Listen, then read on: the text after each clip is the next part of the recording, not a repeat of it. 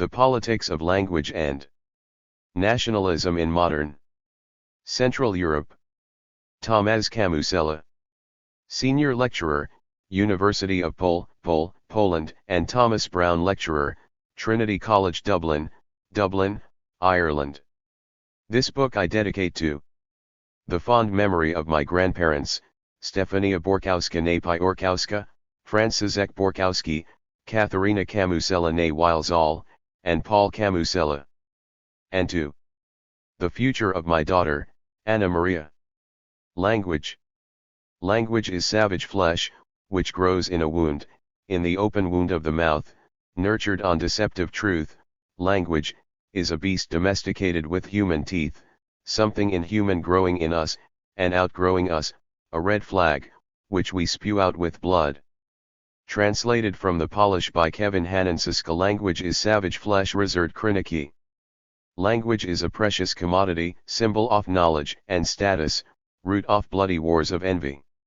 Nations there destroy nations to possess a quantity of precious linguistic material. Tongues. Kevin Hannan. Contents. Foreword 11. Preface 13.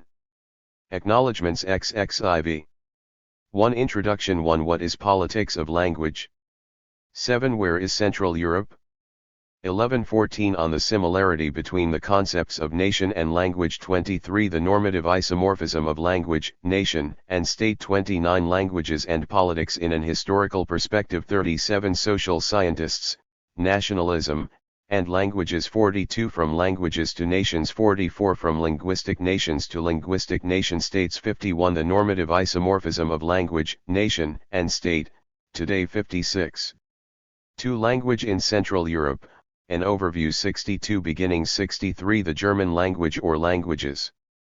The first Central European vernacular made a written language. 73 Latin, from lingua franca to dead language. 86 The Czech language. 99 The Polish language. 108 The Magyar language. 121 The Slovak language. 131 Official languages in Central Europe. 136 Central European literacies. 139 3 The broader linguistic and cultural context of Central Europe. 149 From Church Slavonic to Ruthenian. 150 The Russian language. 158 What is in the name of a language?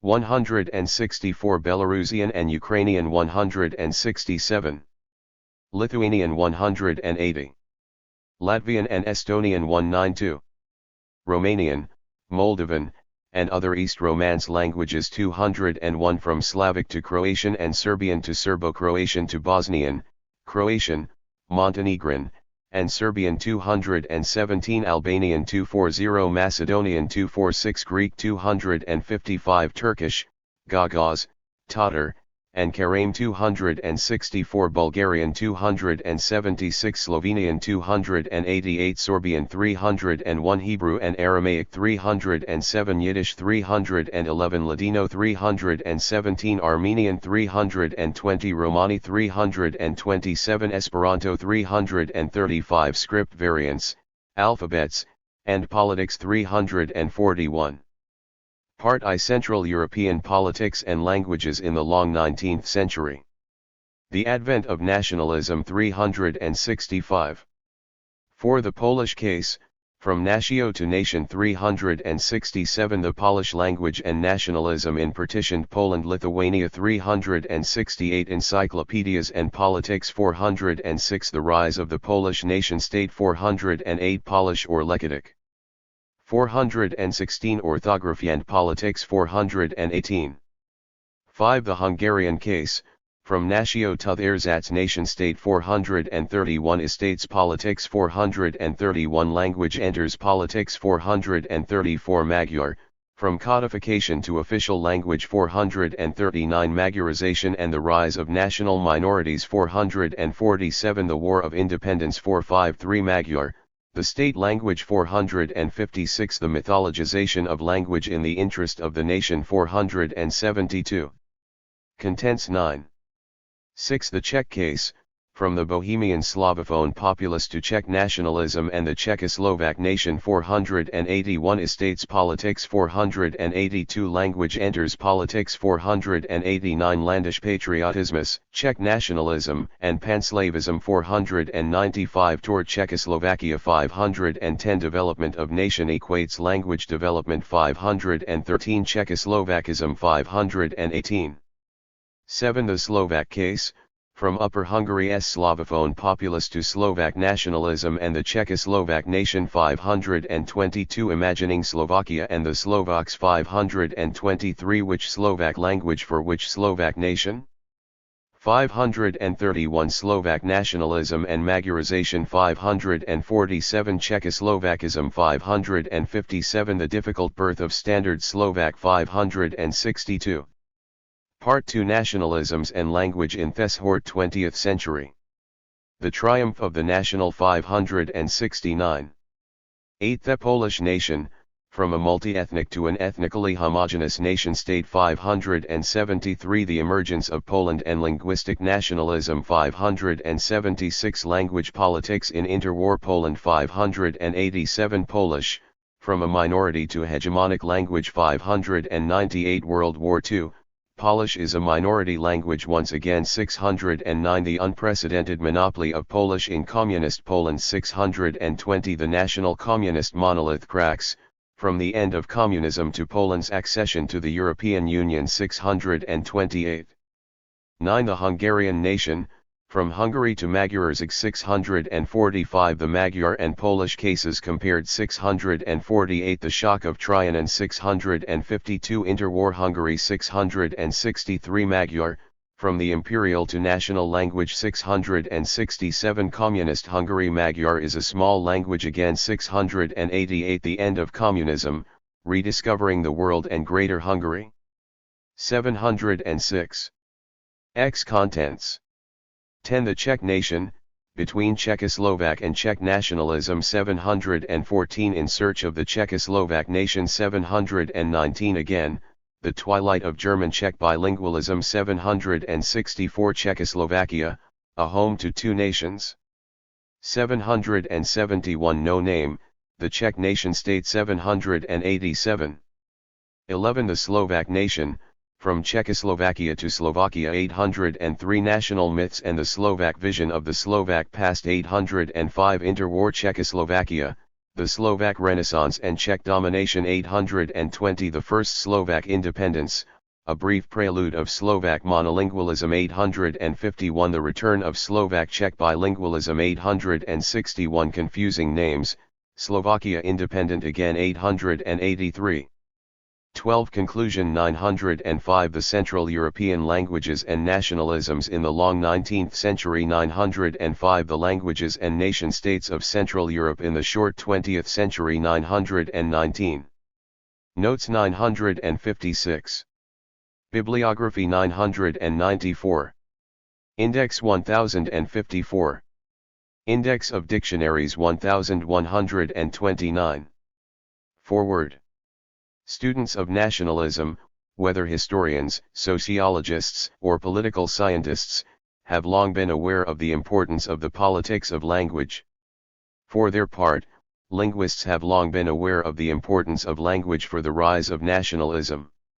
All the same, despite their potential importance in both fields, relatively few in-depth studies have been made of the politics of particular languages in particular periods. The problem is that, generally speaking, the linguists do not know enough political history to take in task while political historians are ill at ease in the field of linguistics. Tomasz Kamusella is an example of that increasingly rare animal, a scholar who feels at home in more than one field.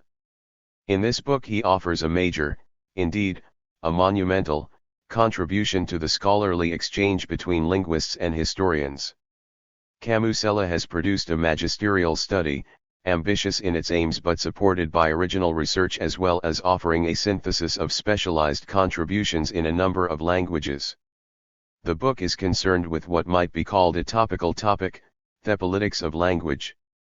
The author's principal aim is to present historical case studies, concentrating on the last 2 centuries, when languages have been particularly entwined with politics, and on 4 languages that were chosen not only because of the author's linguistic competence but also because, as he says, languages are more politicized in Central and Eastern Europe than anywhere else. Kamusella is nothing if not thorough.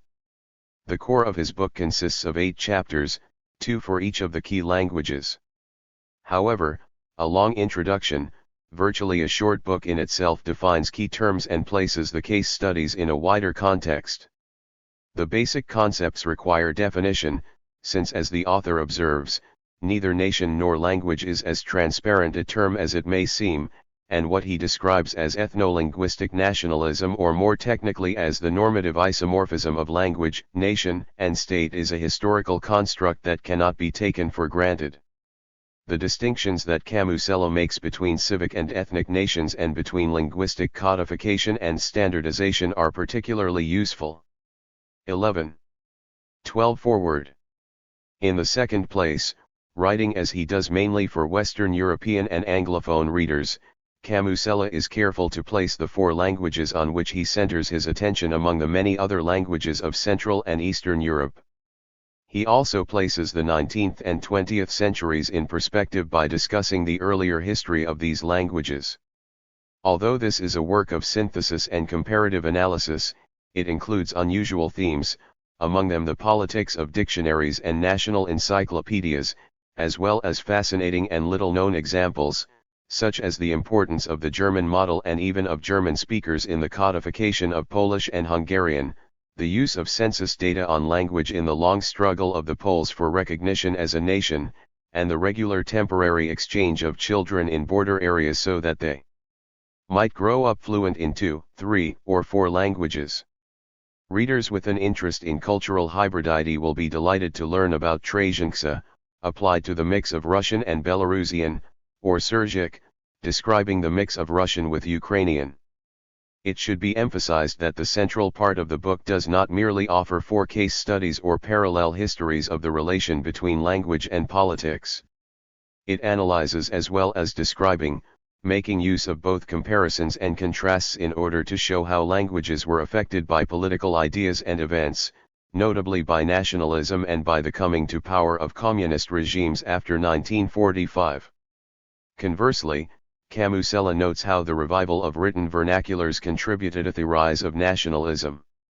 The author avoids any monolithic view of his 4 languages and shows himself to be well aware of the importance of regional variation, noting, for instance, that the situation of Hungarian in Transylvania differed considerably from that in the Great Hungarian Plain.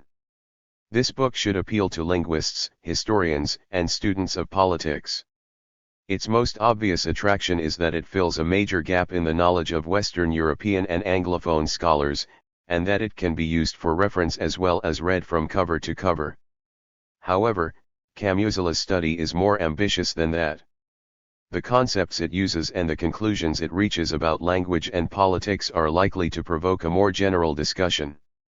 It is likely to remain the standard work in its field for a generation. Professor Peter Burke. University of Cambridge. Preface. This book grew out of a frustration at almost no scholarly exchange between historians and linguists. This realization came to me as a surprise during the 1990s, when the virtues of interdisciplinary research began to be extolled, while language was again employed for making history in Central and Eastern Europe, often with a vengeance. In 1991, the non-national Soviet Union split into the 15 ethno-linguistically defined nation-states, and 2 years later, the ethno-linguistic nation-states of the Czechs and the Slovaks emerged. Prior to the fall of communism in 1989, Poland had 3 neighbors, namely East Germany, Czechoslovakia, and the Soviet Union, in which language was not the main instrument of statehood legitimization. After 1993, all of them were replaced by 7 brand new straightforward ethno-linguistic nation-states, namely reunited Germany, the Czech Republic, Slovakia, Ukraine, Belarus, Lithuania, and Russia. Only the Baltic remained unaltered in the sea of change. Strangely enough, such a dramatic political overhaul did not trigger a single war. Politicians dealt a much worse hand to the Balkans. The 1989 mass expulsion of ethnic Turks from Bulgaria to Turkey almost ended in a military conflict. In the west of the region, between 1991 and 2006, the breakup of Yugoslavia produced 5 wars, 6 new ethno-linguistic nation-states, and entailed the splitting of the Serbo-Croatian language into Bosnian, Croatian, Serbian, and, perhaps soon, into Montenegrin as well. One nationally minded linguists table their various ideas about language customized to the needs of politicians and decision-makers, whereas political scientists and historians busy themselves analyzing and recording political changes carried out on the ethno-linguistic basis. In this division of labor, historians and political scientists tend to treat linguists' proposals on language as a black box, believing the latter objectively and faithfully describe the linguistic reality on the ground in a wholly disinterested manner. Thus, when linguists decide that a Bosnian language of centuries-long pedigree undoubtedly exists, 14, and is inherently different from Serbian, or that the evidence clearly indicates that the Slovak dialectal area consists of 3 distinctive, though kindred dialects, 2 historians and political scientists usually accept such pronouncements as givens, not worth any further analysis. Conversely, linguists treat national master narratives developed by historians as a black box, too. They do not question the anachronistic tendency to speak about the Holy Roman Empire as an early German nation-state, Greater Moravia as the first Slovak nation-state, Poland-Lithuania as the true Polish nation-state, the Kingdom of Bohemia as an early Czech nation-state, or Rus as the first Russian nation-state. As a result, more often than not linguists' ideas about national languages end up as unquestioned significant arguments used for propping historians' pet national master narratives and vice versa. Artifacts created by both linguists and historians, although often only tentatively or merely nominally connected to linguistic reality and historical events, are a formative influence on the social and political reality in Central and Eastern Europe's no-linguistic nation-states, perhaps to a greater degree than anywhere else in the world. Somehow, these clear instances of politics of language did not register with scholars, who so far have failed to investigate them in a comprehensive manner. One explanation of the fact may be that givens are accepted at the face value and one does not spare them a second thought, thus, they become transparent categories, which one uses on the everyday basis to function in and to reflect on the social reality, without even realizing the fact. In a similar way, the ubiquitous concept of nation as employed for making and unmaking polities and societies during the last 2 centuries evaded a comprehensive scrutiny until the late 20th century. Probably, this elusive obviousness of nations and languages was produced by the unquestioned widespread popular use of both concepts and their foundational implication in the national projects, which de facto underlie all the polities extant at the beginning of the 21st century, because each of them is construed as a nation-state, with the rare exception of the Holy See. Most historians and linguists are in the pay of state-owned universities, which does not predispose them well to probing into national master narratives and linguistic arguments that happen to be associated with them. Arguably, more independent private universities nevertheless prefer not to support any research projects which may disenchant the legitimizing basis of national statehood in a polity where such universities happen to be located. The master narrative nurtures and requires to be nurtured back. The dynamics of this interdependence ostracizes contrarians, and in extreme cases leads to their persecution or even disappearance. The danger is less when the scholar is based in a secure and affluent democracy, and directs one's analytical attention to the regions of the world distant from one's country of residence. That is why the first famous scholar of nationalism, Hans Kohn, who was of Austro-Bohemian Jewish Preface 15. Origin, wrote copiously on European and Soviet nationalisms after 1931, when he had settled safely in the United States, far away from the European scene of both world wars. Thanks to his hands-on experience of ethno-linguistic nationalisms in Central and Eastern Europe and in Central Asia, Kohn, as a historian, was also the first one among students of nationalism and ethnicity to reflect on language as an instrument of politics. However, the tradition of national historiography, forged in the 19th century, prevented him from devoting a single chapter of his renowned study, the idea of nationalism, to language. Another scholar of the very same origin as Kohn, and also based in the United States, the political scientist, Karl W. Deutsch, devoted more attention to language in his influential monograph Nationalism and Social Communication. However, his focus was rather on the role of communication for the processes of nation and nation-state building than language itself, which explains why Deutsch unreflectively took data on languages as recorded in official censuses. Similarly, the German historian, Eugen Lemberg, did not transcend this pattern of acknowledging the significance of language for national projects without really analyzing the concept in his two-volume work Nationalismus. One of the first historians who made language the center of his analysis was the West German student of Central and Eastern European history, Holm Sundhausen, in his all too little-known book, Der Einfluss Herder's Chenidane auf die Nationsbildung bei den Völkern der Habsburger Monarchie. Likewise, the United States historian, Eugen J. Weber, who stems from Romania, devoted a crucial chapter of his groundbreaking study, Peasants into Frenchmen, to analysis of the importance of language and ethno-linguistic homogenization for the French national project. In the penultimate chapter of his seminal study, Nations Before Nationalism, another American historian, John A. Armstrong, probed into the rise of written languages and their influence on group differentiation and political projects in the pre-modern period. In a similar fashion, the French professor of medieval history, Philippe Wolff, made the interactions between the linguistic and political in Western Europe between AD 100 and 1500 into the leading theme of his popular 1971 book, Les Origines linguistiques de l'Europe occidentale.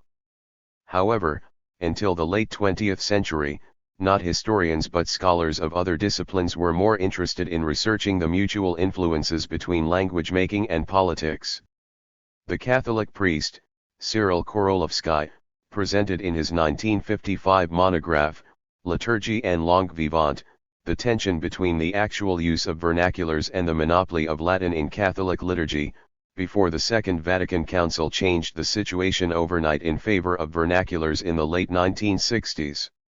In 1963, the Italian linguist, Tullio de Moro published his so far unequaled monograph, Storia Linguistica dell'Italia Unita, whose 9th edition remains in print to this day. 3 years later, the American linguist, Einar Haugen, contributed an in-depth study, Language Conflict and Language Planning, the case of modern Norwegian, on how the interaction between nationally minded linguists, nationalists, and state bureaucracy shaped the Norwegian language and Norwegian nationalism. In 1975, the versatile German linguist and sociolinguist, Harald Harman, offered one of the first overviews of history of language politics in Europe in his monograph, Sociologie und Politik der Sprachen Europas. 2 years later, the American political scientist, David D. Leotin, who uses the analytical instruments of linguistic anthropology in his research, published Politics, Language, and Thought, the Somali Experience, which was a starting basis for his magisterial language repertoires and state construction in Africa.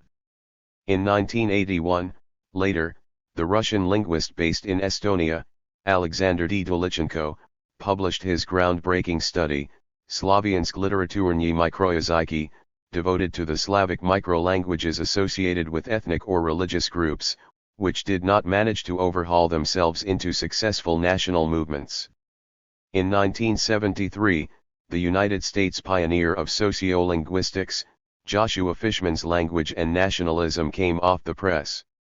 It was the first ever monograph which attempted to look into and generalize about the role of language in nationalism, and the role of nationalism in language making.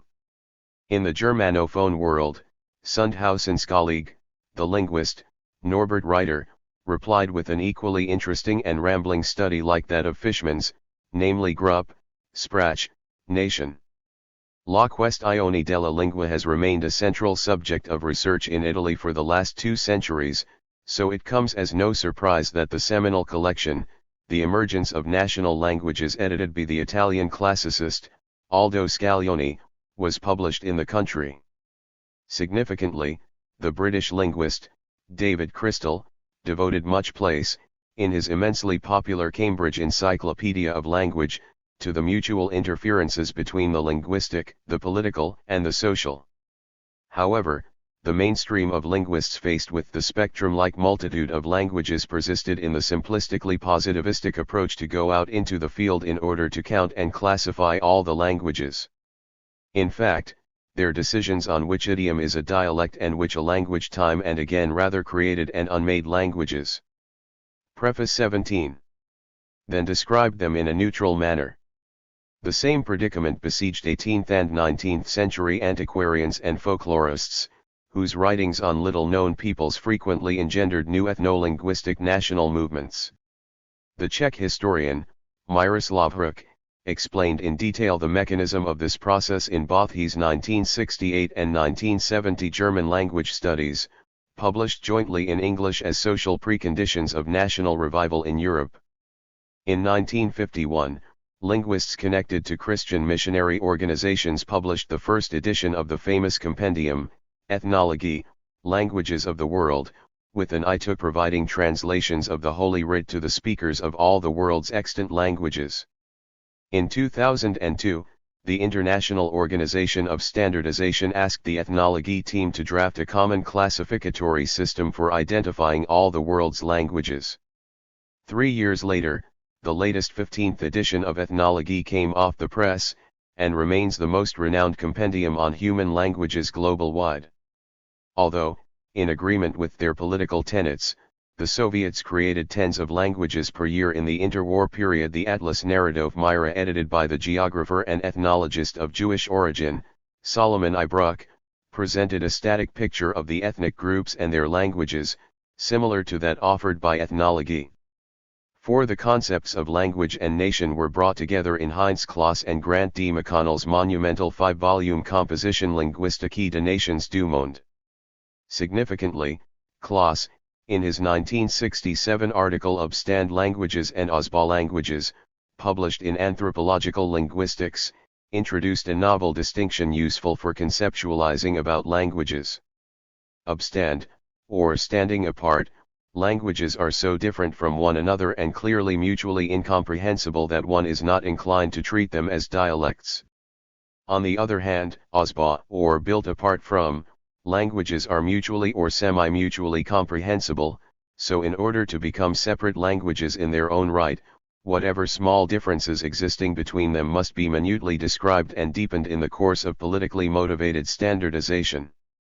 The Anthology, the Linguistic Turn, Recent Essays in Philosophical Method, which the American philosopher, Richard M. Rorty, edited in 1967, popularized among social scientists the need to reflect on language not as a seemingly neutral medium of interhuman communication, but as the value-laden and contested instrument of creating and 18. Maintaining social reality. The work of structuralists and post-structuralists was decisive for the spread of the novel approach in the 1970s and 1980s. This change of approach in research facilitated the writing of the two groundbreaking studies, Imagined Communities and Nations and Nationalism, which married insightful analyses of the past and language in an effort to shed new light on the phenomenon of nationalism. Both were published in 1983, and it is notable that the former was authored by the American specialist in Southeast Asia, Benedict Anderson, and the latter by the British anthropologist of Czech Jewish origin, Ernest Gellner. The two monographs became the foundations of the present-day interdisciplinary study of nationalism and ethnicity. The thread was picked up by the British theorist of nationalism, Anthony D. Smith, in his seminal The Ethnic Origins of Nations and other numerous works, in which he did not shy away from analyzing the political significance of language. Significantly, the British historian, Eric John Hobsbawm, took up the challenge and employed the novel approaches to nationalism and language in his book Nations and Nationalism since 1780. The fall of communism and the breakups of the Soviet Union, Yugoslavia, and Czechoslovakia spawned a veritable flood of studies, when Sovietologists, who had just lost their subject of scrutiny, reinvented themselves as students of nationalism and ethnicity. When it comes to language as an instrument of politics, many of the new studies explicate phenomena already explained by scholars publishing in less known languages. For instance, the significant book of Milos Okjuka, a Yugoslav linguist from Bosnia, now based in Germany, Jezik I Politika, was not translated into English. Thus, the Western reader with no knowledge of Serbo-Croatian had to wait until the publication of the United States linguist Robert D. Greenberg's Language and Identity in the Balkans, Serbo-Croatian and its disintegration to comprehend the connection between the parallel breakups of Yugoslavia and Serbo-Croatian. The 1990s and the turn of the 21st century brought along more studies delving into the interface between the linguistic and the political from a historical perspective. And, once again, it seems that linguists and other social scientists contributed more to this effort than historians. For instance, in 1994, the British sociolinguist, John Edwards, published his popular overview of language and politics, Multilingualism. A year later, the English translation of the Italian semiotician, Umberto Eco's La ricerca della lingua perfetta nella cultura europea came. Preface 19. Off the press. It is devoted to the ideologization of language in Europe during the pre-modern period. In 1996, the American ethnolinguist, Kevin Hannon, published his meticulously researched case study of language, history, and ethnicity, Borders of Language and Identity in Tschechien Silesia. 2 years later, the German linguist, Jurgenski's insightful Die Macht der Sprache on political and social uses of language from antiquity to the modern days came off the press. Also in 1998, the French linguist, Louis-Jean Calvet, analyzed the role of language in social and political conflicts in world history in his popular La guerre de langues, et les politiques linguistiques. In 2000, the Polish sociologist, Walter Zelazny, published a comprehensive analysis of the French language politics, Nieozo si narodowi Franci. Etnosnosi, Etnopolitika, Etnosociologia, a similar work is not available in any other language, including French. The following year, the German Turkologists, Jacob M. Landau and Barbara Kellner Henkel's wide-ranging politics of language in the ex-Soviet states came off the press. In their footsteps, the American linguist, Lenore Grenoble, followed with her in-depth language policy in the Soviet Union. In 2003 and 2004, the UK-based specialist in Islamic studies, Yasser Suleiman's 2 topical studies The Arabic Language and National Identity and A War of Words, Language and Conflict in the Middle East were published. Last but not least, in 2005, the Slavist and a colleague of Sundhausen and writer, Siegfried Tornoff, published his magisterial compendium of languages and politics in Central and Eastern Europe, from late antiquity through the 19th century as presented through the prism of important texts recorded in these languages, was East Osteuropa. Historians slowly faced up to the challenge. For instance, in 1989, the French archaeologist and historian, Maurice Allender, analyzed the role of linguists and scholars in the rise of racialized categorizations of peoples and their languages in his Les Langues du Paradis. A year later, the United States researcher of French history, R. Howard Block, analyzed the political uses of linguistics in his article New Philology and Old French, published in Speculum. The Hungarian historian István György Toth's enlightening case study Mevelegy Magad Irast Nemtuds. Azira's Terhodataza M. Velodzban a Kora a Jakori Magyarországon came off the press in 1996. In the same year, the German historian Ivarimelis Sprachen Politik im Deutschen Kaiserreich vor 1914 was released to the market. 2 years later, the American historian, Michael G. Smith, published his insightful case study on the ideological preconditions, XX, interests, and everyday practice of Soviet language politics, Language and Power in the Creation of the USSR, 1917 to 1953.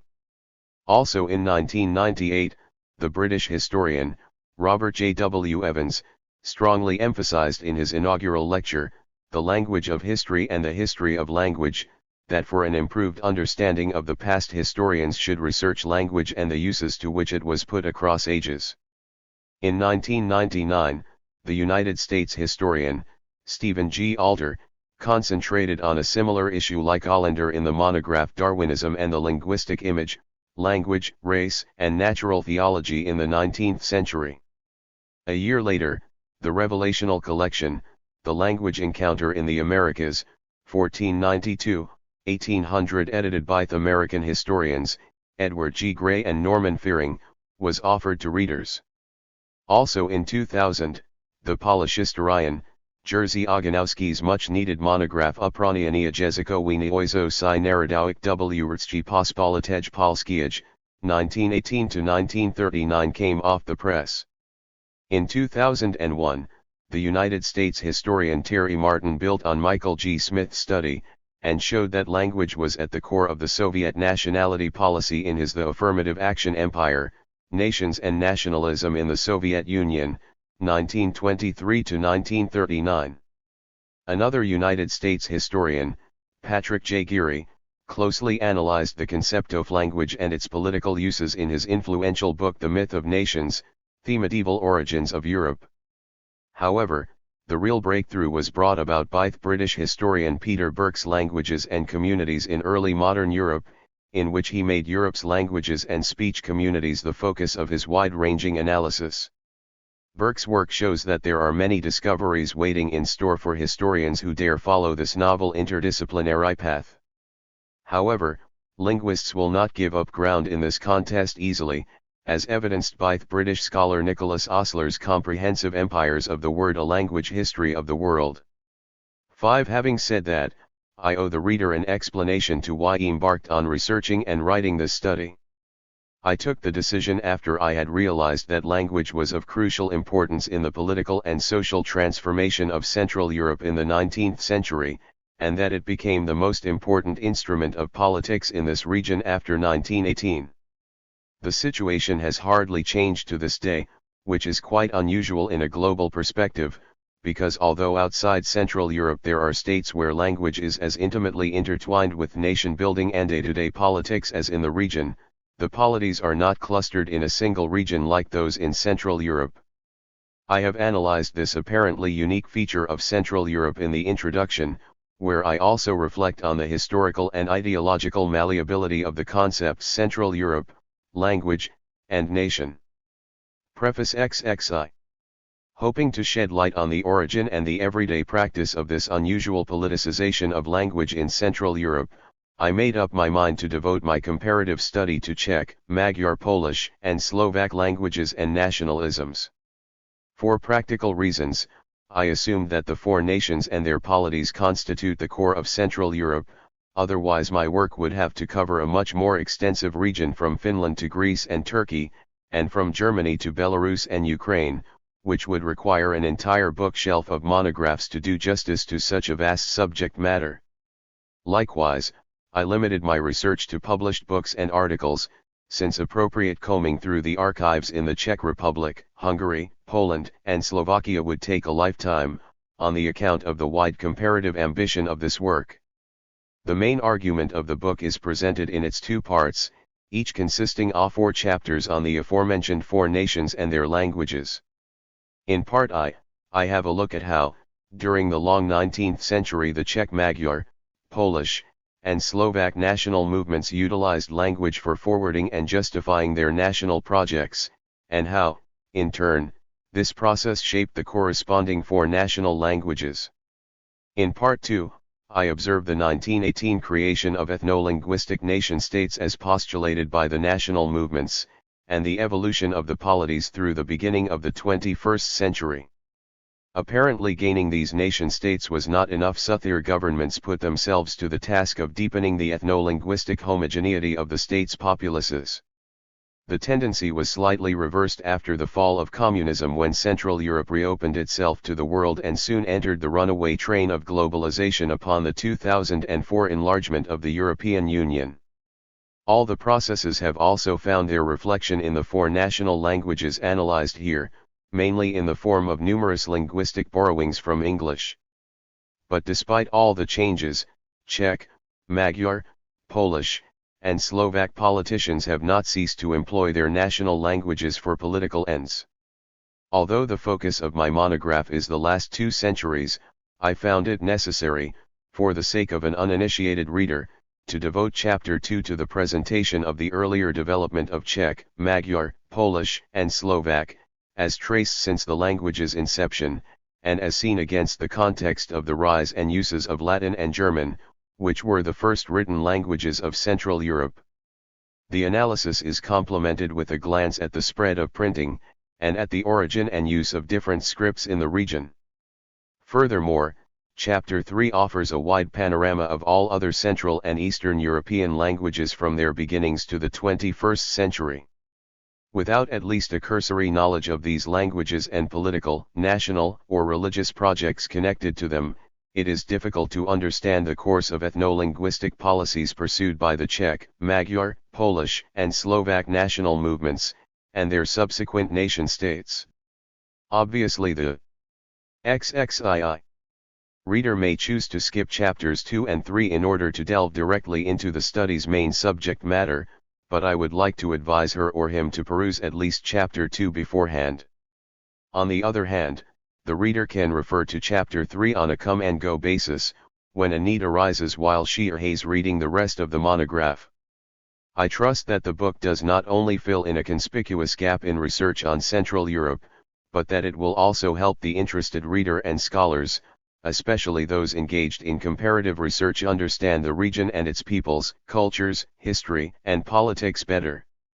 Furthermore, it seems that the process of the eastward enlargement of the European Union in 2004 and 2007 was so rapid that many nuances and even quite significant facts about Central Europe did not register with the EU administration or the decision-makers in the old 15. However, the mutually beneficial functioning of this expanding and deepening union is pivoted as much on the new members' good knowledge of and respect for their partners in Western Europe as on the old members' very same attitude toward the newcomers. If this monograph contributes in whatever little way to the process, I will be glad that I have devoted 8 years of my life and research to compose it. Chisoa 2007. Note on the dedication. My grandparents were born to a Europe and the world without policed borders, passports, or visas, when Central European polities were multi-ethnic and multilingual. They could speak any language of their choice, and moved across the continent and the globe as they pleased. What limited them were financial resources and their imagination. Despite these constraints, before 1918 Stefania Piotrkowska's peasant father went twice, in search of gainful employment, to the United States before the Great War ended. Franciszek Borkowski's 2 brothers permanently left their impoverished and backward Mazovia, plagued with poor sand soils, for America in the 1930s. The siblings of Katrina Wilesall and Paul Kamusella roamed the width and breadth of the German and Austro-Hungarian empires as apprentices, workers, and servants. Following the fateful year of 1918, my grandparents saw the end of the old world as they knew it, though it had not been any belle époque to them, because they were simple peasants and workers. Their children were born to the age of ethnic cleansing, homogenizing nation-states, enforced monolingualism, authoritarianism, totalitarianisms, withheld passports, a European the globe cleft with the Iron Curtain, borders closed with barbed wire and enforced with automatic fire response, alongside visas issued at the whim of a bureaucrat. Out of Katrina, Katarzyna was made, and out of Paul, Powell. The ethno-nationally minded authorities also imposed on them the Polonized version of their preface XXIII.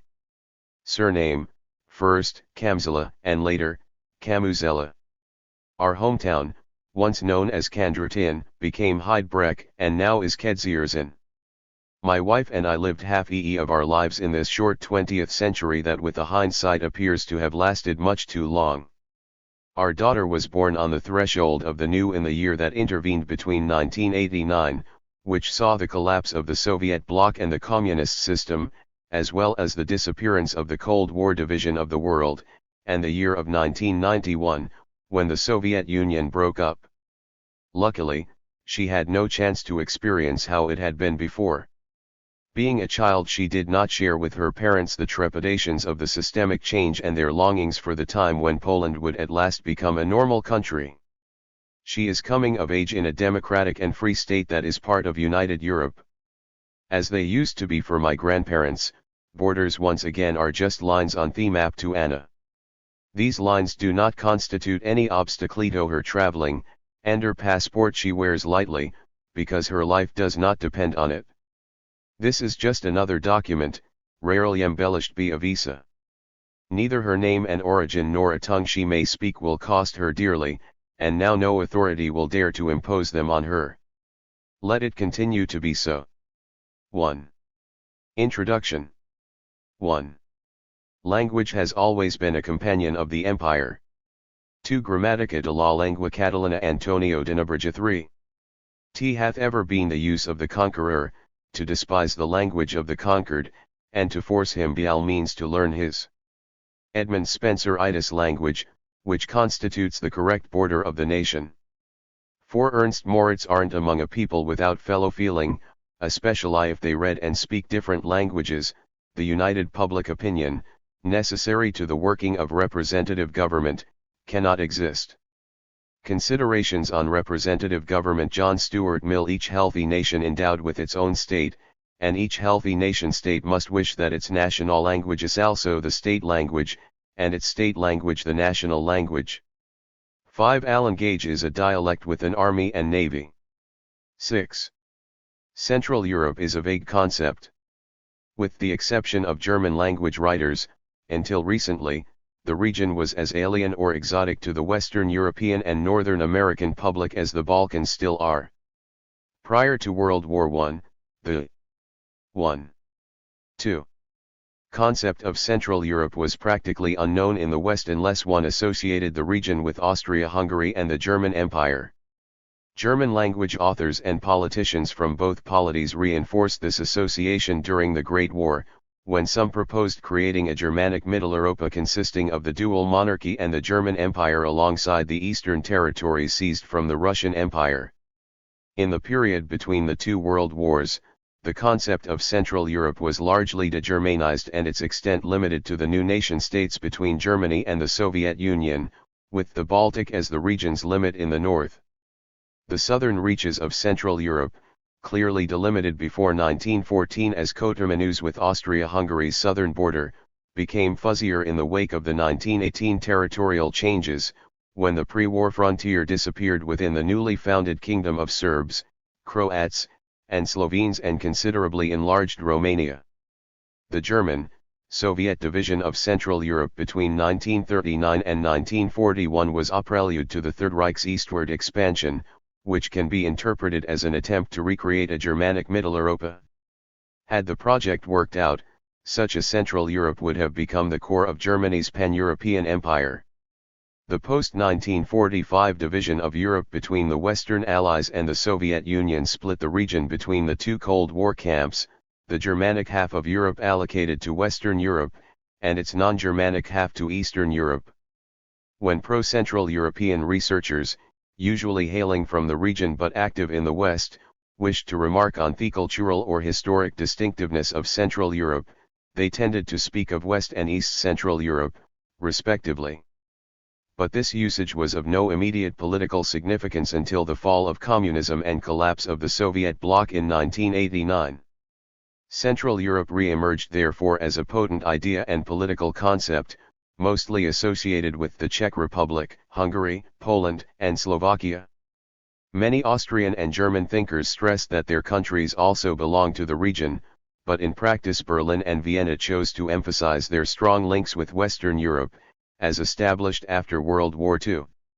In Austria and Germany, Central Europe is more of a myth of old good times prior to the outbreak of the Great War than any political reality. When I did research in Vienna in 2005, I ran a small experiment. I asked Austrian, German, and other Western colleagues in the Institute of Human Sciences how far Vienna was from Bratislava. The usual guesses were 200 to 500 kilometers. In reality, it is 66 kilometers by car from city center to city center. Until 1945, both cities were connected by a fast tramway line, which, symptomatically, has not been rebuilt to this day. 3. This clearly shows how much even an educated Austrian or German sees her or his country as part of the West, even to the defiance of actual geography. The Austrian and German view is shared by numerous Slovenians who prefer to define their state as an undisputed part of Western Europe, while Czechs, Magyars, Poles, and Slovaks do not perceive the post-Yugoslav and post-Soviet states as naturally belonging to Central Europe. The political utility of Central Europe waned in the late 1990s, when despite repeated vows of intra-regional cooperation, Bratislava, Budapest, Prague, and Warsaw more frequently disagreed than cooperated, and competed with one another, striving to secure membership in NATO and the European Union for their respective states. Nowadays, when all the four polities are already members of both organizations, the idea of Central European cooperation has been replaced by actual intra-EU and intra-NATO cooperation. Although Central Europe is largely an arbitrary geographical-cum-cultural concept, for the analytical and comparative needs of this work, I decided to define it as limited to the Czech Republic, Hungary, Poland, and Slovakia. This equally arbitrary decision was dictated by practical reasons of limiting research and the size of the resultant book. Despite that, this work grew quite considerably from what I intended in 2001, when I commenced the research. First of all, I explained the past, and social and cultural realities of the four countries in detail, assuming no prior knowledge on the part of the prospective English-speaking or Western reader. Secondly, I added an extensive outline on other Central, Southeastern, and Eastern European languages and their histories, because time and again they have been so intimately connected with historical, political, social, and cultural developments in the Czech Republic, Hungary, Poland, Slovakia, and earlier polities popularly identified with these four states. With this interdisciplinary exercise in the intellectual history of Central Europe, I aspire to contribute to placing this region within the mental confines of the Western mind. Nowadays, when the Czech Republic, Hungary, Poland, and Slovakia alongside Bulgaria, Estonia, Latvia, Lithuania, Romania, and Slovenia are part of the European Union, social and cultural integration should follow economic integration. At present, the inhabitants of Central Europe know much more about their Western European counterparts than the other way round. Thus, the disappearance of political and economic frontiers is not enough to do away with mental barriers erected by the two world wars, the Cold War, and the two totalitarianisms of communism and National Socialism. But the Western reader may more eagerly undertake the difficulty of getting acquainted with the Union's eastern flank when she or he realizes that the Czech Republic, Hungary, Poland, and Slovakia put together are a house to 64.5 million inhabitants, which is a bit more than the populations of France, Italy, and the United Kingdom, oscillating at about 60 million each. Furthermore, as many as 120 million people live in the states that border on this work's conception of Central Europe. 4. In the East and South. Readers may wonder why I chose to focus on Central Europe's languages and nationalisms instead of writing a straightforward history of the region. Quite a few such regular histories were already published, but the problem is that they have not become popular textbooks or spawned more accessible brief histories of the region that would be directed at the mass market. What is more, Western readers of the scholarly histories often were left as perplexed by the past and present of Central Europe as they were before perusing these works. A significant quality must have been lost in communication, which prevented better comprehension. I believe that a partial explanation to this paradox is the general underdevelopment of Central European studies in the West. Between 1945 and 1989, Western students and scholars preferred to focus on Eastern Europe, understood as the Soviet Union, to the detriment of research on Central Europe. After the fall of communism, a short-lived wave of books devoted to the political and economic transition in Central Europe burst into Western bookstores. However, the success of this transition made the region of more interest to entrepreneurs than academics. The latter now saw it as so normal that it was not worth their time, Unlike the horror of the post-Yugoslav and post-Soviet wars or the rise of oppressive dictatorships in numerous post-Yugoslav and post-Soviet states, the decades of Cold War isolation coupled with general avoidance of Central Europe in Western academia made this region into theater in the eyes of the average Western European or Westerner. At times, Central Europe was perceived as much different from the West as the Soviet Union or Communist Yugoslavia, but the latter country was more accessible to Western travelers, while the former more visible because it constituted the main danger to the continued existence of the West. In this configuration, Central Europe became a forgotten nook of the East. The effect was magnified by the stereotype Kleinstaaterei. This pejorative German term means the occurrence of many petty states, and at the turn of the 19th century it was used as a criticism against the Holy Roman Empire, which, at that time, consisted of about 300 polities. In the mid-19th century, German and Italian nationalists used this concept to justify their drive to build their respective nation-states, which would replace a large number of other polities in the northern half of the German Confederation and in the Apennine Peninsula. After 1918, Berlin leveled a similar criticism of Kleinstaaterei against the numerous nation-states that in Central Europe superseded the three empires of Austria-Hungary, Germany, and Russia. 5. The closest counterpart of Kleinstaaterei in English is Balkanization, which dates back to 1878, when after the Congress of Berlin the Ottoman Empire's European possessions in the Balkans were decisively replaced by a plethora of independent and semi-independent nation-states. The usage spread in the wake of the two Balkan Wars and returned with force in the context of the breakups of Yugoslavia and the Soviet Union. From the Western perspective, the application of the stereotypical concepts of Balkanization and Kleinstaaterei to a region condemns the very existence of small states and absolves Western observers from trying to understand the subsequent developments within them and the dynamics of the relations between them. In a self-explanatory manner, the stereotype claims that what follows is unavoidable chaos and reliving of ancient hatreds. A typical Westerner perceives a multitude of languages, made visible to the international community by their elevation to the position of official and national languages, as mind-boggling and indexical of looming chaos. It is all too easily forgotten that the state-directed liquidation of linguistic, ethnic, and regional differences in France lasted from the French Revolution and was completed in the late 1940s. After the founding of the Italian nation-state in 1861, such differences persisted well after World War II and began to wane only at the end of the 20th century. In the second half of this century, the persistence of these differences in Austria, Germany, Spain, and the United Kingdom necessitated either federalization or far-reaching decentralization of the polities. Peaceful and prosperous Switzerland with its 4 official languages appeared as a model to be emulated. On the other hand, the Western myth is that the lack of ethno-linguistic homogeneity is typical of Central, Southeastern, and Eastern Europe, and should be limited in order to enable development and progress there. Traditionally, Western political thinkers and statesmen were ready to tolerate cultural and linguistic multiplicity within the borders of a single polity only in post-colonial and Asian states.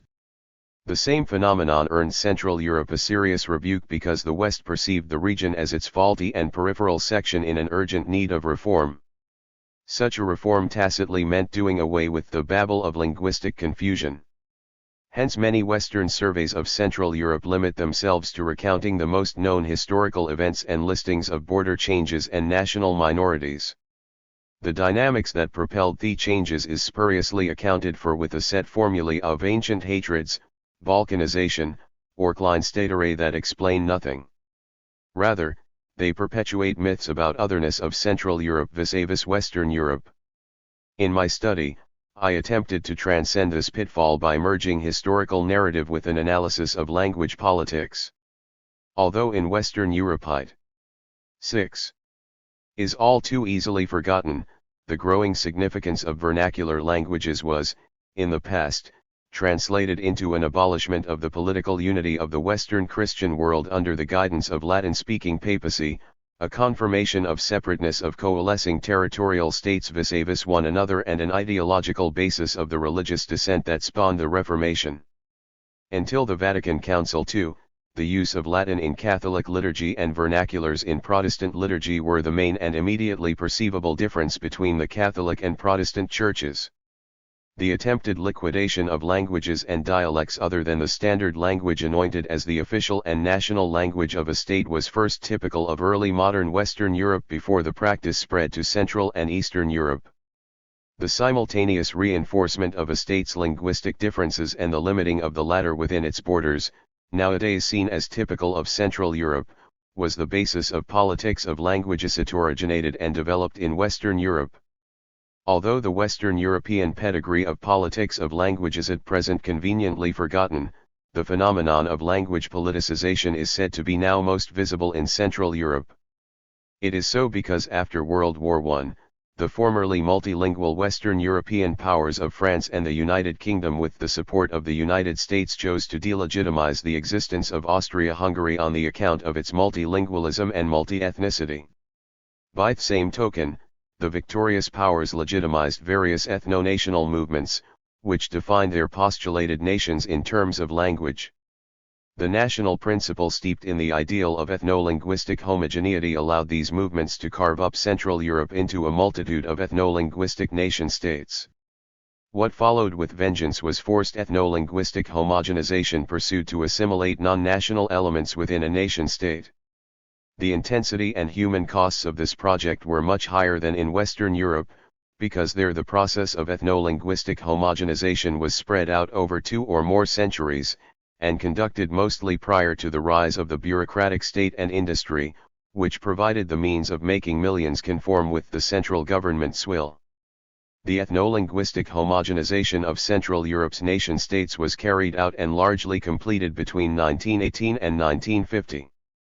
In the lifespan of a single generation, compulsory education in the national language, dictatorships, totalitarianisms, imposed border changes, the Holocaust, mass expulsions, dispersal of minority populations, and forced emigration steamrolled the social and cultural reality of the region, doing away with multilingualism and multi-ethnicity which had been the norm there prior to the Great War. In the latter half of the 20th century, the rise of ubiquitous electronic mass media rounded off the process. Thus, it is impossible to speak in a knowledgeable manner. 7. About Central Europe during the 19th and 20th centuries without recounting the politics of language, which legitimized political and social changes proposed by national movements and their nation-states, and also served as an instrument for implementing these changes. To a large extent, the history of politics of language in Central Europe is identical with the political and social history of this region between the mid-19th century and the turn of the 21st century. Philologists, academics turned politicians, and politicians turned philologists constituted the inner circles of the national movements and were the initial elites of the nation-states created by these movements. What is politics of language? Syntactical language is atypically human means of oral communication. From the anthropological perspective, different languages of this kind ensured social cohesion within communities and constituted part of the ethnic boundary, which separated such a group from others. The long-lasting separation of one group from another, not mediated by exchange of spouses or economic contacts, contributed to the growing divergence of these groups' languages, even if these groups had originated from a single one, and thus had shared the same language in the past. Spatial mobility meant that groups of totally or of much different origin came in touch with one another, which ensured the rise of multilingualism when they engaged in lasting contacts or cooperation. Languages of some communities became linguas francas of intergroup communication. A qualitative change came with the rise of state. On a given territory, numerous groups were subjected to the rule of a single power center. A narrow elite of warriors and bureaucrats projected the power of the center into each nook of the state, ensuring the compliance of communities with the center's decisions. In return, the state's government and elite protected the population, usually against the intrusion of foreign communities or states. The growth of increasingly larger polities limited the degree of face-to-face contacts even among the members of the narrow elite, and thus would necessitate the breakup of such states into more manageable smaller ones. Perhaps, the wish to prevent such an occurrence was behind the rise of writing. Subsequently, written languages enabled the rise and maintenance of continent-wide and maritime empires, like those of Rome, China, the Arabs, the Mongols, Spain, Russia, or England. Usually, the male half of the elite monopolized the ability to write and used one or several languages for administration, governing, and control of a polity. Often numerous vernaculars of the population at large were of no significance beyond face-to-face communication in a village or extended family clan, or a number of closely related villages or clans. 8. Written language became an inalienable part of politics, understood as all the activities needed for constructing and maintaining a polity. The technique of writing detached written language from its original and basic function of interhuman communication, and from the speaker and the listener themselves, who had alone produced and shaped language in earlier times when writing did not exist. Records in written language grew into archives and libraries, which became the organizational heart of each extensive and durable polity. Since then, a regime change typically required the seizure of such records, and often their destruction and replacement with new ones, when an incoming elite could not effectively appropriate the type of power legitimization employed by its predecessor. The destruction of a polity's archives also conveniently removed memory of aspirate statehood, which allowed a victorious invading power to absorb a defeated state more swiftly. In the case of late medieval and early modern Western and Central Europe, the emergence of separate polities from the increasingly rhetorical supervision of the papacy as the universal political cum religious institution of the Western Christian world was reaffirmed by the gradual replacement of Latin with vernaculars as the state's official written languages. The Reformation, which subjected their religious to state and paved the road to secular statehood, replaced Latin in liturgy with already established and newly written vernaculars. The use of the newly written vernaculars often did not coincide with established power centers, and thus potentially could be employed to empower regional groups aspiring to join a state's elite, or to become a separate elite in their own right. Later, similar processes spread to Catholic areas, especially in the wake of the French Revolution, which separated state from church, and thus excluded Latin from the realm of secular politics. This revolution, alongside the Industrial Revolution in the United Kingdom and enlightened absolutism of Prussia and Austria, prepared the ground for another qualitative change in the politics of language. Industrialization and growing state bureaucracies required increasingly more numerous workforce that would be literate in the official language of a state. The increasing economic output generated enough profit to finance free elementary education for a growing number of the inhabitants, until, at the end of the 18th century, the ideal emerged that all children should attend elementary school in order to ensure basic literacy and numeracy for the entire population. The shift from divine legitimization of power to that accorded by a polity's population allowed for construing the literate inhabitants as nation, or the ideological sovereign of the state. To this end, the political rights and duties of the inhabitants were made uniform, making them into equal citizens irrespective of birth or wealth. In this manner, nation-state was born. In most cases, women were partially excluded from the newly found national commonality. 9. Until the first half of the 20th century, when they finally obtained full suffrage. That is why earlier more men were literate than women. In the case of men, their skill of reading and writing in their nation-state's official/national language was reinforced during their service in national armies of mass conscription. The increasingly centralized model of national statehood aspired to pervade the entire public sphere in a polity. This evoked tacit or explicit policies of ethno-linguistic homogenization. The official/national language of a state replaced other written languages traditionally used within thepoli, whereas popular education and mass media contributed to leveling differences in speech, which meant the liquidation of these forms of oral language construed as dialects of the official/national language. In Western Europe, this trend toward the uniformization of written language use unfolded gradually and lasted over several centuries, producing the counterfactual impression that a given state's population has spoken the official/national language since times immemorial. The multilingual and multi-ethnic empires of Austria-Hungary, the Ottomans, and Russia did not want, or failed, to transform themselves into centralized nation-states, in which divine right legitimization of power would be replaced with a nation-based one. Full legal equality of the three empires' inhabitants and the doing away with divine right legitimization of power were not effected prior to their disappearance after World War I. This bred social instability because the Western model of national statehood proved increasingly attractive, especially in conjunction with the economic and military successes of Western Europe's nation-states. Hence, in the eyes of the inhabitants of these nation-states and those of the aforementioned empires, the Western model of national statehood appeared as the norm. In accordance with this line of thinking, the Ottoman Empire was dubbed the sick man of Europe, and Austria-Hungary and the Russian Empire became known as prisons of nations. Because many inhabitants not belonging to the elites of the three empires gradually conceded to these initially Western opinions, the Western powers felt obliged to intervene in the empires and saw their interventions as fully justified by the non-national, backward, and abnormal character of these polities. In the West, at the turn of the 19th century, the belief arose that humanity is naturally divided into nations and that this fact should be appropriately reflected in the state organization of the world, meaning one state for each nation.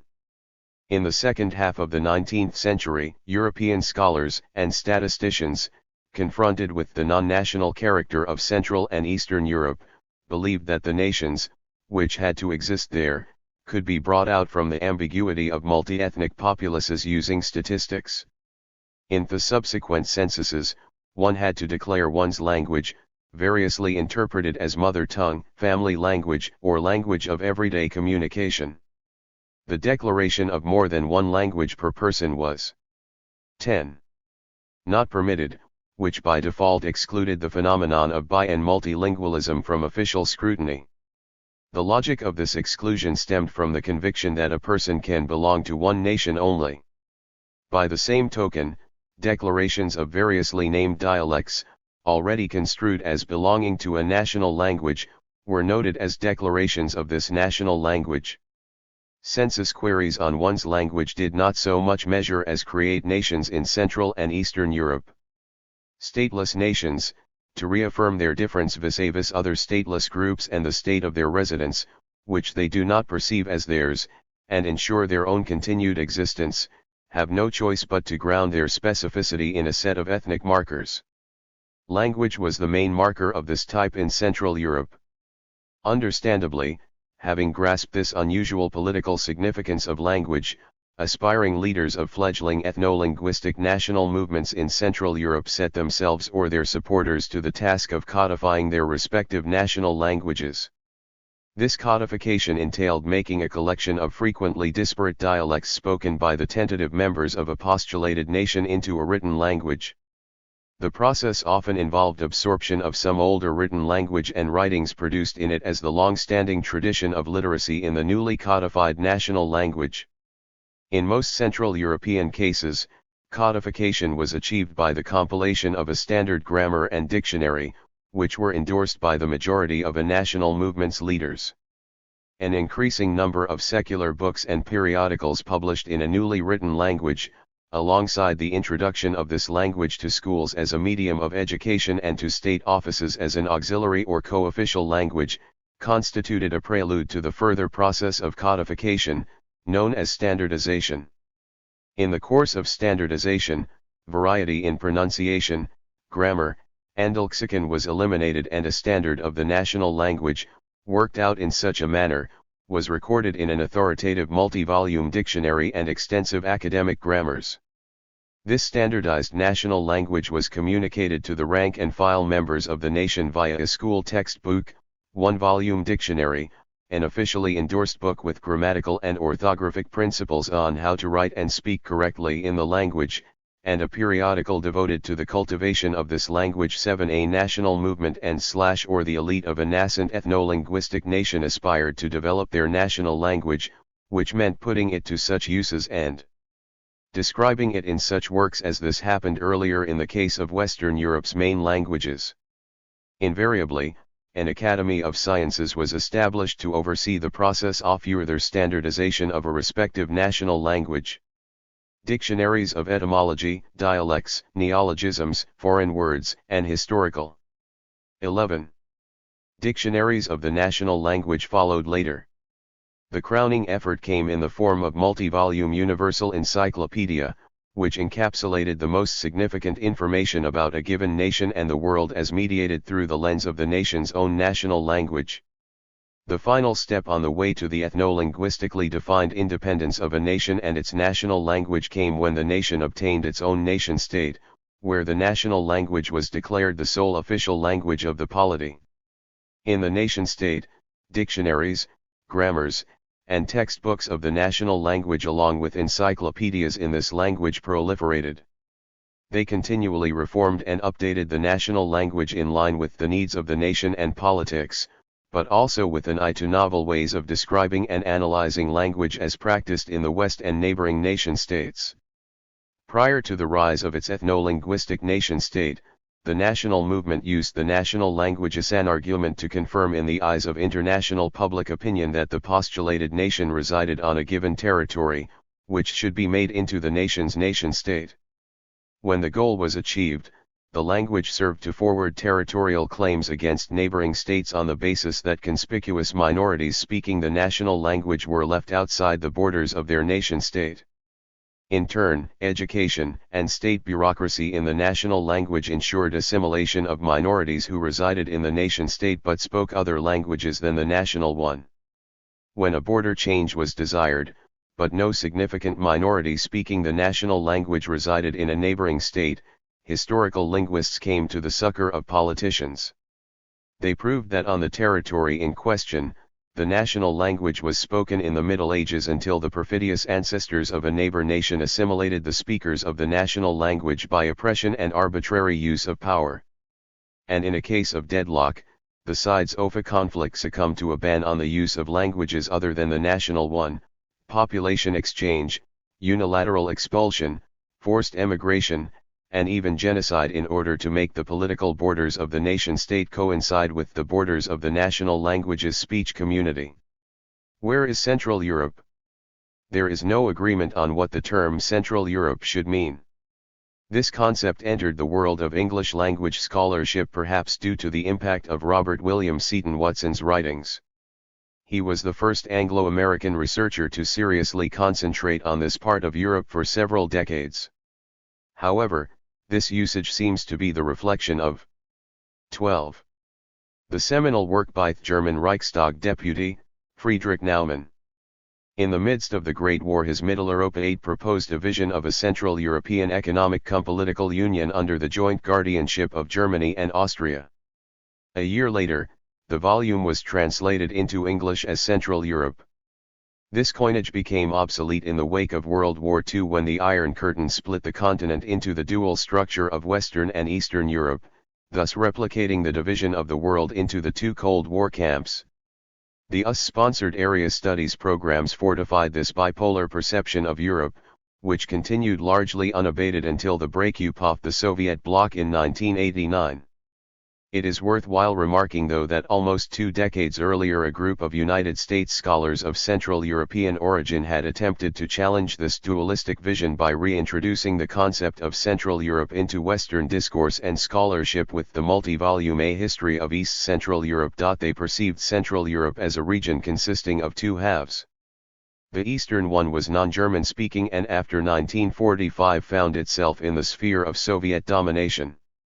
They associated the western half with the Germanophone population of divided Germany, Austria, Switzerland, and with the Germanic speakers of the Netherlands, Belgium, and Luxembourg.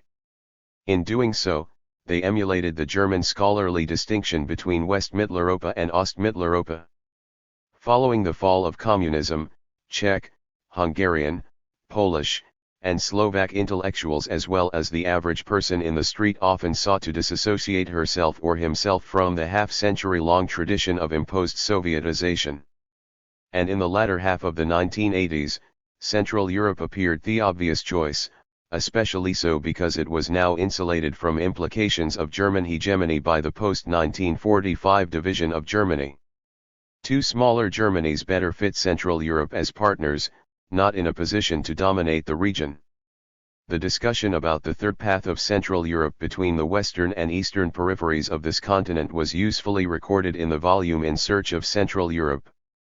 In this work, the clear tendency appeared to narrow the definition of Central Europe just to the erstwhile core lands of the Habsburg patrimony, while the broader-minded camp preferred to speak of Kozipuropa that includes all the states extending from Finland to Greece between Russia in the east and Germany and Italy in the west.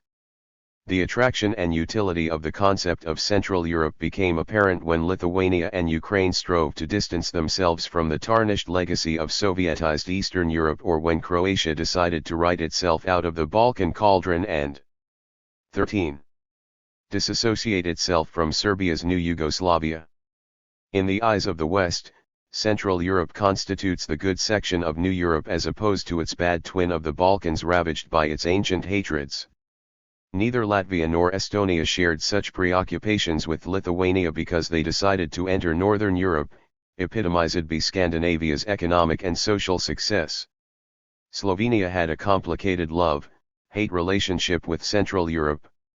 Slovenian intellectuals readily accepted the multicultural vision of the region, but disliked the possibility of German or Germanic domination, symbolized for them by Austria-Hungary. On the other hand, the submergence of Slovenia in Yugoslavia between 1918 and 1990 made the intellectuals wary of possible dominance of their tiny polity by other middle-sized Central European or Balkan states. Recently, enjoying the richest and best developed state of all the post-communist ones, the Slovenes have seen their nation rather as unquestionably belonging to Western Europe. From the vantage point of historic cartography, Paul Robert Magocsi's atlases of this part of the continent put the discourse about Central Europe on the map. The first edition of his work, published in 1993, was entitled Historical Atlas of East Central Europe. It comprised the lands of the former states of Poland, Lithuania, Prussia, Austria-Hungary, and the Balkans. A decade later another edition appeared. Its title, Historical Atlas of Central Europe, clearly indicates that the classificatory division of the European peninsula of the Eurasian landmass, as extending from the Urals to Iberia, into three equal parts with the middle one named Central Europe, has become an accepted usage among area studies scholars. With the 2004 enlargement of the European Union, a new problem appeared, namely the division of the Central European states into those that are in and those that are left out. This new border of exclusion and inclusion ran along the eastern borders of Estonia, Latvia, Lithuania, Poland, Slovakia, Hungary, and Slovenia. In 2007, Bulgaria and Romania joined the club, and a tentative promise of membership had been given to Croatia and Macedonia. But still Belarus, Moldova, and Ukraine, as well as Albania, Bosnia, Montenegro, and Serbia remain outside the pale. And however benign it may be, there is no denial that the border of the enlarged European Union is a barrier to free movement of people, ideas, and goods. The ramifications of this phenomenon are already discernible.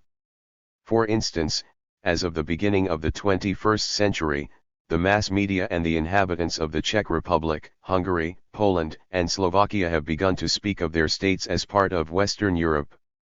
Soon it may turn out that there is no place for Central Europe once again, so that it may reacquire its former role as the refuge for unwanted peoples and states, this time those stranded between Russia and the European Union. 14. As the author of this work, I had to make a decision that would give a more concrete character to this malleable concept. Otherwise it would be impractical to employ it as an organizational framework for this work in the comparative analysis of language policies and nationalisms of the Czech, Magyar, Polish, and Slovak national movements and nation-states.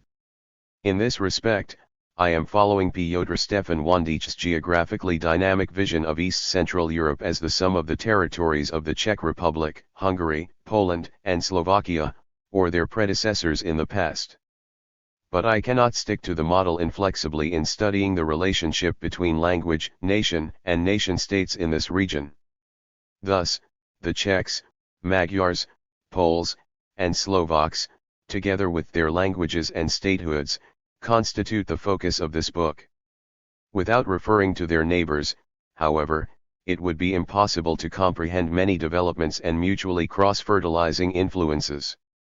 That is why most of the time I take into account the issues of language and nationalism, especially those concerning the Lithuanians, Belarusians, Ukrainians, and, less consistently, those pertaining to the Bosnians, Croatians, Montenegrins, Serbs, Slovenes, and Romanians. For the sake of comparison, the Germans and the German speakers of Austria-Hungary are also singled out, where appropriate, and I try to give due consideration as well to the diasporic ethnic groups or nations of the Jews and Roma, alongside the stateless ethnic groups or nations of the Kashubs, Lemkos, Mazurs, Morocks, Rusins, Sorbs, Slunziks, Zlonziks, or Polshuks. 9. In antiquity, no durable state organization was extant in Central Europe. Only the northeastern borders of the 5th century Roman Empire overlapped with what are Western Hungary and the Slovak area south of Bratislava today. 10. The short-lived Slavic realm of the Frankish merchant Samo extended from Lusatia to southern Slovakia and southeastern Austria. The Avar Khanate established at the beginning of the 7th century lasted until the Franks destroyed it during Charlemagne's reign. It comprised contemporary Hungary, southern Slovakia, and western Romania. The Greater Moravian Empire emerged in the 830s.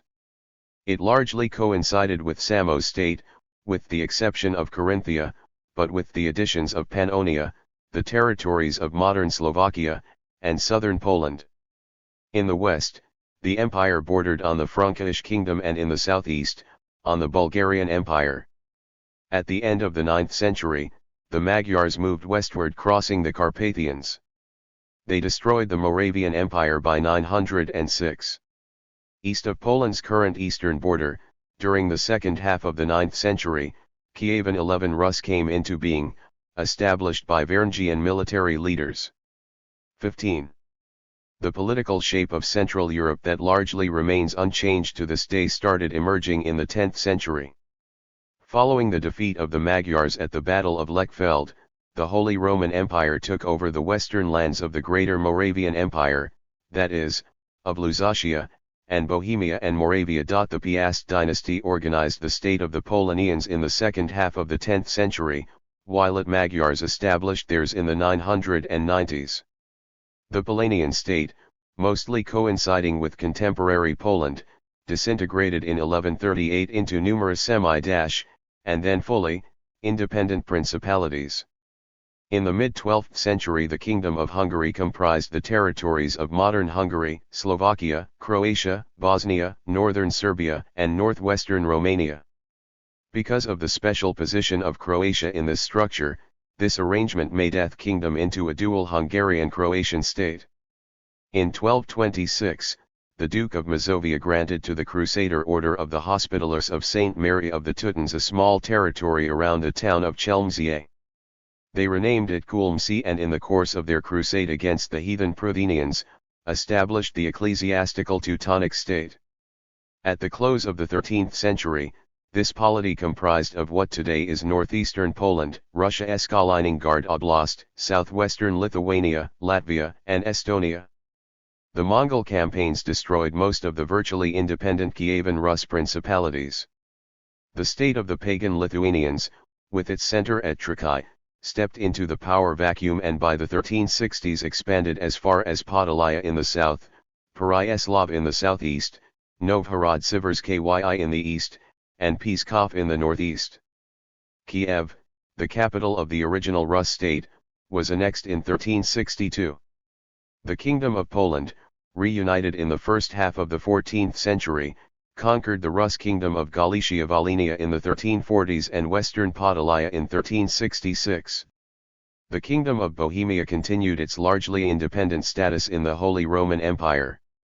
Within this empire's borders, it expanded southward, and by 1269, Lower and Upper Austria, Styria, Carinthia, and Carniola belonged to it.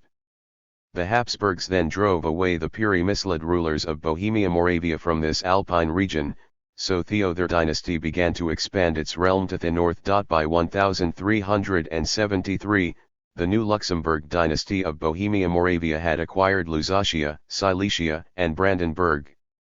The Union of the Lands of the Czech Crown, founded in 1346, stabilized with the loss of Brandenburg in 1411. Importantly, in 1344, the ecclesiastical subjection of the crown to the Mainz archbishop was terminated when Rome had elevated Bohemia to the status of archdiocese. Between 1370 and 1382, Poland and Hungary-Croatia were united in the brief personal union under the rule of the Angevin dynasty. This connection gave way to the much more permanent personal union of Poland with the Grand Duchy of Lithuania that was promulgated in 1385. The ethnically Lithuanian 16. Dynasty of the Jagiellonians not only reigned in both these states but also in the Czech lands and Hungary. After 1526, Central Europe was divided between the Jagiellonians ruling Poland-Lithuania and the Habsburgs ruling the Czech lands and Hungary-Croatia. Following their capture of most of the Balkans in the 14th and the first half of the 15th century and the fall of Constantinople, the Ottoman Turks commenced the conquest of the lands north of the Danube. At the beginning of the 16th century, Bosnia and southern Dalmatia, along with Gedisin and Bujak, were already part of the Ottoman Empire, while Moldavia and Wallachia were vassal states. The Battle of Mohacs that marked the expansion of Habsburg's rule in Central Europe also sealed the destruction of medieval Hungary-Croatia. All of modern Hungary up to the Balaton Lake, together with contemporary Bosnia and Croatia, were incorporated into the Ottoman Empire. Transylvania became an Ottoman vassal state that, with time, gained virtual independence. By 1645, the Ottomans had annexed further Hungarian territories, including eastern Slovakia, western Ukraine, and northeastern Hungary. The narrow crescent of Hungary remaining under Habsburg control with its capital at Prespig 12 extended from western Croatia via western Hungary to western and central Slovakia. The defeat of the mainly Protestant estates of the lands of the Czech Crown at the Battle of White Mountain near Prague in 1620 meant the gradual dissolution of this distinctive structure into the hereditary lands of the Habsburgs. At the Union of Lublin, Poland-Lithuania was made into the dual estates Commonwealth of Poland-Lithuania.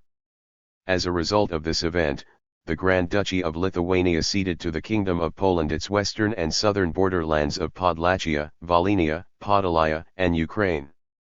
In 1454, the westernmost part of the Teutonic state of Prussia was incorporated into Poland and its remaining eastern half became a Polish fief in 1466. The 1525 secularization of the Duchy of Prussia and its homage to Poland commenced the rule of the Hohenzollerns over this Lutheran state. During the 1560s, Poland-Lithuania seized their parts of the Teutonic state, but Sweden annexed most of the territory in 1629. In 1660, the Ottomans liquidated the semi-independence of Transylvania, and 12 years later annexed Poland-Lithuania's Podolia and Ukraine.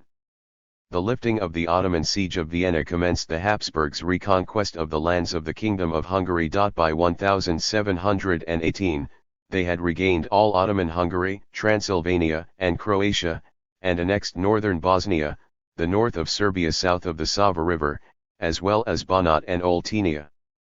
During the same 17 time, Poland-Lithuania reacquired Podolia. Eastern Ukraine with Kiev was seized by Muscovy in 1667. During the years 1697 to 1764, Saxony joined Poland-Lithuania in a personal union. Shortly after its commencement, the Great Northern War erupted involving the above-mentioned states alongside Muscovy, Sweden, and Denmark. The initial sweeping successes of the Swedes allowed the 1701 proclamation of the Kingdom of Prussia consisting of East Prussia and the duchies of Pomerania and Brandenburg. The two duchies remained within the boundaries of the Holy Roman Empire. This new Lutheran kingdom of the Hohenzollerns proved an effective player in Central European politics along with the Muscovy, renamed as the Russian Empire in 1721. Both states, with the participation of the Habsburgs of Austria, initiated the three partitions that erased Poland-Lithuania from the political map of Europe. Russia annexed almost all of the Grand Duchy of Lithuania including the Polish provinces of Volhynia, Podolia, and western Ukraine. Prussia took the western half of the Kingdom of Poland including Mazovia with the Polish capital of Warsaw, while the Habsburgs seized the central and southeastern regions of this kingdom. In the second half of the 18th century, the Habsburg-Ottoman border stabilized along the historical frontiers of Croatia, Hungary, and Transylvania. Prussia won 7/8 of the rich Duchy of Silesia from Vienna during the years 1740 to 1742. The remaining part of southern Upper Silesia became unofficially known as Austrian Silesia so as to distinguish it from Prussia's province of Silesia. In 1774, Austria annexed northern Bukovina, while in 1792 the Ottomans ceded Gedisin. The onslaught of Napoleonic France in 1805 to 1807 and the Congress of Vienna wrapping up the period of Napoleonic Wars gave a final political shape to Central Europe that remained largely unaltered till the end of the Great War. In 1804, the Holy Roman Emperor Francis II proclaimed the Austrian Empire that comprised the hereditary lands of the Habsburgs and the Kingdom of Hungary and became the Austrian Emperor Francis I. The French imposed dissolution of the Holy Roman Empire followed 2 years later. Thus, the most durable and sizable political structure of the continent, dating back to the times of Charlemagne, disappeared after 1 millennium of continued existence. In 1807, Napoleon re-established a semblance of Poland-Lithuania in the form of the Duchy of Warsaw. It was made up of almost all the territories that Prussia had gained during the partitions of Poland-Lithuania as well as of the northern section of the Austrian partition zone. Another Napoleonic addition to the political map of Europe was Illyria. This province of the French Empire consisted of Dalmatia, southern and western Croatia, Carniola, and Carinthia. 18. In 1812, Russia obtained Bessarabia, or the eastern section of historical Moldavia between the rivers Dniester and Prut, from the Ottoman Empire. After the defeat of Napoleon, the Congress of Vienna overhauled and legitimized this new political map of Central Europe. The Duchy of Warsaw was made into the Congress Kingdom of Poland and joined in the real union with Russia. Simultaneously, West Prussia and the Grand Duchy of Posen were detached from this kingdom and returned to Prussia, which also gained most of Saxony. In addition, the territory around Krakow was instituted as the Free City of Krakow under the joint protection of Austria, Prussia, and Russia. The lands of short-lived Illyria reverted to the Austrian Empire together with Salzburg Tyrol and Lombardy Venetia.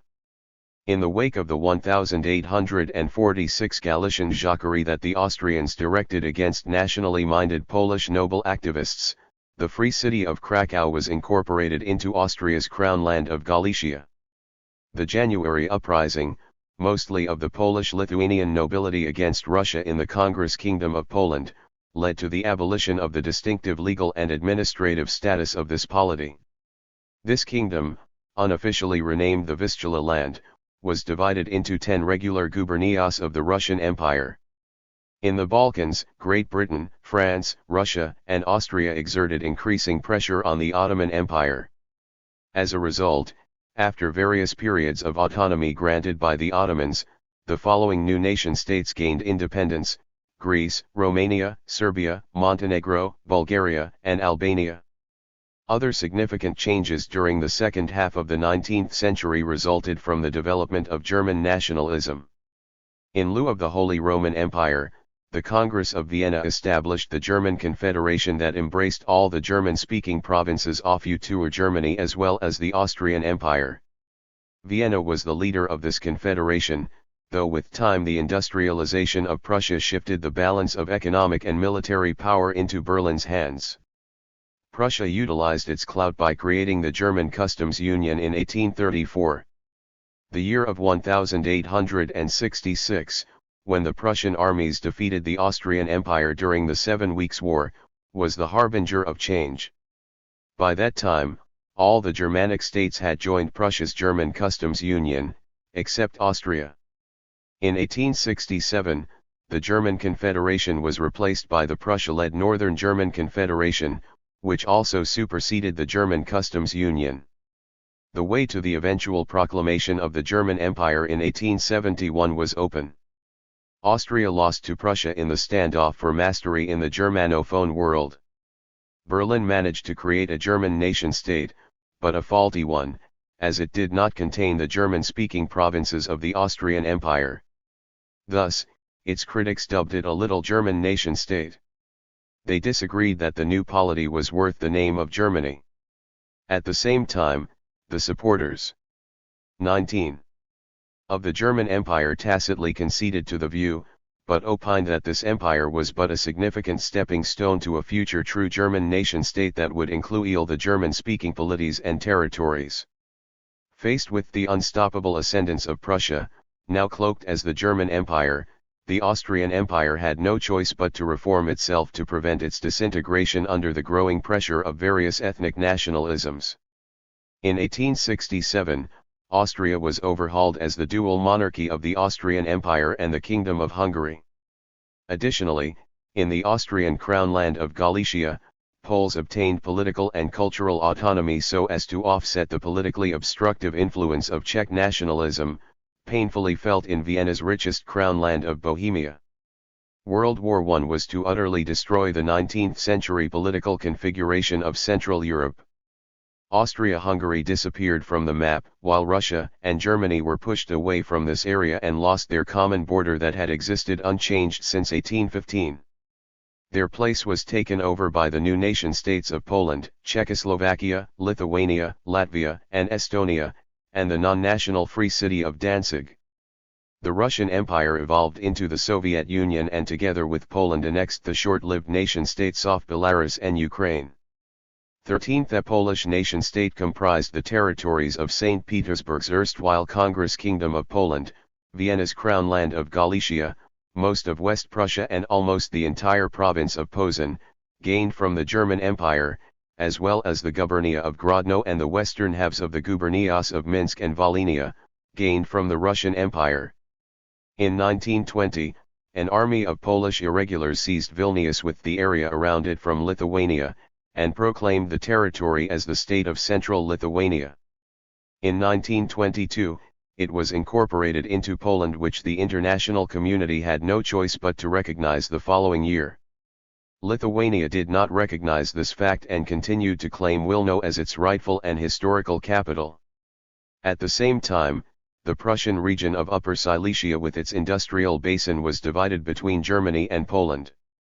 Czechoslovakia was founded on the basis of the Austrian crownlands of Bohemia, Moravia, and most of Austrian Silesia, and of Upper Hungary, that is, Slovakia and Carpathian Ruthenia.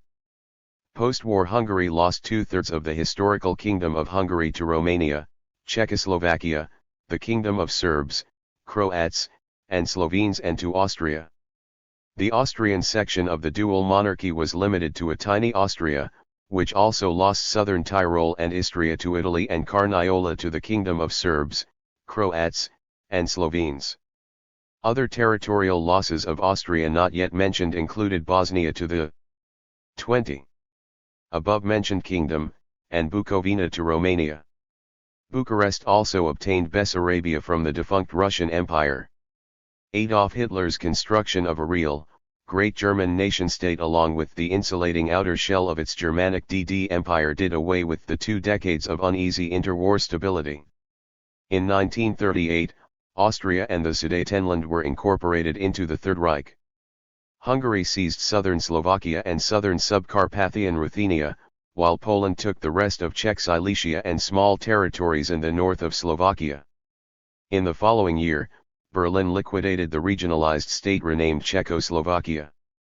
The Czech lands were incorporated into Germany as the Protectorate of Bohemia and Moravia. Slovakia gained sovereignty, but the short-lived and not recognized independence of Subcarpathian Ruthenia finished with Hungary's annexation of this territory. In September 1939, Berlin and Moscow attacked Poland and partitioned it. The east of the state was incorporated into the Soviet Union, while the west and the center went to Germany. As part of the Kremlin's scheme, Lithuania obtained the coveted region of Vilnius. The Free City of Danzig was incorporated into Germany. A year later, the Kremlin annexed Lithuania, Latvia, and Estonia alongside Romania's Bessarabia and northern Bukovina, creating the modern border that today separates Romania from Ukraine and Moldova. Bucharest also had to cede north-central Transylvania to Hungary and southern Dobruja to Bulgaria. In order to round up the description of the changes in the south of Central Europe, it must be added that Yugoslavia and Greece were partitioned. Germany annexed northern Slovenia and Italy, the southern half of this country. Hungary received Vojvodina and Bulgaria, southern Serbia and western Thrace centered on the Greek town of Xanth. Montenegro, the west of contemporary Macedonia, and southern Kosovo went to Italy, which had already annexed Albania and the northern Greek territory around Praga. The truncated Serbian state found itself under German rule. Nominally, the independent state of Croatia belonged to the Italian sphere of influence, but Berlin also controlled this polity along with the rest of Greece. As a result of the German attack against the Soviet Union, Berlin took over eastern Poland, Lithuania, Latvia, and Estonia, which were until then under Soviet rule.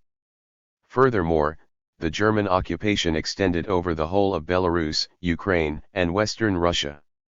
The territories of pre-war Poland were directly incorporated into the Third Reich. Central Poland, with the 1941 addition of some parts of the Soviet zone of occupied Poland, was made into the German-controlled general government with its capital at Krakow. The rest of 21. The previous Soviet zone of occupation was divided between the Reichskommissariat Ostland and the Reichskommissariat Ukraine. The former comprised all of ethnically defined Belarus and also Lithuania, Latvia, and Estonia, whereas the latter overlapped with former Polish and Soviet Ukraine. Romania, as a German ally, reacquired Bessarabia and was granted Transnistria, a strip of land east of the Dniester. After the collapse of Fascist Italy in 1943, Berlin handed over Dalmatia to Croatia and separated Montenegro from Albania, making the latter into a puppet state. At the end of World War II, the Allies redrew the political map of Central Europe again. Estonia, Latvia, and Lithuania were reincorporated into the Soviet Union. The Soviet annexation of the east of pre-war Poland, in agreement with the German-Soviet Secret Pact, was reaffirmed. These lands became parts of the Soviet republics of Belorussia and Ukraine. Moscow also annexed the northern half of East Prussia and incorporated it into the Soviet Republic of Russia. Post-war Poland was indemnified with the pre-war German territories of southern East Prussia, eastern Pomerania, eastern Brandenburg, and Silesia. The interwar free city of Danzig also became part of Poland. In sum, one-third of interwar Polish territory was lost to the Soviet Union, whereas one-third of post-war Poland was composed of German lands. Czechoslovakia reacquired most of its pre-1938 borders, but lost Subcarpathian Ruthenia to Soviet Ukraine. Wartime Hungary was reduced to its interwar borders, while Romania, having been a German ally, not only had to return its war gains of Transnistria to Soviet Ukraine, but additionally had no choice but to concede to the permanent loss of Bessarabia to Soviet Moldova, northern Bukovina to Ukraine, and southern Dobruja to Bulgaria. Yugoslavia was re-established in its pre-war shape, but with the addition of Zarathuslands Lagasta and Chereso, Istria, the southwestern corner of Carniola, the territory of Gorizia Gradiska, and two-thirds of the Trieste area, which were ceded by Italy. The territories which Bulgaria and Albania gained from Yugoslavia and Greece during the war were returned to their pre-war owners. A territorially diminished Germany and Austria, together with their capitals, were divided between the four victorious powers. In 1949, the Western zones of occupation gave rise to West Germany and the Soviet one to East Germany. At the end of the 1940s, it was obvious that Central Europe had become part of the Soviet sphere of influence. Czechoslovakia, East Germany, Hungary, Poland, Bulgaria, and Romania were made into members of the Soviet bloc. Yugoslavia and Albania remained communist mavericks largely independent of either West or the Kremlin. In 1955, Austria was re-established as a neutral state. Despite the communist insurgents, Greece and Turkey remained in the Western sphere of influence. 22. The Iron Curtain apportioned most of Central Europe to the Kremlin's hegemony and thus made it into a rather undistinguishable part of the Soviet Empire.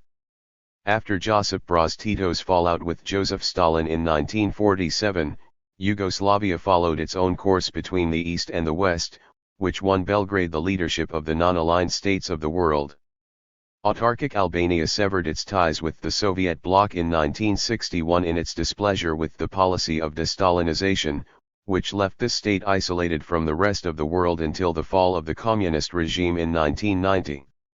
When NATO admitted West Germany as a member, Moscow reciprocated with the creation of the Warsaw Treaty Organization that united the Soviet satellite states until its dissolution in 1991.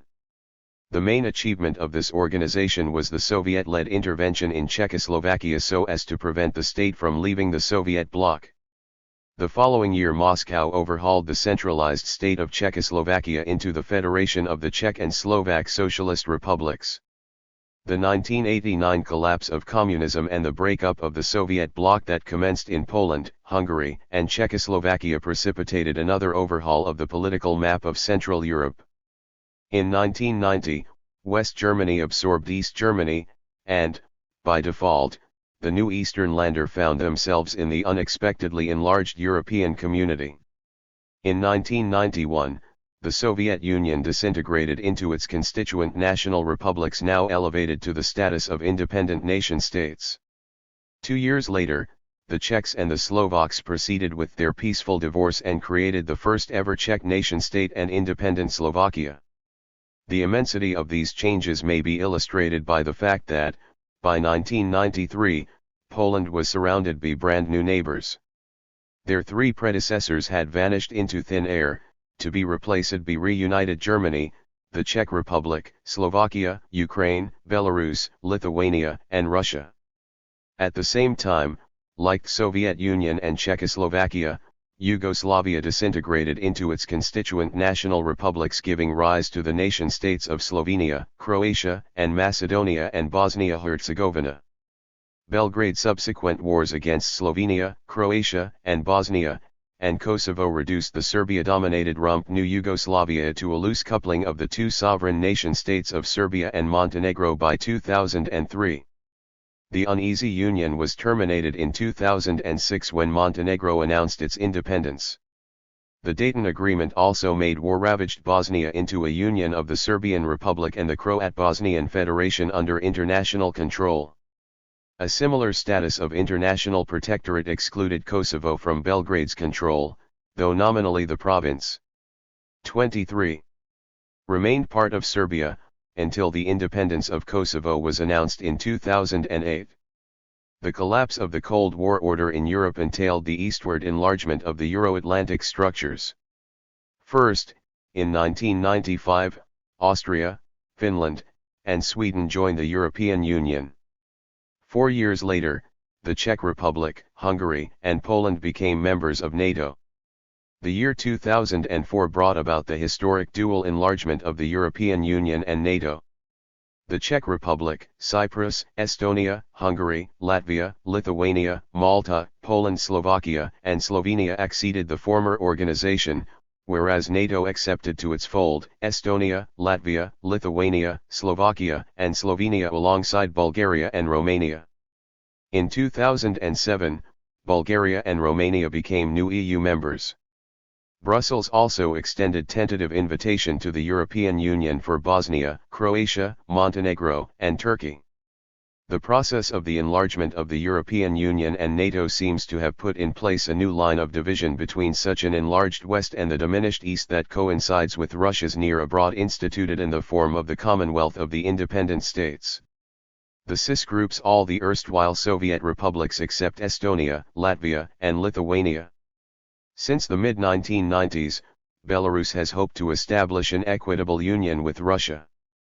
But with this goal seemingly unachievable, both states may remain separate.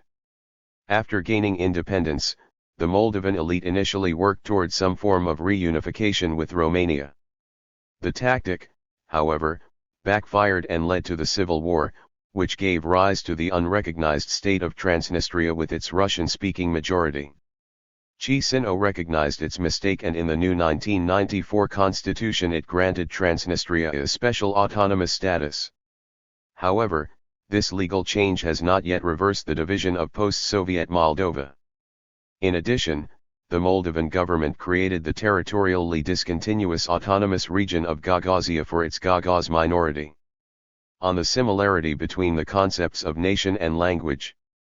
The two concepts of unusual social and political importance that established themselves into our world today are nation and language.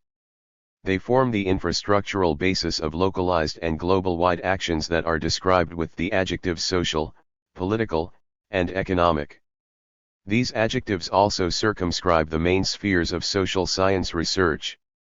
Yet, without nation and language as we understand or misunderstand them, the social, the political, and the economic would be quite different from what they are now. These two basic building blocks of the currently obtaining social reality are obvious to the point of appearing as transparent categories. Because of this social and intellectual transparency of nation and language, the condition is worth probing. 24. Into. This section analyzes the concepts of nation and language and points out the crucial similarities between them. These similarities illustrate the fact that the two concepts are ascriptive labels, the application of which is arbitrary and mostly depends on the will of the already recognized nation-states. The last 2 centuries witnessed the globalization of the model of the nation-state. After the wave of decolonization during the 1960s and following the breakup of the Soviet Union in 1991, all the existing states have presented themselves as nation-states. Nationalism is the only universally accepted ideology of statehood legitimization in such divergent polities as the United States, Poland, and Iran. In this framework, the nation functions as the sole source of sovereignty. All existing states are defined in civic and ethnic terms. Under the civic rubric, the state is primary in relation to the nation. It was the former that created the latter. Consequently, the citizenry is the nation, and citizenship equals nationality, that is, the state of belonging to a nation. In the ethnic paradigm, the nation coalesces around a specific ethnicity and usually emerges prior to the state. It is the nation that builds its nation-state. Consequently, ethnically defined nationality is the prerequisite, without which an inhabitant cannot be conferred with the citizenship of an ethnic nation-state. The classical examples of civic and ethnic nations are provided by the Americans or the French on the one hand and the Germans or the Italians, on the other. In the former case, ethnicity is usually of little significance. As long as individuals acquire American or French citizenship, they are considered to be members of the American or French nation. On the contrary, when people cannot prove their German or Italian ethnicity and, by extension, their belonging to these nations, that is, nationality, they are not eligible for citizenship of the German or Italian nation-state. There were in the past and still are numerous ethnic nations or national movements aspiring to statehood, but none of those was or is civic. It is so because civic nations cannot exist without the state that defines and creates such nations. Hence, the American, or, more correctly, the United States nation had not existed before the rise of the United States. The French nation came into being as a result of the 1789 French Revolution. This upheaval overhauled the proprietary kingdom into the nation-state, which it vested with the mission of creating the French nation. The story was different in the case of the ethnic nations of Italians and Germans. Initially, it was the narrow, elitist-led national movements that proliferated the national news among the potential members of the two postulated nations.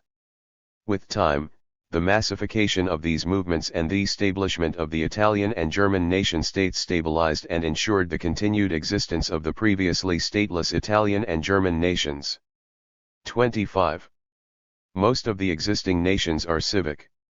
The commonality of national experience and the specific geographic relations in the context of the neighboring nation-states imbue such a civic nation with a degree of ethnic character. The same is true of ethnic nations that attain statehood. This introduces a civic element to their predominantly ethnic nationalisms. Ethnic and civic nationalisms are the ideal outcomes of the ethno-civic continuum along which the extant nationalisms can thrive.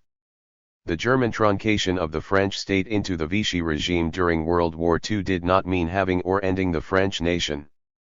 By the same token, should the United States statehood ever cease to exist due to some tragic internal disruption or a foreign invasion, the catastrophe would not entail the instantaneous disappearance of the American nation. Analyzing ethnic nations demonstrates that attainment of statehood tends to de-ethnicize their character. For instance, Italy terminated its original national policy of irredentism, and now it no longer claims the Swiss canton of Ticino and its Italian-speaking population for the Italian nation-state. What is more, naturalization as the way of acquiring Italian citizenship is open to ethnically non-Italian immigrants. At the beginning of the 19th century, the idea of popular literacy as the prerequisite of civilizedness appeared in Western Europe. During the 20th century, this concept extended to all the corners of the globe. From that time on, it was insufficient just to speak and communicate successfully. People had to speak something recognized as a language, reified by writing. The illiterate speech of those not conforming to this new communication pattern was dubbed as a dialect and became subordinated to a language. Dialects created in this manner were made into a language's oral, that is, uncivilized, patrimony or anachronistic offspring. 14. Ideally, the rise and development of the nation-state requires full literacy, otherwise the uniformity of law of much significance for civic nationalism cannot be established. Or the commonality of the ethnic national experience cannot be homogenized and related to all of the population that is interpreted as a given nation. The concept of language, as popularly understood, is limited to the written form of language. Writing is a highly specialized technology used for the visualization of language, which is basically an oral phenomenon. On the other hand, this process detaches language from the human agent and allows preserving and transferring messages as objects. In this manner, the previously limited face-to-face situation in communication can be broadened to involve larger groups of people, who will never meet most of their fellow nationals. As a consequence, written language became the principal tool of creating national cohesion. The construction of homogeneous nations would be impossible to achieve without this instrument. Uses of a standard language may differ, but civic. 26. Nationalists employ it for largely non-ideologized communication within the nation-state, while their ethnic counterparts tend to ideologize language into part or even the very basis of their nation's ethnic core.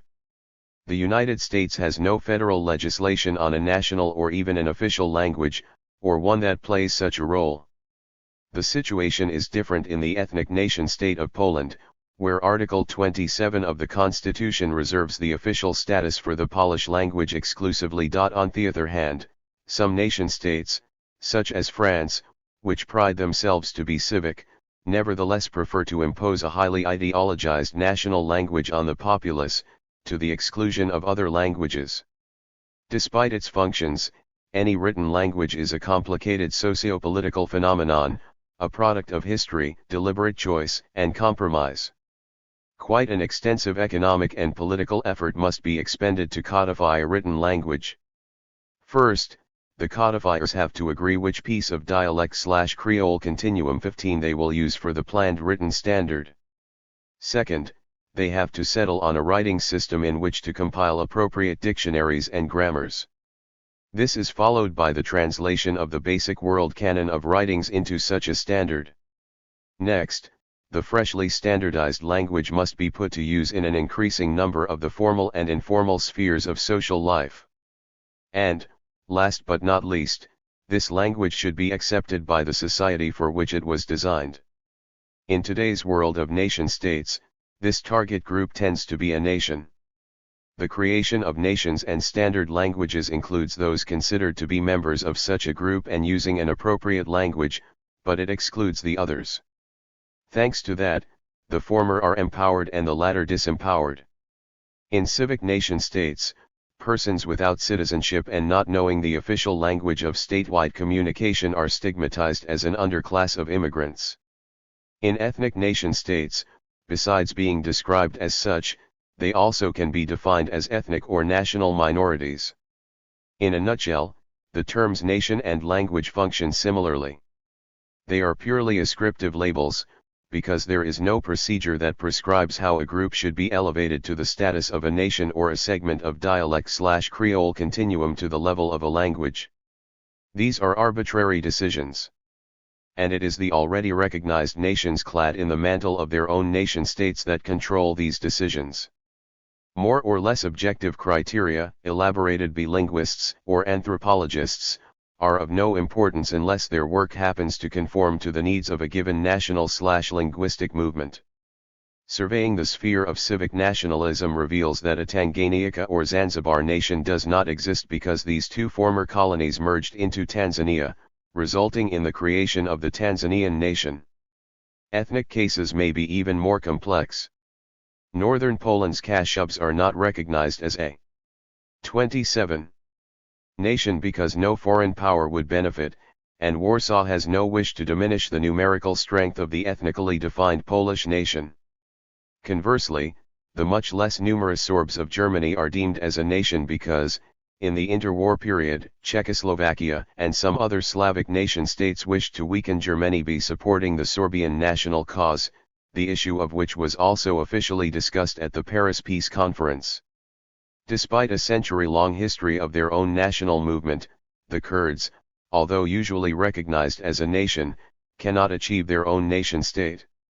In the Tajik case, Moscow fashioned the Persian-speaking population of Soviet Central Asia into the Tajik nation in order to separate them from Persia. Unexpectedly, the collapse of the Soviet Union enabled these tentative Tajiks to assume full nationhood, complete with their own nation-state. In our contemporary world of nation-states, similar trajectories of standard languages may be traced. Despite the completed standardization of the Kashubian language, Poland had problems recognizing it until 2005, because in the Central European paradigm, where language equals nation, such an acknowledgement could be tantamount to the recognition of the Kashubian nation. Until 1990, the Moldovan language was written in Cyrillic. After adopting the Latin alphabet, Moldovans have virtually the same language as the Romanians. For political reasons, the Moldovan constitution recognizes Moldovan as the national language of Moldova. This political act alone makes the Moldovan language separate from the Romanian. Low German, spoken in northern Germany, is incomprehensible to the speakers of Alemannian German, which is used in western Austria and southwestern Bavaria. But both are considered Tobe dialects of the same German language. Low German is virtually identical with Dutch, but the different national identities of the speakers keep them either from proclaiming Low German a dialect of Dutch, or Dutch a dialect of German, or from creating a common Dutch-Low German language. The categories of nation and language, being pervasive and simultaneously transparent in the modern world, require further study and deepened reflection. This may save scholars from the sin of anachronism or from unreflective espousal of the nationalist stance dubbed as primordialism. Otherwise, they may fall into the pitfall of unfounded claims that play into the hands of ideologues. Numerous Chinese academics project their nationalism onto the paleontological past and seriously maintain that the Chinese nation has existed at least for several million years. This is much further in the past than Homo sapiens sapiens that originated some 100,000 to 200,000 years ago. The same is true of languages. Bulgarian was standardized at the end of the 19th century, Macedonian in the mid-20th century, while Croatian emerged. 28. From the commonality of the Serbo-Croatian language only a decade ago. Proponents of all these three nationalisms advanced mutually excluding claims to the unbroken continuity of their national languages with Old Church Slavonic. In the 9th century, this written liturgical cum administrative language developed on the basis of the Slavic dialect spoken in the Byzantine town of Thessaloniki. Slavonic served the Slavic and East Romanesque world of Orthodox Christianity for 1 millennium. This does not restrain Sofia, Skopje, and Zagreb from labeling Old Church Slavonic as Old Bulgarian, Old Macedonian, and Old Croatian, respectively. Another error against the objectivity of scholarly research consists of succumbing to the urge to view one's own nation and language as immortal in order to compensate for one's individual and inescapable mortality. Social reality is like a river. Nothing in its current is present forever. Past experience shows that distinctive human groups and states are created and recreated even during one's lifetime. For instance, Czechoslovakia existed for 74 years and East Germany for only 4 decades. The regional ethnic group of Germany's Prussians vanished into thin air due to the post-war expulsion of millions of Germans from the territories east of the Oder-Neisse line, and after the Allies dissolved the land of Prussia in 1947. The rising sea level of the Pacific Ocean, in a matter of few years, may sink the 29-year-old island nation-state of Tuvalu, as the highest elevation on Tuvalu's islands measures a mere 5 meters. In 2002, the Tuvaluan government appealed to Wellington for allowing the 11,000-strong Tuvaluan nation to resettle in New Zealand, which, provided the request was granted, would lead to their merger with New Zealanders. Similarly, ideologues and some social scientists persist in the vain hope that the extant written languages will exist interminably. But the fate of a language depends on its speakers and how they fare in the highly malleable world of human groups and states. When a distinctive language community disperses and its members enter new linguistic communities, the old language disappears. After World War II, this happened to Slovencian, a language akin to Kashubian, and to the Prussian variety of Low German. The story may soon repeat itself in the case of Tuvaluan. On the other hand, even written and standardized languages change continuously. That is why it is an ordeal for a modern Anglophone student to read the works of Shakespeare which are purportedly written in something incongruously dubbed as modern English. To make head or tail of Old English, the student must learn it as if it were a foreign language. Interactions of English, Spanish, or French with the colonial and post-colonial language environs have resulted in the rise of completely new languages labeled as Creoles, for instance, Tok Pisin in Papua New Guinea or Creole in Haiti. 29. The future of nations and languages is obscure.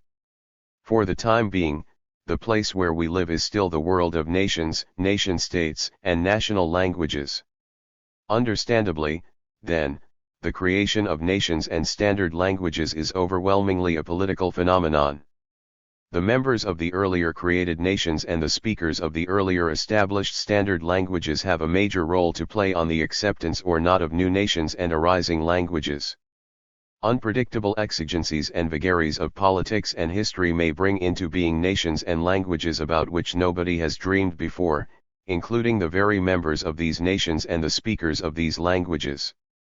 On the other hand, circumstances may time and again deny recognition to otherwise well-established nations and standard languages. The normative isomorphism of language, nation, and state. One of the most interesting questions pertaining to Central Europe and its past is how and why the region's national movements, and later, the nation-states that these movements would construct, adopted the ethno-linguistic kind of nationalism as their ideological basis. This kind of nationalism legitimizes statehood with the notoriously difficult to achieve tight overlapping of language, nation, and state. This normative isomorphism of these three elements assumes that all the members of a nation ought to speak the standardized version of their national language. Preferably, they should be exclusively monolingual, and the diversity in the form of dialects construed as belonging to the national language ought to be done away with. 16. In turn, the nation-state created for such an ethno-linguistically homogeneous nation-state should be inhabited exclusively by the members of this nation, who speak only the standardized national language. Ideally, no members of the ethno-linguistic nation ought to reside outside their nation-state. If they do, such an occurrence obliges the nation-state to expand its territory in order to embrace these stray members of the nation within the state's frontiers. Alternatively, the nation-state may encourage the nation's members living abroad to resettle in their nation-state. On the other hand, the nation-state is to expunge any threat to its ethno-linguistic homogeneity. Dialects of the national language are ridiculed and banned from public life as the sign of backwardness and local particularisms, which hinder the spread of the homogeneous national consciousness in the population. And, even more significantly, speakers of languages other than the national one must either acquire the latter and forget the former or leave this nation-state, which is not theirs. 17. At the level of international relations, the normative isomorphism of language, nation, and state produces the unprecedented phenomenon of a political frontier, which doubles as the ethnic boundary of the nation, and the linguistic. 30. 1. Of the national language. This leads to another crucial precondition of this model, namely the nation-state cannot share its national language with other nation-states or stateless nations. If it does, this means it is not a nation-state unless it merges with or absorbs such a polity or polities. In the case of a stateless nation sharing its national language with the nation-state, this polity has the choice of several courses of action. First, it can annex the territory inhabited by the stateless nation. However, this previously stateless nation has to be coaxed to renounce any of its differences that may hinder its ethno-linguistically seamless merger with Thepali's population. Second, the stateless nation may be allowed to follow its own national path if it decides that its language is different from that of the nation-state and the nation-state agrees to such a decision. Third, the nation-state may encourage a third nation-state on whose territory the stateless nation resides to assimilate this troublesome population.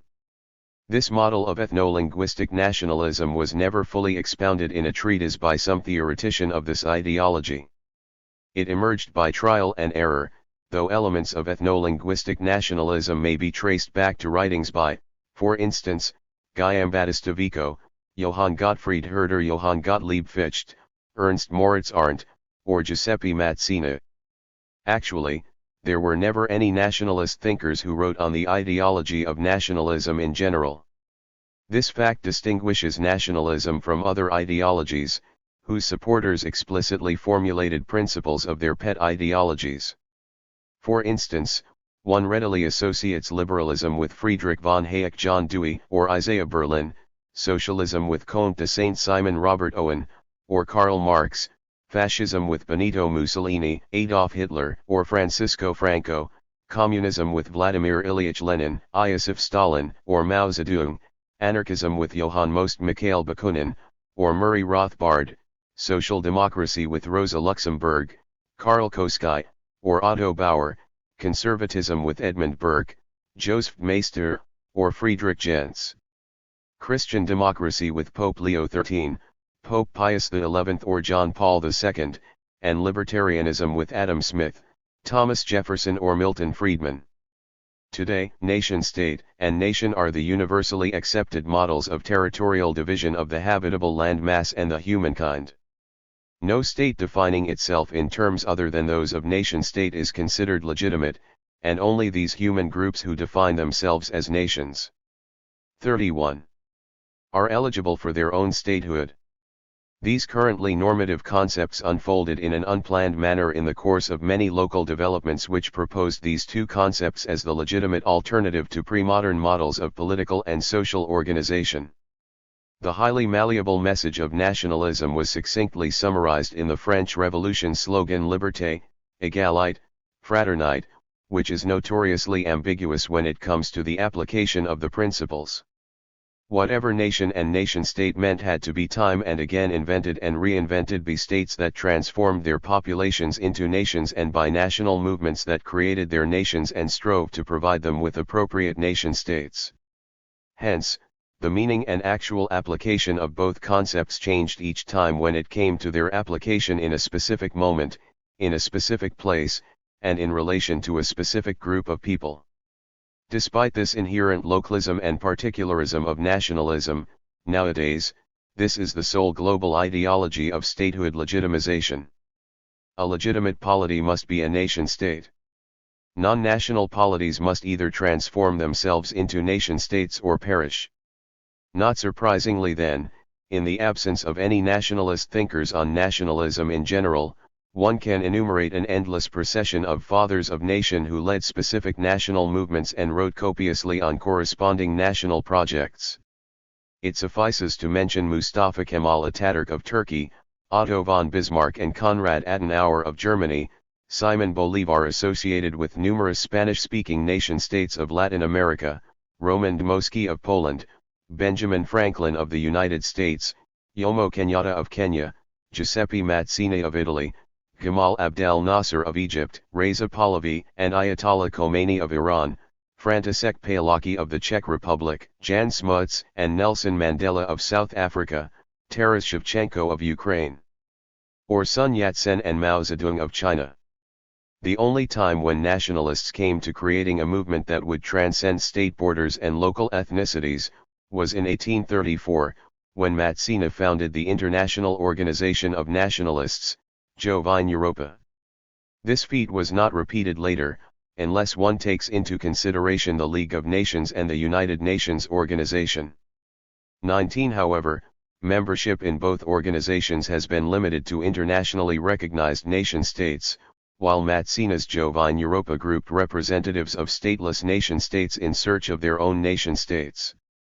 Although there has been no place in the League of 32 Nations and United Nations for stateless nations, the global character of both organizations strongly contributed to the worldwide spread of nation-state as the sole model of legitimate statehood.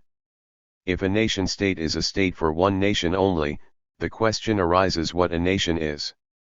There is no single definition of nation, to which all parties concerned would subscribe. But looking beyond the essentialism of the what question, it may be more worthwhile to inquire what political function the concept of nation fulfills.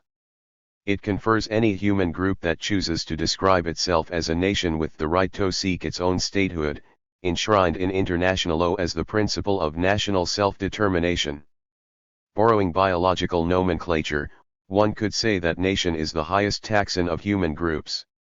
In today's politics and political vocabulary, there is no concept that would grant a human group a more privileged status than that of nation. Beyond that extent, nations seem to have nothing else in common. For instance, the demographic size of state-endowed nations may vary from well over 1 billion members to 11,000, and that of stateless nations from 15 million, and 6 million to several tens. On the other hand, in the case of staggeringly multicultural, multilingual, or multi-religious nations, hardly anything else but common citizenship of their nation-state unites populations concerned. In other cases, sharing the same religion, language, customs, or the myth of common origin is the prerequisite to membership in a nation.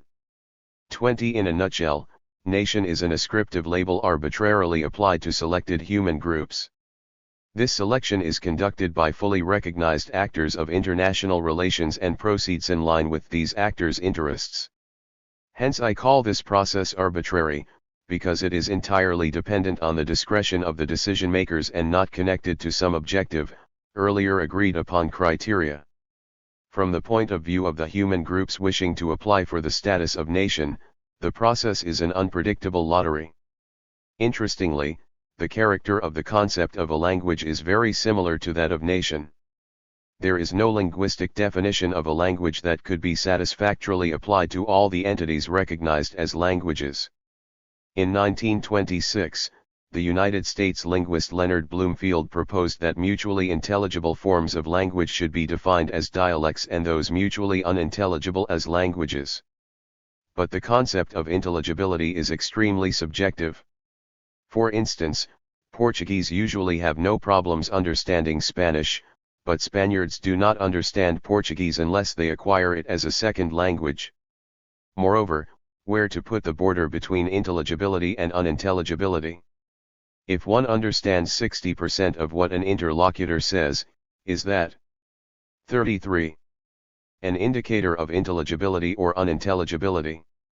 And what if one understands 40% of what is said? 21. Furthermore, social and political reality has falsified Bloomfield's definition time and again. For all practical reasons, Czech and Slovak are mutually intelligible, Bulgarian and Macedonian extremely close, and Romanian and Moldovan identical, but politics made them into separate languages. On the other hand, the dialects of Chinese are as diverse and mutually unintelligible in speech as French and Italian. Hong Kong's Chinese students speak the Yu dialect, but have to learn the Mandarin dialect as a foreign language if they wish to pursue their studies or career elsewhere in China. What unites Chinese dialects is the writing system. Because all the dialects share the same grammatical structure and system of word formation, usually a typical text noted in the Chinese script can be read and understood by the speakers of each dialect. Obviously, dialectal oral realizations of the same text remain mutually unintelligible. Similarly, some dialects of German are mutually unintelligible as well. For example, the speakers of the Low German dialect do not understand those speaking in the Alemannic dialect. On the other hand, Low German speakers have no problems communicating with Dutch speakers, but this fact does not make Low German into a Dutch dialect or Dutch into a dialect of the German language. There are no attempts to forge some separate Dutch Low German either. What separates Low German from Dutch is the political border that keeps the German and Dutch nation-states separate. Because the Latin script shared by the written languages employed in Western and Central Europe, it could not be used for unifying the German dialects, as the Chinese script does in the case of the Chinese dialects. The German dialects are construed as belonging to the German language on the ground that most of the territories inhabited by the German speakers used to be contained within the borders of the Holy Roman Empire until its dissolution in 1806. Furthermore, unlike in China, practically all German speakers acquire Standard German at school for the purpose of official and interdialectal communication.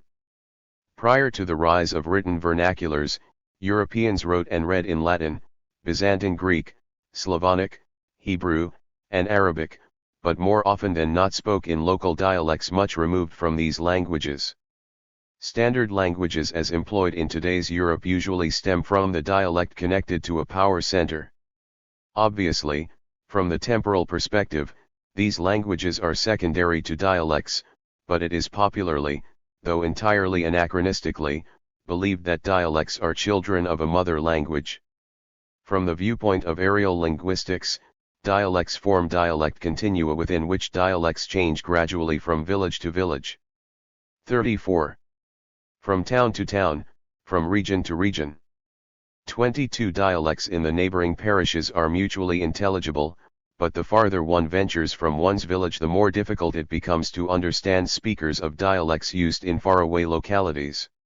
Zones of sharp linguistic discontinuity exist only between such dialect continua, for instance, in Central Europe between the North Slavic, West Germanic, and Magyar dialect continua, in Western Europe between the West Germanic and Romance continua, and in the Balkans between the Romance, South Slavic, Greek and Turkic continua. Hence the question arises, for instance, how it was decided where Polish dialects stop and Czech ones begin, and where Czech dialects terminate and Slovak ones commence, if all of them are part of the seamless North Slavic dialect continuum? Obviously, it was a political decision usually imposed by the process of state formation. The North Slavic dialects contained within the boundaries of Poland were construed as Polish, and by default as belonging to the standard Polish language. The same process unfolded in what today is the Czech Republic and Slovakia. If Polish linguists claimed that the area of the Polish dialects dipped into the Czech lands or Slovakia, and if their Czech and Slovak counterparts claimed the same for their languages in regard of the Polish territory, the usual reason of these claims were political aspirations, not the linguistic reality, characterized by the gradual change within the North Slavic dialect continuum. 23 Because languages are much more politicized in Central and Eastern Europe than anywhere else, this possessive political thinking about standard languages, construed as national, and their dialectal areas is of profound influence on historical linguistics too. The 19th and 20th century political decisions on which dialects belong to which national languages is anachronistically projected into the distant past when even no states and nations, as we know them, existed. For instance, the concept of the Slovak language as distinct from Czech emerged between the end of the 18th century and the mid-19th century, when Standard Slovak was indeed codified. But modern Slovak historians of their national language claim all the manuscripts and publications produced in any Slavic dialect on what today is the territory of Slovakia, as written in Slovak, though authors of the documents called the language in which they were writing as Slavic, Bohemian, Bohemian Slavic, our language, or simple language, but not Slovak. In Central and Eastern Europe, this anachronistic and nationally motivated approach to historical linguistics led to contentious clashes among scholars in the region. The most telling instance is the struggle over the correct national ownership of Old Church Slavonic. Bulgarian, Croatian, Macedonian, and Serbian historical linguists claim it for their own national languages, naming it Old Bulgarian, Old Croatian, Old Macedonian, and Old Serbian. From time to time Slovak and Slovenian linguists also join the fray, identifying Old 35. Church Slavonic as Old Slovak and Old Slovenian. The political significance of language for Central and Eastern European nationalisms did not allow these linguists to agree that Old Church Slavonic, originally codified on the basis of the Slavic dialect of Thessaloniki, with time, spawned and/or influenced the rise of Bulgarian, Croatian, Macedonian, Serbian, Slovak and Slovenian, as separate languages. The situation is much different in Western Europe, where linguists from Catalonia, France, Galicia, Italy, Portugal, or Spain never claimed that Latin, from which their national languages originated, was really Old Catalonian, Old French, Old Galician, Old Italian, Old Portuguese, or Old Spanish. They even allowed from the transitory period of Vulgar Latin between the gradual disappearance of Standard Latin as a written and spoken language in the last centuries of the first millennium CE, and the emergence of Catalonian, French Galician, Italian, Portuguese, and Spanish as new written languages at the beginning of the second millennium. Romanian linguists also followed this Western tradition of historical linguistics because their Romance vernacular is inherently unintelligible to the vernaculars of the neighboring nations. Hence, there was no need to emphasize the separateness and antiquity of Romanian by claiming Latin as Old Romanian. The prestige derived from the fact of having originated from Latin was enough to secure high international status for the Romanian language. Like nation, the concept of a language is an ascriptive label arbitrarily designated by political forces to this or that dialect endowed, or to be endowed, with its specific written form. As such, a language properly belongs to the set of issues researched by political scientists. Linguistics is the study of language and dialects. Due to their intimate link, the linguistic and the political mutually influence each other. It is sociolinguists who probe into the under-researched interface between those two. 24. Having presented the meaning and mechanics of the normative isomorphism of language, nation, and state in its role of the organizational and ideological basis of Central and Eastern European nationalisms, it is necessary to reflect on the ethical ramifications of the actual implementation of this principle. From everyday practice, we know that without succumbing to totalitarian methods, it is extremely hard, if not impossible, to make people monolingual and sift away those speaking different languages into separate homogeneous entities imagined as nations. An even greater degree of difficulty is posed by the second step required to be taken after this initial unmixing of nations. A new ethno-linguistic nation must be fitted into its own nation-state. But the nation-state, to be true to its name, it has to be cleansed of foreigners, that is, inhabitants. 36. Who lived on the territory for generations, but happened to speak a language different than that of the nation in possession of the polity. Nowadays, in comparison to the majority of extant polities worldwide, most of the nation-states of Central Europe are unnaturally homogeneous in their ethno-linguistic composition. Non-Polish speakers constitute less than 1% Poland's population, non-Magyar speakers amount to 2% of Hungary's inhabitants, non-Czech speakers are less than 3% in the Czech Republic's populace, non-Romanian speakers constitute less than 11% of Romania's inhabitants, and non-Slovak speakers amount to less than 15% of Slovakia's populace. But the vast majority of the minority non-national language speakers could not help acquiring this language at school within the nation-state of their residence. In most cases, it will ensure their assimilation in the near future. This unusual homogeneity was achieved at a stupendous human cost. The borders of new nation-states founded on the rubble of the destroyed multi-ethnic polities after 1918 were drawn and redrawn after both world wars. These ethno-nationally motivated and legitimized changes made tens of millions into foreigners without their need of moving to a different country and tossed tens of millions across the changing borders in forced population exchanges, internationally agreed expulsions, unilateral schemes of forced emigration, deportations, internal dispersals, and due to the denial of citizenship, among others. The interwar descent of the region from democracy into authoritarianism, the wartime Holocaust of Jews and Roma perpetrated by the Third Reich, and the post-war imposition of Soviet totalitarianism facilitated this process of ethno-linguistic homogenization by loosening and nullifying established social bonds and absolving national leaderships from observing the conventional moral norms. Finally and ominously, one could be true to one's nationalism, which made one's own nation into the highest good to be fortified and cherished at whatever cost and suffering it could mean to other nations and national minorities. The thrust of the aforementioned factors was less felt in the Eastern European territories contained within the borders of the enlarged, post-1945 Soviet Union.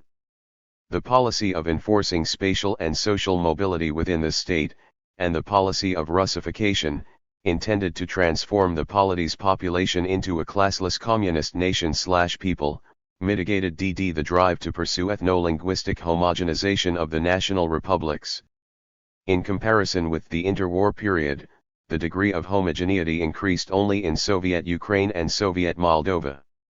In Soviet Belarusia, the share of non-Belarusians in the population slightly increased to 22%.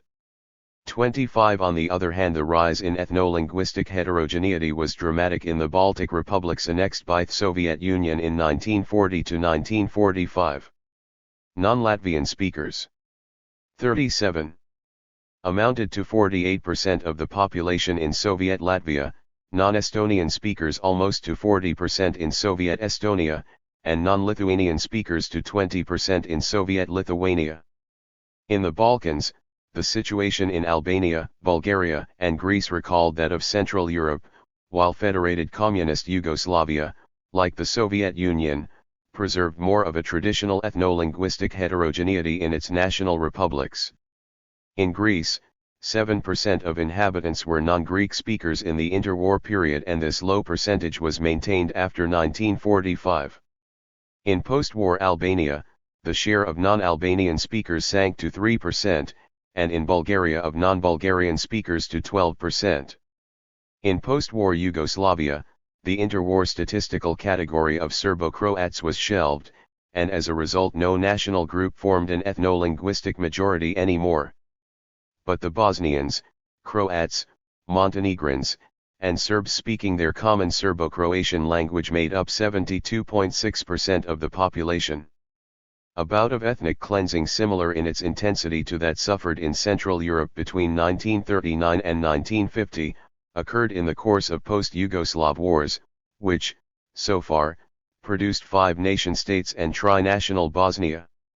Another casualty of these wars was Serbo-Croatian split into 3 new languages, Bosnian, Croatian, and Serbian. 26 non-Slovenian speakers amount to 12% of Slovenia's population, non-Croatian speakers to 22% of Croatia's inhabitants, and non-Macedonian speakers to 1/3 of Macedonia's populace. In Serbia-Montenegro, prior to the 2006 dissolution of this confederation, Serbian-speaking Serbs and Montenegrins constituted 67.6% of the population. In Serbia proper this percentage was 89.2, and in Montenegro 71.1. In autonomous Vojvodina, Serbian speakers amount to 59% of the inhabitants, while almost exclusively Albanian speakers reside in the UN Protectorate of Kosovo. In Bosnia, Bosnian speakers, Serbian speakers, and Croatian speakers account for the majority of the population. 27. Languages and politics in an historical perspective. In the pre-modern world, languages tended to function as ethnolex, that is, distinctive badges of human groups. The effect of group forming is isolation, meaning that members of a given group interact more intensively and for longer periods of time with one another than with members of other groups. In turn, this isolation and in-group interaction produce language difference. In mutual feedback, this isolation and language difference reinforce each other and contribute to the rise and maintenance of the ethnic boundary, which, despite existing entirely in the heads of the group's members, effectively encloses their 38 group and separates it from the outside world, that is, other human groups. Looking at a human group from this perspective makes it into an ethnic group. Should we translate this anthropological reflection into sociological terms, the concept of basic-level ethnic group is replaced with that of community, whose most pervasive trait is face-to-face communication, conducted via direct verbal exchange in the community's dialect or language. The usual low spatial and social mobility of the members of a community, in their eyes, confers their community with a quality of timelessness. The growing number of links established among similar communities was mediated by specialists, that is, merchants, warriors, and men of religion, who together constituted a demographically narrow elite. This elite endowed with higher spatial and social mobility amounted to the organizational framework of a polity. The elite created and maintained the polity, controlling and gluing together a plethora of largely isolated communities contained within the polity's political borders. What decisively distinguished the elite from the immobile members of communities was literacy, which allowed for the rise and spread of non-face-to-face communication. Literacy spawned bookkeeping, archives, and diplomatic correspondence. This unique technology permitted the rise of potentially worldwide polities and development of formalized communication among these polities, communication construed as international relations, as subject studied by political scientists. Before the rise of writing, people talked to communicate, but literacy required writing and speaking something construed as a language to ensure effective communication. Face-to-face communication is crucially facilitated by the shared immediacy of familiar social context and body language, always available within the bounds of a community. Since this prop is not accessible in non-face-to-face communication, the novel situation necessitates standardization of the vocabulary, usages, and grammar of a language employed for communication mediated by writing. However diverse ethnic origins of a given elite may be, it typically settles for the official use of 1 to 3 written languages within its polity. 28 Obviously, this language evolved from the vernacular of some community, or a group of closely related communities. This community or communities may but do not have to constitute part of the elite, which employs an official written language that began as a vernacular of the community. Latin is an obvious example of such an official language, which did not emerge in Central Europe. In the pre-modern world, borders and territories of polities frequently intersected, as exemplified in Europe by various groupings and different kinds of 39. Territorially disparate states and statelets enclosed inside the Holy Roman Empire. In addition, Habsburg and Prussian monarchs had equally extensive possessions within as outside the empire. The divine legitimization of rule endowed religions with special political significance, and by extension, also the written languages connected with them, namely, Latin in Western Christianity, Greek and Slavonic 29 in Eastern Christianity, and Arabic in Islam. 30 The written form being of more importance than the oral, with all the 4 languages, specific writing systems got indissolubly attached, namely the Latin alphabet, the Greek script, Cyrillic, and the Arabic alphabet, respectively. The rise of the modern state in Europe was steeped in the 16th century theory of sovereignty, developed in the writings of Niccolò Machiavelli, Martin Luther, and Jean Bodin. After the Treaty of Westphalia, this theory was put into widespread practice across Europe, in line with the principle, quis regio, eius religio 31. The theory of sovereignty maligned the phenomenon of overlapping state borders and jurisdictions and recommended centralization and homogenization of jurisdiction in a polity. Economic development encouraged urbanization and intensification of economic contacts at all societal levels and spurred population growth as well. This translated into the growth of the elite, which increasingly doubled as the state's budding bureaucracy. Literacy began to spread beyond the elite's confines among non-noble and non-estate traders, artisans, moneylenders, landowners, intelligentsia, and impoverished nobility, who eventually constituted the middle class in the modern states of Western Europe. This change took longer in Central and Eastern Europe, where serfdom and the largely non-monetary and agricultural mode of economy hindered modernization until the late 19th century and even the first half of the 20th century. Instead of a full-fledged middle class, only an intelligentsia 32 came there into being as a mediator between the populace and the estates. Later, this intelligentsia began to propagate the national message. It was difficult to achieve this widespread of literacy in languages removed from the everyday vernacular spoken by population at large, languages, which were not transmitted from generation to generation in a natural manner, that is, within families and communities. Latin and Slavonic were exactly this type of languages, acquired in classroom usually by the male members of the elite. Hasidism and the Reformation challenged the established religious political order along with the elevated status of Latin.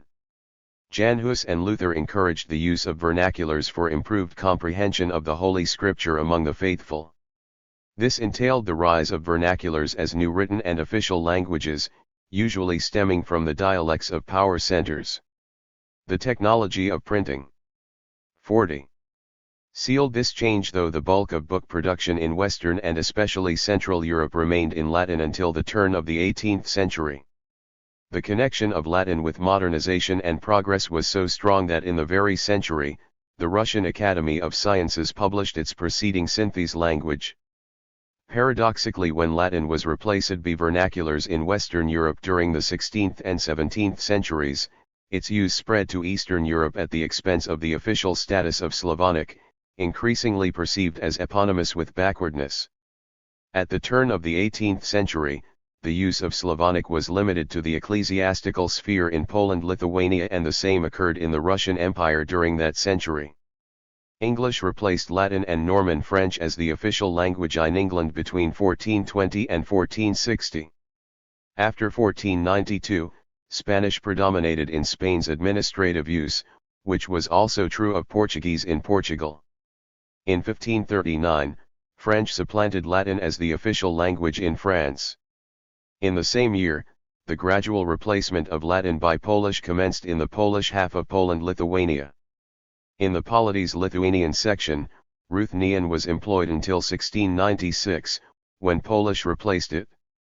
Danish supplanted Latin after 1536, but the use of French and German in their official capacity continued in Denmark until the turn of the 18th century. Latin was also revived in Denmark as an instrument of curbing the Germanophone influence radiating across the border from the Holy Roman Empire. The rise of official Swedish followed a course similar to that of Danish, with the difference that Latin remained in official use, especially in Sweden's Finland. German tended to replace Latin in the northern half of the Holy Roman Empire where Protestantism supplanted Catholicism. German was the sole official language of the Kingdom of Prussia, founded in 1701. In 1784, German replaced Latin as the official language in the Habsburg lands, but 6 years later, this measure was revoked in the Kingdom of Hungary, where Magyar replaced Latin gradually between the 1820s and 1844. 34 Italian, though of high prestige since the 14th century, became an established official language when modern Italy was founded in 1861. Contrary to the drive for establishing a single official language in a polity, in 1798, the official status of Italian, German, and French was instituted in Switzerland and reconfirmed in 1848. In 1938, Romansh was added as Switzerland's fourth official language. 41. The monolingualism of state administration was exported by European colonial powers overseas. In 1757, Portuguese replaced all other administrative languages in Brazil. In 1770, Spanish was decreed the sole official language in Spain's seaborne empire. Exclusively, English and French were used for administrative purposes in French and English colonies, when they were founded beginning in the 17th century. 35 The continental character of the Russian Empire distinguished it from the seaborne empires built by the colonial powers of Western Europe. The transition from Old Church Slavonic to Russian commenced in the early 18th century, when modernized Cyrillic was developed for printing non-religious books in the empire. Russian written in this new Cyrillic emerged as a compromise hybrid of Slavonic and Moscow's vernacular between the mid-18th century and the beginning of the following one. The liquidation of the multiplicity of administrative languages in the Russian Empire lasted between the 1860s and the beginning of the 20th century. Although the process was never completed, for all practical reasons, Russian was the sole administrative language of the Russian Empire in the 1910s. In the Ottoman Empire, the need for linguistic unification was not felt until the demise of the Caliphate in 1923. The non-territorial autonomy given to accepted religious communities preserved the official use of Byzantine Greek and Slavonic in the Orthodox millet. Turkey, as the empire's successor, had no choice but to adopt Turkish as the sole official language in order to be accepted as a modern and legitimate nation-state by the West. This also entailed the radical supplanting of the backward Arabic script with the progressive Latin alphabet for writing Turkish in the emulation of the Soviet example. In the Soviet Union, Cyrillic was not entirely dropped in favor of the Latin script, but this step was seriously considered in the 1920s, construed as necessary for spurring up modernization. It was maintained that modernization equates Latinization, that is, the introduction of the Latin alphabet. 36 Hence, the traditional scripts of almost all the languages used for writing in the Soviet Union were Latinized between 1923 and the late 1930s, except those of Armenian, Belarusian, Georgian, Russian, Ukrainian, and Yiddish. Beginning in the late 1930s, Cyrillic replaced the diverse versions of the Latin alphabet employed by the Soviet Union's numerous languages. 37. 42. Social scientists, nationalism, and languages. Conventionally, the history of modern Europe is associated with the French Revolution, and the caesura is often employed in the periodization of world history with the parallel edition of the American Revolution. In light of this article's focus, the main difference between these two revolutions is that, in 1794, in France the use of languages and dialects other than Standard French was proscribed in administration, education, and other public contexts. The founding fathers of the United States saw no need for such a law, and to this day, there is no single piece of federal legislation that would make English the official language in the United States. 38 Hence, either in New York City or in Wyoming, one does not have to apply for a permit to publish election ballots or erect public signs in Spanish, Chinese, Polish, or Somali, or any other language for that matter. Although France and the United States are posed as the par excellence examples of civic nation-states, French nationalism includes a strong ethnic strain, expressed by the extreme politicization of the French language. This proves that each nationalism is an ideological mixture of the civic and the ethnic. The conventional distinction between civic and ethnic nationalism is drawn for analytical reasons.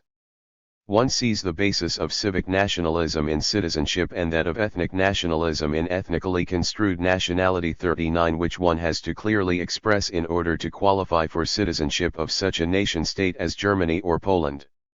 In a civic nation, citizenship equates nationality. Another difference between these two kinds of nationalism is that in the civic model it was the state that transformed its population into a nation, and by default, itself into a nation-state. Conversely, in the ethnic model it is the nation, which has to secure a nation-state for itself. Between the French Revolution and the main wave of decolonization in the 1960s, nationalism became the sole ideology of statehood legitimization. Nation replaced God as the fountain of temporal power. Soviet-style communism also aspired to this role. But following the breakup of the Soviet Union, all the successor states reinvented themselves as nation-states with the tentative exception of Belarus, in which case Minsk prefers to use Sovietism to legitimize its power. Nowadays, the vast majority of the world's nation-states are civic in their ideological creed.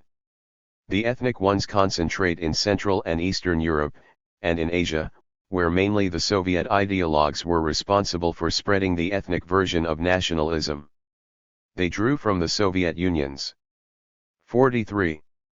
Administrative division, which was based on the framework of ethno-linguistic national republics. In textbooks of modern history, the gradual globalization of the model of nation-state encapsulates the process of modernization in the eyes of a political scientist.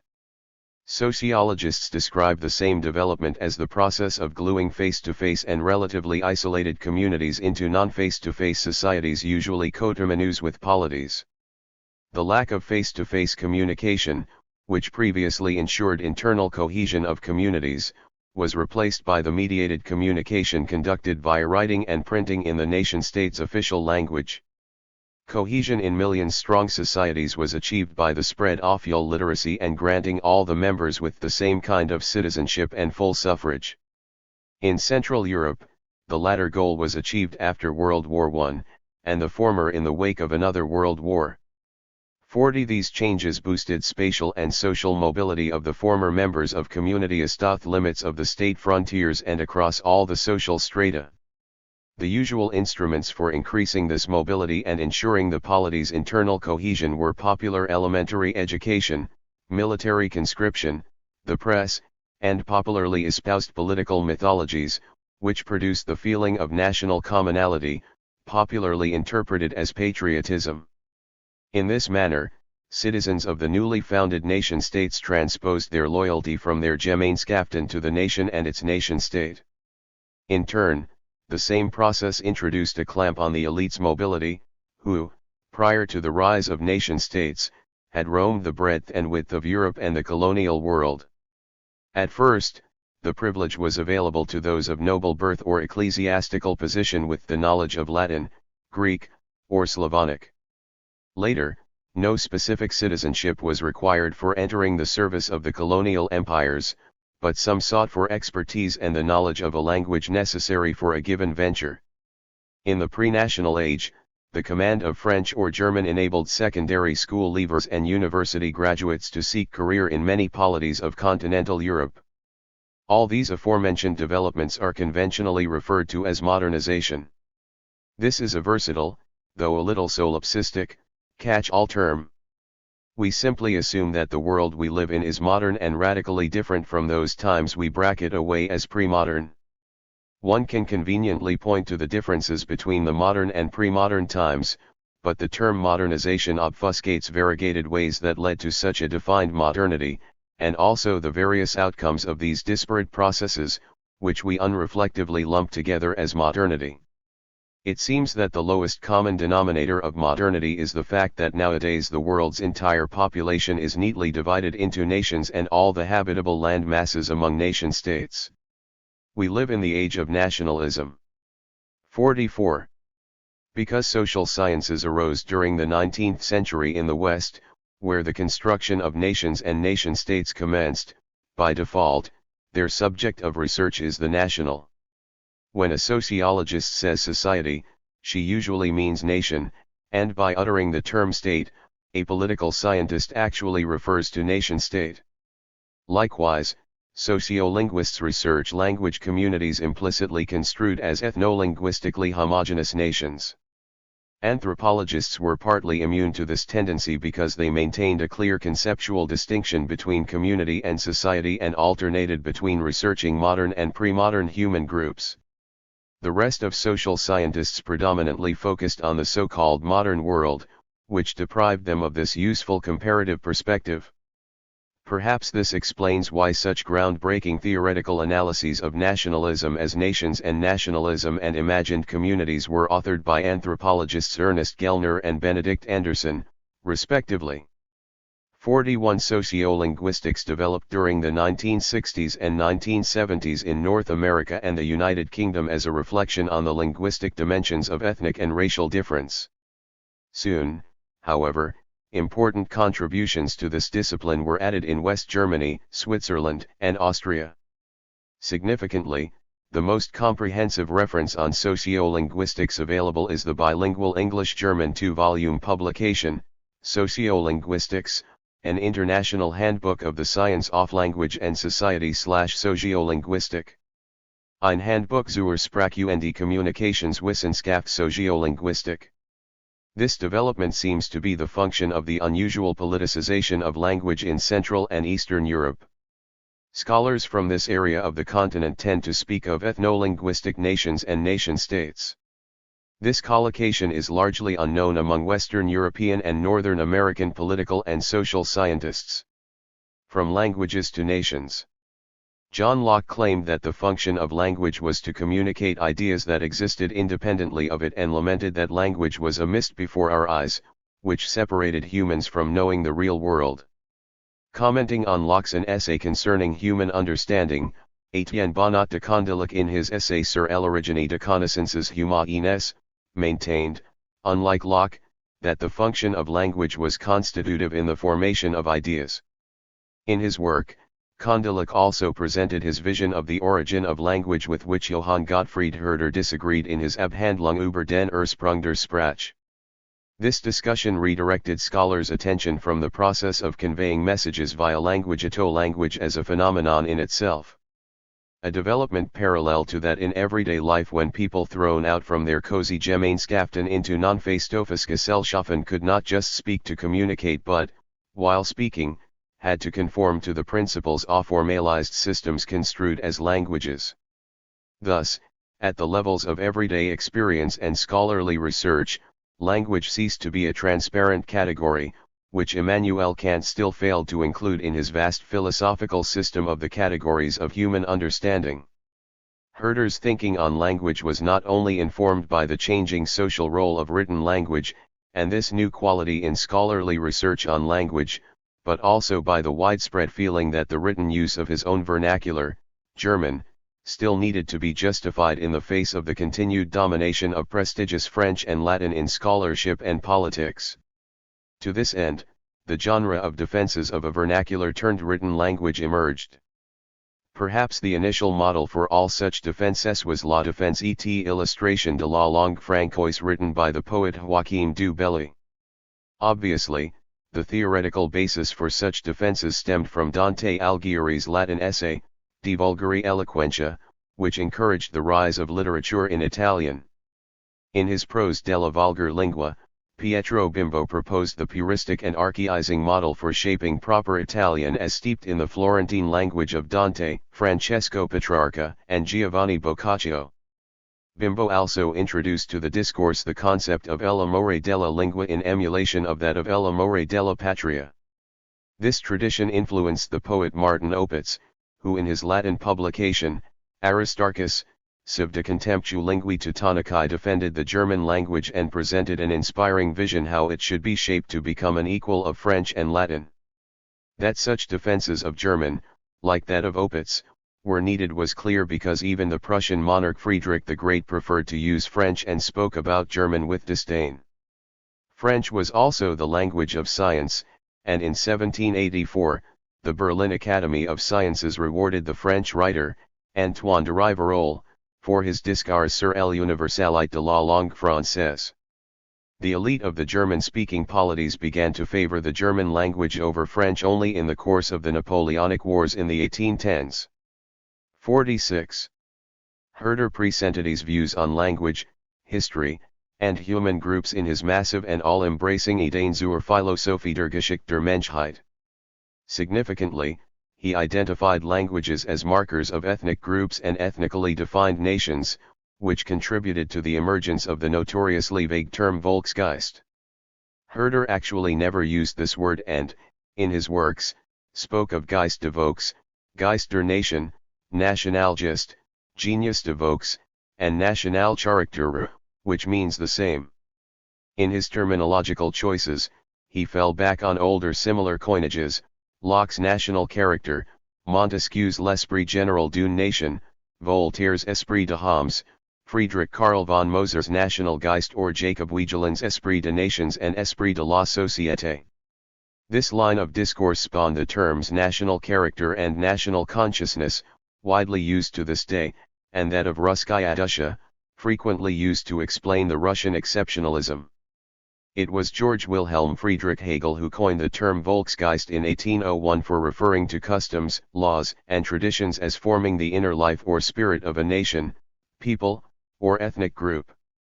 On this basis, Fichte spoke of Geisterzeiten under Welton, and Ernest Renan claimed that different nations possess different spirits. This conviction in the existence of an entity named Spirit of Nation moved Hayman Steinthal and Moritz Lazarus to establish a separate science devoted to the study of this entity, namely, psychology of nation. To this end, they founded their influential periodical, Zeitschrift für Völkerpsychologie und Sprachwissenschaft. Herder's equation of language with nation went back to Bimbo and Vico, and also stemmed from the Bible-inspired search for the pre-Babel lingua adamica, or the original language given by God to the humankind. This impulse led to the compilation of extensive dictionaries of purportedly all human languages, for instance, Peter Simon Pallas's 2-volume Linguarum Totius Orbis Vocabularia Comparativa. In such dictionaries, languages were implicitly or explicitly defined as idioms of different peoples. In the 19th century, this approach spawned historic linguistics, which searched for parallel genealogies of languages and peoples. The greatest achievement of this movement was the thesis and proof of the common origin of the Indo-European 42 languages and peoples. These developments alongside Herderian thought shaped the Prussian scholar Wilhelm von Humboldt's 47. Belief that die Wahrheit ist eigentliche Sprache. This tradition of thinking on language resulted in the hypothesis that language determines thought. 43. From this complex of ideas in 1812, the Prussian poet and German nationalist, Ernst Moritz Arndt, coined the popular slogan that Germany is there where the German language sounds in his famous poem Was ist das deutsche Vaterland. Perhaps Arndt drew from Fichte's 1808 Reden und die Deutsche Nation, where the latter identified the true frontiers of a nation-state with the territory inhabited by the speakers of the national language. In the absence of any polity identifiable as Germany, this association of the postulated German nation with the German language became a widespread ideological basis for German nationalism at the beginning of the 19th century. In the first half of the century, this ethno-linguistic strain of nationalism became popular in Central Europe and the Apennine Peninsula, where, unlike in Western Europe or the Americas, the extant polities failed to transform their respective populations into nations and themselves into nation-states. In emulation of the German example and following the Herderian reflection on language, various incipient national movements in this region began to collect folk songs and codify respective vernaculars as national languages. In their own eyes and in the eyes of other national movements, these activities lent legitimacy to their national projects. What is more, Herder's Ideen zur Philosophie der Geschichte der Menschheit is a bag full of anecdotes and prophecies, which came handy when his equation of nation and language became popularly accepted in the mid-19th century. For example, he claimed a brilliant future for the downtrodden Slavic peoples, thought that Magyar was bound to disappear under the pressure of German and the Slavic languages, and characterized the Germanic peoples as bellicose and their Slavic counterparts as peace-loving. This effectively spawned various national myths, upon which various national movements acted well into the interwar period. The road of ethno-linguistic nationalism to political reality took over half a century. This ideology emerged in the 1810s, mainly in Prussia in the course of the Napoleonic Wars. The political influence of this kind of nationalism became apparent when in 1848 to 1849 various ethno-linguistic national movements fought or appealed for autonomy or independence in the Austrian Empire. In 1848, the first All-Slavic Congress convened in Prague. It paved the way for Slavic national movements and the growing Pan-Slav and Russian influence among many of them. The first widely accepted fruition of ethno-linguistic nationalism came with the founding of the Kingdom of Italy and the German Empire as Italian and German nation-states, respectively. Understandably, linguistic homogenization became a priority. In the 1870s, minority languages and German dialects were banned from education and official use in the German Empire. Similarly, in the 1860s, Tuscanian caste in the capital of Rome as Italian became the national language in the Kingdom of Italy. The knowledge of Standard German became widespread in the German Empire by the end of the 19th century, when illiteracy disappeared and each child attended elementary school. On the other hand, the economic backwardness of Italy delayed the liquidation of illiteracy and the acquisition of Standard Italian by the population until the mid-1970s. To this day, many an Italian says that the inhabitants of Naples or Sicily do not speak dialects of Italian but separate languages. In the Balkans, nation-states began to be carved out from the Ottoman Empire's periphery with the aid of the Western European powers. In 1832, Greece gained independence, while Montenegro, Romania, and Serbia in 1878, Bulgaria in 1908, and Albania did so in 1913. The linguistic element was present in the Balkan nationalisms, but it was not predominant at that time. What mattered was religion. For instance, the Treaty of Lausanne provided for exchange of population between Greece and Turkey. The criterion for this exchange was religion, not language. Orthodox Christians were expelled from Turkey to Greece, and Muslims from Greece to Turkey. In autonomous Montenegro and Serbia, autonomous Bosnia administered by Austria-Hungary, and on the territory of future Bulgaria, Russified Slavonic persisted as the local official language until the 1860s and 1870s, and Byzantine Greek in Greece until 1976. The language element was more clearly visible in Romanian nationalism. In 1821, Romanian replaced Byzantine Greek as the official language in Wallachia and Moldavia, which unified in 1859, forming Romania. Drawing from the belief that Romanians were descendants of ancient Roman settlers and in search of progress, between 1860 and 1863 the Latin alphabet replaced Cyrillic for writing Romanian. The Albanians were religiously disunited. Half of them professed Islam, one-third Orthodox Christianity, and the rest Catholicism. What set them apart from other Balkan nations was their specific language, which they decided to write in Latin characters in 1908. In Central Europe, the model and ardent promoter of linguistic homogenization was Prussia/the German Empire. Because Berlin adopted nationalism as the 49 legitimizing ideology of its state-building aspirations, the German language, as the basis of German nationalism, became a significant instrument of politics. In the 1861 statewide census, the question about one's language was included for the first time. In 1866, the Prussian statistician Richard Bach published his influential treatise, Die statistische Bedeutung der Volkssprachlichen der Nationalität, in Steinthal, and Lazarus's equally influential journal, Zeitschrift für Völkerpsychologie und Sprachwissenschaft. In his contribution, Bach proposed that one's nationality is apparent in one's language. This thesis, which he had propagated since the First International Congress of Statistics in Brussels, scientifically proved that censuses could measure the demographic size of nations by asking the question about one's language. Under this influence, the Sixth International Congress of Statistics, convened at St. Petersburg in 1872, accepted language as the objective indicator of nationality. By the turn of the 20th century, this equation of language with nation became so widely accepted in Central Europe that Ludwig Tramp pompously stated in his 1908 book that a healthy nation endowed with its own state, and each healthy nation-state must wish that its national language is also the state language, and its state language the national language. 44. In Austria-Hungary, the first census with the language question included was conducted in 1880, and only 17 years later in the Russian Empire. It was a political hot potato. Soon it turned out that the question did not merely measure nations, but rather created them. Census results provided aspiring national movements with arguments to demand autonomy and independence of specific territories where the majority of the inhabitants belonged to this or that nation. Not surprisingly, manipulation and falsification of census data by governments and these movements became rife. Censuses also facilitated the task of the national movements striving to create ethno-linguistic nations.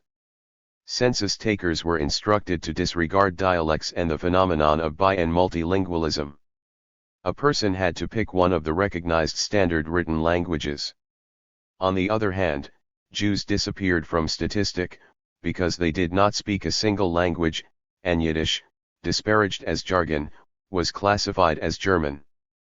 But anti-Semitism persisted, which provoked the rise of Zionism. After much controversy in the first half of the 20th century, revitalized Hebrew was made into the national language of the Jewish nation in Israel, in line with the ethno-linguistic paradigm of nationalism. The pressure of ethno-linguistic nationalisms was most keenly felt in the Austrian Empire.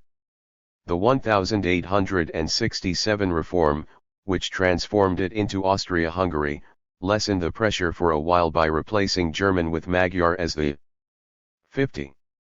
official language in the Hungarian half of the dual monarchy. In its section of the monarchy, Vienna had also to agree to the supplanting of German with Polish in Galicia, and Budapest to the elevating of Croatian to a co-official language alongside Magyar in Croatia-Slavonia. Beginning in the 1870s, Budapest set on the course of transforming the Hungarian half of the empire into an ethno-linguistically homogeneous nation-state. Magyarization became the order of the day. Vienna pursued a more liberal course of espousing multilingualism. In 1880, Czech became a co-official language in Bohemia and Moravia. Ruthenian was allowed into education in Galicia, and Slovenian in Carniola. In the monarchy's Hungarian half, Budapest purged languages other than Magyar from public life and education, with the tentative exception of Croatia-Slavonia. They persisted though in churches, private schools, and publications. These languages included German, Romanian, Ruthenian, Serbian, and Slovak. The Serbo-Croatian language was a compromise standard based on a haired dialect and accepted by a handful of Croatian and Serbian intellectuals in 1850 at a meeting held in Vienna. They hoped for the creation of a common South Slavic nation-state. The difference between the two national variants of Serbo-Croatian was maintained with the instrument of script. Croatians retained the Latin alphabet for writing, and Serb Cyrillic. Other differences separating these variants were negligible, when one chose not to emphasize or politicize them. In 1868, Serbia and Montenegro resigned from Slavonic in favor of Serbo-Croatian, but it went under the name of Serbian in the latter state until 1923. In 1877, the name of this language was changed from Croatian to Serbo-Croatian in Croatia-Slavonia, and in 1907, from Bosnian to Serbo-Croatian in Austria-Hungary's Bosnia. In Russia after the 1905 revolution, the use of minority languages was allowed in publications and sometimes in education. Among others, they included Estonian, German, Latvian, Lithuanian, Little Russian, Polish and White Russian. St. Petersburg also reconfirmed Finnish and Swedish as the official languages of the Grand Duchy of Finland. The Great War electrified national movements across Central and Eastern Europe, because it opened the window of opportunity for replacing multilingual empires with ethno-linguistic nation-states. Interestingly, the German and Austro-Hungarian occupation administrations replaced Russian in its capacity of the official language with German and Polish in Russia's Vistula land, and with German and Latvian, Lithuanian, Polish, Ruthenian, White Ruthenian and Yiddish in other occupied Western Russian territories.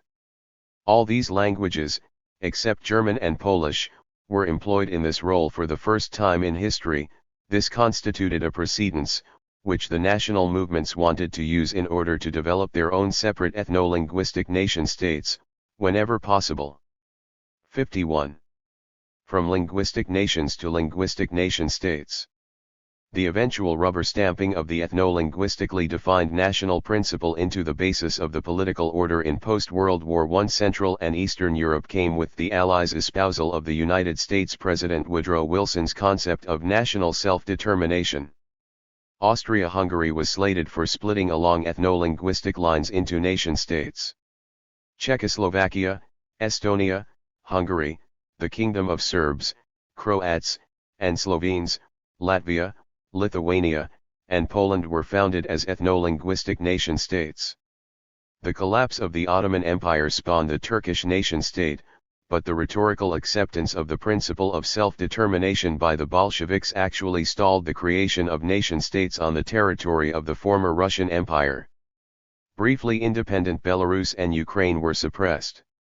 However, shortly afterward, the revolutionary authorities bowed to the force of ethno-linguistic nationalism and based the administrative division of the Soviet Union on ethno-linguistic national republics, including Ukrainian and White Russian republics, and the autonomous Moldavian Republic as part of Soviet Ukraine. Self-determination was denied to Rump German Austria, which together with the Germanophone areas of Bohemia, Moravia, and Austrian Silesia aspired to be united with Germany. The state was also forced to rename itself as Austria. Otherwise, in all the aforementioned new nation-states and the Soviet Union's republics, respective national languages were employed as official languages.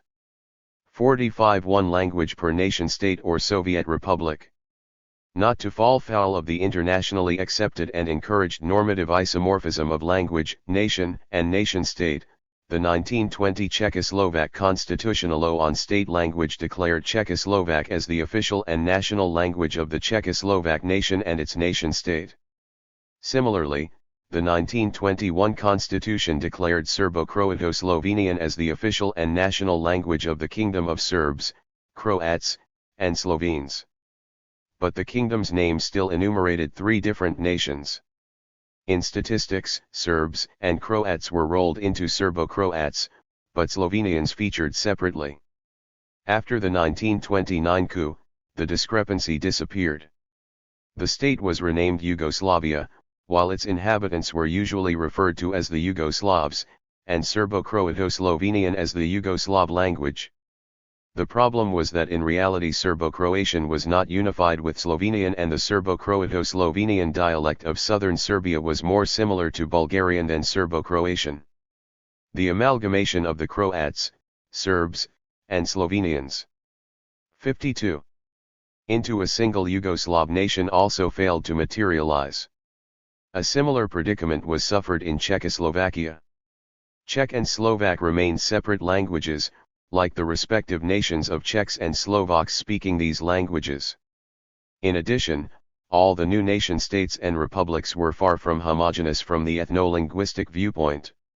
For instance, Moldavian speakers constituted a mere one-third of Soviet Moldavia's populace, Czechoslovak speakers two-thirds of Czechoslovakia's inhabitants, Polish speakers two-thirds of Poland's population, Latvian speakers 73% of Latvia's populace, Ukrainian speakers 80% of Soviet Ukraine's inhabitants, Belarusian speakers 81% of Soviet Belarusia's population, Serbo-Croato-Slovenian speakers 83% of Yugoslavia's populace, Lithuanian speakers 84% of Lithuania's inhabitants, Estonian speakers 88% of Estonia's population, Magyar speakers 90% of Rump Hungary's populace.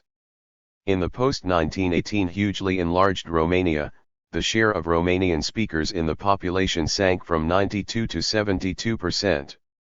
In Bulgaria, Bulgarian speakers amounted to 83%, Albanian speakers to 92% of Albania's inhabitants, and Greek speakers to 93% of Greece's populace.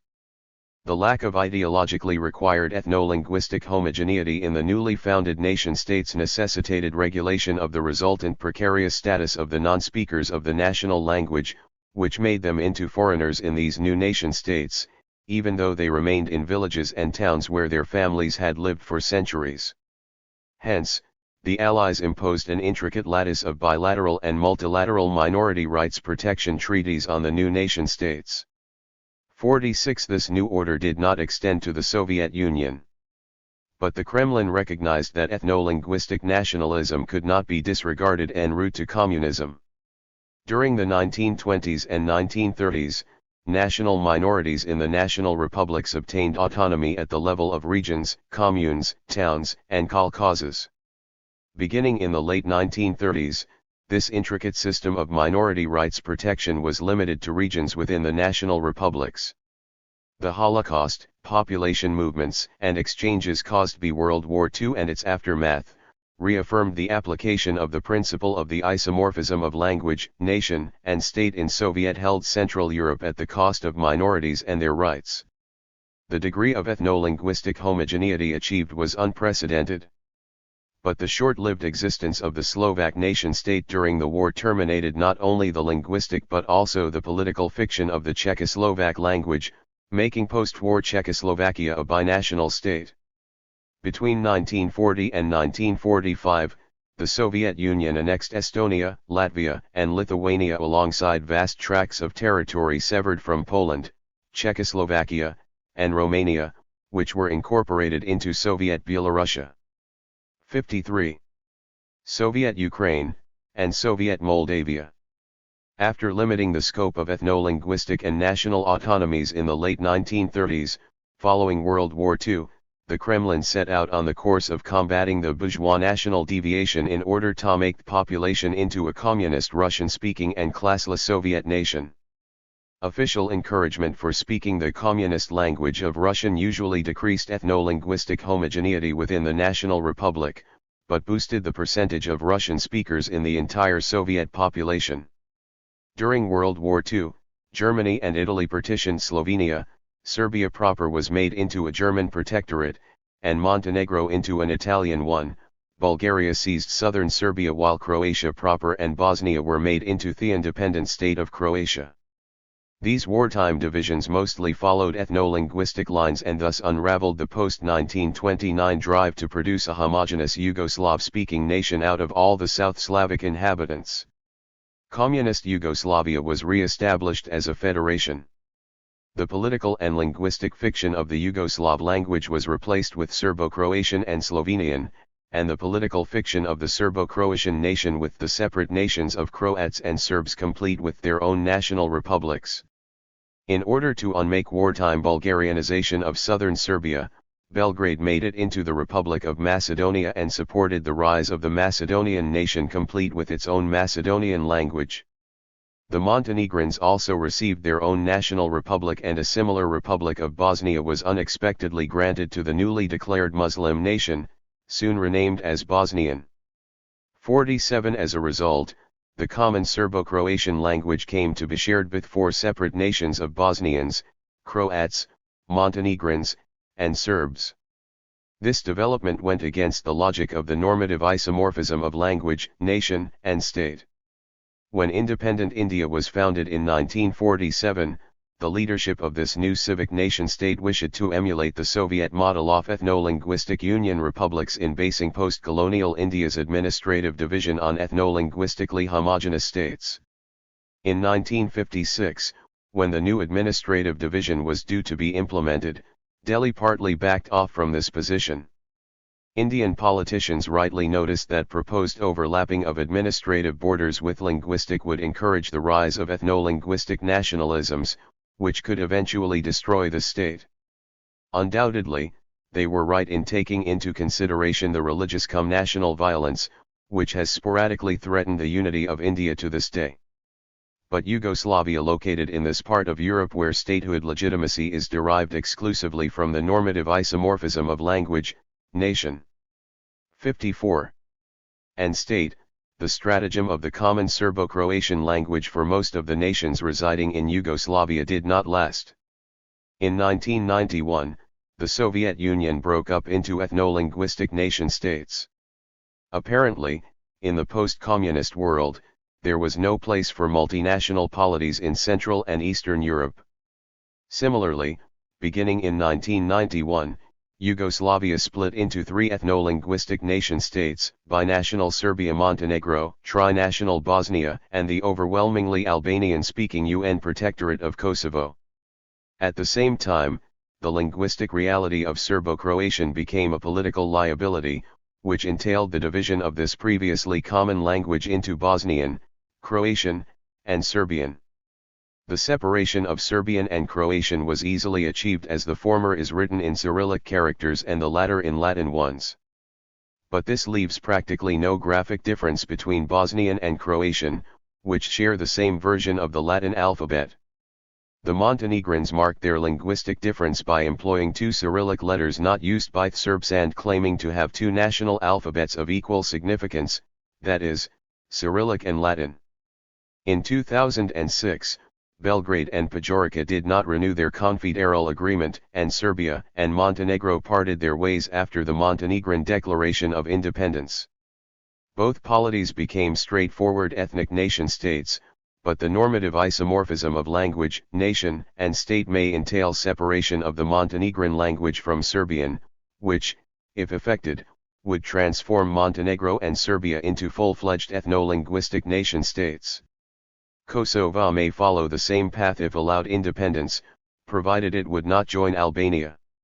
Should then Tirana and Podgorica not agree on a new compromise Gegtask standard of Albanian, the Kosovans might decide to codify their own Geg language in opposition to Albania's Tosk-based language. In such a case, Kosovo would emerge as another post-Yugoslav ethno-linguistic nation-state. In Central Europe, the force of the normative isomorphism of language, nation, and state required the federalization of Czechoslovakia in 1968 to 1969, which produced the Czech and Slovak Socialist Republics. In 1993, binational federal Czechoslovakia broke up and was replaced by two straightforward ethno-linguistic nation-states, the Czech Republic and Slovakia. The force of this normative isomorphism was distinctly felt in Estonia and Latvia, both of which were seriously Russified by the influx of Russian-speaking Russians, Ukrainians, and Belarusians during the post-war period. After regaining independence, both nation-states withheld citizenship from these Russian speakers unless they mastered conversational Estonian and Latvian, respectively. Russification was much more limited in Lithuania and was thus even welcomed by Lithuanians because it countered the traditional Polish influence in this country. 55. In Soviet Belarusia and Soviet Ukraine, Russification entailed the disparaging of Belarusian and Ukrainian as backward peasant talk not better for anything else but folklore songs and tales. In practice, this attitude allowed to make the de jure recognized languages of Belarusian and Ukrainian into dialects of Russian, a status that had been officially imposed on both languages in Tsarist Russia. As a result of this policy, not only do all Belarusians and Ukrainians speak Russian, but also many of them have no command of their national languages. The ideological status of Ukrainian as the sole national language of Ukraine was reaffirmed in the 1996 constitution. Accordingly, Ukrainian politicians and administrators made conscious effort to learn Ukrainian if they had not spoken it before. In post-Soviet Belarus, Belarusian remained the nation-state's undisputed official and national language until 1995, when Russian was made a co-official language. But in reality, Russian is now the sole official language of this polity. Between 2000 and 2005, all universities and secondary schools with the national language of Belarusian as the medium of instruction were either closed or Russian supplanted Belarusian as the language of instruction. Studiously drawing legitimacy from the Soviet symbols and history, Minsk/Minsk succeeded in the transformation of Belarus into a non-ethno-linguistic, Soviet-style, civic nation-state. Post-Soviet Moldova reaffirmed its status as an independent nation-state by emphasizing the national and official status of the Moldovan language over Russian, much to the dislike of the Russian-speaking minority concentrated in the easternmost sliver across the Dniester River. The replacement of Cyrillic with the Latin script for writing Moldovan made this language look the same on the printed page as Romanian. This change was part and parcel of the initially enthusiastically embraced project of union with Romania, which, however, alienated Moldova's Russian speakers and led to a civil war in 1991. The overwhelmingly Russian-speaking East was made into the unrecognized polity of Transnistria with Russian as the official language and a provision for Moldovan that it can be employed in minority education as long as it is written in Cyrillic characters. In order to address the fears of the Russian speakers, now Chisinau emphasizes the politically construed separateness of Moldovan vis-a-vis Romanian.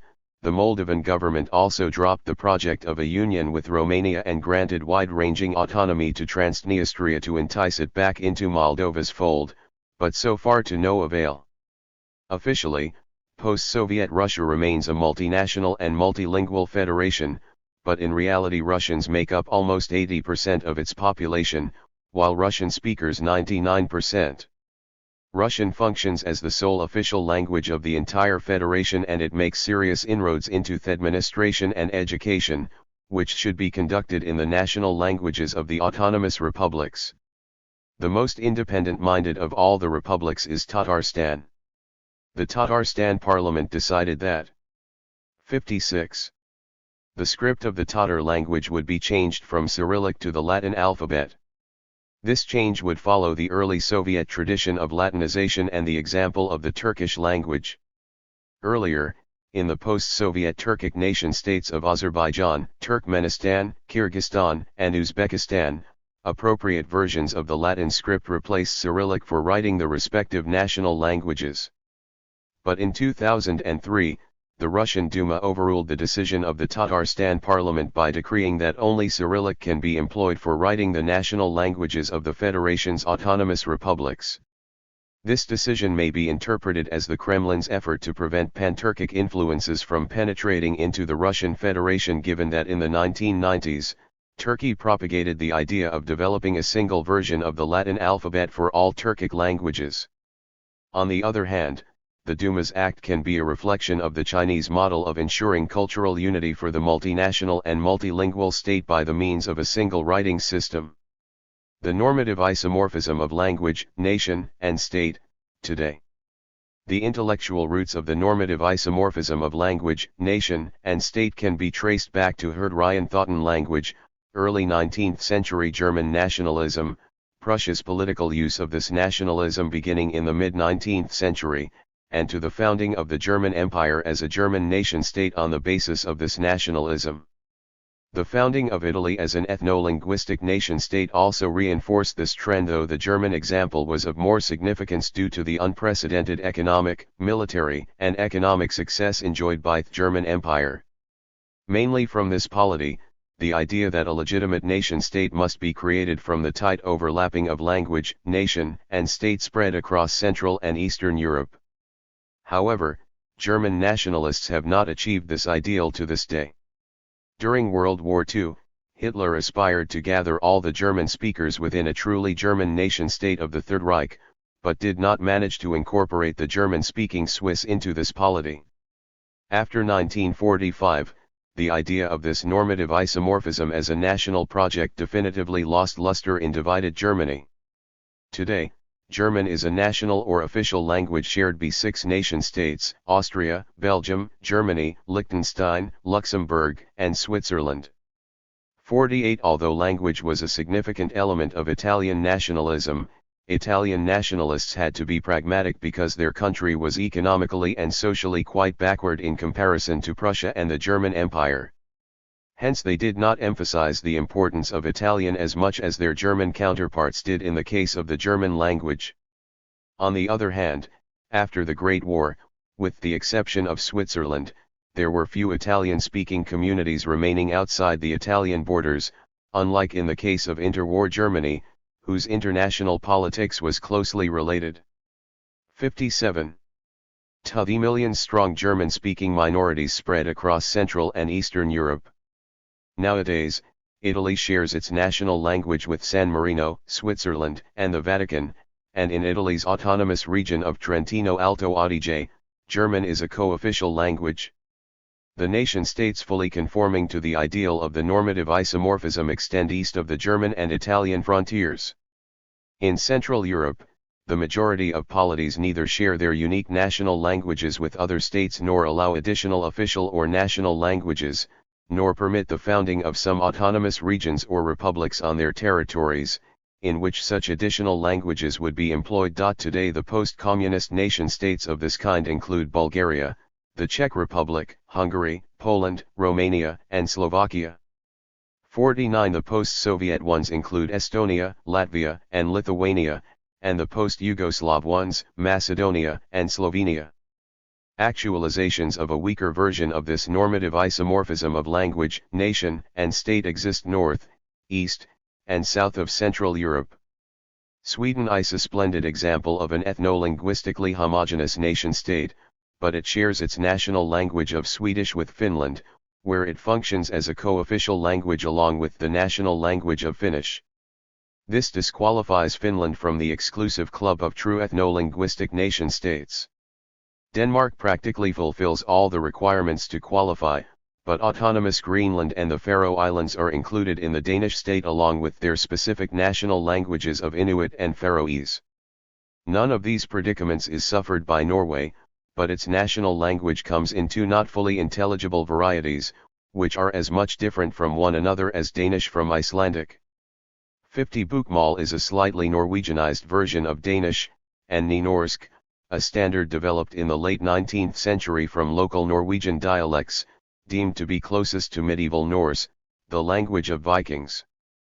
51 But with this reservation, Norway belongs to the club as Iceland does. The Icelanders do not share their Icelandic language with any other state or an autonomous region located outside Iceland. 2.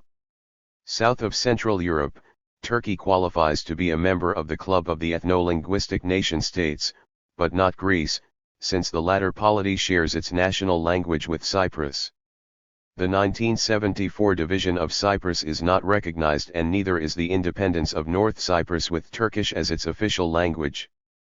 But any future reunification of this island state will perhaps require making Turkish a co-official language along with Greek, which, by default, will exclude Turkey from the club. Albania almost attained the ideal of becoming a straightforward ethno-linguistic nation-state, but for Kosovo with Albanian as its co-official language. In communist Yugoslavia, Kosovo was an autonomous republic included in the Socialist Republic of Serbia. Even before the post-Yugoslav wars broke out. 58. Kosovo had been stripped of its autonomous status in 1989, and Albanian was banned from official use. In 1999, the region was made into an international protectorate with Albanian, English, and Serbian as its official languages, but the Serbian presence is minuscule in comparison to the Albanian population. In reality, Albania and Kosovo are two Albanian-speaking polities. In 2006, Montenegro and Serbia chose not to renew their confederal agreement, which in the wake of the Montenegrin Declaration of Independence, meant the rise of Montenegro and Serbia as two new nation-states. Due to the autonomous status of Vojvodina located in Serbia, and the official use of Serbian in Bosnia, Kosovo, and Montenegro, Serbia still does not qualify as a member of the Club of the Polities, which fulfill all the requirements of the isomorphism of language, state, and nation. But should Montenegro declare Montenegrin, construed as separate from Serbian, as its national language, this polity could join the club. Croatia does not fulfill the isomorphism's all preconditions, because Croatian, like Serbian, is a co-official language in Bosnia. East of Central Europe, Ukraine is the closest to attaining the status of a true ethno-linguistic nation-state. In 1996, Kiev enshrined the status of Ukrainian as the sole national and official language in the constitution and did not give in to Moscow's pressure into making Russian a co-official language as numerous post-Soviet states had done. But in 1991, the Crimea was made Ukraine's only autonomous region with Russian and Tatar as co-official languages. Belarus's exceptionalism stems from the fact that it is the sole Central or Eastern European nation-state, which, beginning in 1995, completely resigned from seeking its legitimacy in ethno-linguistic nationalism. Minsk/Minsk chose the civic model. All other post-Soviet states still aspire to the ideal of ethno-linguistic homogeneity, including the Russian Federation, where Russians make up more than 4/5 of the population, and practically all non-Russians speak Russian and are not allowed to use any other script but Cyrillic for writing their national languages as long as they enjoy their own autonomous republics. With the exception of Turkmen-speaking Turkmenistan, all other post-Soviet nation-states do not fully fulfill the isomorphism's requirements, because either they allow the co-official use of Russian along the national language, or house autonomous republics or regions with co-official languages other than the national one, or enjoy autonomous republics or regions with the national language but located on the territory of the neighboring states. 59. Although on the plane of rhetoric, in Western Europe, the civic kind of nationalism has traditionally played a more significant role than its ethnic counterpart. The ideological significance of language was not overlooked. Hence, it is almost a contradiction in terms to be a Frenchman or Frenchwoman and not to speak the French language. Neither does Paris allow any autonomous regions on the territory of France. But, on the other hand, French functions as an official and national language in numerous other nation-states that used to be French colonies. The same phenomenon is experienced by monolingual Portugal, and by the Netherlands, 52 the United Kingdom, and Spain, where languages other than Dutch English and Spanish, respectively, are allowed in autonomous regions. In Belgium, Ireland, Luxembourg, and Switzerland 2 or more official languages are in use. In Western Europe, only one small polity qualifies as a straightforward ethno-linguistic nation-state, the aforementioned Iceland. Malta with its national language of Maltese would have qualified, too, except that English is a co-official language there.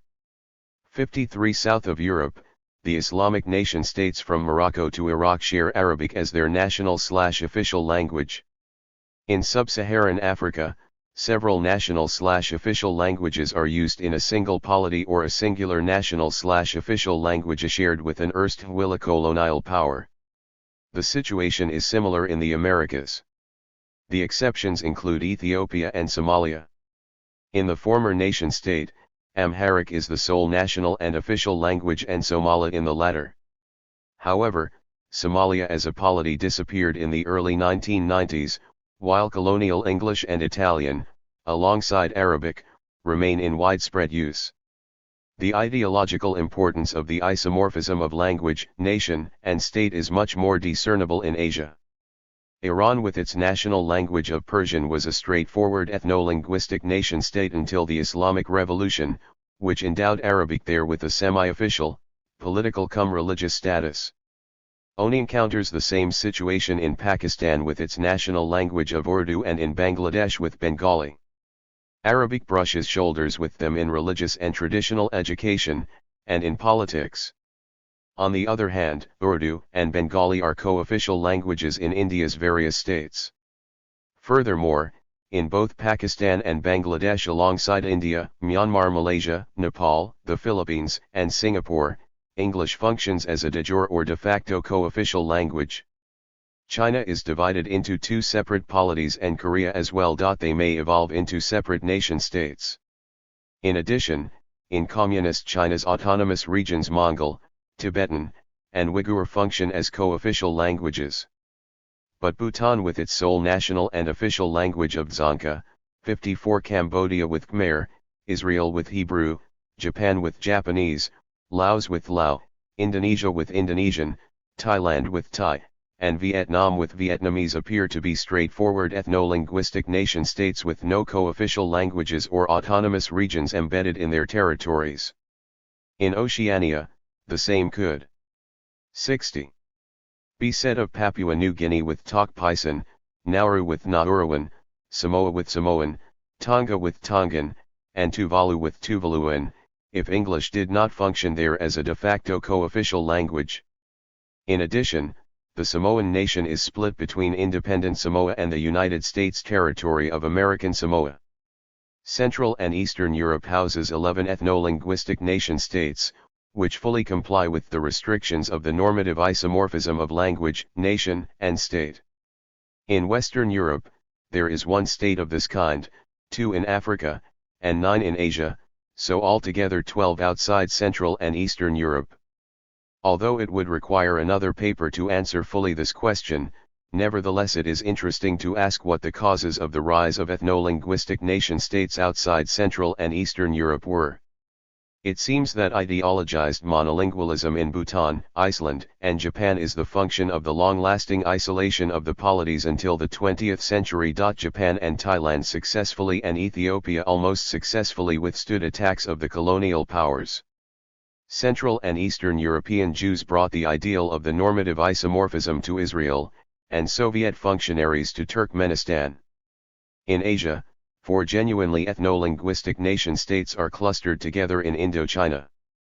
Except Thailand, all of them used to be French colonies. Perhaps their espousal of ideologized monolingualism in local languages was a reaction to the excesses of French colonial rule, which had imposed on the local elites the ideologized French monolingualism. Cambodian, Laotian, and Vietnamese nationalists who fought against French colonialists could not help but construct the legitimization of their nation-states by emulating the French example of not allowing any other languages, but the national one, the exclusive official status in the nation-state. This also influenced Thailand's modernizing efforts. A similar mechanism of reaction to an emulation of Italian colonial rule could be discerned in the case of Somalia. Regarding the most populous ethno-linguistic nation-state, Indonesia, it seems that the Indonesian national movement drew from the example of Japanese ideologized nationalism. During World War II, Japan occupied the Dutch East Indies, which became independent as Indonesia. Some Indonesian nationalists also experienced ideologized monolingualism in the Netherlands and nearby France and Germany when they pursued their university education in Europe. The most ethno-linguistically homogeneous nation-states are Iceland, Japan, and Poland. 55 In the cases of Iceland and Japan, this unusual homogeneity was achieved by the long-lasting maritime isolation of both polities. On the contrary, large-scale ethnic cleansing expulsion, population exchanges, and sweeping border changes were employed to arrive at this resultant Polish case. In Africa, none of the two ethno-linguistic nation-states is homogeneous, though. 61. In Somalia, Somali speakers make up 85% of the population. From the viewpoints of territory and population, in Central and Eastern Europe, Poland is the largest ethno-linguistic nation-state. In the perspective of the entire world, this distinction goes to Indonesia 56 or to Japan, if one takes into consideration the high degree of ethno-linguistic homogeneity in the latter polity. On the other end of the continuum, in Central and Eastern Europe, one finds Macedonia and Slovenia, each with 2 million inhabitants. 57 From the global perspective, the smallest ethno-linguistic nation-states are Bhutan 58 and Iceland, with populations of 2.23 million and 0.3 million, respectively. In 9 out of 11 Central and Eastern Europe's ethno-linguistic nation-states, the Latin script is employed for writing their national languages. Cyrillic is used to write the national languages in Bulgaria and Macedonia. Outside the region, in the world's 12 remaining ethno-linguistic nation-states, 5 national languages are written in Latin characters. All other 7 national languages employ their own unique scripts. Japanese uses a writing system derived from the Chinese script, the national languages of Ethiopia and Israel alphabets derived from the Semitic script, and those of Bhutan, Cambodia, Laos, and Thailand scripts derived from the classical Brahmini syllabary of Sanskrit.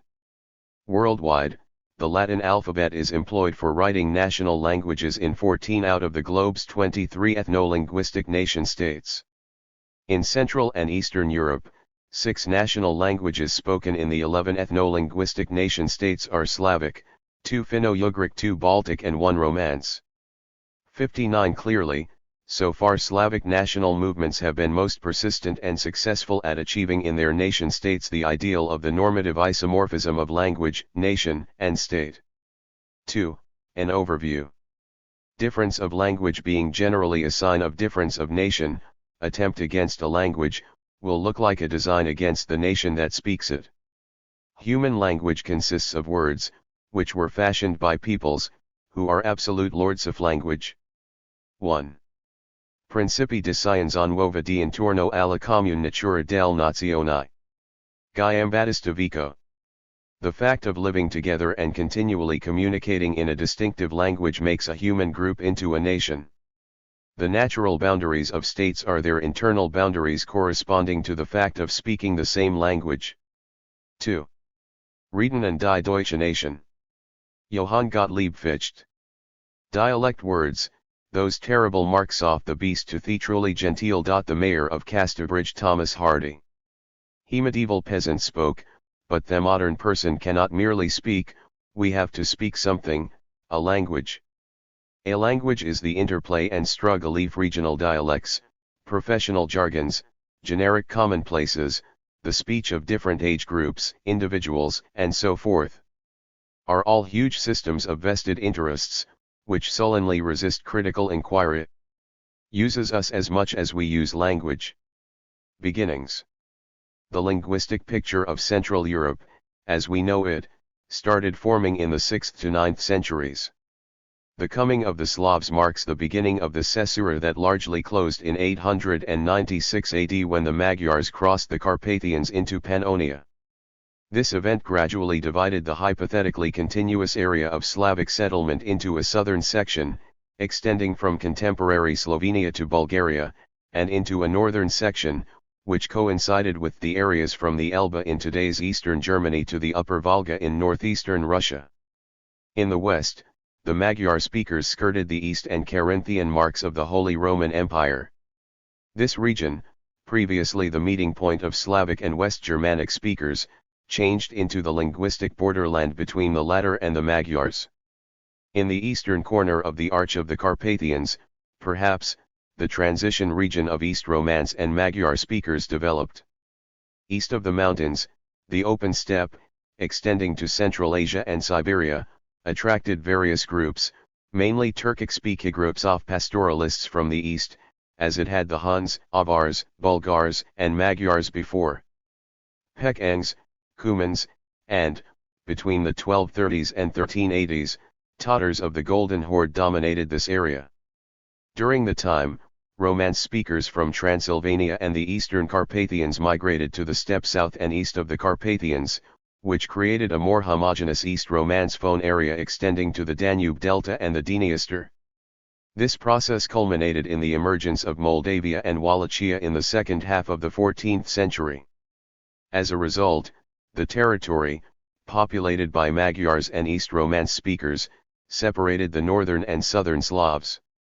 Official Romanian historiography proposes that these East Romance speakers were the remnants of the Latin-speaking settlers who had peopled Dacia when it had been a Roman province in the years 106 to 271.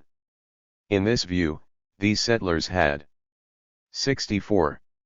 Mingled with the local population of Illyrians and Thracians, who had become increasingly Romanized. This hypothesis of ethno-linguistic continuity between the Roman settlers and present-day Romanians has not been sufficiently substantiated yet. It seems more likely that the retreat of the Roman Empire entailed a gradual disappearance of the Romance phone influence, as it happened in Britain after the Roman legions left the island in 410, though the Roman rule had lasted there twice as long as in Dacia. Most probably the Romance speakers survived south of the Danube in Pannonia and Dalmatia. The Byzantine Empire partly shielded them from the upheavals between the 5th and 10th centuries, but seeking security they abandoned agriculture and the sedentary way of life, because they stood no chance of successfully defending themselves against steppe nomad Sinopan plains or valleys. These Romance speakers sought security in the Dinaric, Balkan, and Rhodope mountains, where they became transhumant pastoralists.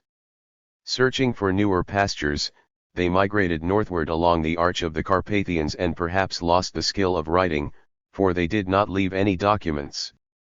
Slavophone Christianity, complete with the Cyrillic alphabet, probably came to them from Bulgaria.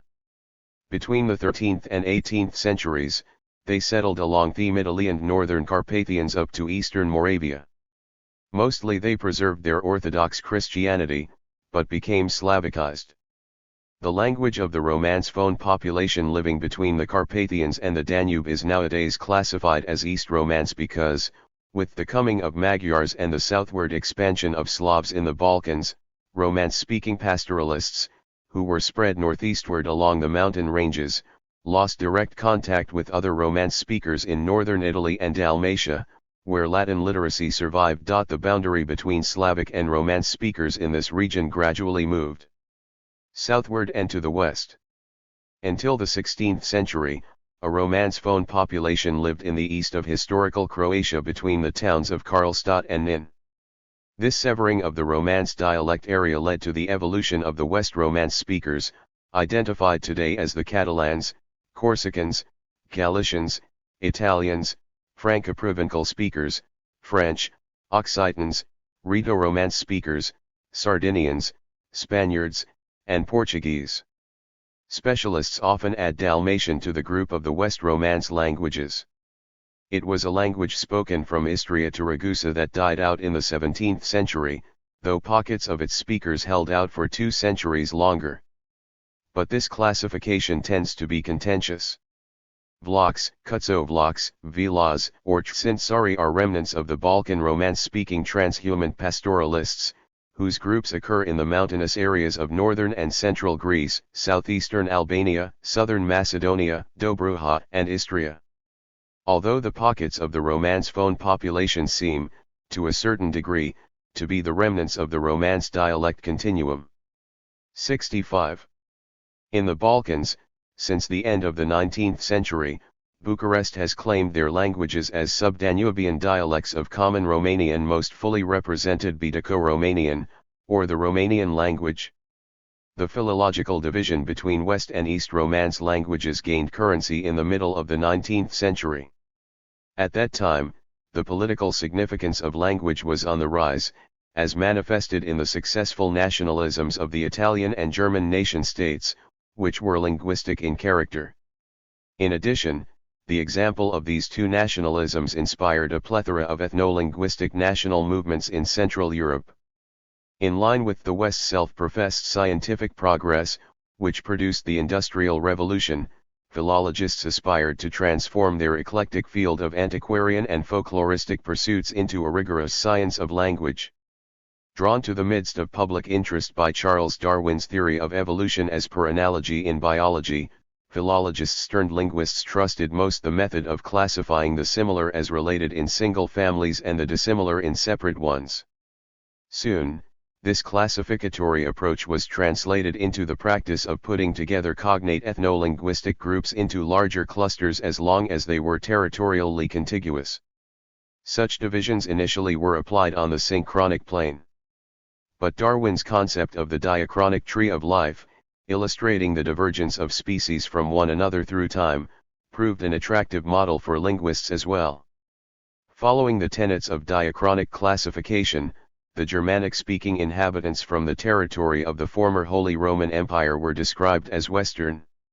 In this classificatory scheme, the Eastern branch comprised the Germanic languages of the Ostrogoths, Visigoths, Burgundians, and Crimean Goths, dead for a long time since the existence of Gothic speakers was attested for the last time in the Crimea in the 16th century.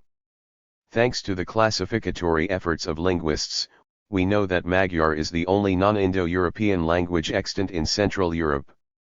It belongs to the Uralic family, which is divided into the Finno-Ugric and Samoyedic subfamilies. The Samoyedic languages, namely Enets, Nenets, and Ganazan and Selkup, survive in northern Siberia but are bound to disappear, for only 33,000 people spoke them in 2002. The Finno-Ugric subfamily is usually divided into the Fennic and Ugric branches. The former is comprised of 4 subdivisions. The Baltic embraces Estonian, Finnish-Ugrian, Karelian, Livonian, Lud, Livy, Vepsian, and Voshian. The Sami consists of 6 Sami languages or dialects. Mordvin and Mari constitute the Volga subdivision, while Komi, Permiak, For and Udmurt the Permian subdivision. The speakers of these languages live in the region that extends from northern Scandinavia. 66. Finland and Estonia to northwestern Russia over to the Urals. Only Finnish and Estonian can claim more than 1 million speakers. Other Baltic Finnic languages were spoken by 59,000 people in 2002. At the same time, the speakers of Sami languages numbered 34,000, of the Permian Finnic languages 0.78 million, and of the Volga Finnic languages 1.1 million. The Ugric branch comprises Magyar along with Mansi and Khanty. There is no territorial continuity between the areas where the Ugric languages are spoken. Magyar speakers live in Hungary as well as in its neighbor countries, namely in southern Slovakia, Ukraine's Transcarpathia, along the border with Romania and in the center of that country, and in Serbia's autonomous region of Vojvodina. The Mansi and Khanty speakers numbered 16,000 in 2002. They reside in the Obi River basin located in northwestern Siberia. Some scholars believe that the common Finno-Ugric speaking area extended from the Obi River and the Urals to the Baltic, but that was at least 4,000 years ago. Hence, the Finno-Ugric languages, unlike Slavic languages, are not mutually comprehensible. Apart from Estonian, Finnish, Magyar, and Sami, the vast majority of the speakers of other Uralic languages live in the Russian Federation. In 1917 to 1918, together with Turkic peoples, who reside side by side, they established the short-lived Muslim state of Idel-Ural, which extended on the western side of the Urals from the Arctic to future Kazakhstan. Today, Russia's Finno-Ugric speakers inhabit 4 autonomous republics: Karelia, Komi, Mari El, and Udmurt, along with the Komi-Permiak Autonomous Region. However, their minority and linguistic rights are usually observed in the breach, which means rapid Russification. Writing radiated into Central Europe from the Roman Empire in the 2 script forms derived from the Roman and Greek alphabets. The 2 scripts were correlated with the respective literacies in the Latin and Greek languages. The border zone between these 2 different writing traditions largely coincided with the line that divided the empire into western and eastern halves. Latin prevailed in western Dalmatia and Pannonia, while Greek was adopted east of this area and also in the south of the Apennine Peninsula. In emulation of the Avar Khaganate in Central Europe, where the polities elite ruled the Slavic-speaking population, the Turkic Bulgars established their predominantly Slavophone Khanate along the lower Danube at the close of the 7th century, having wrested these lands from the Eastern Roman Empire. They had earlier come in touch with Greek literacy while residing on the northern shores of the Black Sea. Not surprisingly, they employed Greek letters to carve short stone inscriptions either in Slavic or Turkic Bulgarian. The 67. Presumably illiterate Avars isolated the Bulgars from the Western European tradition of Latin script-based literacy until the 810s, when the Bulgars alongside the Frankish Empire destroyed the Avar Khaganate. Significantly, it seems that the Avar elite adopted Slavic as the lingua franca of their multilingual and multi-ethnic Khaganate. Thus they were responsible for spreading the use of this language in the vast territory from the northern Carpathians to the Danube and the Drava, and from Carinthia to Transylvania. The Magyar scribes also learned the skill of writing in what today is southern Ukraine. They adapted the so-called runes to their specific phonological needs and developed their own Magyar alphabet. They carved short inscriptions and numbers with knives onto wooden sticks. This tradition of Magyar writing prevailed until the 17th century among the Magyar-speaking Zeklers of Transylvania, who, in the past, had defended the eastern borders of the Kingdom of Hungary. Very few Magyar runic inscriptions survive to this day, but, interestingly, the historian István Szamoskozsa used these runes in writing as a code. At the end of the 20th century, a limited use of the Magyar runes was revived in Budapest among Magyar nationalist circles for symbolic rather than any practical ends. However, some nationalist scholars, on the basis of the accidental similarity between a few Magyar runes and Sumerian characters, spuriously claim that the Magyars are descendants of Sumerian settlers, who arrived in Pannonia 6,500 years ago. This continued symbolic and politicized use of the Magyar runes evokes time and again the persisting legend that at the end of the 16th century, an attempt was made in Trenčín to make the runes the official script in the Kingdom of Hungary. As a rule, however, in the early Central European polities, writing was an unknown technology. Writing arrived in this area with the advance of Christianity. The new religion was introduced in the region either from the Holy Roman Empire or the Byzantine Empire. In the wake of the missionary endeavors, the 2 different literacies, Latin and Greek, respectively, penetrated Central Europe.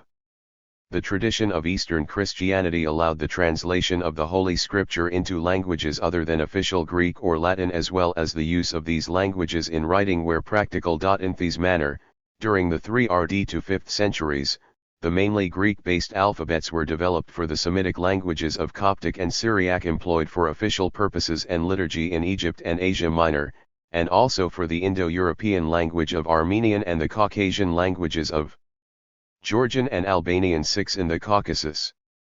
An exception was the Gothic language with its script based on the Roman alphabet, but the Goths operated north of the Danube where the influences of the Latin and Greek literacies converged. 68. Another liturgical and administrative language of this type entered history in the mid-9th century.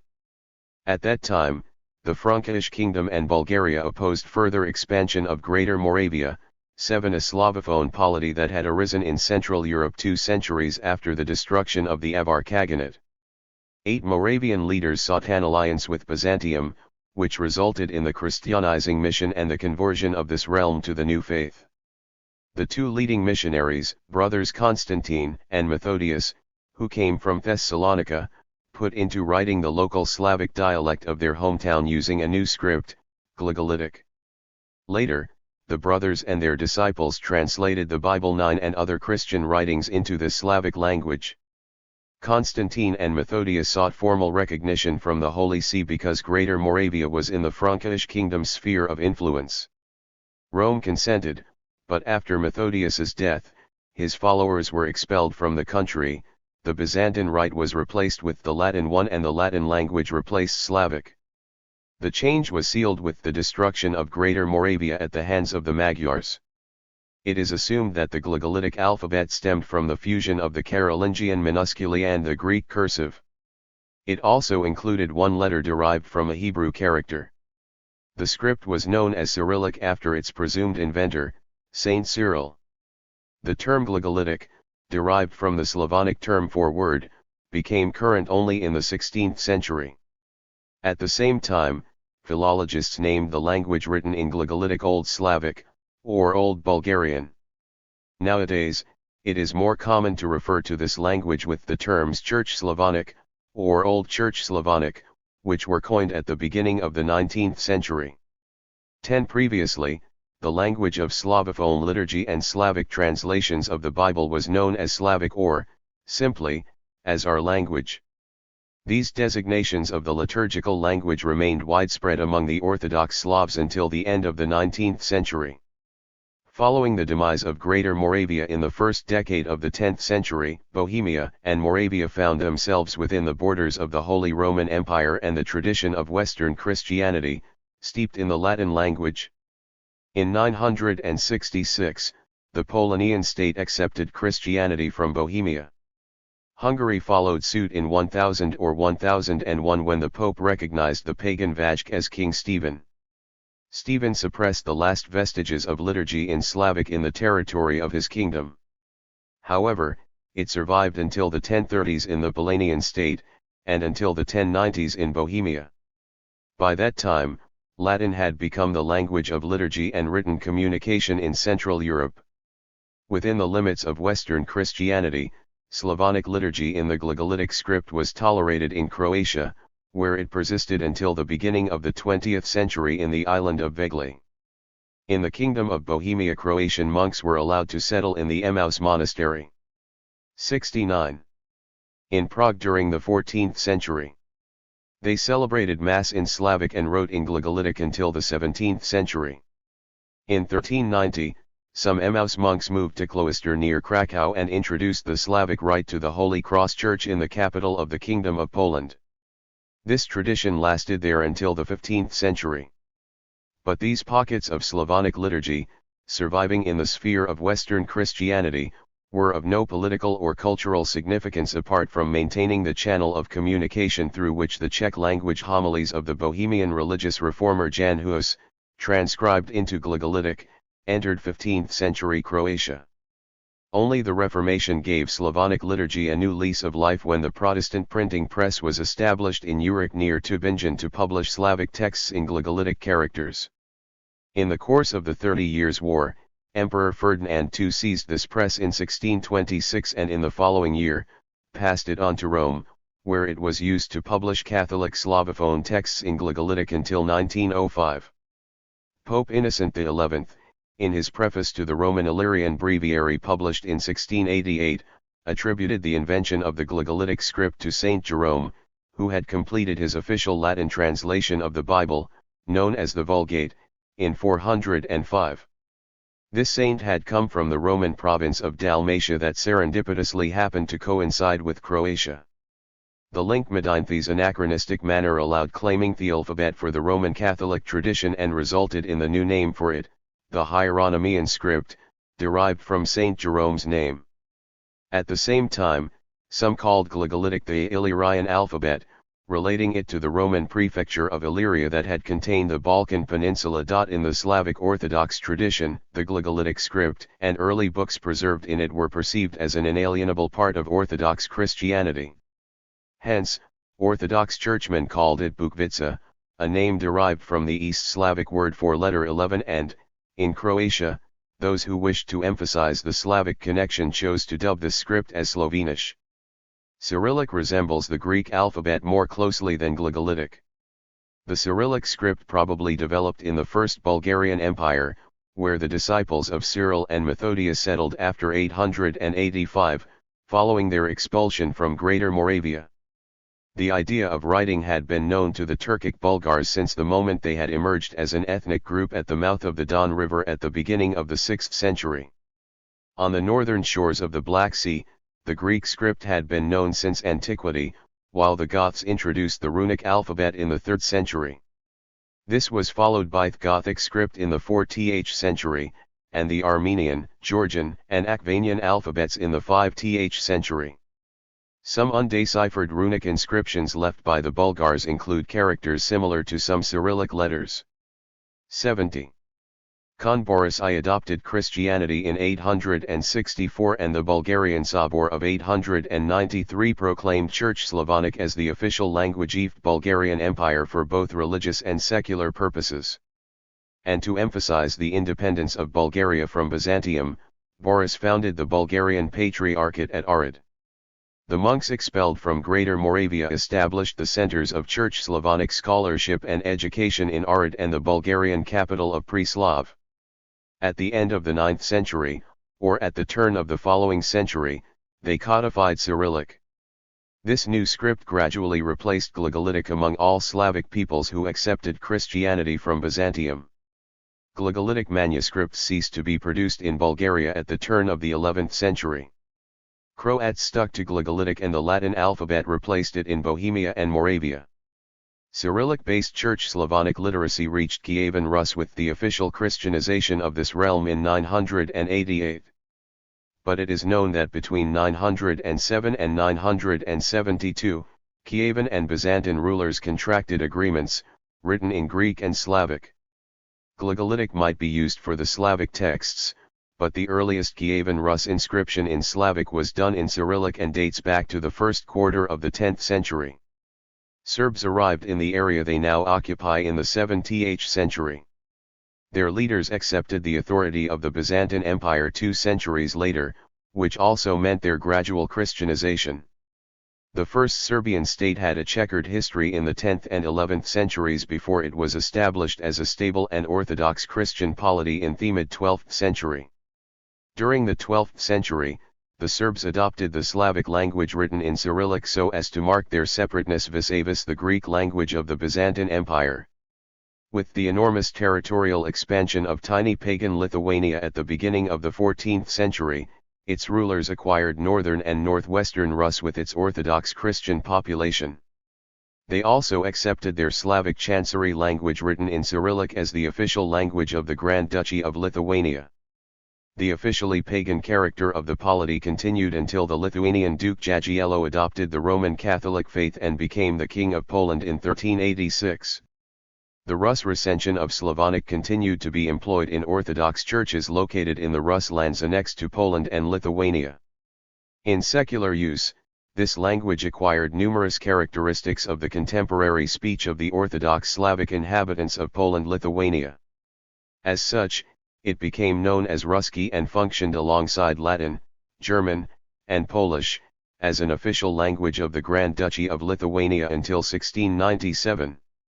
The Baltic language of Lithuanian remained an unwritten idiom used as a family, and sometimes, secret language among the members of the Jagiellonian dynasty until the late 15th century. Jagiello's son, Kazimierz IV was 71. The last Polish-Lithuanian monarch to speak this language. Hebrew exerted an important, though not prevailing or lasting, influence on early Central European literacies. The most accepted view is that Jews arrived in Central Europe from the Frankish Empire and the Holy Roman Empire as traders beginning the 12th and, especially, 13th centuries. At that time, crusaders crossing Europe on their way to the Holy Land incited much anti-Semitic fervor in the empire, which convinced numerous Jews to leave for Bohemia, Poland, the Grand Duchy of Lithuania, and Hungary, where they were welcome and their skills valued. The occurrence of the Black Death brought about another wave of persecutions and sent most of Western European Jews to Poland-Lithuania. In the second half of the 14th century, numerous expulsion edicts issued against Jews in Western Europe hastened this process. Some scholars claim that Hazaria, neglected by researchers, also contributed to the rise of the Central and Eastern European Jewry, especially at its earliest stage in the 9th and 10th centuries. Jewish refugees from Western Europe were surprised to find in Central Europe Jewish communities, which had already been several centuries old. Jewish settlers from Hazaria offered a credible solution to this mystery. At the beginning of the 7th century, the Hazars, the Turkic people, established their empire between the Sea of Azov and the northern Caspian Sea. In 740, the ruling clans of the Hazars converted to Judaism.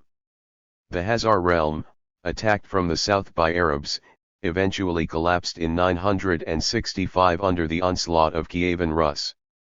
This event dispersed the Judaized Hazar elites to Byzantium and the Balkans. Some enterprising Jews were valued in early Central European states for their rare skills. Subsequently, between the early 11th and the late 12th centuries, some of them minted coins for the Polonian rulers and even put inscriptions in Hebrew characters on them. These inscriptions and interlinear translations of biblical and Talmudic passages into Slavic are a proof of a Judeo-Slavic language, which flourished between the 10th and 13th centuries in the Czech lands, Poland-Lithuania, and the Rus lands. Jewish authors traditionally referred to the Slavic lands of Central Europe as Canaan, because of their belief that the ancestors of the Slavs came from Palestine. Accordingly, they named the Slavic language of the aforementioned glosses and inscriptions in Hebrew characters, as Canaanic. In order to distinguish between the Semitic vernacular of the ancient Canaanites and Judeo-Slavic, the latter is known under the name of Nanak, a Romanized transliteration of the Hebrew term Leshon Non. The Carolingian Empire, renewed as the Holy Roman Empire in 962, became the model of development for these Central European polities that had no direct contact with Byzantium. As early as the 11th and 12th centuries, rulers of the 72 kingdoms of Bohemia and Hungary, as well as Polish princes, began to invite monastic orders, craftsmen, and settlers from the overpopulated areas in the Holy Roman Empire. They brought along the new form of self-government for towns and villages, which assured swifter economic growth than the direct rule of a lord. Towns and villages were founded and refounded on the basis of this Teutonic law. First, they were founded in the western part of Central Europe, for instance, Vienna, Marburg, and Esztergom prior to 1200, and Agram, Linz, Buda, Hermannstadt, Kaska, Prague, Plock, and Danzig before 1250. By the end of the 14th century, this phenomenon spread to the easternmost nooks of the kingdoms of Poland and Hungary, as well as to the main towns in the Grand Duchy of Lithuania. In the mid-16th century, the very last towns in Poland-Lithuania's easternmost reaches, among others, Polok, Vitebsk, Smolensk, Minsk/Mansk, Kiev, Perejsla, Zhytomyr, and Kolomyja were granted Teutonic law self-governments. The overwhelming majority of the settlers spoke a great variety of West Germanic dialects. Because their groups usually were recruited from specific regions, they tended to preserve their dialects and specific local cultures in the new environs. That is why until today, the groups of Saxons 12 have survived in central Romania, and pockets of Swabians in the area where the borders of Hungary, Romania, and Serbia meet. These settlers stopped coming to Central Europe in the 15th century and, by that time, the compact area inhabited by Germanic speakers extended to western Pomerania, Lower Silesia, the northern, western and southern mountainous edges of the Czech lands as well as to the westernmost strip of Hungary. A significant number of Germanic-speaking islands were located in East Prussia and in the south and west of the Kingdom of Hungary. This spotty transitory borderland marked the meeting point of the West Germanic dialect continuum with the North and South Slavic, as well as Magyar dialect, continua. During the 16th to 19th centuries, more Germanic-phone settlers were invited to settle in Hungary and the Russian Empire. But the general ethno-linguistic shape of Central Europe survived, largely unchanged until the flight and expulsion of Germans and German speakers in 1944 to 1950. The Teutonic law towns and villages used Chancery German as the language of administration, for instance, until the 14th century in Krakow, the capital of the Kingdom of Poland, still longer, that is, the next century in Lwów, and even longer in the Grand Duchy of Lithuania. When Polish became the language of politics and culture across Poland-Lithuania, the influence, however, was so strong that Polish and Latin replaced German at the 73. End of the 16th century, as the language of the Landtag in Royal Prussia, the western part of Prussia incorporated into the Kingdom of Poland in 1466. The German language or languages. The first Central European vernacular made a written language.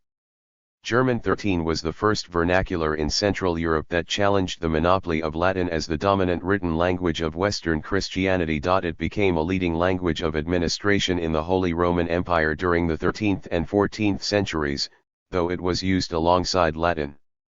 By the time of Emperor Ludwig the Bavarian, most imperial documents were issued in Chancery German, especially those pertaining to matters in the South German-speaking areas.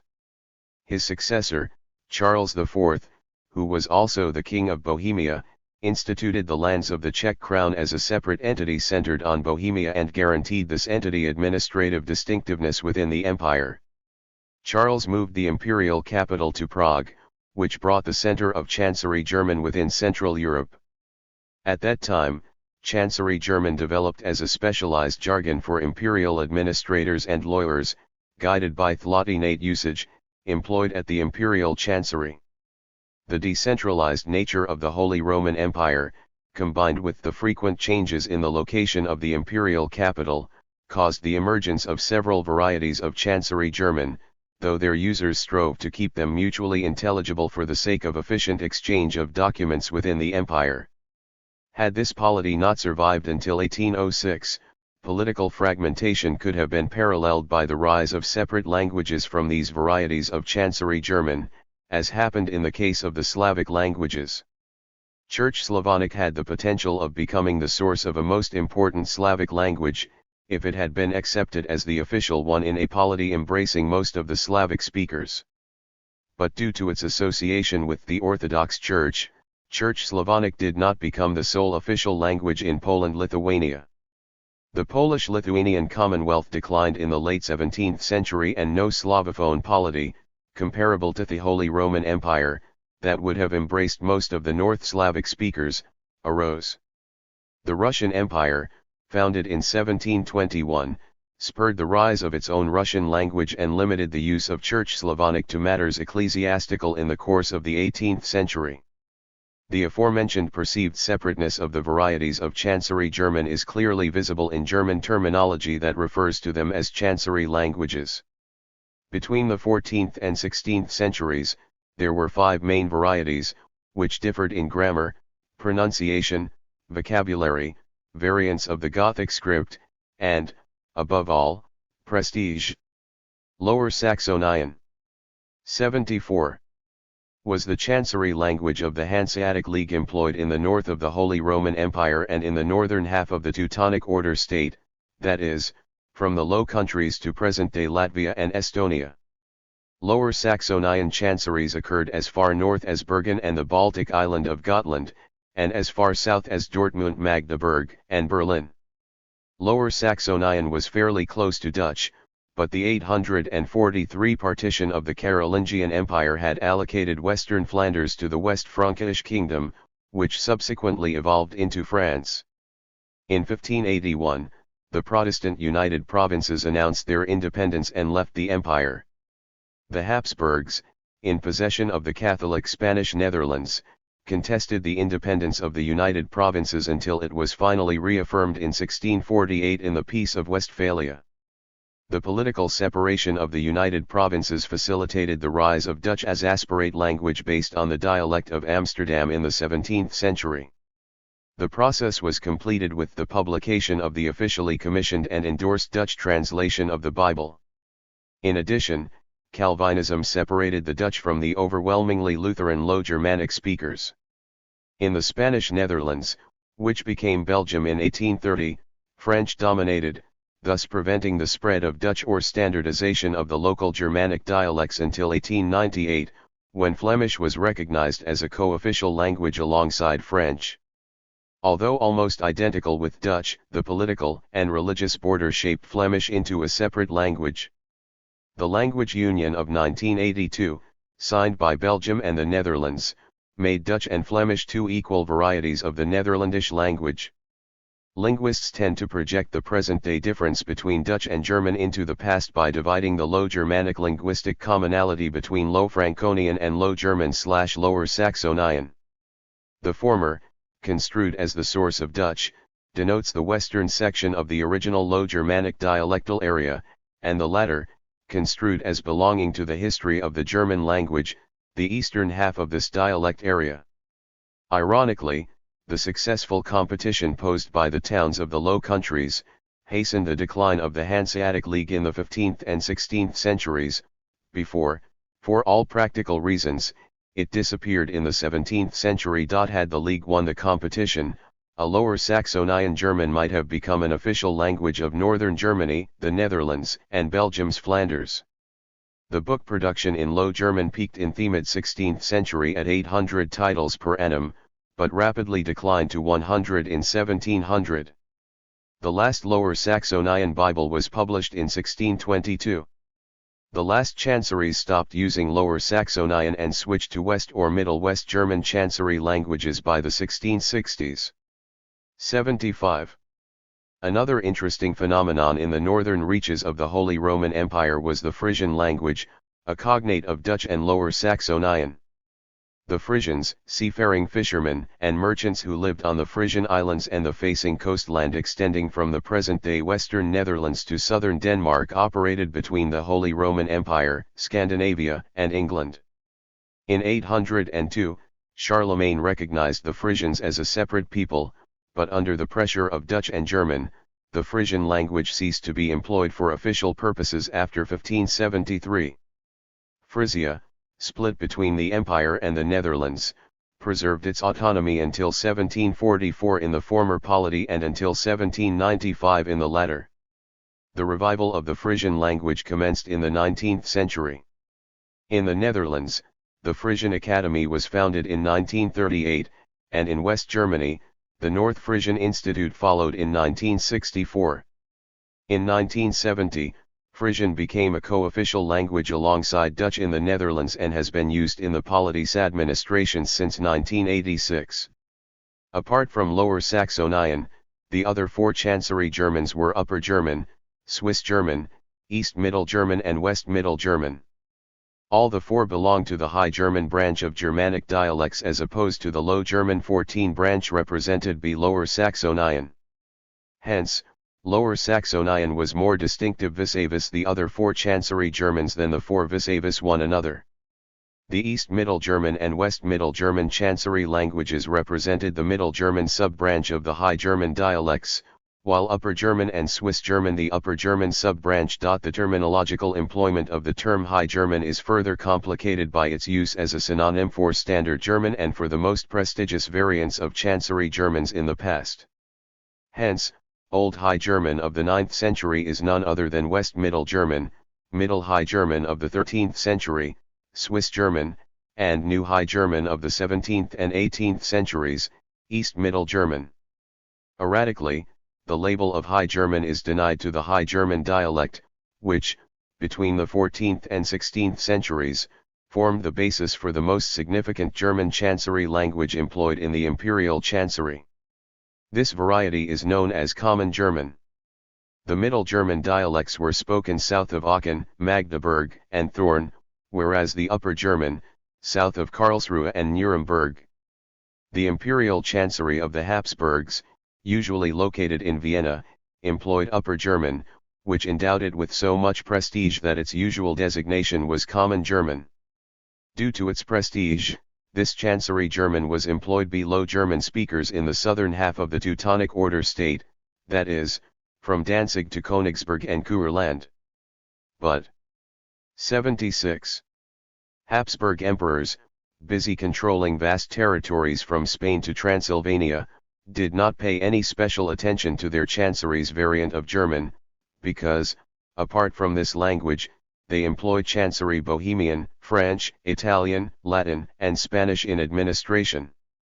This allowed for the emergence of West Middle German and East Middle German as separate Chancery Germans. The former was employed in the Rhineland, especially in Cologne, the latter in Thuringia and Saxony, or the region between Erfurt and Dresden. In the 16th century, Saxony was the most developed region in the empire, and the Elector of Saxony was often entrusted with imperial administration when the emperor was away from Vienna. This made East Middle German the second most significant Chancery German immediately after Imperial Common German. East Middle German was popularly referred to as the Meissen language, derived from the 10th century Meissen mark. Another designation for this language was Upper Saxonian as contrasted with Lower Saxonian. The northwestern corner of present-day Germany, extending from the Danish border to Essen and Merseburg, was the homeland of the Saxons, 15 for the first time mentioned in the 2nd century. It was this ethnic group, who, together with the Angles and Jutes, invaded Britain in the 5th and 6th centuries. In 1180, their extensive Duchy of Saxony was dissolved, but its memory survived in the Estonian and Finnish names for Germany, namely, Saxe-Mae and Saxe. The part, later known as Saxe-Wittenberg, became the Electoral Duchy of Saxony in 1356. In 1423, it passed into the hands of the Margrave of Meissen. The Margravate and Duchy became the core of New Saxony with its capital in Dresden, which extended from Brandenburg to Bavaria and from Gotha to Görlitz. The memory of the original Saxony is preserved in modern Jeremeni's land of Lower Saxony and of the later Saxony in the Länder of Saxony-Anhalt and Saxony. The Chancery language of Swiss German developed when the core cantons of future Switzerland commenced their successful struggle against Habsburg control in 1291. In 1499, the emperor confirmed the autonomous status of Switzerland before it gained full independence in 1648 and left the Holy Roman Empire. Unlike in the Netherlands, the Chancery variety of German did not develop into a separate language due to the multilingual and multi-confessional character of the polity. But in Switzerland's Germanophone section, local dialects of different cantons tend to be employed in speech and the use of Standard German is limited to writing. However, since the 1970s, it has been opined that Swiss German should be recognized as a separate fifth official language of Switzerland. The situation is similar in Liechtenstein and Luxembourg. The former gained independence in 1866 and the latter a year later. The inhabitants of both polities speak local Upper and Middle. 77. German dialects, respectively, but write in official German, and also French in the case of Luxembourg. Luxembourg strode the middle ground between Switzerland and the Netherlands. The local dialect, Luxembourgish, was introduced to schools in 1912, has been used in the parliament since 1945, and was elevated to the status of the national language of Luxembourg in 1984. Between the 17th century and 1945, Alsace and Lorraine changed hands between the Empire/Germany and France. In Alsace the population spoke an Upper German dialect and a Middle German in Lorraine. In 1466, the first German translation of the Bible was published in the Alsatian capital of Strasbourg. The use of both dialects was discouraged in France through administrative methods. However, despite Paris's displeasure at the fact, the Strasbourg Educational Administration introduced in 1982 obligatory lessons of Standard German in all Alsatian elementary schools and of the Alsatian dialect in all secondary schools. In Lorraine, the local dialect was traditionally known as Francic or Platt. The latter term is confusing, as the dialect belongs to the West Middle German dialectal area. Perhaps this usage is a reflection of the general incomprehensibility of the Low German Flemish speech, which French speakers encountered to the north in the borderland between Wallonia and Flanders. On the other hand, Platt is also the colloquial German term for any German dialect. Francic refers to the Duchy of Franconia, which extended from east of Metz to Bamberg. In the 5th century, from their homeland on the Lower and Middle Rhine, the Germanic Franks 16 conquered the land which became known after them as Franconia. From this base, they set out to build their kingdom of the Franks, which spawned the Carolingian Empire and latter, France and the Holy Roman Empire. Drawing on this illustrious past, the Germanic speakers in Lorraine appealed for the recognition of their Franconian dialect as the original national language of France, equal to the French language. The Nancy Metz Educational Authority proposed to introduce German, instead of Franconian, to Lorraine schools, because the latter seemed too close to Luxembourg's Luxembourgish language, which Paris declined to recognize. Finally, in 1991, the French Ministry of National Education allowed for the selection of matriculation examination in Lorraine's local dialects or the Franconian language of Luxembourgish. In Alsace, Germanic speakers, satisfied with the German diglossia model of speaking the dialect at home and Standard German in official situations, did not appeal for elevation of their Alsatian dialect to the status of a separate language. In addition to the aforementioned distinctive dialects, near languages, and languages from the West Middle German dialect area, the Jewish language of Yiddish emerged. Jews first arrived on the territory of the future Holy Roman Empire as Roman settlers in the 4th century. They concentrated in the region of Cologne. Another wave of Jews again reached the Rhineland in the 9th century. 78. They probably came from Romance-Fon-Lorraine. For several generations, their community was bilingual, Romance and Germanic speaking. Soon, for the purposes of everyday communication, they adopted the Germanic speech of their Christian neighbors. Jewish merchants contributed to the spread of Jewish communities across the empire. Although Hebrew was even then considered to be Lashonkoich, these merchants, meeting their co-religionists from variegated language communities, for the sake of mutual comprehensibility, used Hebrew as a limited language of commerce and bookkeeping, which, in turn, influenced the Germanic speech of the empire's Jewish communities. The Fourth Lateran Council imposed various restrictions on Jews across Western Europe, among other things, forcing them to live in ghettos. This social isolation spawned Judentuch or Yiddish, which emerged from this Hebrew-Germanic amalgam. Jewish refugees took this language to non-Germanic phone areas in Central Europe. They did not swap it for the Slavic, Magyar, or Baltic idiom of their neighbors because Jews mainly settled in towns and cities, frequently populated by Germanic-speaking settlers from the empire and their descendants. Alongside Latin, Chancery German remained there an official language until the 16th century. The high status of this language prevented Jews from acquiring the languages of the nobility and the peasantry living in the countryside. However, with time, numerous Slavic influences entered Yiddish. Unlike other Germanic languages, Yiddish was written and printed in Hebrew characters, which graphically made it into a Jewish idiom. From the Germanic term Tuch for German, not only the name of Yiddish emerged, but also that of Dutch, which is Dits in Dutch though it is Nederlandus or Hollandus in German. In the 16th century, Dutch Deutsch, Ditsk, Duits, or Nederduits for the Dutch language, was even closer to German Deutsch. Similarly, Tuch/Deutsch sounded to the uneducated English speaker more like Dutch than German. Hence, the dialectal speech of the ethnoreligious groups of Amish and Mennonites residing in eastern Pennsylvania I referred to as Pennsylvania Dutch, though their idiom is derived from the Upper German dialectal area. In addition, Tuch became Tuuch in the Swiss German name for itself, Schweizertuch. When German was codified in the 17th and 18th centuries, its newly elevated status meant condemnation of dialects disparaged as kitchen or rotten German. The same treatment was meted out to Yiddish.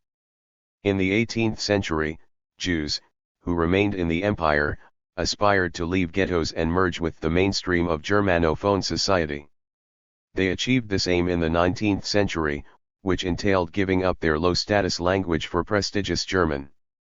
At that time, Yiddish was dubbed jargon, and the Yiddish-speaking Jewry of Central and Eastern Europe accepted this view as their own, though. 79. They accessed their Hebrew-based Jewish culture through translations into this language. Hence, from Yiddish's original name, tuch, the Yiddish verb, to explain, emerged, and the Yiddish explanatory translation of the Pentateuch was known as Tate Sher Komesh. Before World War II, 3/4 of all the Jews spoke Yiddish. Along with Belarusian, Polish, and Russian, it was a co-official language in Soviet Belarus. But the ideological decision to ally Zionism, or Jewish nationalism, with renewed Hebrew, coupled with the Holocaust, made Yiddish a marginal language. The monopoly of chanceries declined in the 16th century with the spread of printing and the rise of religious discord. The developments pitted Imperial Common German and the Meissen language, associated with the Catholic and Protestant camp, respectively, against each other. The Protestant translation of the Bible was published in the Meissen language, and the Catholic in the Imperial Common German. The technology of printing in the hands of the intellectual movement of religious reform could fulfill the Protestant promise of the Holy Scripture and liturgy in people's speech. A complete German translation of the Bible by Martin Luther, the Thuringian, was published in 1534. Its phenomenal success was thanks to his conscious attempt to make this translation comprehensible to the largest possible number of Germanic speakers, whatever dialectal and regional differences may have split them. Luther employed his native Upper Saxonian language, which he purged of localisms not occurring in other Chancery Germans. Simultaneously, he borrowed from these Chancery varieties the words and grammatical constructions that were most widespread.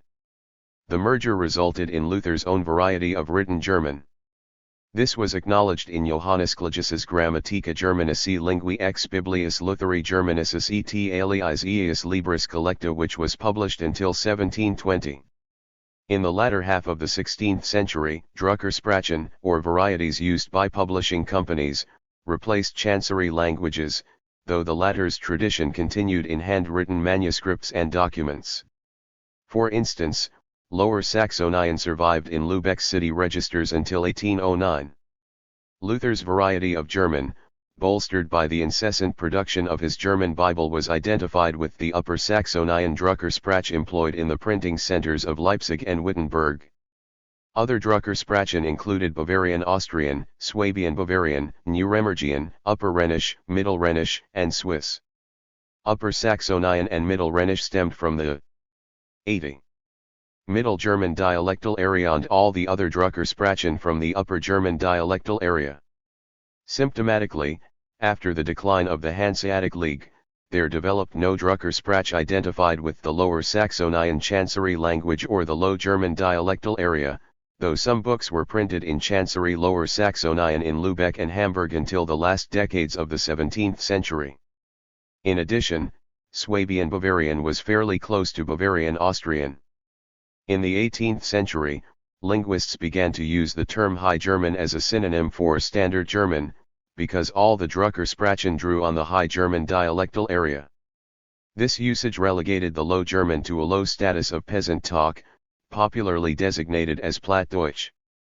Although the German scholarly term for dialect is dialect or Mundart, in colloquial speech it is referred to as Platt.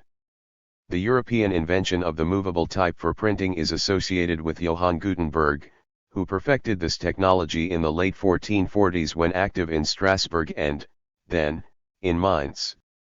17 Initially, print shops were established in Mainz and Strasbourg, followed by Bamberg, Subiaco near Rome, Cologne, Rome, Basel, Plzen, Augsburg, Lübeck, Venice, Milan, Paris, Argau, Regensburg, Verona, Treviso, Bologna, Ferrara, Naples, Florence, Cremona, Messina, Speyer, Buda, Esslingen, Mersburg, Ulm, Lyon, Aalst, Louvain, Valencia, Krakow, Blaubeuren, Breslau, Bergdorf, Trent, Saragossa, Rostock, London, Seville, Angers, Eichstätt, Prague, Oxford, Chablis, Barcelona, Würzburg, Toulouse, Poitiers, and St. Albans.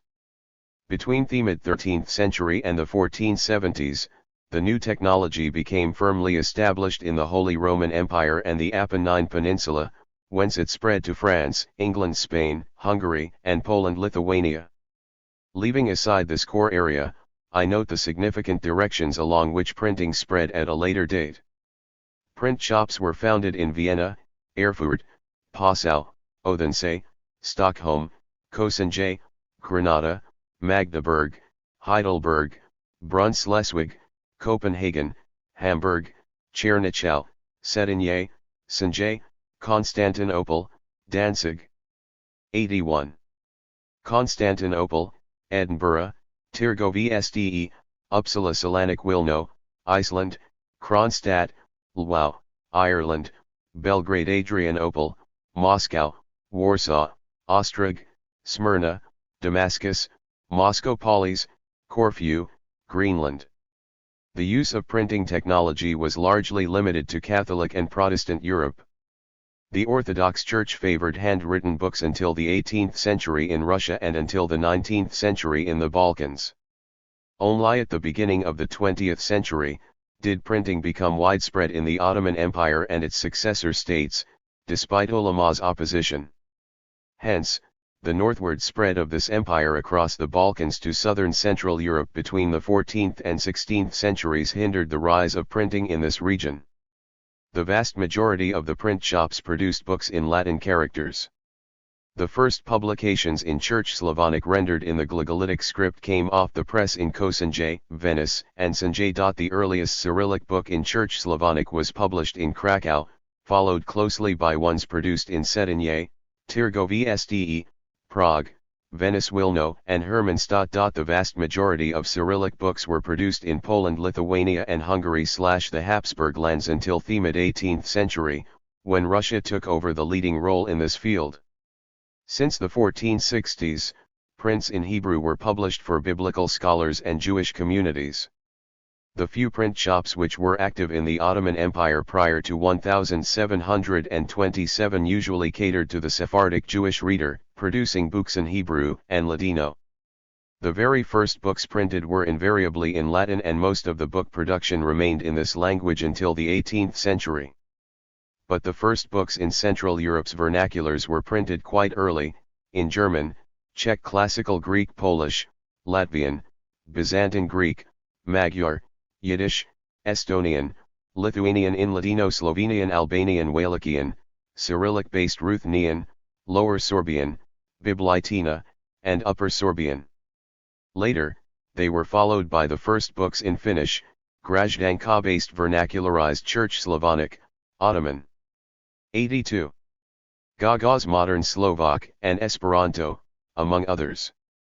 Today, scholars from Croatia and the Orthodox Slavic states tend to identify early publications in the local recensions of Old Church Slavonic as books published in their national languages, standardized in the 19th and 20th centuries.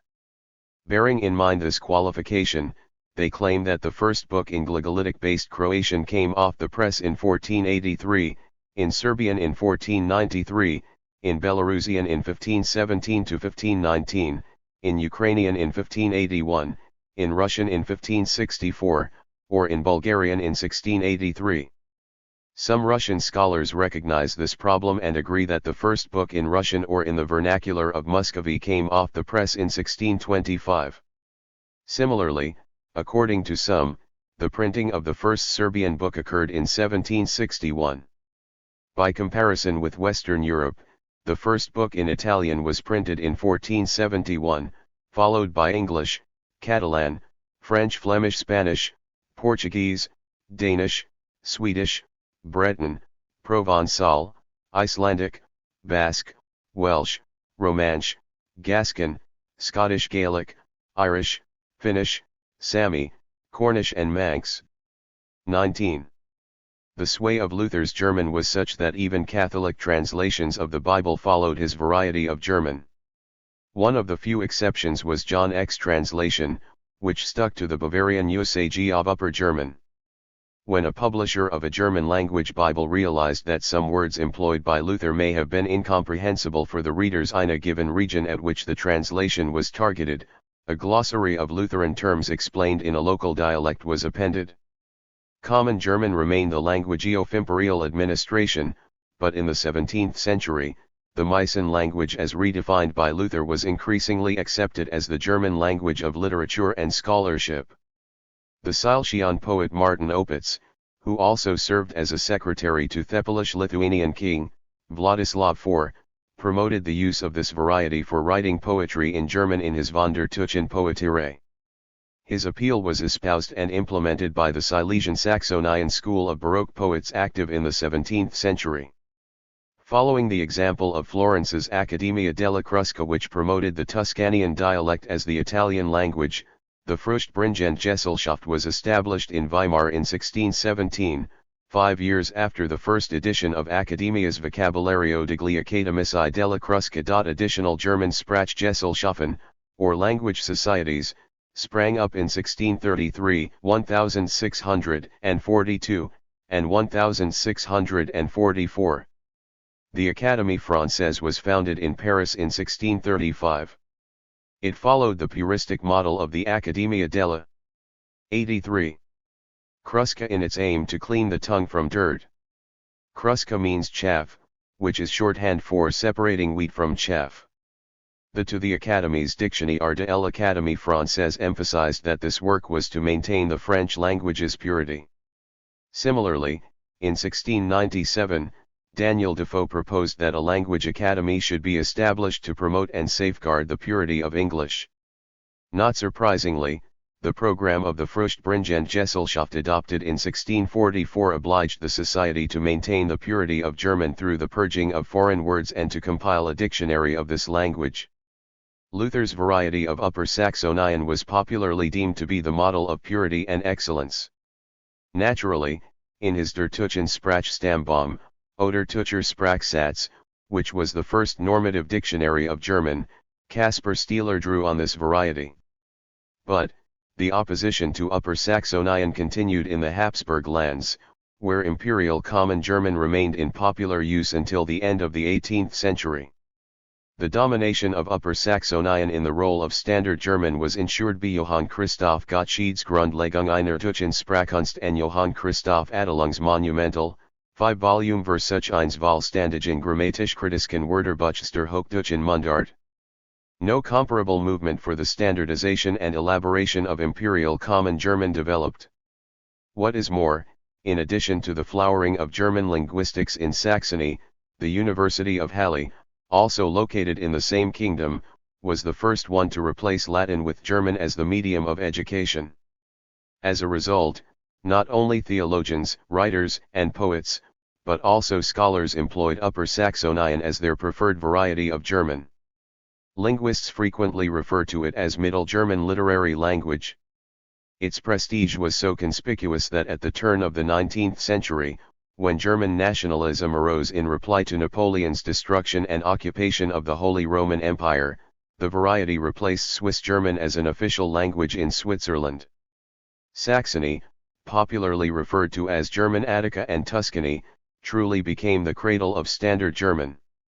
The kingdom's special role for German language and culture continued after 1815, when it lost half of its territory to Prussia as a reprisal for Saxony's support for Napoleon.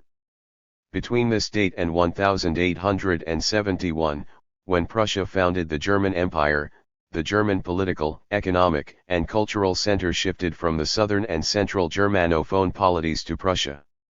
Most Prussians, as well as the inhabitants of the North Germanophone polities, spoke local Low German dialects. The 3-century-long tradition. 84.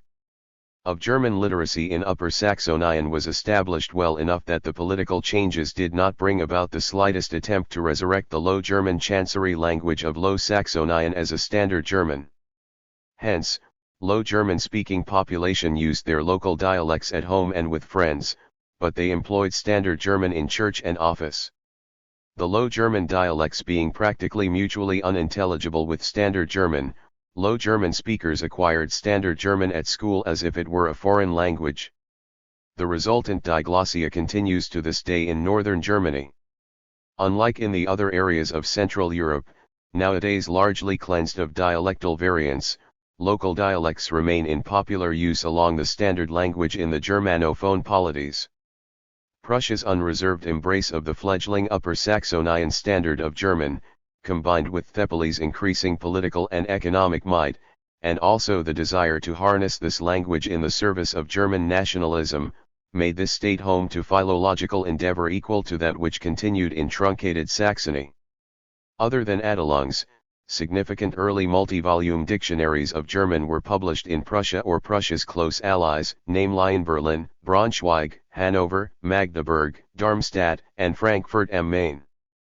But Saxony continued to lead the way with the second edition of Adelung's dictionary and further extensive lexicographic works printed in Halle and Leipzig. In addition, the publication of the definitive 33-volume Deutsches Wörterbuch, commenced by Jacob Grimm and his brother, Wilhelm Grimm, in Leipzig in 1854, was completed in 1971 in the very same city, then in communist East Germany.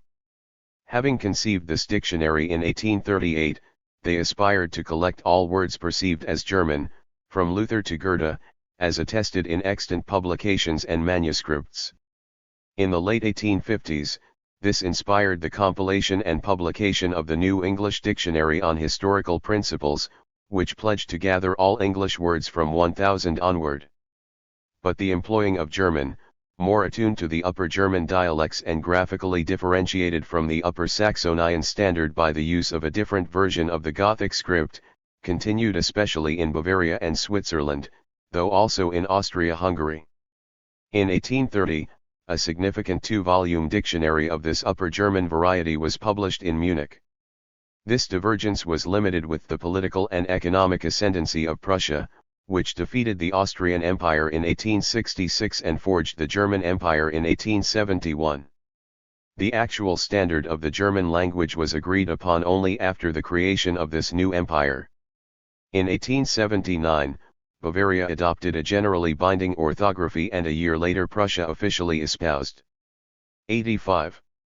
It too when Konrad Duden enshrined the spelling system in his dictionary compiled in accordance with the new Prussian and Bavarian rules.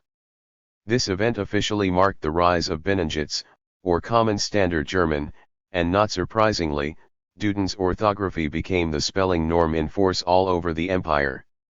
Since that time German orthography has undergone 2 major reforms, agreed upon by the representatives of the Germanophone states, in 1901 and the 1990s.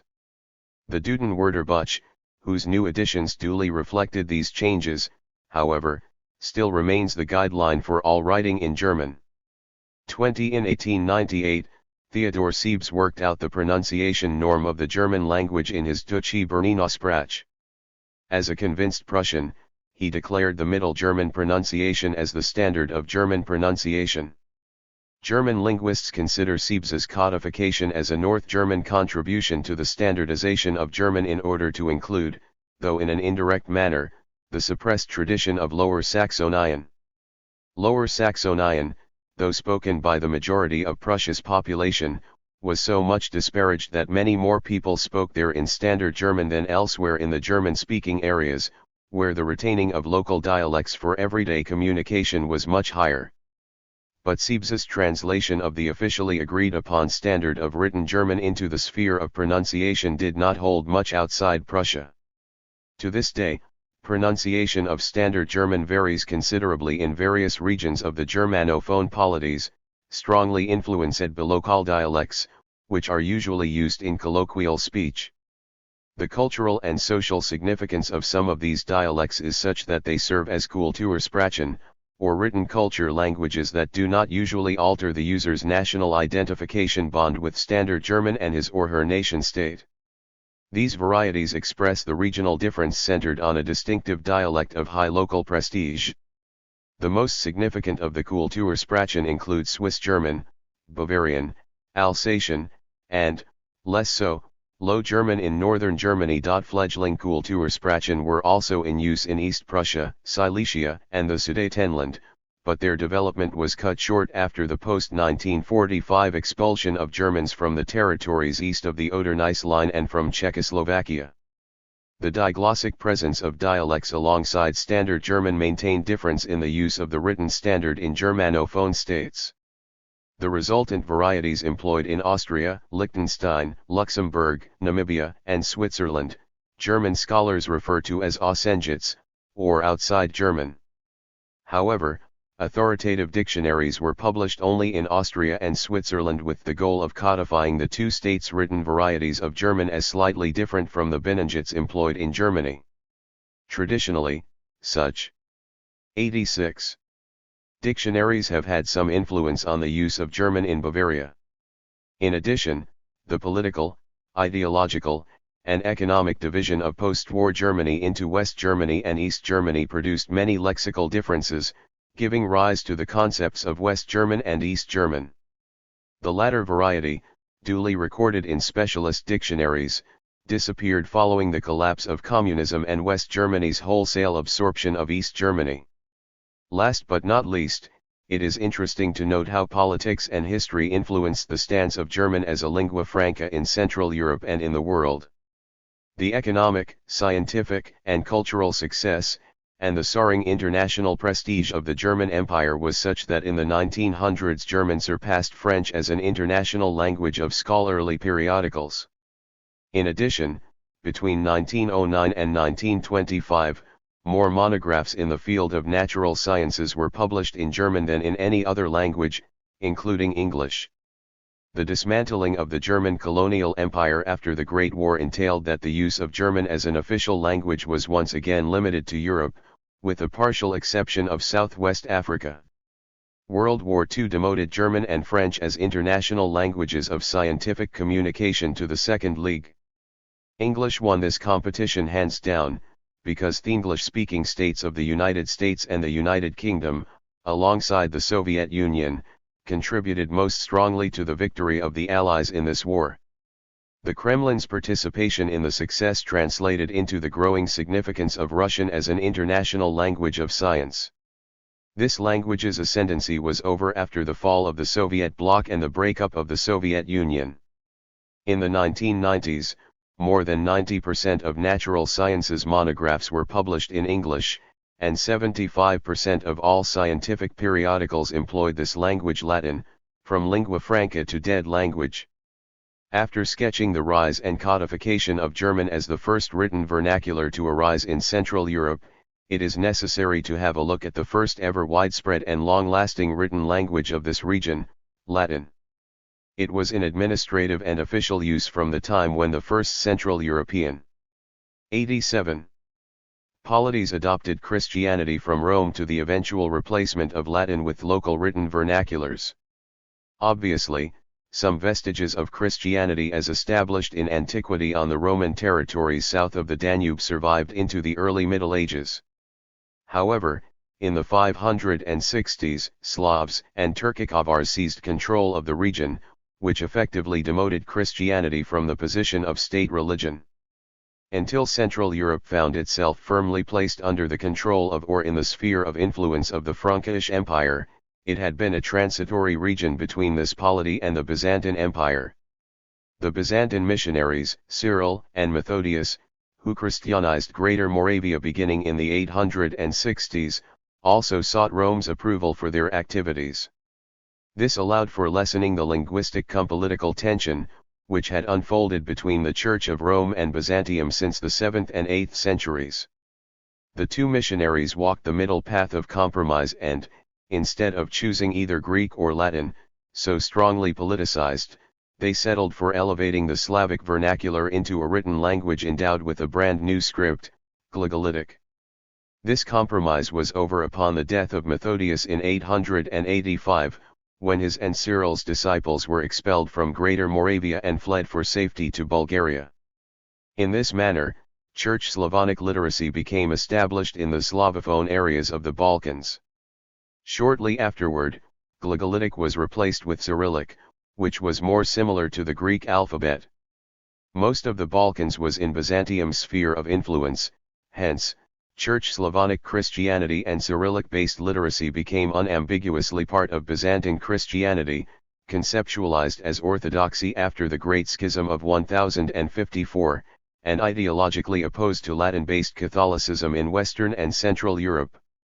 The influence of Byzantine Christianity in Kievan Rus dated back to the 860s, but only in the 950s, it became socially and politically influential, clothed in the garb of Cyrillic-based Church Slavonic before it became the state religion in 988. The victory of Rome's Latin Christianity in Greater Moravia was short-lived, since Magyar invaders destroyed this polity between Themid 890s and 906. Meanwhile, the northwestern reaches of former Greater Moravia, that is, later Bohemia and Moravia, found themselves under the influence of the East Frankish kingdom. As a result, the continuity of Christianity as the state religion was preserved in this region. The mostly non-Christian Slavic territories and polities between the Oder and the Elbe, and in today's Austria, were incorporated into this kingdom between the 920s and 1010s, which entailed the imposition of Latin Christianity as well. The Magyars' westward expansion was checked at the Battle of Lechfeld, when the Holy Roman Emperor, Otto I the Great, defeated them. From that time onward, Hungary found itself under the influence of the Holy Roman Empire and strove to expand at the cost of Byzantium in the Balkans.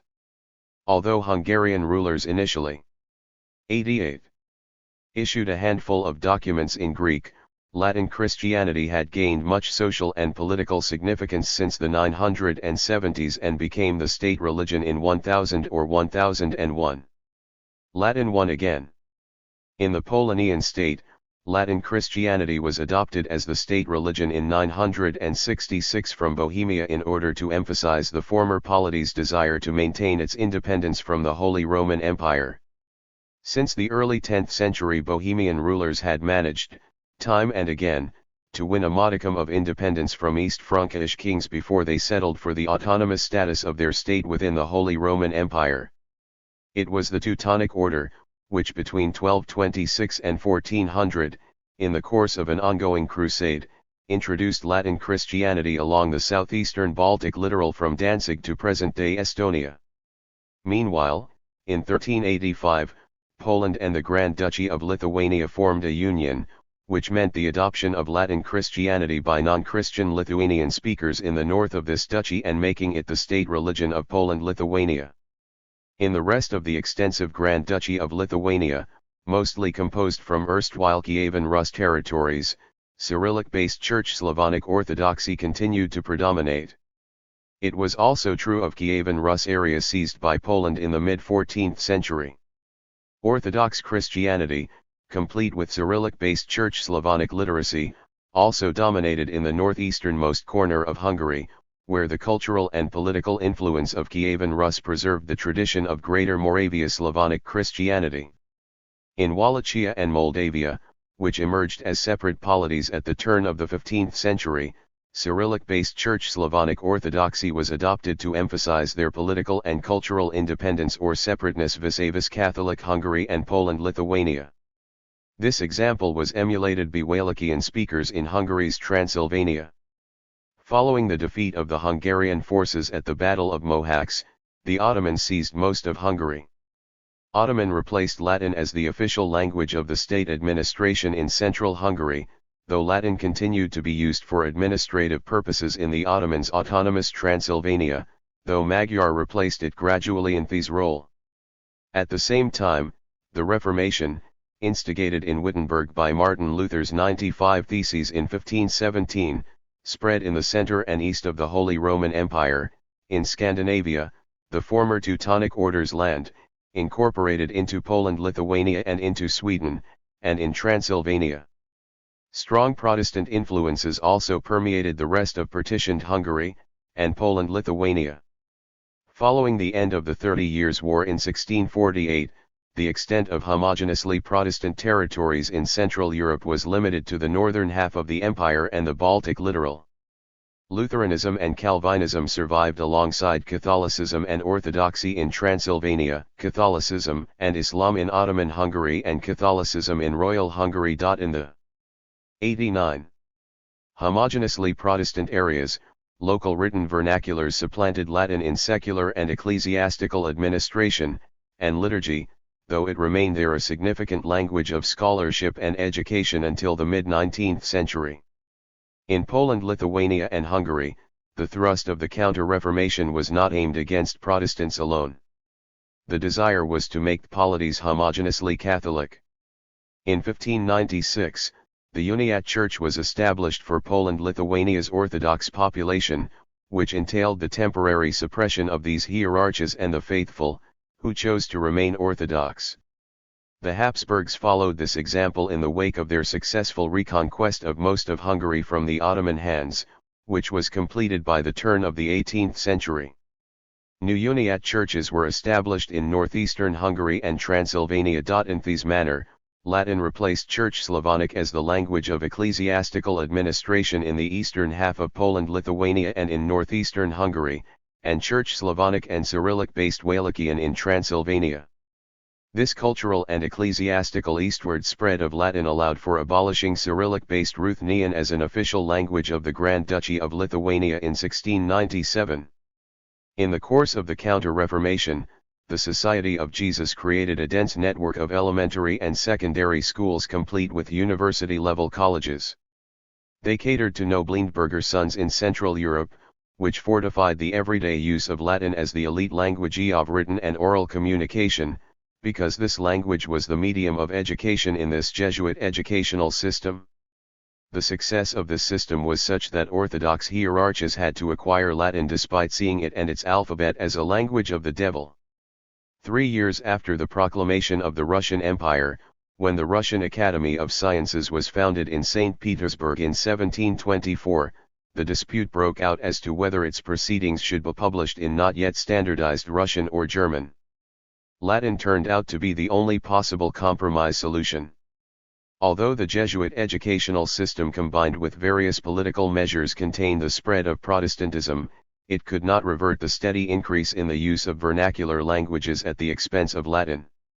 Luther still wrote as many as 60% of his letters in Latin, not German.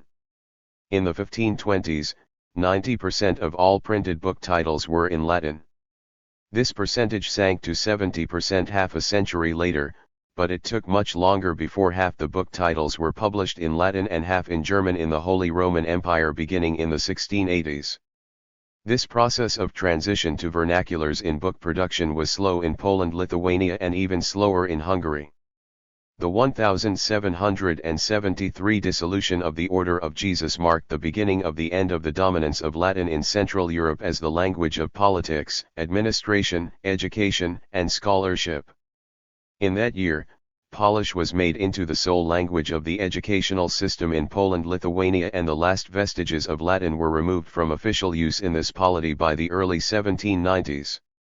In 1784, German replaced Latin as the official language of the Habsburg lands, but beginning in the early 1790s, this reform was limited to the Holy Roman Empire. In Hungary, Latin remained the main official language alongside Magyar and German, which first reasserted their significance in towns and comitats.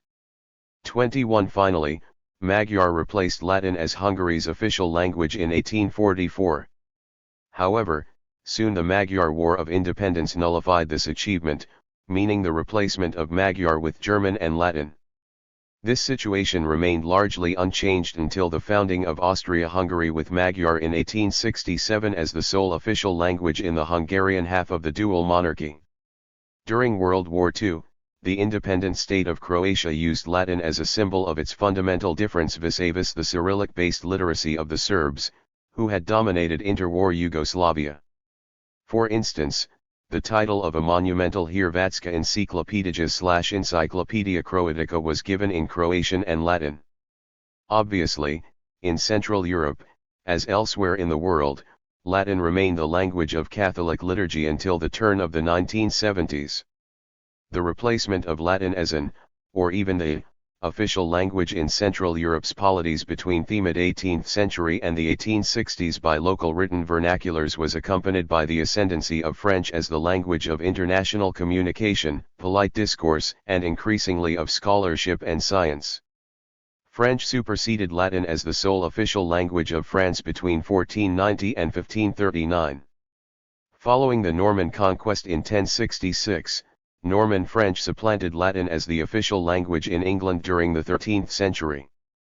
After England lost most of its territorial possessions in France in the 15th century, the turn of the following century was marked by the supplanting of both French and Latin, with English. However, French remained the language of law courts in England as late as 1733.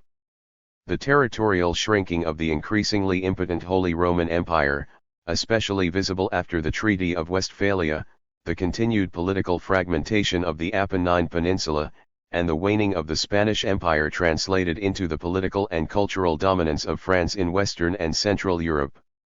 In the first era of globalization during the 19th century, the defeat of Napoleonic France in 1815 did not hinder the transformation of French into the worldwide language of diplomacy, scholarship, and science. This shift from 91. Latin to French among Central Europe's elites was facilitated by the Romance commonality of both languages. In the second half of the 19th century, German successfully rivaled French in its role of the language of international and scientific communication in Central Europe. This elevated status of French and German was over after World War II. Russian was imposed on the unwilling population in East Central Europe, while English gained a similar position in the western half of the region, like elsewhere in Western Europe. The Iron Curtain separated the Cold War spheres of political, military, and economic influence of the Soviet Union and the United States, complete with Russian and English, respectively, as the preferred media of international communication. Following the fall of communism, the breakup of the Soviet Union and the acceptance of 8 post-communist states into the European Union effectively broadened the sphere of the use of English in its function of international language to the western borders of Russia and Belarus. In Ukraine, Kazakhstan, the post-Soviet Caucasus, and much of post-Soviet Central Asia, both English and Russian function as languages of international communication. The name of Latin stems from Latium or the region, which in antiquity extended around Rome, and today, constitutes the southern half of the Italian region of Lazio. In turn, Lazio is the contemporary Italian rendering of Latium. Initially, Latin was the vernacular of Rome and its vicinity. It was closely related to other Italic languages: Equian, Faliscan, Marrucinian, Marcian, Oscan, Paeolinian, Piesnian, Sabina, Samnitic, Umbrian, Vestinian, and Volscian. None of them is known from more than a handful of inscriptions. Rome dominated the central section of the Apennine Peninsula before established traditions of literacy in these languages could have developed and spread. In the 7th century BCE, the alphabet was brought to Sicily and the south of the Apennine Peninsula by Greek colonists. The non-Indo-European Etruscans adopted this so-called Western Greek script for writing in their own language, and, in turn, Italic peoples emulated this example. The Latin form of this alphabet is attested from the 5th century BCE onward. It is difficult to clearly distinguish earlier forms of the Latin script from similar alphabets employed for writing in other Italic languages. All of them were rather alike. As in other Italic languages, Latin was initially written from left to right or in the boustrophedon fashion, that is, lines were written alternatingly left to right and right to left.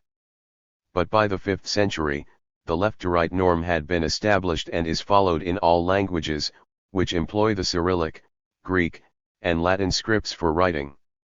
The other, right to left direction is employed, for instance, by languages written in the Arabic and Hebrew scripts. 92. The Latin script's capitals, used for an increasing number of epigraphic inscriptions on monuments and stone plaques, reached their present form by the 1st century BCE. Cursive forms of this alphabet developed for everyday and literary use. By the 5th century BCE, a new kind of cursive, known as uncial, had emerged as a formal book hand. It spawned various local scripts employed in Western Europe after the disappearance of the Roman Empire. One of them, the specific Irish alphabet, survived until 1965. Carolingian minuscule, derived from this late Roman uncial, became the basis of modern lowercase letters, but also influenced the rise of the Gothic script and also the Irish alphabet. Records of Latin were very sparse before the end of the 3rd century BCE. Beginning in this century, the tradition of Latin literature commenced with translations and emulations of Greek literary works. By 200 BCE, the Roman Republic had conquered almost the entire Apennine Peninsula, the eastern and southern coast of Iberia, and the southeastern coast of the Adriatic. 70 years later, Roman rule extended over nearly the whole of Iberia, parts of southern Gaul, Dalmatia, the south of the Balkans, Western Asia Minor, and the province of Africa. When the Republic was transformed into the Roman Empire in 27 BCE, the polity had already absorbed entire Gaul, most of the northern Balkans, Central Asia Minor, and most of the Asian and African littoral of the Mediterranean Sea, from Syria to present-day Algeria. The rapid territorial expansion of Rome required efficient administration. This practical requirement contributed to the progressive standardization of Latin as the main medium of this administration in the 1st and 2nd centuries BCE. Latin orthography was standardized rather late, around 20 BCE. Archaisms were preserved or even revived in legal and religious texts, while the bilingualism of the Roman elite in Greek and Latin translated into the adoption of numerous Greek linguistic loans.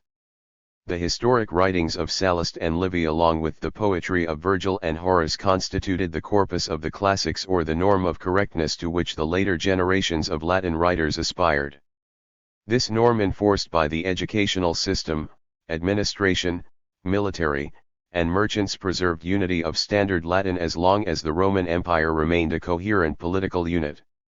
The attraction of the empire was such that the inhabitants of its western half acquired Latin as a lingua franca, and soon it became their first language. In its eastern section, the empire ensured a parallel ascendancy of Greek. The political disorder of the 3rd century caused a temporary decline in Roman education and literary output. The gap between the classical norm of Standard Latin, already 300 years old, and the spoken 93 language deepened. Regional differences in the vernacular developed too. Thereafter, Christian and non-Christian authors sought to reassert classical Latin as the written standard, though the former preferred to make it a bit closer to spoken usage in the interest of more efficient evangelization. Despite the cultural significance of Greek, Latin remained an official language of Byzantium until the 6th century. After the termination of the Western Roman Empire, written Latin was best preserved in the most thoroughly Latinized areas of Italia, Iberia, Gaul, and Dalmatia. Pope Saint Damasus probably commissioned Saint Jerome to check and edit existing Latin translations of the Bible into Latin. In the process, the latter produced the Vulgate, which became the standard translation of the Bible employed in the Western Christian Church. With no political organization effectively uniting Western Europe, this church ensured the linguistic and cultural unity of the region. The correctness of Latin as the written language of Western Christianity was increasingly checked against the Vulgate and not the pagan classics. The last renowned Latin language writer to compose works in Vulgate Latin was Gregory of Tours.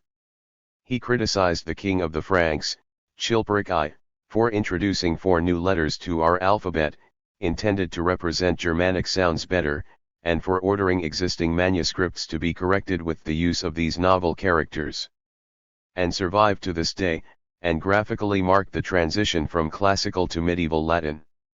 The 5th and 6th century fragmentation of the patrimony of the Western Roman Empire was followed in the 7th century by the rapid expansion of Islam in the Middle East and northern Africa, which limited Byzantium to the Balkans and Asia Minor. This entailed the replacement of Greek and Latin with Arabic as the official language in these regions. During the 2nd and 3rd decades of the 8th century, almost entire Iberia and the southwestern corner of Gaul were incorporated into the Caliphate. This separated one-third of the Latin-speaking areas from the world of Western Christianity and demoted Latin in the region to a language of a non-dominant religion. As a result of these events, the cultivation of Latin learning and scholarship was limited to a handful of monasteries, while, on the other hand, regional differences between Latin-speaking regions widened. In turn, these increasingly distinctive Latin dialects tended to influence the use of Standard Latin, producing Vulgar Latin, that is, heavily vernacularized written Latin.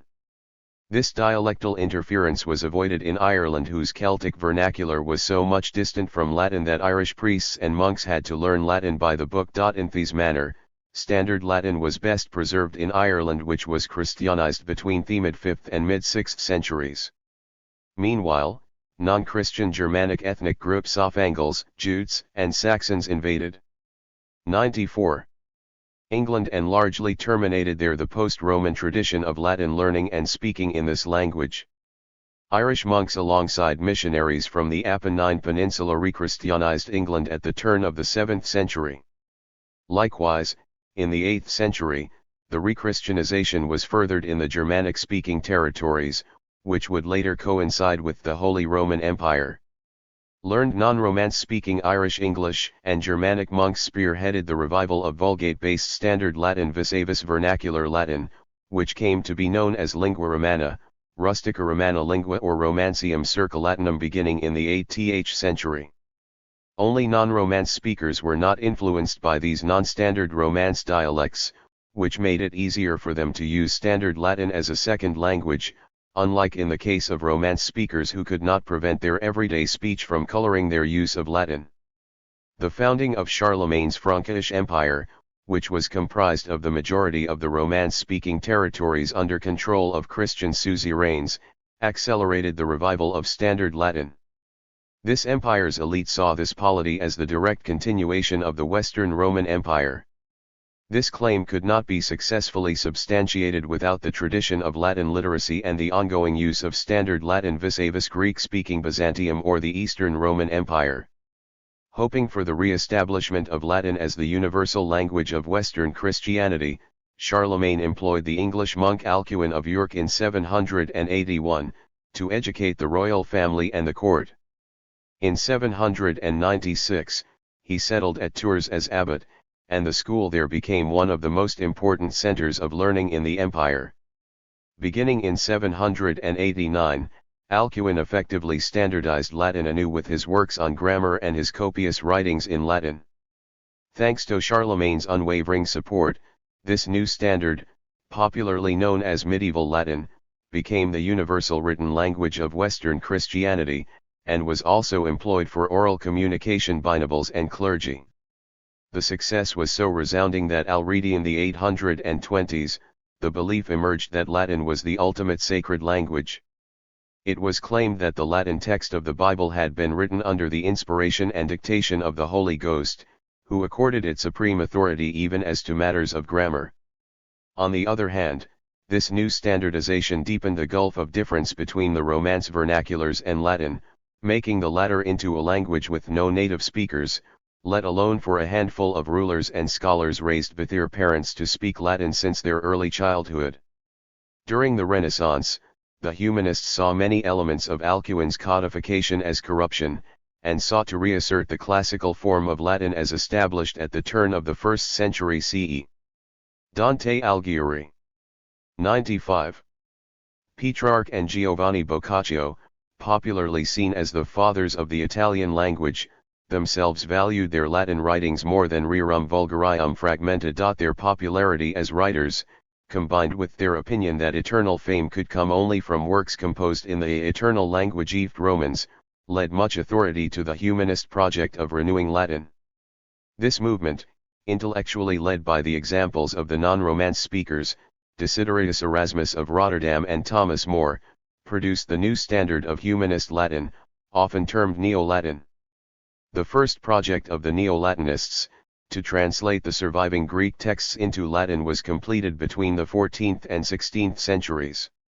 The most accomplished poet, writing in the new standard, was a Polish-speaking Polish-Lithuanian noble clergyman, Sarbiewicz, whose poetry earned him the sobriquet of Christian Horace. Even when increasingly more books were written and published in vernaculars, most scientific, philosophical, and theological literature were swiftly translated into Latin, especially from English, Italian, French, German, and Spanish, between 1370 and 1830. Beginning in the 16th century, the hub of this lively and profitable publishing and translation industry was located in the Low Countries. While Neo-Latin won the hearts of secular users in the 15th century, the Catholic Church stuck to medieval Latin, before Neo-Latin entered ecclesiastical use as an element of the Counter-Reformation in the 16th century. The clear sign of which Latin a writer preferred was script.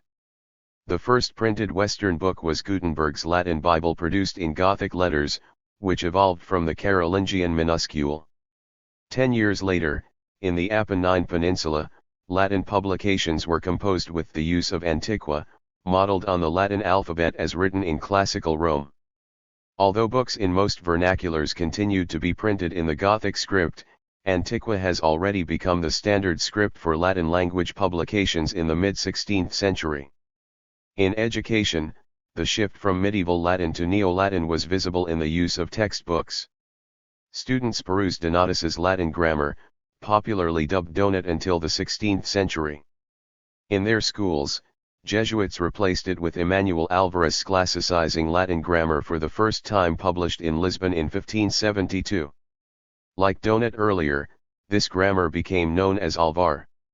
Neo-Latin won in writing, but medieval Latin, which allowed for various linguistic loans from vernaculars, mostly remained a popular language of oral communication across Western and Central Europe. Beginning in the 16th century, along their Donats or Alvars, students used Ambrogio Calpino's monolingual Dictionary of Latin, Cornucopiae, published in 1502 in Reggio. This work codified the lexicon of medieval Latin. 96. And Neo-Latin and became a household name as Calpinus.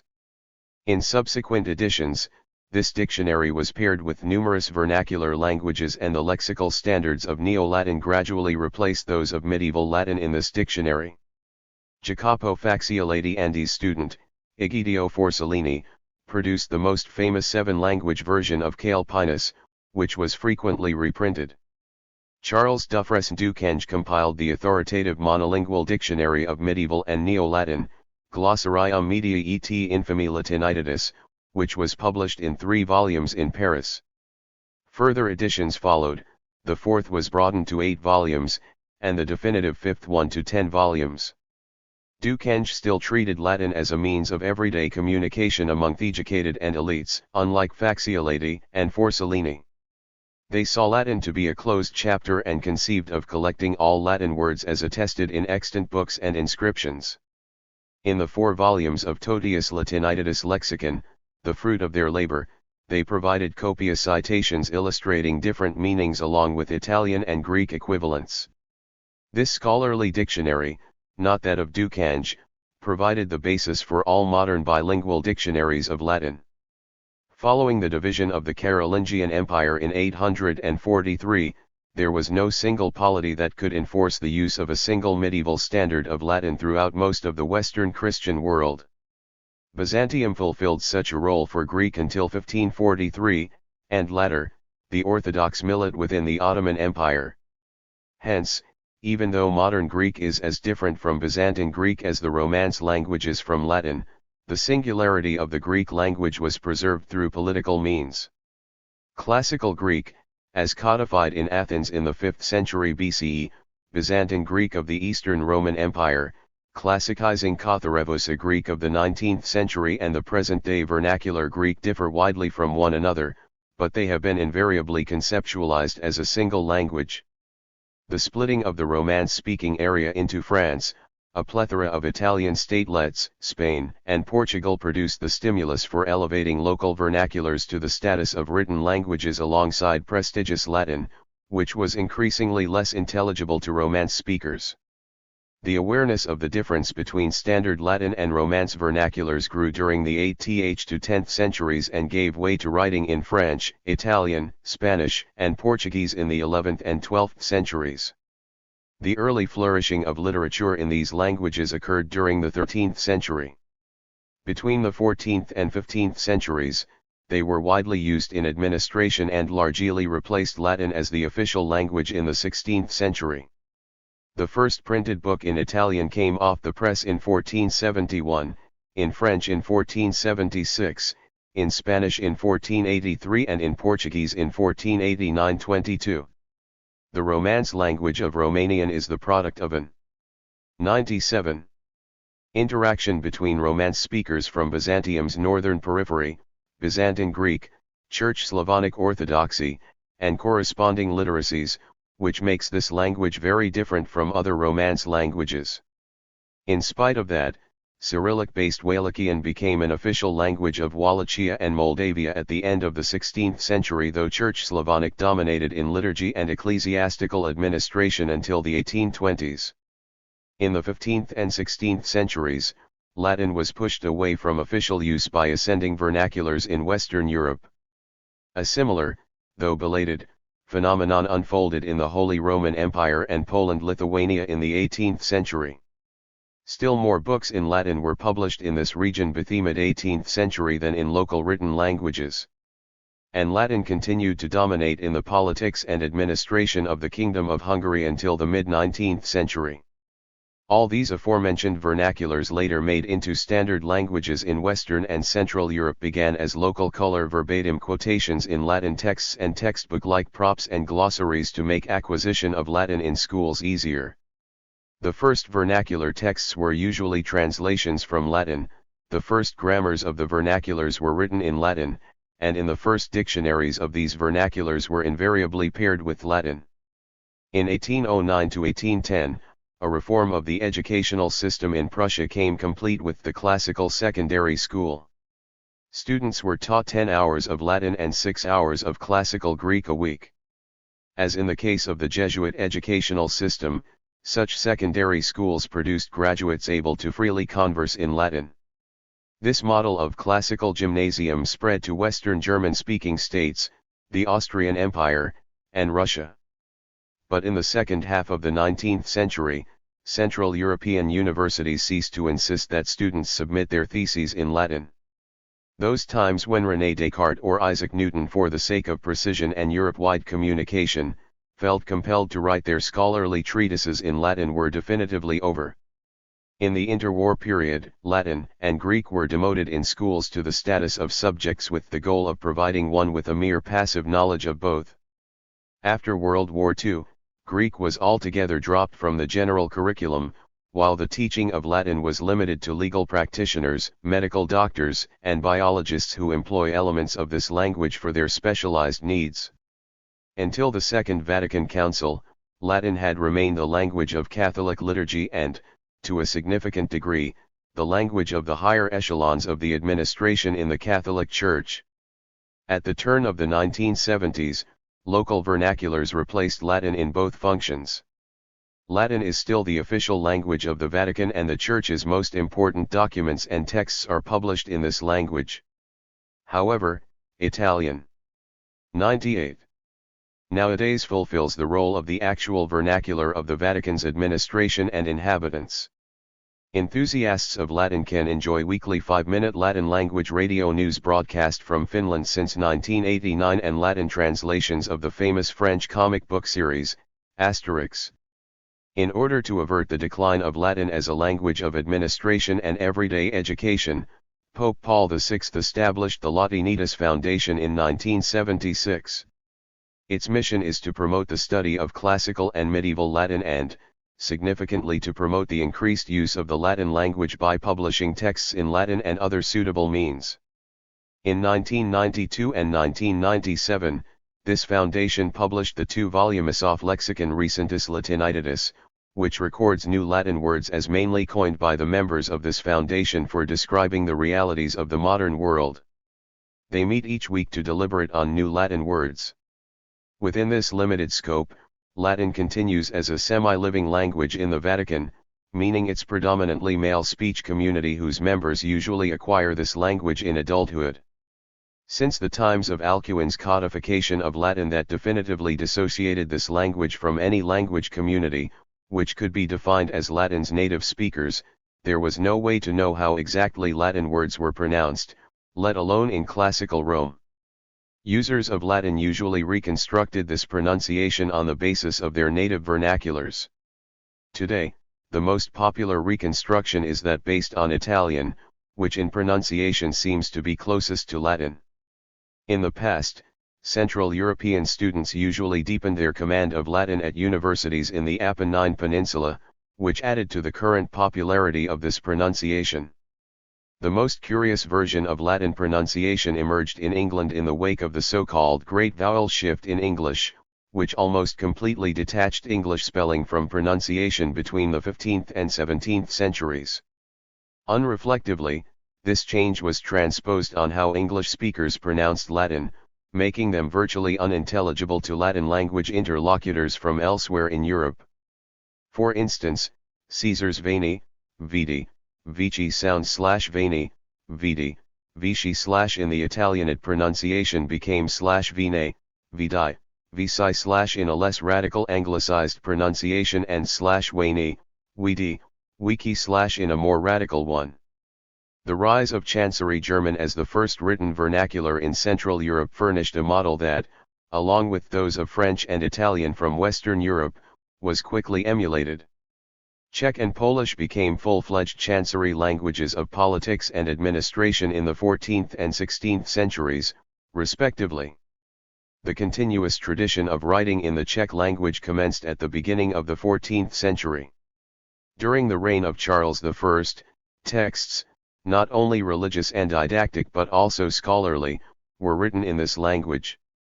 And beginning in the last quarter of the 14th century, legal and administrative documents were issued in Czech. Not surprisingly, written Czech, being so closely connected to the royal and imperial court, grew from the central Bohemian dialect of Prague. The Czech language. The earliest texts with strong Czech influences were committed to paper in Glagolitic letters during the 9th century. Glagolitic literacy soon was limited to Croatia, but its elements survived in Bulgaria through the 12th century, and from the mid-14th century Croatian monks revived this tradition at the Emmaus monastery near Prague. Initially, they wrote in Old Church Slavonic but soon switched to vernacular Czech. By 1416, the monks had even completed a full translation of the Bible into Czech, written in Glagolitic letters. However, the prevailing standard was to write in the Latin script. The problem was how to reflect Czech sounds with Roman letters that had been originally devised for the Latin language so different from Slavic.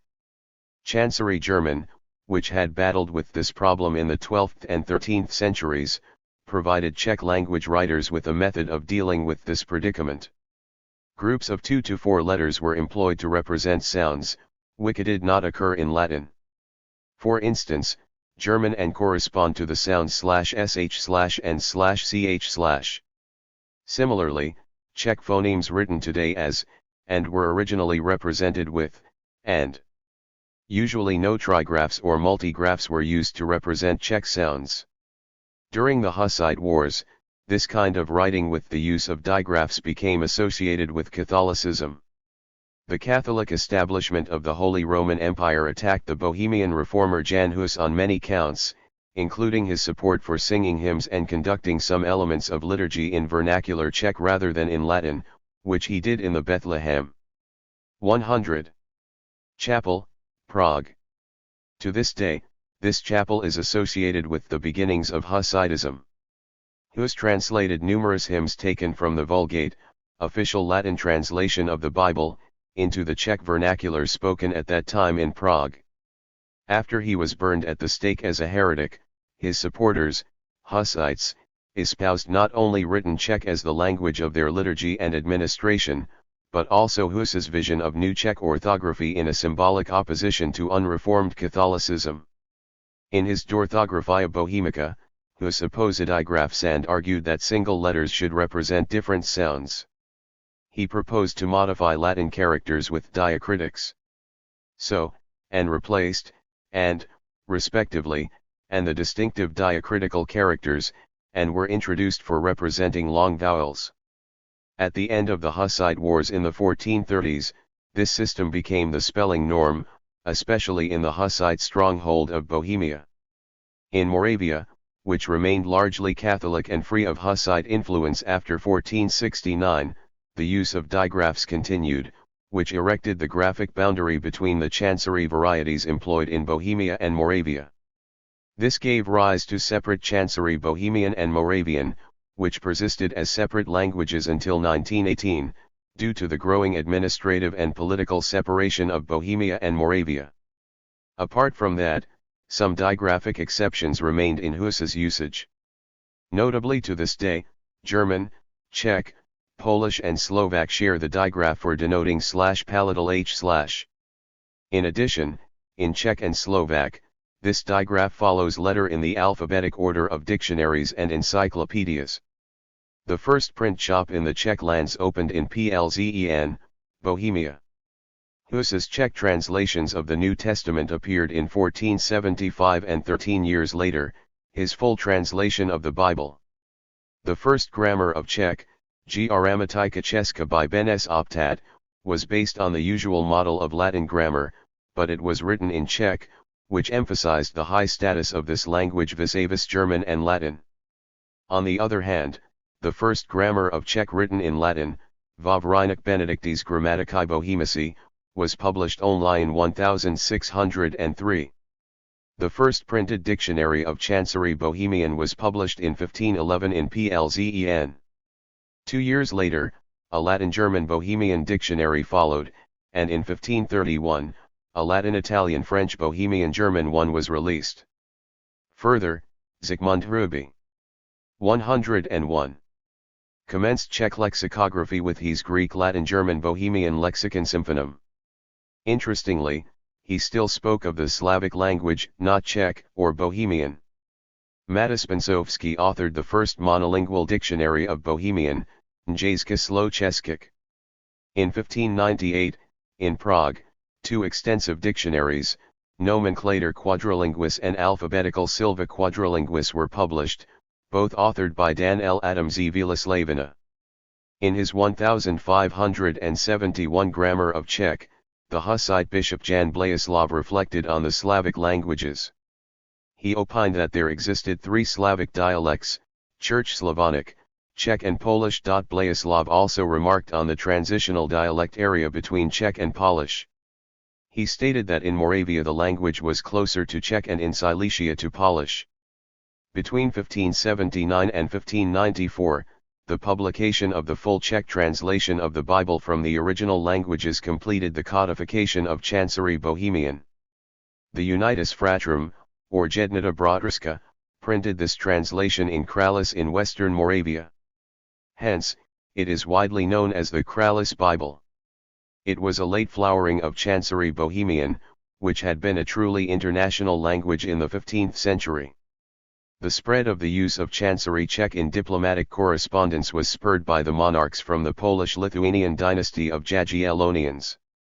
Between 1471 and 1526, they reigned in the lands of the Czech crown, and between 1490 and 1526, in the Kingdom of Hungary, which created a personal union between both polities. At that time, Polish was not yet widely employed for writing purposes, while Cyrillic-based Ruthenian of the Grand Duchy of Lithuania was not deemed appropriate for the administration of the Catholic Czech and Hungarian crowns. Apart from Latin, the obvious choice was Chancery Bohemian, whose prestige was such that many Polish-Lithuanian nobles preferred it to Polish until the mid-16th century. German had been a significant Chancery language in the Holy Roman Empire since the 13th century, but in Hungary and Poland-Lithuania its use was limited to the self-governments of towns and cities populated by Germanic-speaking settlers from the empire. In addition, the Germanophone Habsburgs competed with the Jagiellonians for dynastic domination in the lands of the Czech crown and Hungary. The initial victory of the Jagiellonians strengthened the position of Chancery Bohemian as a language of diplomatic correspondence between the Czech crown, Poland-Lithuania, and Hungary. Between 1346 and 1411, Czech kings also reigned as the Holy Roman Emperor, which added to the prestige of Chancery Bohemian in the empire's German-speaking areas. In the second half of the 14th century, Brandenburg and Bavaria's Upper Palatinate were briefly 102 incorporated in the lands of the Czech crown. Hence, Czech was employed in correspondence with Bavaria, Brandenburg, and Saxony. In the Battle of Mohacs, which opened Central Europe to Ottoman 23 penetration, the last Jagiellonian king of the Czech crown and Hungary, Louis, died.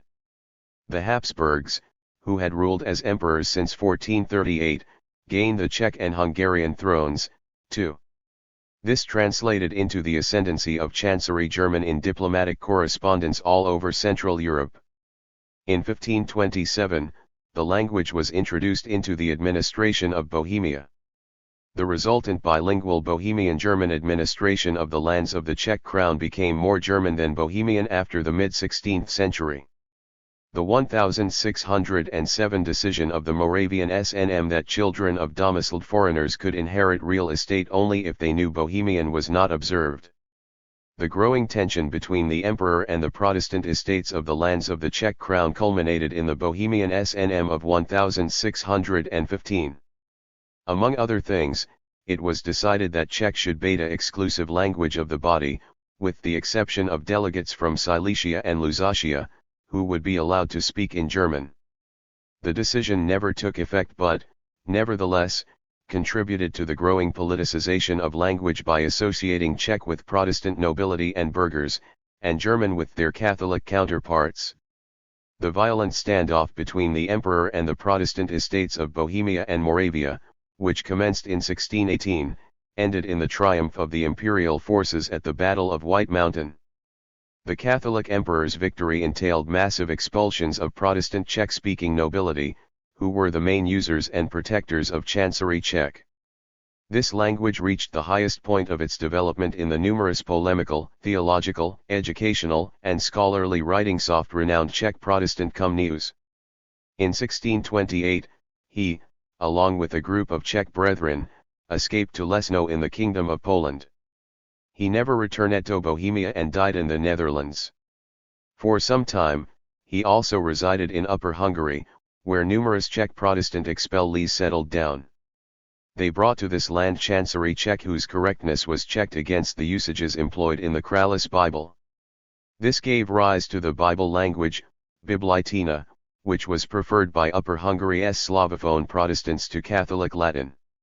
On the other hand, in the first half of the 19th century, codifiers and promoters of modern Czech pictured Komensky as the Czech Luther, whose writings made Czech into a full-fledged language equal to German and Latin.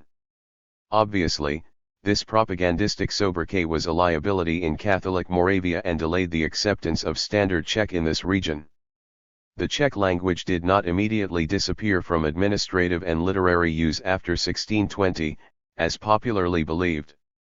The process of replacing it in the 103 Slavophone lands of the Czech crown with Latin and German was gradual and never complete. The renewed organization of Bohemia and Moravia put GG Chancery German on equal footing with Czech as the official languages of both these lands. After this, German gradually replaced Czech in most important administrative functions. Written Czech survived in court minutes, guilds, and local self-governments. The fusion of official German and vernacularized Czech resulted in the Slavic idiom heavily interlaced with Germanic lexical and syntactic loans. The Germanophone elites referred to it contemptuously as Kuchelbamus. However, in the mid-18th century, a few book titles were published in this kind of Czech, along with reprints of some religious publications written in 16th century Czech, idealized as the language of the Kralis Bible. Nowadays, scholars tend to refer to the post-1620 Czech, employed in counter-Reformation publications printed in Bohemia and Moravia, as Jesuit Czech, because leaders and educators of the Society of Jesus spearheaded the recatholicization of Central Europe. After the abolishment of the Bohemian Chancellery in 1749, Czech disappeared from the central government institutions in Vienna. Some authors continued to write scholarly texts in Czech, and grammars for use in schools kept appearing. There were even opinions that the Czech language should be purified from foreign words and phrases, most strongly voiced by Václav Jan-Rosa in his Latin language work, Čekorenost, SCU Grammatica Lingui Bohemici. This puristic streak in linguistic thinking appeared more strongly in Bohemia in the context of the attempts undertaken to cleanse the German language of Latin and French loanwords. In the Holy Roman Empire, still 1/3 of all the book production was in Latin during the 1740s. In Vienna, Emperor Joseph I and his court used Italian, Emperors Charles VI and Francis I used Spanish, while French was commonly spoken when other emperors ruled. Friedrich the Great of Prussia also talked in this language and openly despised German. This disparaging attitude to vernaculars was popular among the nobility in all of Central Europe. They favored Latin and, beginning in the 18th century, French. Latin united the Central European world of literacy until the sweeping social reforms of the Queen of Hungary and Bohemia, Maria Theresa, and of her son, Emperor Joseph II. They centralized the administration of the Habsburg hereditary lands, created a civil service and 104. Military based on merit not birthright, established popular elementary education, and commenced dismantling of the serf system. Their modernizing efforts took France as a model. They noted that the written vernaculars had already replaced Latin in France and the United Kingdom, in the 16th century. Written French and English, much closer to the speech of the subjects, proved a better instrument of unification and modernization than Latin. Obviously, imposition of such a written vernacular put at disadvantage those groups of subjects who spoke starkly different idioms, for instance, Celtic languages, or Basque. However, Latin was available only to the narrow estate stratum that accounted for not more than 5% of the population. Potentially, literacy in a vernacular was accessible to the majority of the population. The situation was different in the Habsburg lands, where Latin was supplanted by German. Most of the subjects spoke Slavic or Magyar, not German. The replacement of Czech with German as the medium of education in Bohemian schools had been completed by 1775. To this end, a year earlier, Maria Theresa's decree had replaced most Czech-language schools and villages either with Germanophone or bilingual ones. At that time, teaching in all the town elementary and secondary schools was already being conducted in German. In 1784, German replaced Latin as the language of instruction at the University of Prague. Since Czech was useful for German-speaking administrators in Slavic-speaking areas, it survived until 1806 in the military academy at Vienna. The dissolution of the Society of Jesus made the exclusion of Latin from non-ecclesiastical contexts easier. From the mid-16th to the mid-18th century, the Jesuits had united Catholic Europe through the introduction of Latin as the medium of modern education for the members of the estates. It was especially true of the Catholic lands in the Holy Roman Empire as well as Poland, Lithuania, and the Kingdom of Hungary. The originally Western European inclination toward vernacular literacy became quite visible in Central Europe at the end of the 18th century. In 1784, Francis II issued an imperial decree that replaced Latin with German as the language of state administration and higher education. The socio-cultural unity of early modern Central Europe, steeped in Latin and more tentatively in Catholicism, started unraveling under the influence of revolutionary France. The idea that the population of a realm, construed as a nation, not God, is the source of legitimacy, decisively overhauled European politics. The bayonets of the French imperial army spread the message of nationalism all over Central Europe at the beginning of the 19th century. The intellectual currents that emphasized the importance of the language of the people surfaced throughout the 18th century before Johannes Gottfried. 105. Herder enshrined it in his writings. For instance, as early as 1746, in his essay Sur l'origine des connaissances humaines, the French philosopher Étienne de Condillac argued that each language expresses the character of the people who speak it. And Herder famously proposed that language most fully expresses the invisible genius of a people. In the 19th century, his view became one of the more important philosophical underpinnings of the specifically Central European linguistic variety of ethnic nationalism. This kind of nationalism, seen as the font of statehood legitimization, completely overhauled the political map of Europe between 1871 and 1945–1989.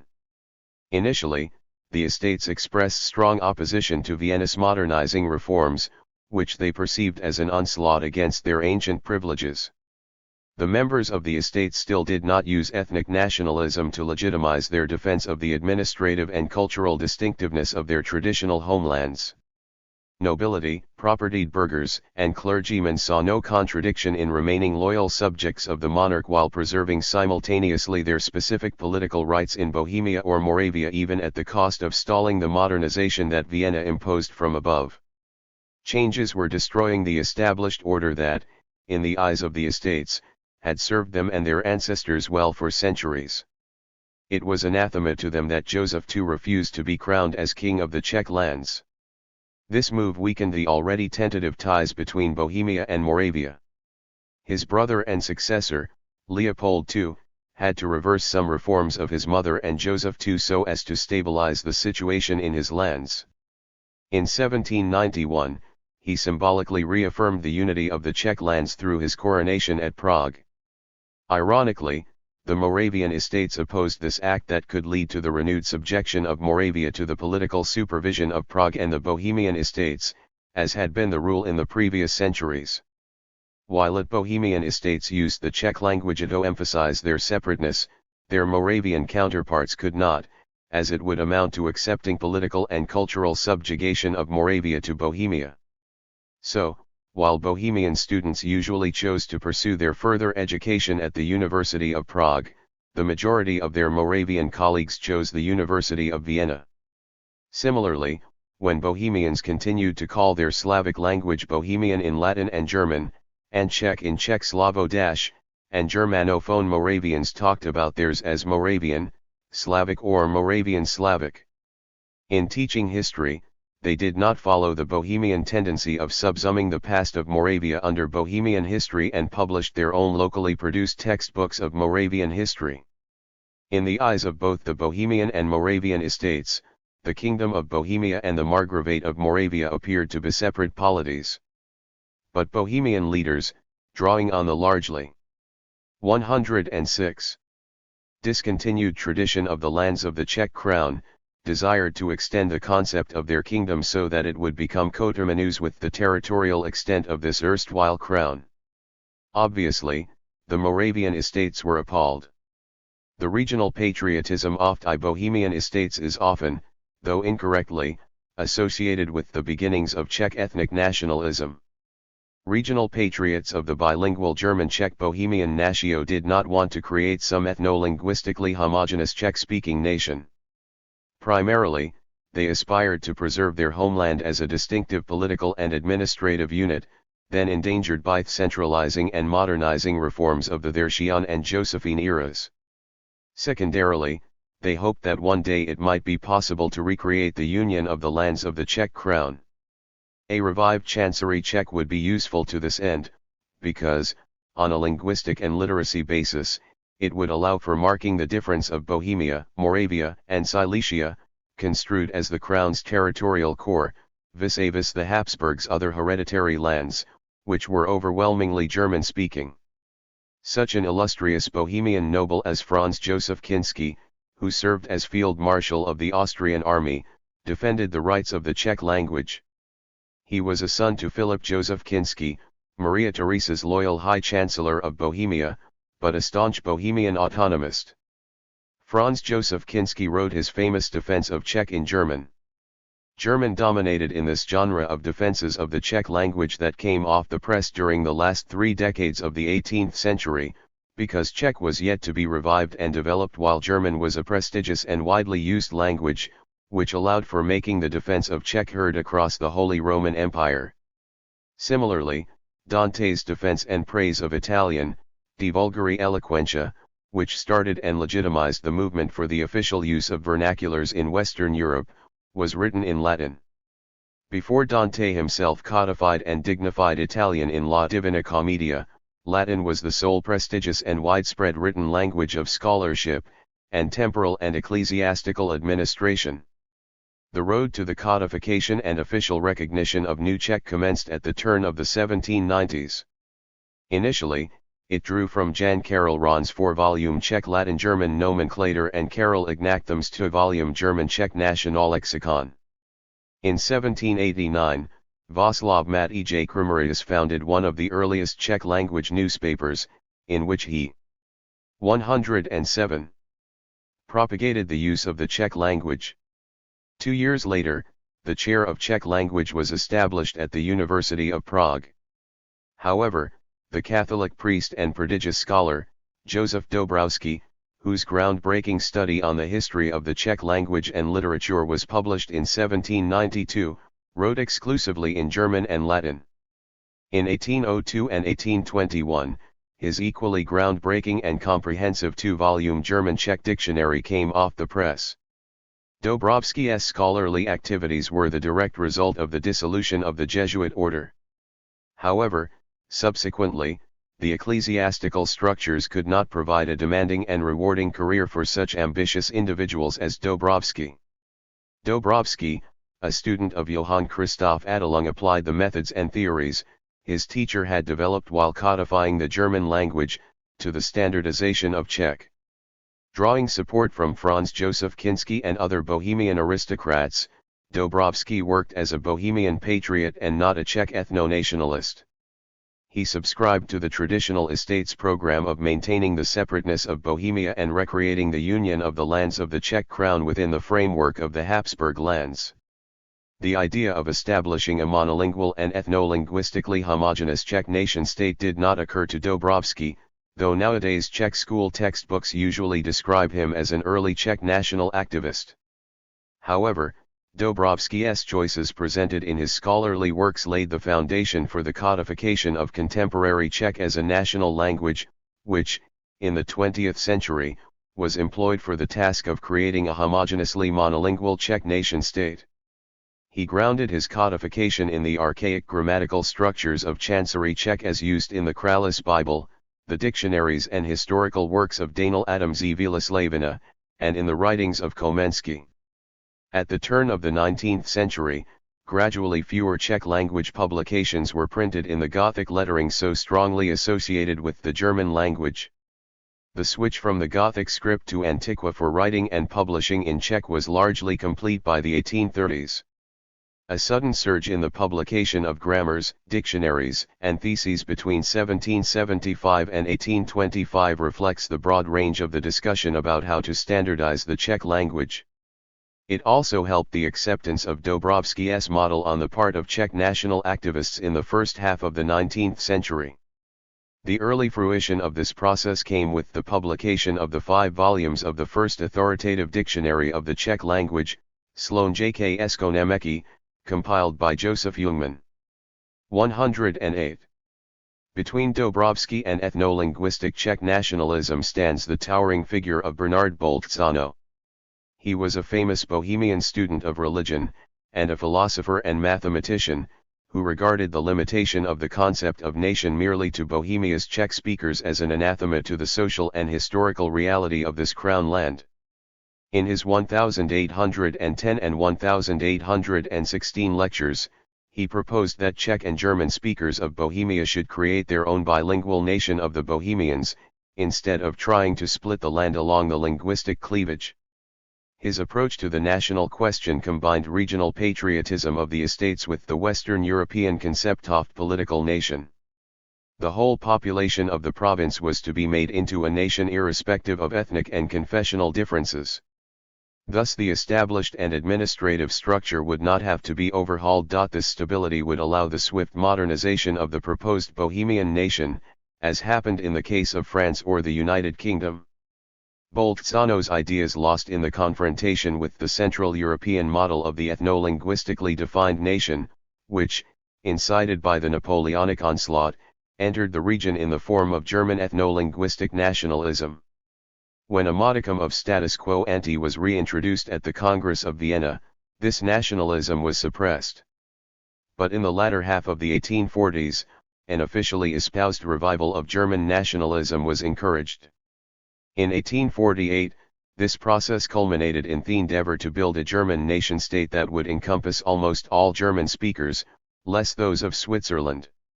Vienna opposed it because such a national polity would have necessitated the destruction of the multilingual and multi-ethnic Austrian Empire. In addition, German nationalists did not take into account interests and political ambitions of the non-German speakers who lived on the territory of the German Confederation and Prussia. As a result, German nationalism incited numerous Central European ethno-linguistic nationalisms in the second half of the 19th century. In 1871 and after 1918, these nationalisms along with their German counterpart would destroy the existing traditional societies and polities to replace them with ethnically homogeneous nations housed exclusively in their own nation-states. Despite the havoc of forced assimilation and ethnic cleansing that this process entailed, the rise of nation-states is equated with modernization, as if modernization had been inherently impossible in multi-ethnic and multilingual polities. The discussion of this issue continues in further chapters. The Polish language. After German and Czech, Polish was the third written vernacular language to develop in Central Europe. There are no early Old Church Slavonic manuscripts as in the case of Czech that could be associated with the Polish language. 109. However, Slavophone Christianity and Church Slavonic literacy reached Silesia and Malopolska when these future Polish regions were part of Greater Moravia. In Bogorodzica, the oldest preserved Polish song from the 13th or 14th century, which served as the military anthem of the Polish army in the 15th century, clear Church Slavonic elements were preserved. The first extant texts recorded in Polish date back to the 14th century, but a tradition of continuous literacy in this language developed only at the beginning of the 16th century. Christianity came to Poland from Bohemia. This involved the influx of Czech-speaking churchmen, officials, and scribes to the fledgling polity of the Polonians, or the ethnic group that built this state and gave the name to Poland, as attested in the records from the 12th century. Obviously, as in Bohemia, the Czechophone specialists wrote in Latin but communicated with the locals in their own Slavic idiom, which meant the transfer of Western Christian Church terminology into Polish via the Czech language. When Czech became a chancery language already in the 14th century, its influence on spoken Polish increased. Chancery Czech became an international language for use in the Slavic-speaking areas of Central Europe if one did not know Latin, or if his interlocutor might not grasp a message spoken in this classical tongue of ancient Rome. Alongside towering Latin, Czech developed into a language of diplomacy and culture on a par with German. Czech mostly played the role of an auxiliary official koine in the Slavophone areas of Central Europe, like German in the Germanic phone areas of Central Europe and the Holy Roman Empire.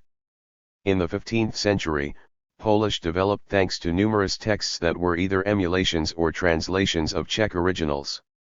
It was the usual way for a new written vernacular to be codified. For instance, the first texts written in Czech were translations from Latin originals. Translating Latin prayers and hagiographies also facilitated the emergence of Polish as a written language. The Frenchman, Piotr Stojensky, authored the first grammar of Polish, Poloniki Grammatices Institutio. The first grammar of Polish written by a Pole was Compendiosa Lingui Poloniki Institutio by Jan Karol Wana. Despite numerous grammars of Polish written in Latin and German during the 17th and 18th centuries, the first Polish language grammar of this language, Walenty Zilerski's Gramatyka Powszechna Ozyjskim Językom I Olasin Polskiemu Praudla w Sobie Zamykajika EEAA, was published in 1767. 110. In the 16th century, when Polish became a fully developed chancery language, it was still fashionable to speak in Czech or at least to include Czech words and phrases in one's speech. This phenomenon spread among aspiring nobility and burghers, who were not rich enough to master Latin at one of the universities in the distant Apennine Peninsula. Instead of speaking in rudimentary and incorrect Latin, which could make one into a butt of ridicule, the obvious choice was to make oneself popular through using Czech. The famous Czechophile and influential Krakow printer, Jan Sandecki Malachy, even opined that Polish was a dialect of the Czech language. This Czech influence in Polish weakened at the end of the 16th century. However, Grzegorz Napski, who authored the extensive 3-volume Polish-Latin-Greek dictionary, Thesaurus Polonolitino-Graicus, used Czech entries from the dictionaries of Daniel Adams Weleslawina as the model for the Polish translations of Latin and Greek terms. After the 1526 union of the lands of the Czech crown with the Habsburg lands, the importance of Chancery German increased in the Czech lands. At the same time, the political importance of the Czech crown declined, especially due to continued confessional discord sealed by the massive expulsions of Protestant nobility after 1620. The 16th century was the golden age for the Kingdom of Poland, as was the 14th century for the Czech crown. The Polish economy, based on the extensive grain-producing latifundia, grew rapidly. A unique kind of noble democracy developed, and after the extinction of the Jagiellonian dynasty, produced an institution of the monarch elected by all the nobility. In 1569, prior to the death of the last Jagiellonian king Zygmunt August, the 1385/1386 personal union between the Kingdom of Poland and the Grand Duchy of Lithuania was transformed into a union between these states. The Commonwealth of Poland-Lithuania emerged as one of the largest and most powerful European states of that time. Although the first publications in Poland-Lithuania were produced in Krakow in 1473, the first extant Polish-language printed book came off the press only in 1513. This was followed 4 decades later by the first printed Bible in Polish, published in 1553 in Brzesc thanks to the effort of Polish Protestants. Subsequently, Catholics responded with their own translation of the Holy Writ. However, only Jakub Wojciech's Catholic translation of the Bible gained significance equal to that of the Protestant Brzesc Bible when it came to setting standards for written Polish. The noble writers, Protestant Mikołaj Reg and Catholic Jan 111. Kochanowski, forsook Latin in favor of Polish, and codified the Polish language with their numerous poetic and prose writings. Although the first Polish-Latin glossaries began to appear in the first half of the 16th century, the first extensive Polish dictionary, Jan Moczynski's A 2-volume Lexicon Latino-Polonicum, was printed in 1564 at Königsberg in Ducal, Prussia. Like Jan Blaisław, he maintained that Polish is a dialect of the larger Slavic language, and that all Slavic speakers use various dialects of the same language. Stojensky's first grammar of Polish was in Latin, unlike Optat's Gramatyka Česka written in Czech. In 1589, Jan Rybinski, who stemmed from a Polonized Czech family, published his praise of the Polish language, De linguarum in genera, tum Polonicae sourcem prestantia et utilitate oratio. He wrote it in Latin, though, as had Dante his De vulgari eloquentia. In 1670, the Jesuit priest, Bohuslav Balbin, wrote a similar defense of Bohemian, Dissertatio Apologetica pro lingua slavonica, Principia Bohemica, published in 1775 in Prague. Prior to the 1620s, the prestige and official status of Chancery Bohemian was so strong that there was no need to defend this language.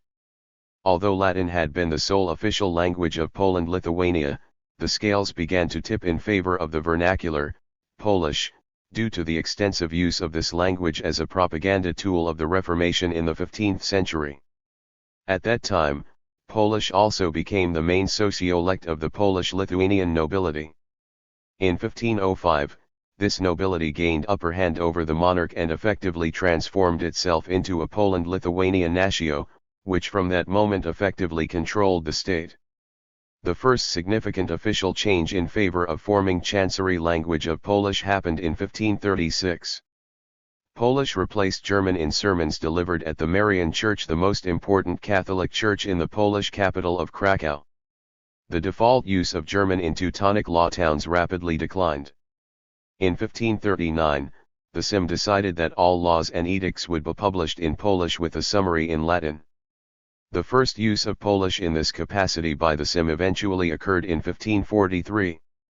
All these developments guaranteed Chancery Polish a more elevated political status than even Latin enjoyed. When a real union replaced the personal one between the Kingdom of Poland and the Grand Duchy of Lithuania in 1569, Polish became an official language in the Grand Duchy alongside Latin and Ruthenian. In the 16th century, Polish orthography achieved its general shape. Initially, publishers and writers emulated the German and Czech models of digraphs. 112. For representing specific Polish sounds. Later Huss's idea of using single letters modified with a diacritic became popular. But as Huss and his writings were associated with Protestantism, Polish-language Catholic writers were reluctant to espouse the Czech innovation wholeheartedly. Hence, the Polish spelling system is a mixture of specific diacritic letters e, and digraphs. Interestingly, Polish is the only standard Slavic language that preserved the nasal vowels of Common Slavic, namely /nasal o/ and /nasal e/. In addition, some relics of nasal vowels are found in some South Slavic dialects. The only other European languages to use nasal vowels are French and Portuguese. In late medieval and early modern Central Europe, the ethnic background of the monarch and his court tended to diverge from that of the population over which he ruled. The Lithuanian dynasty of the Jagiellonian rulers of Poland-Lithuania used the Baltic language of Lithuanian in their family and household at least until 1492. Ruthenian, written in the Cyrillic letters of Orthodox Christianity, functioned as the official language of the Grand Duchy of Lithuania before its personal union with the Kingdom of Poland and the official Christianization of this duchy. The Jagiellonian rulers of Poland-Lithuania did not find it difficult to acquire Polish, as it was rather close to Ruthenian. On the other hand, actual Christianization applied only to the northernmost, Lithuanian-speaking nook of the Grand Duchy, as the rest of its extensive territory had been Christian since the times of Kievan Rus. Christianity arrived in Lithuania from Poland in the form of Catholicism, and Polish, written in the Latin alphabet, was the language of politics and power. The 1569 union with the Kingdom of Poland fortified the position of Polish in the Grand Duchy of Lithuania and marginalized the Ruthenian language and the Cyrillic alphabet. The Counter-Reformation gradually limited the extent and popularity of Protestantism in the late 16th century. For historical and political reasons, the Catholic nobility of the Grand Duchy of Lithuania and the local noble converts from Protestantism to Catholicism preferred Latin to Polish, since the latter was perceived as symbolic of the Reformation. Beginning the mid-17th century, more publications in Latin than in Polish were published in the Grand Duchy, which was preferred over Polish in administration also. In 1697, Ruthenian was abolished as an official language of the Grand Duchy of Lithuania, which led to the gradual emergence of Polish as the de facto sole official language in the Grand Duchy. This created a paradoxical situation wherein Latin, alongside Polish, continued to be the official medium of politics and bureaucracy in the Kingdom of Poland, but predominantly Polish was used in this capacity in the Grand Duchy. Obviously, Latin was also present in the political life of Lithuania, as the Polish nobility and the Lithuanian boyars 24 gradually 113 merged into the largely homogeneous noble estate of Poland-Lithuania. Their languages of choice were Polish and Latin. Although burghers continued to use German for official business in Krakow until the end of the 16th century, as elsewhere in the towns of western Poland, its use waned with the rise of Poland-Lithuania as the regional power of Central Europe. In the late 16th century, Latin and Polish replaced German in Poland's Royal Prussia, and both languages made considerable inroads in the Polish fief of Ducal Prussia after its 1525 homage to the Polish king. In 1561, Poland-Lithuania gained Courland and Livonia, but Polish did not replace German as the official language in this territory until 1677. The position of Polish became fortified across Poland-Lithuania, while Chancery Czech remained the official language in the Commonwealth's two tiny duchies of Oswiecim and Zadar, gained from the Czech crown in the latter half of the 15th century, until the 17th century. Armenians, who settled in Poland-Lithuania as merchants, and Tatars, who joined Thepali's army and were ennobled, wrote in Polish and Ruthenian employing Armenian and Arabic letters, respectively. The former switched to the Latin alphabet in the 17th century, but the latter kept their specific script until the 20th century. Interestingly, both groups divided by religion and history, originally shared the same vernacular, Kipchak-Turkic. In the second half of the 16th century and especially in the 17th century, Polish attained the rank of a Central European Koine earlier enjoyed by Czech, because at that time Poland-Lithuania became the center of Central European politics, economy, and culture. Outside this polity, Polish was employed as the language of official, scholarly, and diplomatic discourse in Muscovy, Moldavia, 25 and Wallachia. Peter I the Great, who modernized and transformed Muscovy into the Russian Empire, spoke Polish and admired the language, despite his military conflicts with Poland-Lithuania and his support for the official use of simple language. Polish along with Latin, Dutch, German, and French seemed to him media better suited for channeling modernization into his realm than official Church Slavonic, inextricably bound with the Orthodox Church. Peter decisively limited the Church's political hold on the state to allow for Westernization, which entailed the gradual reducing of the use of Church Slavonic to matters ecclesiastical. In the 17th century, Latin and Italian gradually lost their role of international languages in Western Europe to French. During this transitional century, Spanish became an aspiring regional language in southern and Mediterranean Europe, and German in the Holy Roman Empire and Scandinavia. By the same token, Polish was the language of choice in Slavophone areas from Lusatia to Muscovy and in the Balkans. In the Empire, Germanic-speaking merchants learned Polish when they planned to pursue business ventures in the Slavic-speaking regions. The status of 114. The language did not change much after the territorial and institutional decline of Poland-Lithuania commenced in the mid-17th century with the Cossack Wars and protracted warfare against Muscovy and Sweden.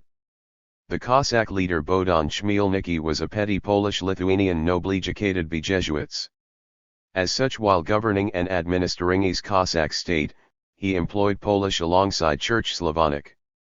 He also maintained correspondence in Latin and spoke Ottoman Turkish. In Smolensk, Chernichow, Kijo, and other Polish-Lithuanian territories incorporated into Muscovy in 1667 and 1686, the tradition of using Polish for social, cultural, educational, and administrative ends continued until the 1830s, and among Polish noble gentry there until the end of the Great War. The renewed influence of Latin in Central Europe commenced with the Counter-Reformation. The Jesuits were the main carriers of this trend in culture and education. They believed that if Catholic reforms were to be truly universal, they had to be transmitted through the sacred medium of Western Christianity, the Latin language. Their thinking in this regard clashed strongly with the Protestant propagation of local vernaculars in liturgy and public life. During the 1550s and 1560s, Jesuits opened numerous colleges in the Czech lands, Hungary ruled by Habsburgs, as well as in Poland-Lithuania. When Theorida was dissolved in 1773, 200,000 students were learning at Jesuit colleges in Poland-Lithuania alone. By that time, virtually every Central European nobleman had received his education in a Jesuit school and could communicate in Latin in speech and writing. This emphasized the difference between the nobility and the peasantry, even if both spoke the same or similar idioms. In the 16th and 17th centuries, this contributed to the rise of the influential ideology that maintained that the Polish-Lithuanian nobility descended from the Iranian Sarmatians and the peasants from Slavs. Hence, the nobles sometimes referred to Polish as the Sarmatian language, completely forgetful of its Slavic character. In the 16th and 17th centuries, Holy Roman emperors, with their realms and interests extending from the Adriatic to the Iberian Peninsula and the Americas, frequently spoke languages different from the Germanic or Slavic idioms of their subjects. Similarly, many elective kings of Poland-Lithuania did not have a command of Polish or Ruthenian, as they usually came from abroad. As a result, they had to resort to Latin in order to govern and administer their new 115 realm. In the 18th century, French gradually replaced Latin at the royal court in Warsaw as elsewhere in Europe. But the personal union with Saxony led to the renewed influence of the German language. It was also the first language of the Russian Empress Catherine the Great. Her St. Petersburg court employed it on par with French. Administrators also used German in Muscovy's Livonia, where cities were uniformly German-speaking. After Russia annexed half of the territory of Poland-Lithuania, it turned out that the majority of the empire's literate subjects spoke and wrote in Polish. For all practical purposes, the ruling elite became trilingual, that is, Russian-, Polish-, and German-speaking. Hence, Russian Tsars, until Alexander II, tended to address and reply to the representatives of the Polanophone and Germanophone nobility and burghers in French, Polish, and German. With his cultural policies, the ethnically Polish King Stanislaw August Poniatowski contributed to the diminishing role of Latin in Poland-Lithuania. He could not be active in international politics, since at that time Russia closely controlled the Commonwealth's domestic matters and foreign relations. After Pope Clement XIV dissolved the Society of Jesus, the Commission of National Education took over the Jesuit educational system. It was the first ministry of national education in Europe. This commission replaced Latin with Polish as the medium of education and subsidized the writing of appropriate textbooks. The Piarist priest Onufry Kopczynski wrote the first school grammar of the Polish language. It remained in popular use well into the mid-19th century. The first partition of Poland-Lithuania constituted a shock that convinced the Polish-Lithuanian ruling stratum centered around the monarch to reform the state. They wished to centralize Poland-Lithuania and endow it with a hereditary monarchy in order to transform the Commonwealth into an absolutist polity modeled on those of Russia, Prussia, and Austria. The introduction of Polish as the language of education was the first step in this direction. During the 1770s and 1780s, Polish also became the dominant language of politics. Reformists opined that Polish should become the sole official language of Poland-Lithuania. This view gained much credence after German was imposed as the sole official language in the Habsburg lands.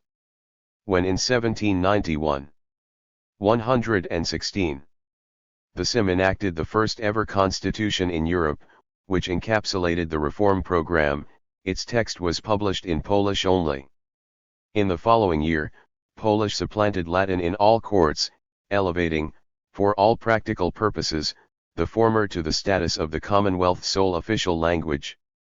The leaders of the reform postulated Polonization of the population, especially Ruthenian speakers and Jews.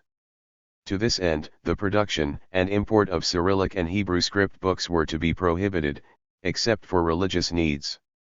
In these Polonization plans, Lithuanian-speaking peasants were not mentioned. They were commonly overlooked since they constituted a tiny minority of no political influence. On the other hand, the position of German in Central Europe was so well established that no one considered the extension of similar Polonization measures to German speakers. Father Francis Exalzi-Jazierski, a high official in Ken, defined nation as an assembly of people sharing the same language and customs. Jacobins in revolutionary France, who prohibited the use of languages and dialects other than Parisian French in 1794, soon espoused the same view. The 1791 constitution unsuccessfully attempted to transform Poland-Lithuania into a unitary and centralized monarchy. But the promulgation of this document sped up the two further partitions that removed Poland-Lithuania from the political map of Europe. German replaced Polish as the official language in those Polish-Lithuanian lands that were granted to Berlin and Vienna, though the majority of the population there could be defined as Polish speakers. With Vienna annexing Galicia in 1772, prior to the introduction of German as the official language in the Habsburg lands and before Polish gained the same status in Poland-Lithuania, Latin continued to play a significant role there until the beginning of the 19th century. On the other hand, Polish remained the language of administration and education in the Russian partition, though the majority of the inhabitants were Ruthenian-, Lithuanian-, German-, or Yiddish-speaking. The 1797 decision to replace Polish with Russian was not heeded. In Napoleon's Duchy of Warsaw, a French protectorate consisting largely of erstwhile Poland-Lithuania's bare Polish-speaking core, Polish regained its official role alongside French, so frequently heard then in government offices. In this rump Polish-Lithuanian state, carved out by Napoleon's decision, Samuel Bogomil Linde secured for himself the position of principal of the bilingual Polish-German secondary school in Warsaw. Linde came from a German-speaking Protestant family in Torun. With the support of Prince Adam Czartoryski, Linde compiled and published his 6-volume Słownik Języka Polskiego in Warsaw. In this work, he supplied comparative translations of significant Polish terms into German and Russian and compared many 117 of them with similar words in other European and Slavic languages. Linde's dictionary not only standardized the Polish language but also provided the model for the standardization of other Slavic languages. Joseph Jungmann's 5-volume Słownik Niemiecki closely emulated that of Linde. Linde's work remained the first and sole authoritative dictionary of Polish until the beginning of the 20th century, when a similar 6-volume work appeared. In 1815, when France's Grand Duchy of Warsaw was partitioned, its western half was reincorporated into Prussia, while the rest, organized as an autonomous kingdom of Poland, was passed on to Russia. In the absence of a state, which the Polish-Lithuanian nobility would choose to call Poland and to identify with, the Polish language, as codified by Linde's dictionary, became a symbolic state for this stateless noble natio. Self-nourished on Polish culture and past glory, the nobility hoped to recreate Poland-Lithuania. In the second half of the 19th century, Polish language and literature incited for the national cause the growing group of Polish-speaking intelligentsia of variegated social background. At the turn of the 20th century, Polish ethnic nationalists emerged from this intelligentsia. They envisioned an ethno-linguistically homogeneous Polish nation-state. After 1918, and especially in the wake of World War II, the Polish language was to become the instrument for creating national homogeneity. Interestingly, to this day, Polish scholars have not managed to agree on the dialectal base from which the Polish language sprang. Claims and counterclaims for the distinction were usually traded by historians and linguists from Wielkopolska and Malopolska with their centers in Poznan and Krakow, respectively. Tellingly, the Polish names of the two regions include the word Poland in their names, viz. Great Poland and Little Poland. Prior to the partitions, nobles from both regions had engaged in a similar competition claiming the historical distinction of original Poland either for Wielkopolska or Malopolska. There is no such difficulty in the case of the Czech language, whose development was closely connected with Prague as the capital of Bohemia and the lands of the Czech crown. Moravia, with its separate tradition of literacy that persisted from the 17th century until 1918, never became the center of all Czech policy-making or nation-building efforts. The fledgling Moravian regionalism cum nationalism, especially strong after 1905, did not supplant Czech nationalism, either. Thus, no Czech region or city has ever aspired to replace Prague as the center of Czech political and cultural life. The situation was quite different in the Polish case. The Polanian state originated during the 10th century in Wielkopolska with its capitals in Gniezno, and later in nearby Poznan. But this polity's capital moved to Krakow in Malopolska in 1038, where it remained until 1611. Then, 118. The capital moved again, this time to Warsaw in Mazovia. In 1138, the Polanian state splintered into an ever-growing number of semi- and fully independent principalities that were not reunited until 1320, with the significant exceptions of Mazovia and Silesia. The latter became a part of the lands of the Czech crown. The first extant texts recorded in Polish date back to the 14th century, which mostly links them to the new post-1320 Polish state with its capital in Krakow, that is, in Malopolska.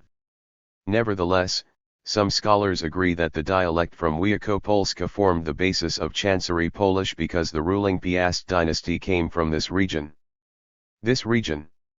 The other camp opts for Krakow's Malopolska dialect, as the power center of the Kingdom of Poland was located there for almost half a millennium, during which period written Polish came into being and developed into a full-fledged language. The Wielkopolska opponents criticize this thesis and duly note that some particularities of the Malopolska dialect are not reflected in Standard Polish. Both camps underestimate the influence of power decentralization on the coalescing Polish culture and language prior to the 14th century. In addition to Krakow, semi- and fully independent centers of princely power arose in Gdansk, Poznan, Sieradz, Plock, Dobrzyń, Inowrocław, Krasno-Odrzańskie, Zaga and Głogów, Jawor, Wrocław, Pol, Bytom, Raciborz, and Cieszyn, among other places. All the rulers stemmed from the Piast dynasty, which guaranteed a modicum of political unity and fortified the position of the Polish vernacular as the oral language of interdynastical and political communication. German and Czech, however, made inroads as languages of written and oral communication in Silesia, and Malopolskan German gained prominence in Pomerania and northern Mazovia. The interregional political use of the Polish vernacular shielded it from local dialectal influences and gradually made it into a supradialectal vernacular of power. Individuals who spoke local dialects but aspired to a career at the princely or ecclesiastical court readily acquired this dialect as a badge of distinction and sophistication. The tentatively established use of the Polish vernacular was significantly modified by the incorporation of the vast Ruthenian-speaking areas after the conquest of the Halych Rus and the personal union with the Grand Duchy of Lithuania. Simultaneously, the direct male line of the Piast dynasty died out and power shifted into the hands of the Lithuanian and Ruthenian-speaking dynasty of the Jagiellons. Polish was a third language, which they acquired along with Latin. The point of political and economic gravity of the state moved eastward from the Polish-speaking area to the borderland. 119. Where Polish and Ruthenian were spoken side by side. At that time, the latter vernacular enjoyed greater prestige because Ruthenized Church Slavonic was the written language of administration in the Grand Duchy, and due to its closeness to their speech, Ruthenian speakers identified it as their Ruthenian language. Polish speakers were disadvantaged in this respect, since their vernacular was too much distanced from Latin or German, the languages of writing. Hence Polish emerged as a chancery language in the 16th century as a result of the fusion of the Polish supradialectal vernacular with strong Ruthenian influences. These influences weakened during the 16th and 17th centuries because the Cyrillic script and, increasingly, the Ruthenian language were identified with the marginalized Orthodox population. The Grand Duchy's boyars became Polonized, and after 1596, a significant section of the Orthodox population joined the Uniate Church, which entailed gradual resignation from temporal Ruthenian and ecclesiastical Church Slavonic for Polish and Latin, and also from Cyrillic for the Latin script. After the 1697 abolishment of Ruthenian as an official language in the Grand Duchy, in the 18th century, manuscripts in Ruthenian, which were few and far between, were largely done in Latin letters. To the untrained eye of a native Polish speaker from the Ruthenian-speaking areas, these manuscripts appeared to be written in local Polish. Similarly, local Tatars also wrote Ruthenian but in the Arabic script. Today's transliterations of their books into the Latin alphabet are frequently identified as Polish, and those into Cyrillic as Belarusian. The Ruthenian culture and idiom, redefined at the turn of the 20th century as Belarusian and Ukrainian, remained a significant factor in the development of Polish language and literature at least until 1945. In the wake of World War II, ethnic Poles living between Wilno and Lwów were expelled west of post-war Poland's new eastern border, while its same harsh treatment was extended to Ukrainians, Belarusians, and Lithuanians, who were expelled to the east of this border. Between the 16th and 18th centuries, supradialectal Polish infused with Ruthenian influences became the sociolect of the Polish-Lithuanian nobility, whatever their ethno-linguistic background might be. Because the nobility constituted the privileged ruling stratum, they roamed freely across the Commonwealth unlike the rest of the population. This spread linguistic innovations among the nobles and revealed dialectal differences, which they acquired during childhood. Their Polish they recorded in numerous books and manuscripts, which they invariably wrote for the noble reader.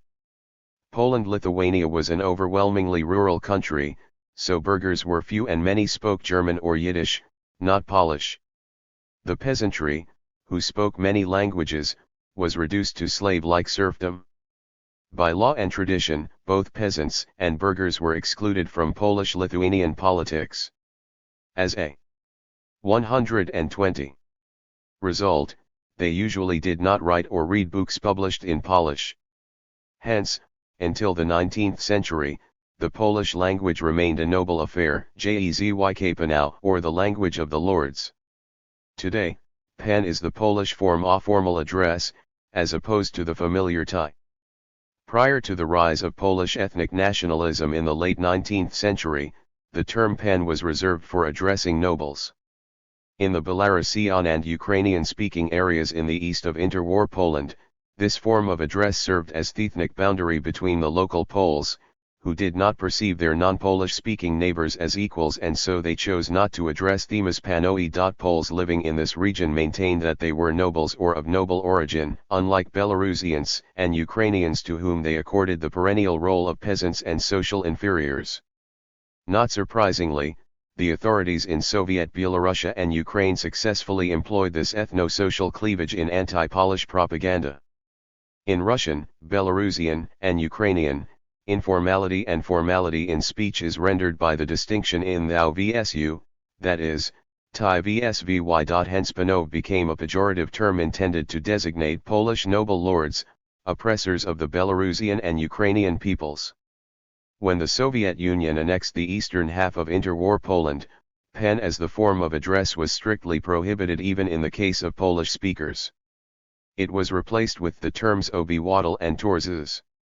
Interestingly, in reaction to imposed Russification, Ukrainian speakers retained pan as the form of formal address, often combined with vy and the plural form of the verb. The Lithuanian language form panas functions as pan in Poland, and Soviet propaganda did not manage to eradicate this usage or mark it as negative. In Czechian Ukrainian, the same combination of pan and vy is employed in formal contexts, unlike in Slovak, which follows the Polish usage of pan with the singular form of the verb. This is one of the few differences between the extremely close languages of Czech and Slovak. Pan probably entered Polish by way of Czech in the 10th century. Prior to the arrival of Magyars in Central Europe, Croatian and Pannonian Slavic Zupan meant governor of a region. In this meaning, Zupan, rendered as Ispan, entered the Magyar language and as Gaspan in the German language. In the latter case, today, Gaspan is also a rare term for collaborator. Probably the conflation of pan and Slavic hospod for lord, or master of the household spawned Bohemian hospodin for lord, god. This term gave rise to Ruthenian hospodar, which, in the 14th century, became the official term of address for the rulers of Moldavia and Wallachia. The etymology of pan is unclear. It is variously claimed to stem from unattested Old Slavic *pan, avarzopan of unknown meaning, Old Turkic shapan for helper of a regional governor, or Old Iranian gopan for shepherd of cows, guard of the herd. 121. The Magyar language. Upon Christianization, Latin became the official language of the straggling Kingdom of Hungary. Apart from the Magyarophone core, the realm's inhabitants included Slavic speakers in Upper Hungary and Romance speakers in Transylvania. Even more Slavophone population entered the kingdom's borders after the incorporation of Slavonia in 1089 and the Kingdom of Croatia in 1091. The first texts recorded in the Magyar language appeared as early as the end of the 12th century. In the following century, Hungarian rulers started accepting the usually Germanic phone hospites from the Holy Roman Empire called Saxons, as well as the Turkic-speaking Cumans who fled from the east in the wake of the Mongol onslaught. Saxons, Cumans, and the Magyar-speaking Zeklers secured the Transylvanian border against the steppe nomads, while Saxons also guarded the frontier with the Polonian state. King Louis I not only ruled over Poland but also dominated the Romance-speaking Wallachians in Wallachia and Moldavia, founded when the control of the Golden Horde had receded from this area. Louis I's power extended over Slavophone Bosnia too. Although the Magyars constituted 70% of the population in Hungary proper, the kingdom's sphere of influence and its intensive political and economic contacts with the Apennine Peninsula and the Holy Roman Empire made Latin the obvious choice for the kingdom's official language. The extinction of the original Magyarophone Arpad dynasty in 1301 fortified the status of Latin. Charles Robert of the Angevin dynasty came from Naples. In order to isolate himself from the old centers of power that could endanger his rule, the king established his court in Visegrad on the Danube bend. Unlike Bohemian and Polonian dukes who had to accept the dominant position of the Holy Roman Empire vis-a-vis their realms, King Istvan I, with undisputed control over his state, did not have to recognize the emperor's political suzerainty. Upon Christianization, Istvan received the insignia of royalty from the papacy, an achievement that the Bohemian rulers did not secure in a permanent manner until 1198 and the Polonian ones until 1320. During Istvan's rule, the royal capitals Székesfehérvár and the primate seat in Esztergom emerged as the centers of power and Latinate culture. 122. Although, as in the case of Czech and Polish, some Magyar translations of Latin texts appeared in the 14th and 15th centuries, the Chancery Magyar language emerged only in the 16th century, especially in autonomous Transylvania. The two Magyar priests who received education at the University of Prague, Tomasz Kamusella and Bálint Ujjaléki, translated the Bible into Magyar between the 1410s and the 1430s, under the influence of Hussitism, which propagated the use of vernaculars in liturgy. First, they worked in Sirmia, which was Hungary's Magyarophone center of Hussitism, Waldensianism, and Bogomilism. Accused of heresy, both were banished from Sirmia and completed their translation in Hungary's vassal land of Moldavia. Their translation survives in fragments, but, significantly, introduced to Magyar orthography Jan Hus's diacritical device for marking long vowels. First it spread among Calvinist Magyar speakers, but soon their Catholic counterparts accepted the standard as well. This diacritical modification of letters survives in Standard Magyar, like in Standard Czech and Slovak, in the form of acute accent. These diacritic Magyar letters include and. The first Hungarian print shop opened in Buda in 1472 and produced its first book a year later. It was a Latin language chronicle. The first Magyar language book was published only in 1533 at Krakow in Poland. The first translation of the Gospels into Magyar appeared 3 years later in Vienna. The first Magyar language book that was brought out in Hungary came off the press in 1536 at Újszeged. 5 years later, János Szilveszter's translation of the New Testament was published in Szarvár.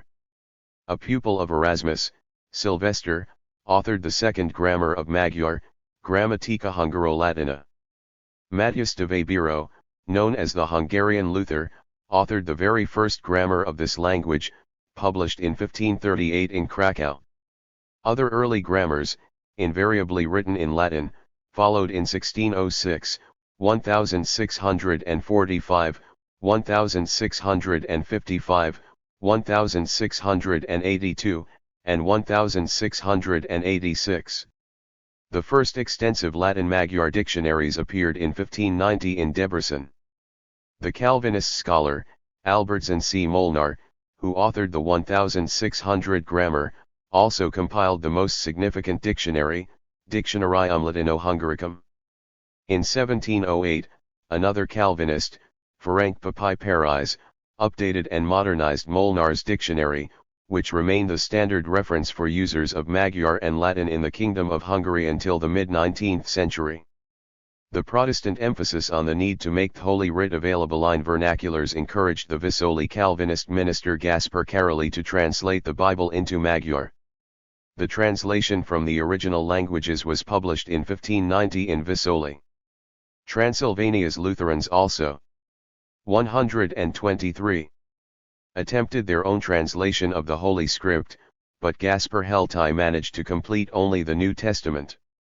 Hungary's Magyarophone Catholics had to wait for their version of the Bible until 1626, when the Jesuit György Kaldi's translation from the Vulgate came off the press in Vienna.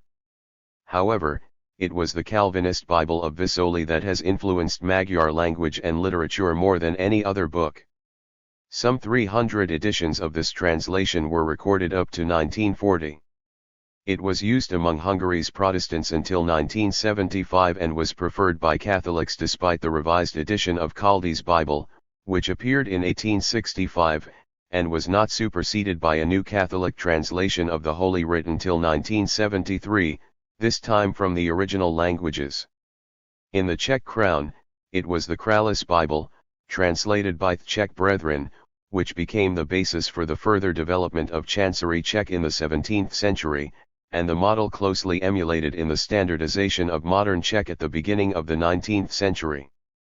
In Poland-Lithuania, the Counter-Reformation gradually overcame the significance of Protestantism, and Wojciech's Catholic translation of the Bible constituted the model for those who wrote in Polish during the 17th and 18th centuries. The situation in the Kingdom of Hungary, partitioned between Catholic Austria, the Islamic Ottoman Empire, and multi-confessional Transylvania, was still different. The Hungarian primate and Archbishop of Esztergom, Peter Pázmány, was born a Calvinist, and converted to Catholicism as a teenage student. Recognizing the fact that mainly Protestants contributed to the development of Chancery Magyar in the 16th century, Pázmány adopted this Protestant Magyar for the written and propaganda needs of the Counter-Reformation. Thus, in the 17th century, he shaped this language as a common, supraconfessional medium of literate Magyar speakers, to which Protestants and Catholics contributed equally. His contribution to the partial recatholicization of Hungary earned him the sobriquet Second Apostle of Hungary.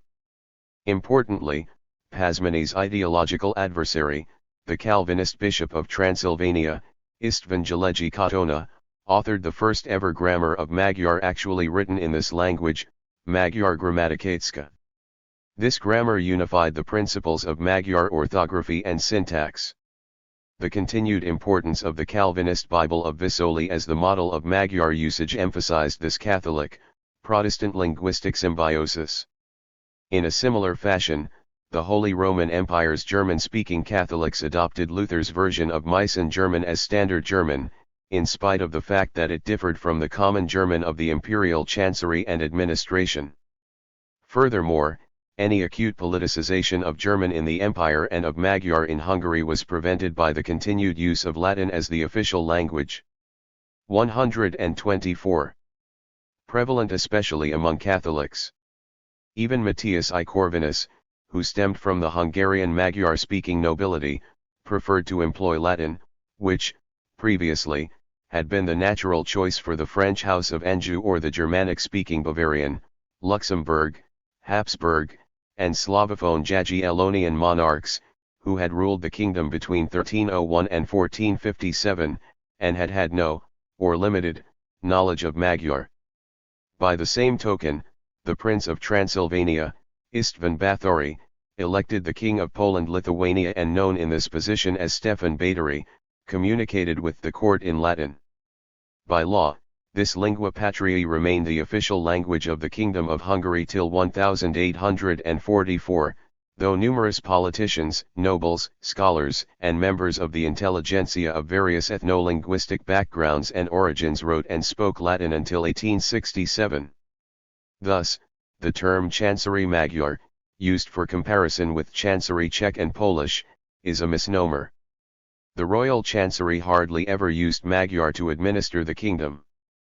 However, this language was employed for low-level ecclesiastical administration in the Protestant churches, which, to a certain degree, justifies the use of this concept, before Magyar became an accepted language of administration, alongside Latin, in autonomous Transylvania. Matthias de Webero's Orthographia Vengerica published in 1538 and 1549 in Krakow contributed to the initial systematization of Magyar spelling, before the task was largely completed by Katona's Magyar Grammaticacska. Biro drew on the example of one-to-one grapheme-phoneme correspondence as envisioned by Jan Hus. But the Chancery and Catholic tradition of digraphs, stemming from German and early Czech usage, also persisted. The amalgamation of both these systems progressed slowly, as it had to overcome the Protestant, Catholic antagonism. This process continued until the beginning of the 19th century. In a nutshell, to this day Magyar orthography, same as the Polish spelling system, includes letters modified with diacritics and digraphs for denoting phonemes. For instance, the diacritic characters, and the digraphs, /ch/, pronounced as in British during, /soft l/, pronounced as in British new, /zh/, /s/, or pronounced as in British ne. This connection between Protestantism and the rise of Chancery Magyar also contributed to the linking of the language with these Magyar dialect areas where Protestants constituted the majority of the population or a leading political force. In geographical terms, it was the eastern reaches of Royal Hungary and Transylvania. 125. The Battle of Mohacs holds a similar symbolic value for Magyar nationalism as the Battle of White Mountain does for its Czech counterpart and had even more traumatic consequences. At Mohacs, the Hungarian king died, which precipitated the dynastic change, and the defeat laid Hungary and much of the Habsburg lands open to Ottoman attack. The defeat was a watershed event that, on one hand, allowed the Ottoman Empire to complete its incorporation of the Balkans, while on the other, it constituted a stepping stone to further expansion in Central Europe and around the northern shores of the Black Sea. In the 1530s, the Ottoman armies campaigned as far west as Vienna and Graz. The situation improved in 1541. Sultan Suleiman I the Magnificent seized Buda, the Hungarian capital since the early 15th century. The so-called period of trisection of Hungary commenced. The Ottomans directly administered central Hungary with Budin as their administrative center. The Habsburgs, as the legitimate rulers of the Kingdom of Hungary, retained control over Rump Royal Hungary, the narrow arch of land that extended from northern Croatia via western Hungary to Upper Hungary. The Hungarian nobility established their new capital at Posenate or Pressburg in German and Pressburg or Pressburg in Slavic. Transylvania, with the easternmost slice of modern-day Hungary, was established as a vassal principality of the Ottoman Empire. 26. The Magyarophone Bathory dynasty ruled Transylvania from their capital located at Gyulafehérvár, but the region's main center of learning and culture was Kolozsvár. This situation lasted largely unchanged until the end of the 17th century. 3 years after the unsuccessful Ottoman siege of Vienna, the Habsburg armies recaptured Buda and Transylvania. In 1690, the Transylvanian capital was moved to Klausenburg and the region was incorporated into the Habsburg lands. The Sultan relinquished almost all of Hungary in the 1699 Treaty of Karlowitz. The Kingdom of Hungary was re-established, but with Croatia and Transylvania administered separately by Vienna-nominated governors. In 1765, Transylvania was made into a Grand Duchy with its capital in Klausenburg. What held together the concept of united Hungary during the 2.5 centuries of the partition was the notion of the Hungarian natio. It was overtly formulated by the Diet of 1498.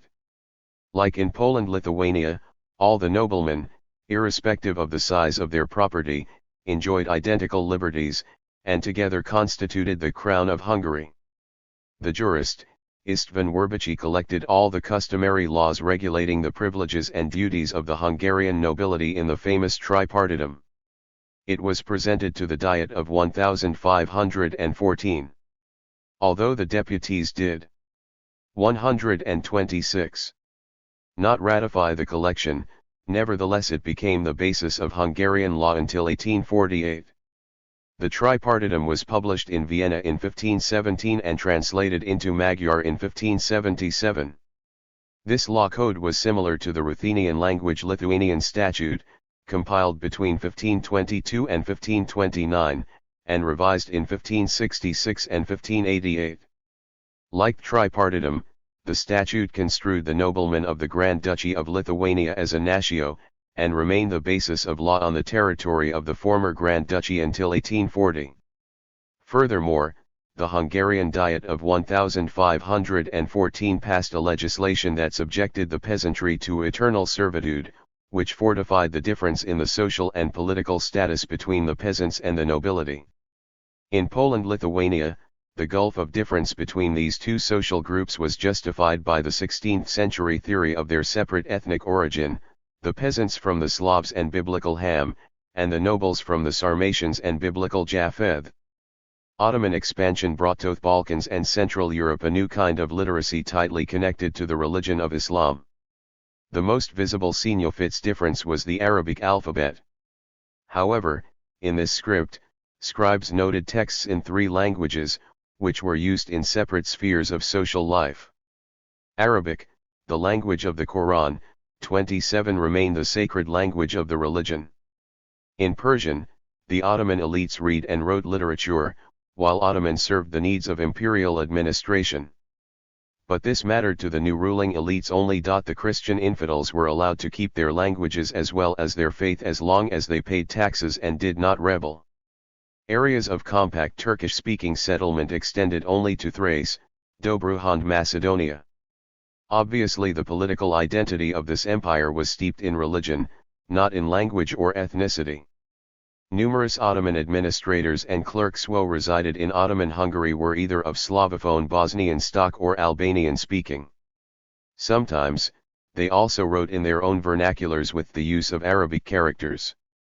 In addition, the Button Pasha corresponded with his Magyar Rea in the southern variant of the Magyar language. For the sake of everyday communication between the new masters and the population at large, the Magyar Turkic Pidgin language developed. In Royal Hungary, where the Counter-Reformation made significant inroads, the Jesuits spread the knowledge of Latin among the nobility. In the proximity of the Holy Roman Empire and the imperial court in Vienna, and the absence of an equally attractive center of Magyarophone culture, German became the language of social advancement. But this development endangered the old privileges of Natio Hungarica. The lesser nobles with no access to German language education stuck fast to Latin as the age-old language of 127. The Kingdom of Hungary. This was made easy by the geographical nearness of Royal Hungary to the Apennine Peninsula. Obviously, the Hungarian nobles' command of this ancient tongue, as in the case of Czech and Polish-Lithuanian nobility, more often than not was limited to several phrases used in speech and writing. The tradition of Magyar language literacy, always marginal to its official counterpart in Latin, the Magyar language developed most strongly in semi-independent Transylvania.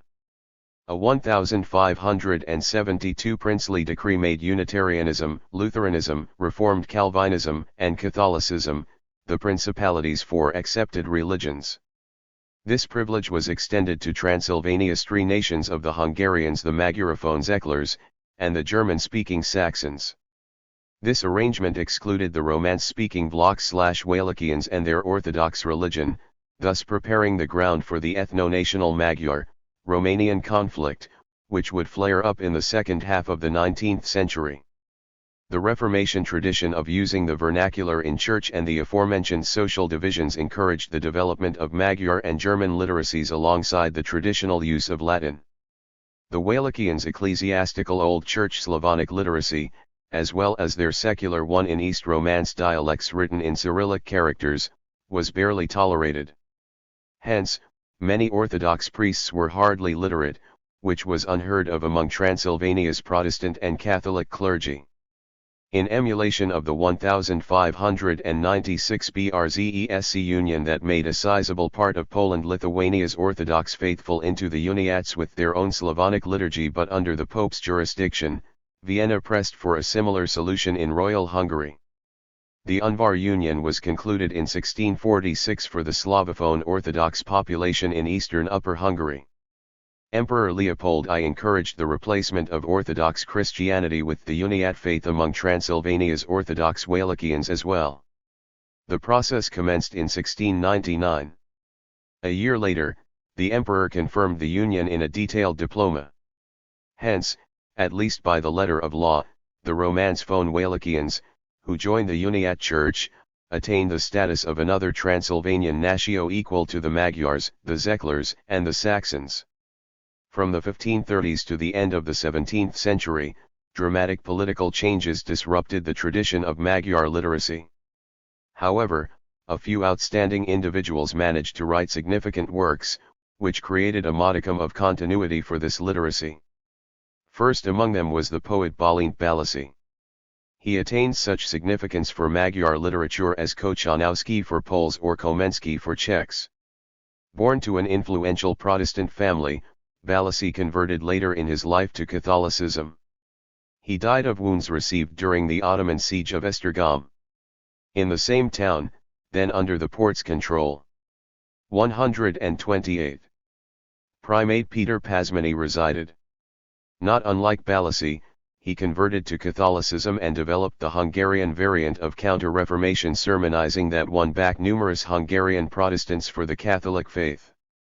In his writings, the prolific and versatile scholar Albertson C. Molnar opposed Pasmany's Catholicism, besides publishing his groundbreaking Latin-Magyar dictionary, which served many generations of Hungarian nobles striving to express themselves in Latin.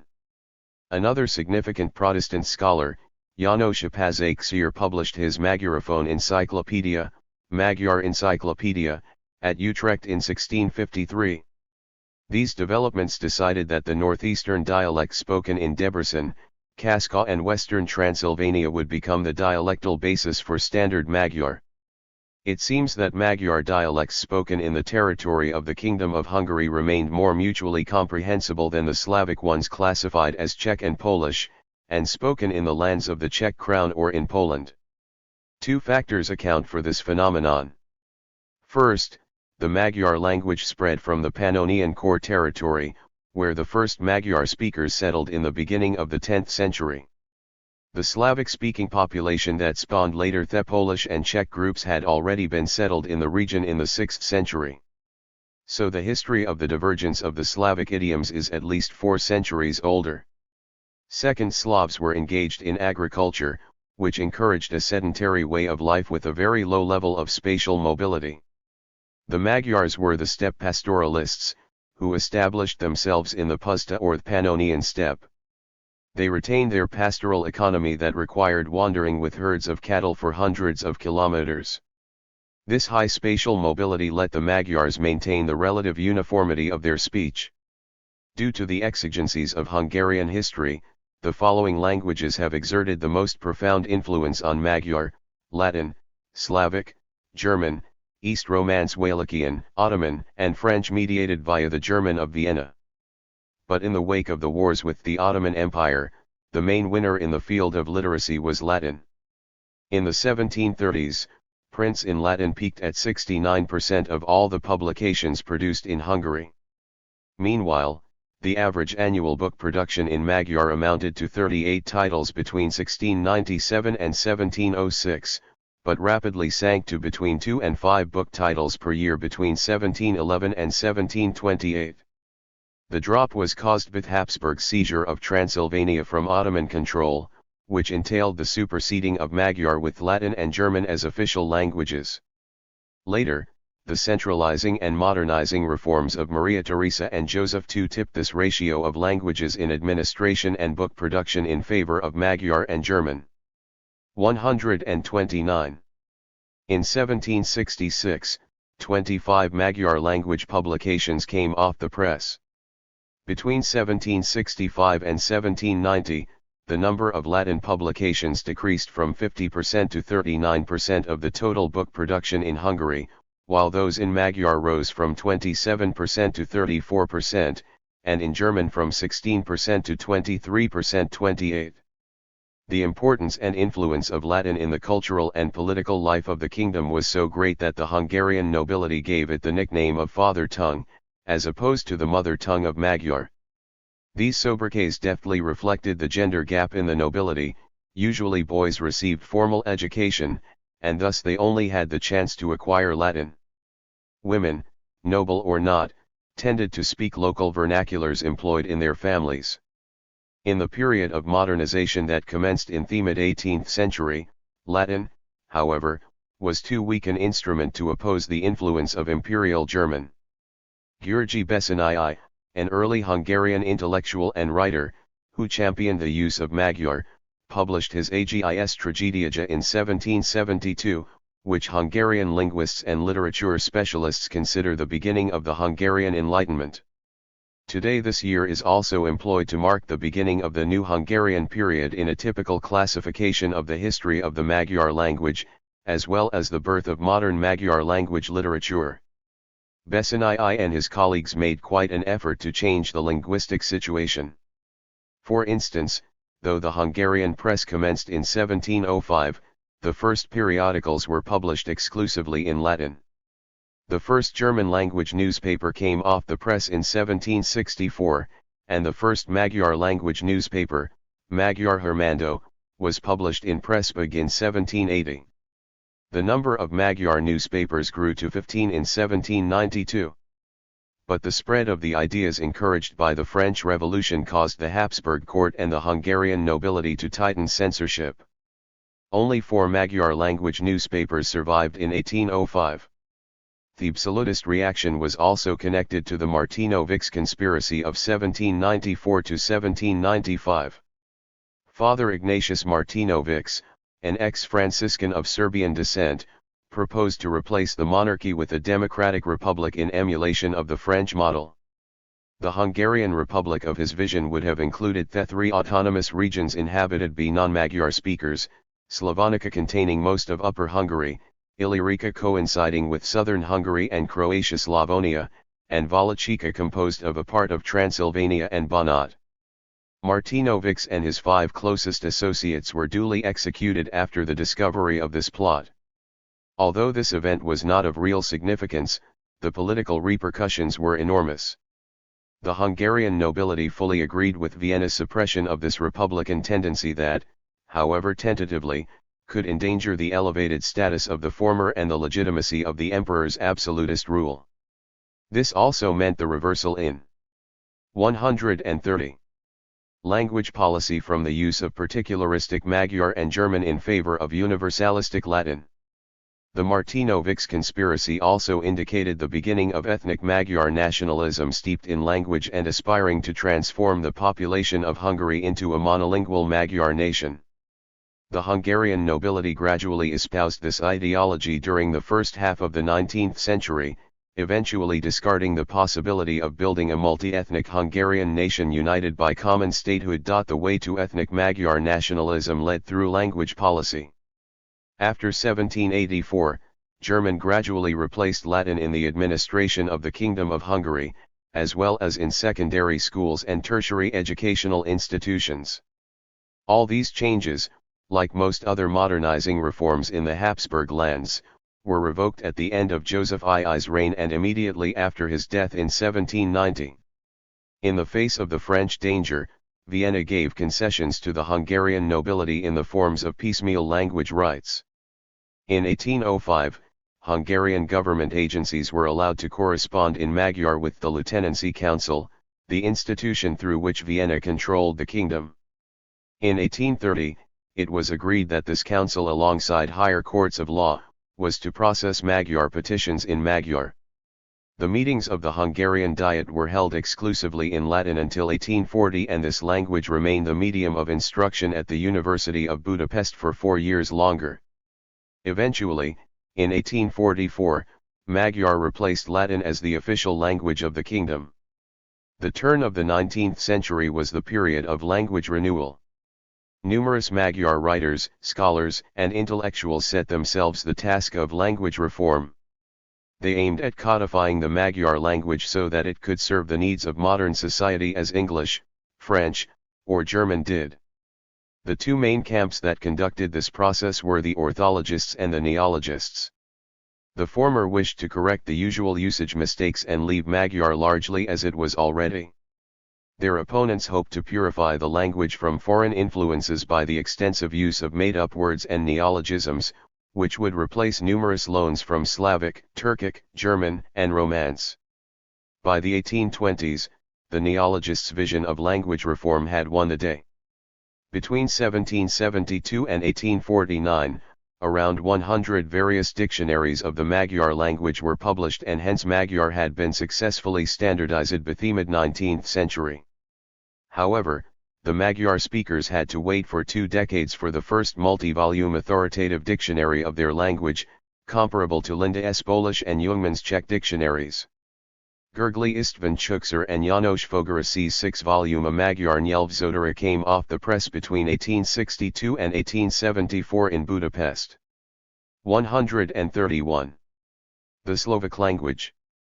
The Slavic population of Upper Hungary included peasants, burghers, and nobility, though practically all nobles, even if of Slavic origin, spoke Magyar and Latin, and as such considered themselves to be the members of the Hungarian natio.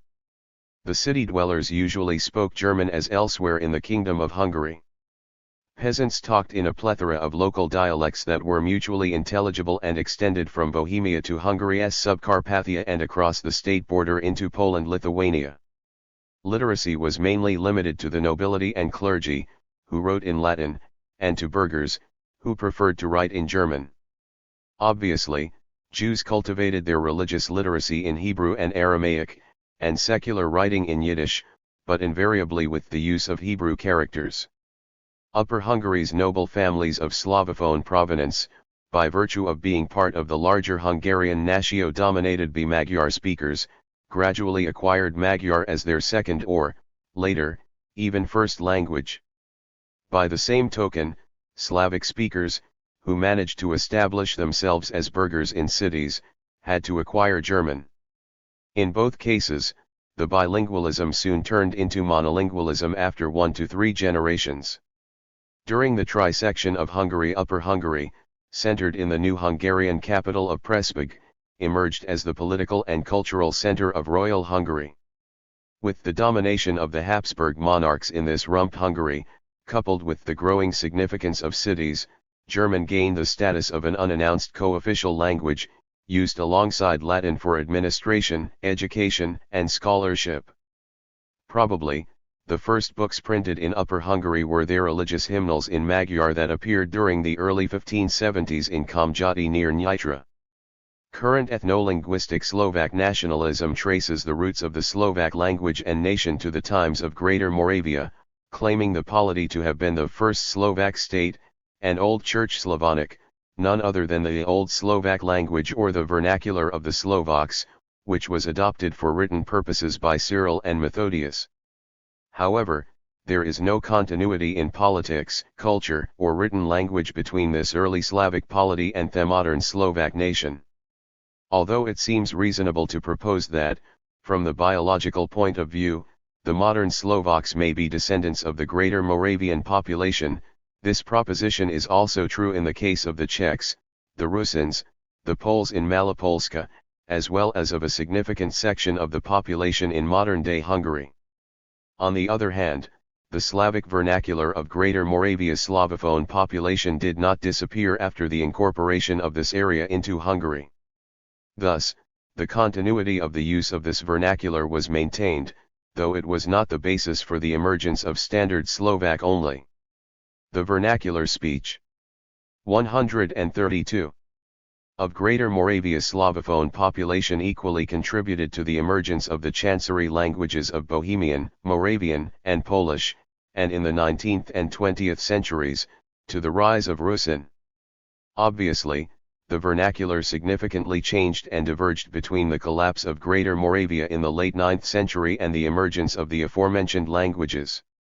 Interestingly, in the schul year 1996/1997, the cherished national myths, linking Slovakia to Greater Moravia and Slovak to Old Church Slavonic, were officially taught as facts from the officially approved textbook Dejiny Slovenska Slovakov by the controversial Slovak émigré historian, Milan Sturica.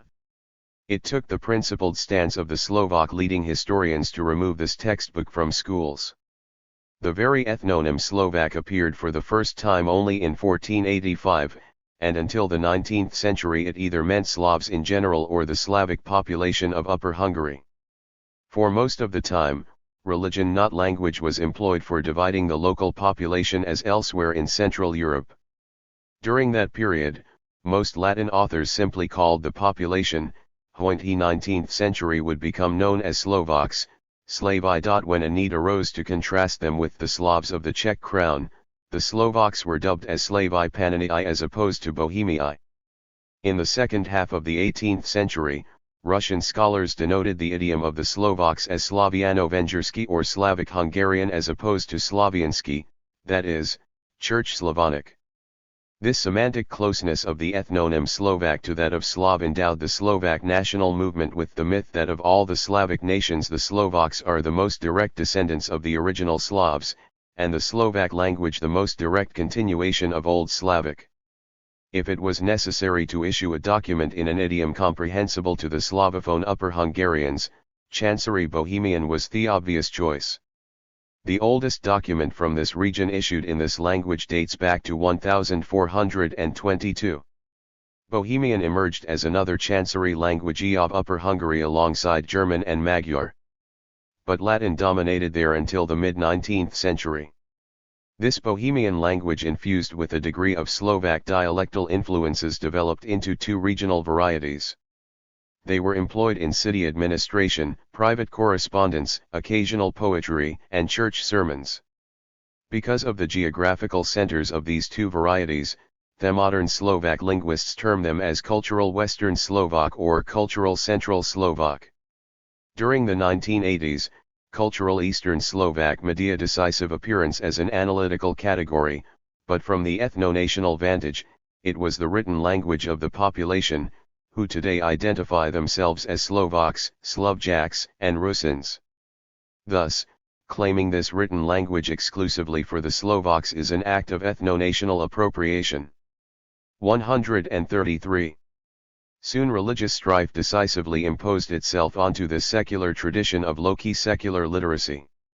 After the Battle of White Mountain, numerous Czech Protestants fled to Upper Hungary, where the privileges of religious toleration granted to the Hungarian Natio shielded them from Catholic persecution.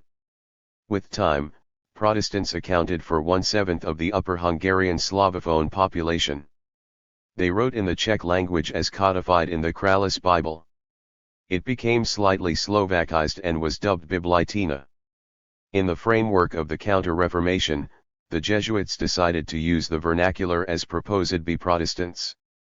In Upper Hungary, their answer to Biblitina, distanced from the local Slavic vernacular, was Cultural Western Slovak. In a largely unchanged shape, it was used in religious publications. During the second half of the 19th century, Czech and Slovak philologists imposed the nationally colored designation of Jesuit Slovak on this de facto Upper Hungarian Slavic written religious language. The relative Slovakization of the written languages employed by Catholics caused Upper Hungary's Protestants to de-Slovakize their variant, in order to make it closer to Bohemian Czech. To this end, Pavel Dolezal published his Grammatica Slavico-Bohemica in Pressburg in 1746.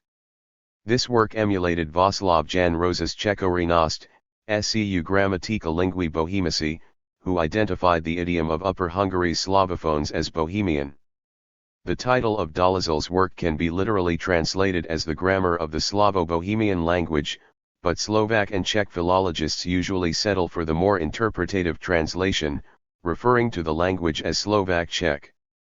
Although this is an anachronism, they may not be far off the mark, because Dolezal and other Slavophone Upper Hungarian Protestants imagined their idiom as common with that of Bohemia's Czech speakers. Later, this gave rise to the concept of the Czechoslovak language, which hindered the final codification of the Slovak language until the mid-20th century. The Catholic, Protestant split translated itself onto Slavophone literacy in Upper Hungary through religious publications. In 1636, an influential Protestant hymnal, Cithra Sanctorum Nebzalmi Episnduchevni Stare Inov, was published in Biblitina. 19 years later, the Catholics replied with their own hymnal, Cantus Catholici, printed in Jesuit Slovak. The Protestant camp gained the upper hand in this ideological race when Daniel Kremen's Biblitina translation of the Bible came off the press in 1722 in Halle. In the mid-18th century, there was an attempt at a Catholic translation of the Holy Scripture into Jesuit Slovak, but it remained in manuscript. Interestingly, Calvinists, who did not wish to cooperate either with Catholics, who wrote in Jesuit. 134.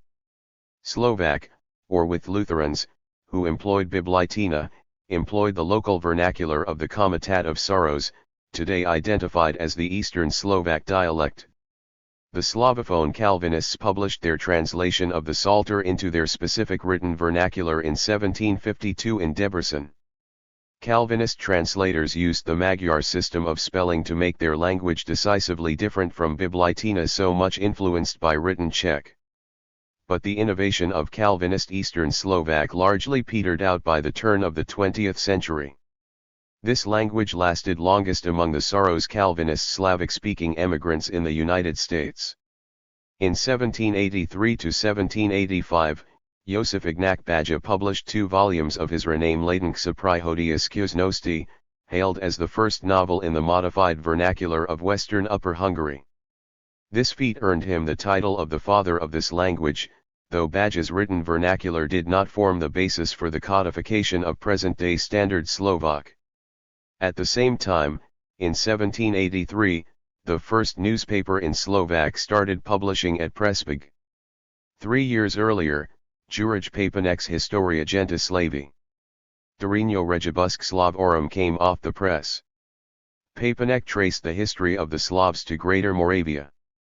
In agreement with Herdryan thought, subsequent readers, intent on endowing Upper Hungary's Slavic-speaking population with its own particular identity, interpreted Papanek's history as that of the Slovak nation. In this interpretation, the Slovaks are posited as a nation with the oldest tradition of statehood in Central Europe. Unfortunately, a millennium of Hungarian occupation caused them to forget this proud tradition. This early coalescing of the Slavic-Slovak national idea found its not fully conscious expression in the grammatical and lexicographic work of the Catholic priest Anton Bernolak. Like Joseph Dobrovsky, after the suppression of the Society of Jesus and gradual secularization of life, Bernolak had little possibility of a brilliant intellectual career in the ecclesiastical structures. He chose the profession of a linguist of the local Slavic idiom. While Dobrovsky wrote on the Czech language in German, Bernolak used Latin for the study of Slovak. In 1790, his Grammatica Slavica came off the press and was followed by the posthumous edition of his 6-volume Slavoslovenski Sesko Latinsko Nemeko Uherski Seu Lexicon Slavicum Bohemico Latino Germanico Ungaricum, published in 1825 to 1827. Bernolak's writings and dictionary codified the variously named Slovak or Slavic language on the basis of Western Upper. 135. Hungary's Slavic vernacular, or Jesuit Slovak. The written language was similar to Jesuit Czech, that is, Chancery Czech, which did not follow Hus's orthographic reform and was employed in counter-Reformation religious literature. Chancery Moravian, especially in the form current in Brunn, was quite similar to this Jesuit Slovak. Linguists tend to call Bernolak's early codification of Slovak Brno-Latina. The crowning of Brno-Latina's success came with the Catholic translation of the Bible into the Slovak, which came off the press between 1829 and 1832 in Esztergom. Over 300 religious books and school textbooks for Slovak Catholics were published in Brno-Latina before the 1860s. But to future activists of the Slovak national movement, Brno-Latina seemed too close to Czech, as the West Slovak and Moravian dialects do not differ much. They perceived Moravia and its speech as belonging to the Czech language. Due to this fact, Bernolak's codification could be used as an argument for subsuming Slovak as a dialect of Czech or for making it into a variant of some common Czechoslovak language. What is more, the parallel persistence of Biblitina among Upper Hungary's Slavophone Lutherans could have reinforced the religious cleavage with a linguistic one. In light of that, the next codification of Slovak, conducted in the 1840s, shunned both Biblitina and Brno-Latina. Standard Slovak was based on the Central Slovak dialect and drew on the written tradition of cultural Central Slovak. Slovak proponents of Czech, the most vocal among Upper Hungary's Slavic-speaking Lutherans writing in Biblitina, fought against this new standard, whereas Magyar and German alongside traditional Latin dominated in the public life of Upper Hungary until 1918. Unlike Brno-Latina, the use of Biblitina continued until the Great War. Slovak became an official language of Slovakia within the borders of Czechoslovakia, but only as the Slovak variant of the common Czechoslovak language. In practice, Czech dominated in all the spheres of life in Czechoslovakia. In the short-lived independent Slovakia, there was no time to complete the codification of Slovak, but at least it was made into the sole official language of the state. This achievement could not be easily overlooked in post-war Czechoslovakia, so Prague grudgingly accepted Standard Slovak as a co-official language. The transition period lasted until 1968, when Czechoslovakia was federalized. The Slovak language received its long overdue 6-volume Slovník slovenského jazyka edited by Stefan Písier and others. Similar extensive dictionaries of Polish and Czech were published in the first half of the 19th century, and of Magyar in the other half of this century. But Slovak became permanently the sole official language of a state only in 1993, when independent Slovakia emerged following the breakup of Czechoslovakia. 136. The history of the standardization of Slovak as conducted in the 19th and 20th centuries does not belong to this section's focus, but the need to contextualize its development with that of Czech, Magyar, and Polish necessitated this brief sketch of future events. By way of comparison, it is interesting to note that Roman lettering started prevailing in Polish and Magyar language publications already in the second half of the 16th century, whereas Czech prints continued to be published in Gothic letters until the 1820s, and Slovak ones even a decade or two longer. Apparently, Upper Hungary's Slavophone Calvinists followed the Magyar tradition of using Antiqua even in the 18th century, while some stalwart Lutheran Slovaks not only stuck to Biblitina but also to the Gothic lettering until the turn of the 20th century. These typographic choices made Polish and Magyar books graphically different from German publications, which utilized the Gothic lettering well into the mid-20th century. The prevalence of Gothic letters in Czech and Slovak books indicated the strong influence of German language culture in Bohemia, Moravia, and Upper Hungary that continued unabated until the second half of the 19th century. However, in the Gothic script used for printing in Czech and Slovak, diacritic letters devised Behus replaced German multigraphs. Due to Slovak's proximity to Czech in the field of culture and politics, Slovak spelling closely follows the example of Czech orthography in the framework of which single letters correspond to phonemes.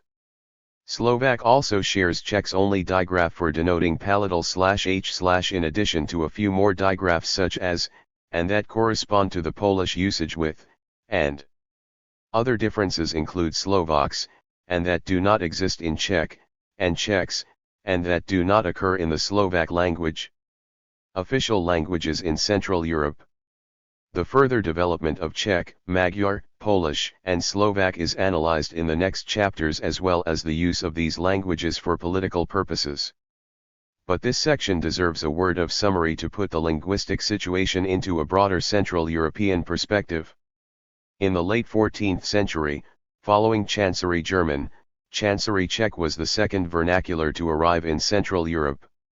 Soon, along with Latin and German, it became the language of literature and scholarly discourse, and of administration and ecclesiastical life. In the last field, Czech was largely limited to church liturgy and administration in the communities of Hussites and other groups of Slavophone Protestants living in the Czechlands and Upper Hungary. 137. Polish and Magyar closely followed the Czech model of language codification in the 16th century. The trisection of the Kingdom of Hungary that took place at the very same time, however, stalled the further development of Magyar, which remained secondary to Latin, German, and Ottoman Turkish.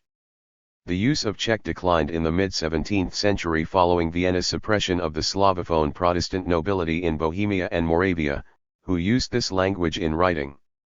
What is more, the union of the lands of the Czech crown gradually unraveled. There was no more political center mutually intertwined with Czech literacy. With time, this contributed to the emergence of Bohemian and Moravian, as close, but different written languages. The situation was the opposite in Poland-Lithuania, which attained the status of the regional power in Central and Eastern Europe. During the late 16th century and the 17th century, Polish replaced Czech in its function as the intellectual and diplomatic lingua franca in East Central and Eastern Europe, as well as in the Slavophone areas of the Balkans, but also in Moldavia and Wallachia. The period of Polish-Lithuanian economic and political buoyancy stopped during the 18th century, but the Commonwealth survived until its final partition in 1795.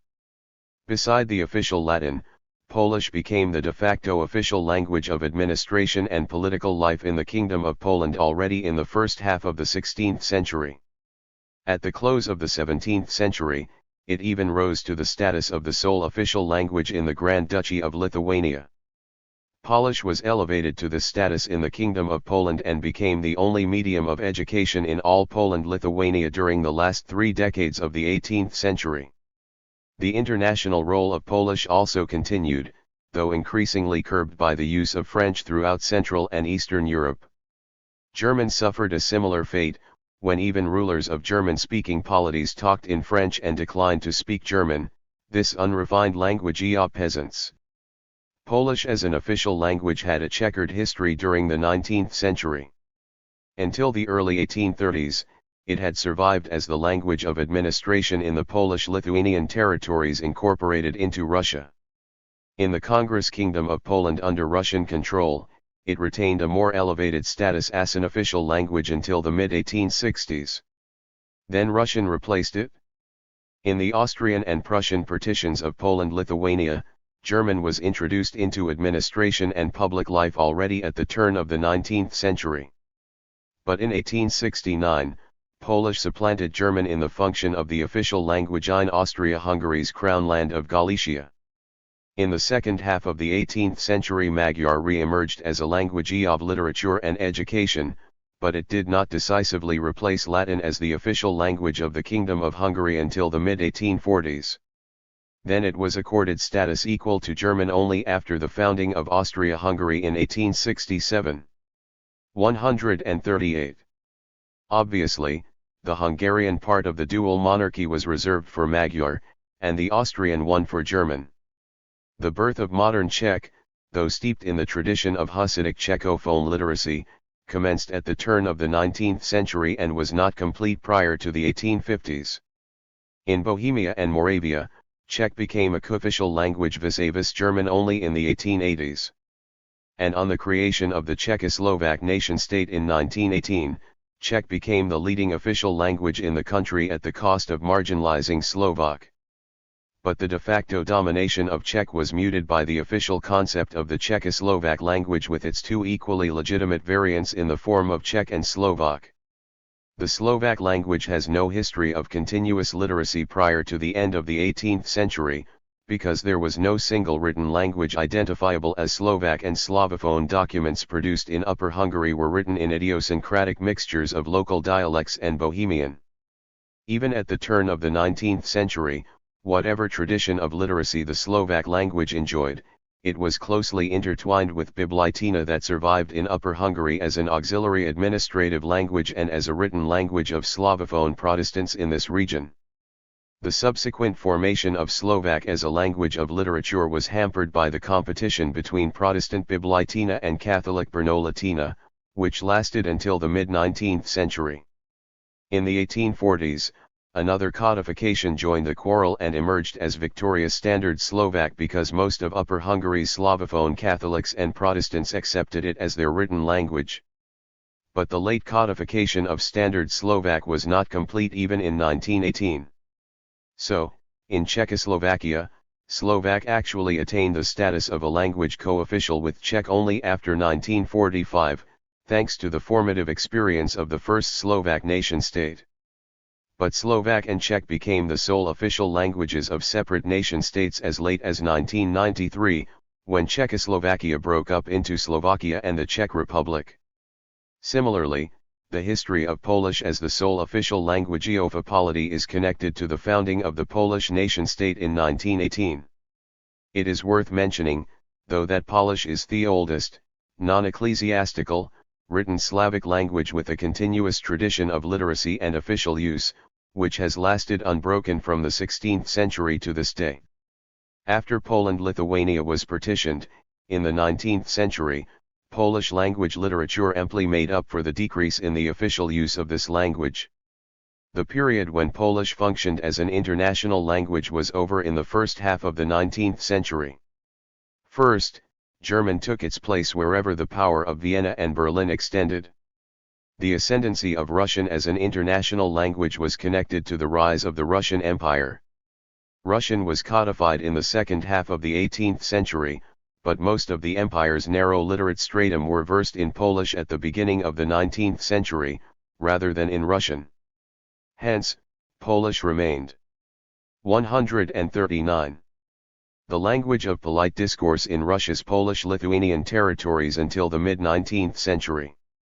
Similarly, German was the language of administration in Russia's Latvian and Estonian-speaking provinces until the 1880s. Although Magyar became the sole official language of the Kingdom of Hungary within Austria-Hungary, the Slavic and Romanian nationalisms extant in the area undermined its role either by sticking to Latin and German or by promoting their own vernaculars as written languages. Hence, the Magyar language never attained the status of a widely spoken international lingua franca.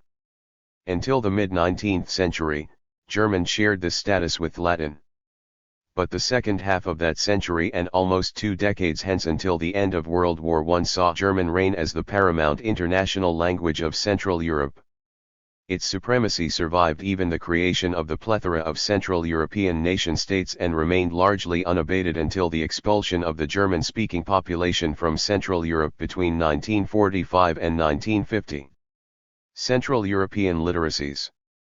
The above picture of the rise of literacy and of various written languages in Central Europe necessarily concentrates on Czech, Magyar, Polish, and Slovak, given this book's focus.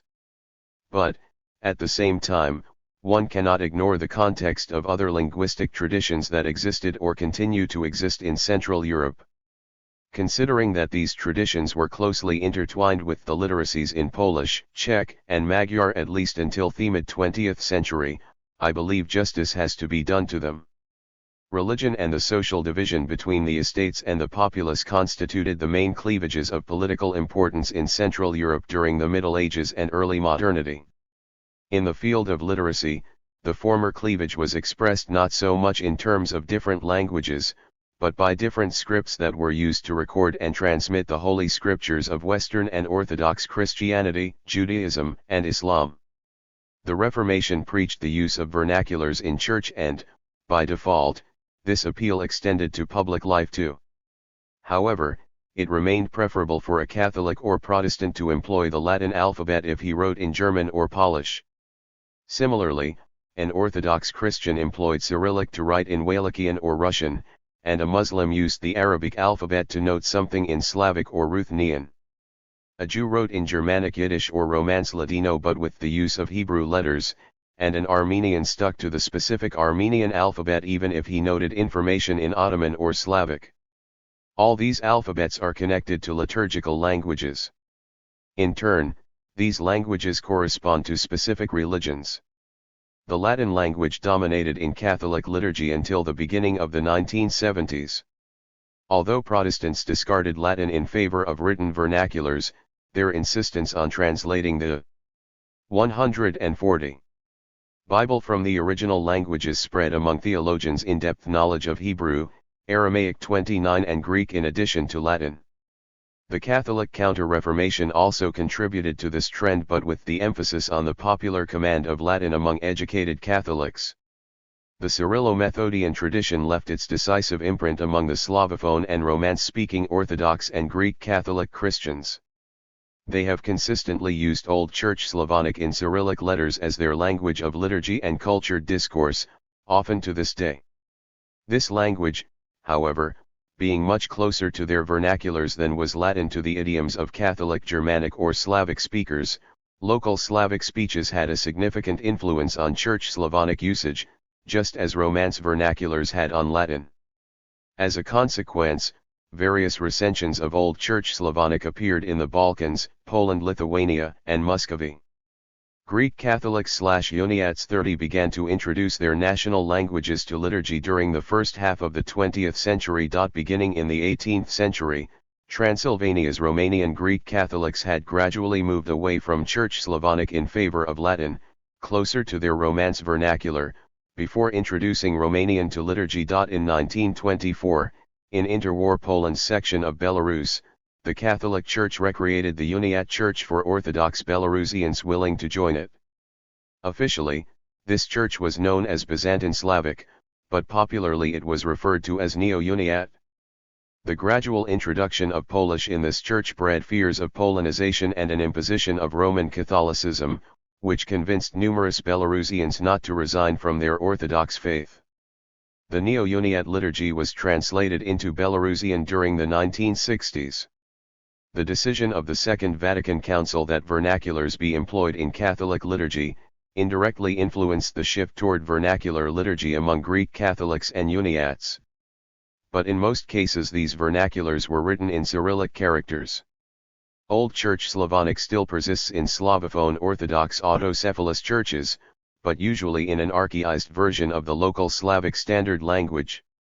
The basis of this usage is the 17th century Russian recension that spread to all the Slavophone Orthodox autocephalous churches when the Russian Empire was the only significant Orthodox Christian power prior to 1918. In Romania, the Romanian language replaced Church Slavonic in liturgy in the first quarter of the 19th century.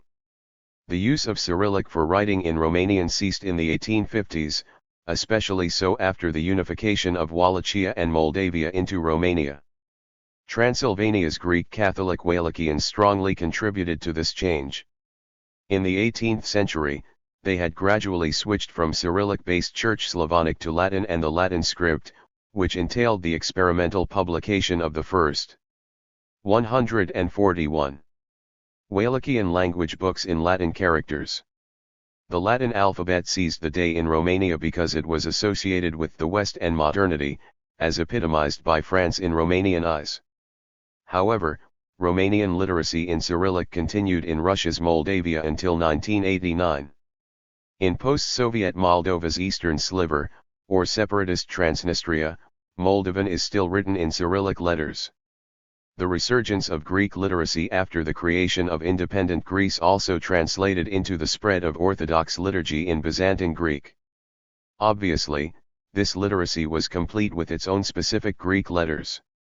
This Greek influence was limited to pre-unification Romania, pre-1878 Bulgaria, and to Macedonia before this Ottoman land was split between Serbia, Bulgaria, and Greece in 1912.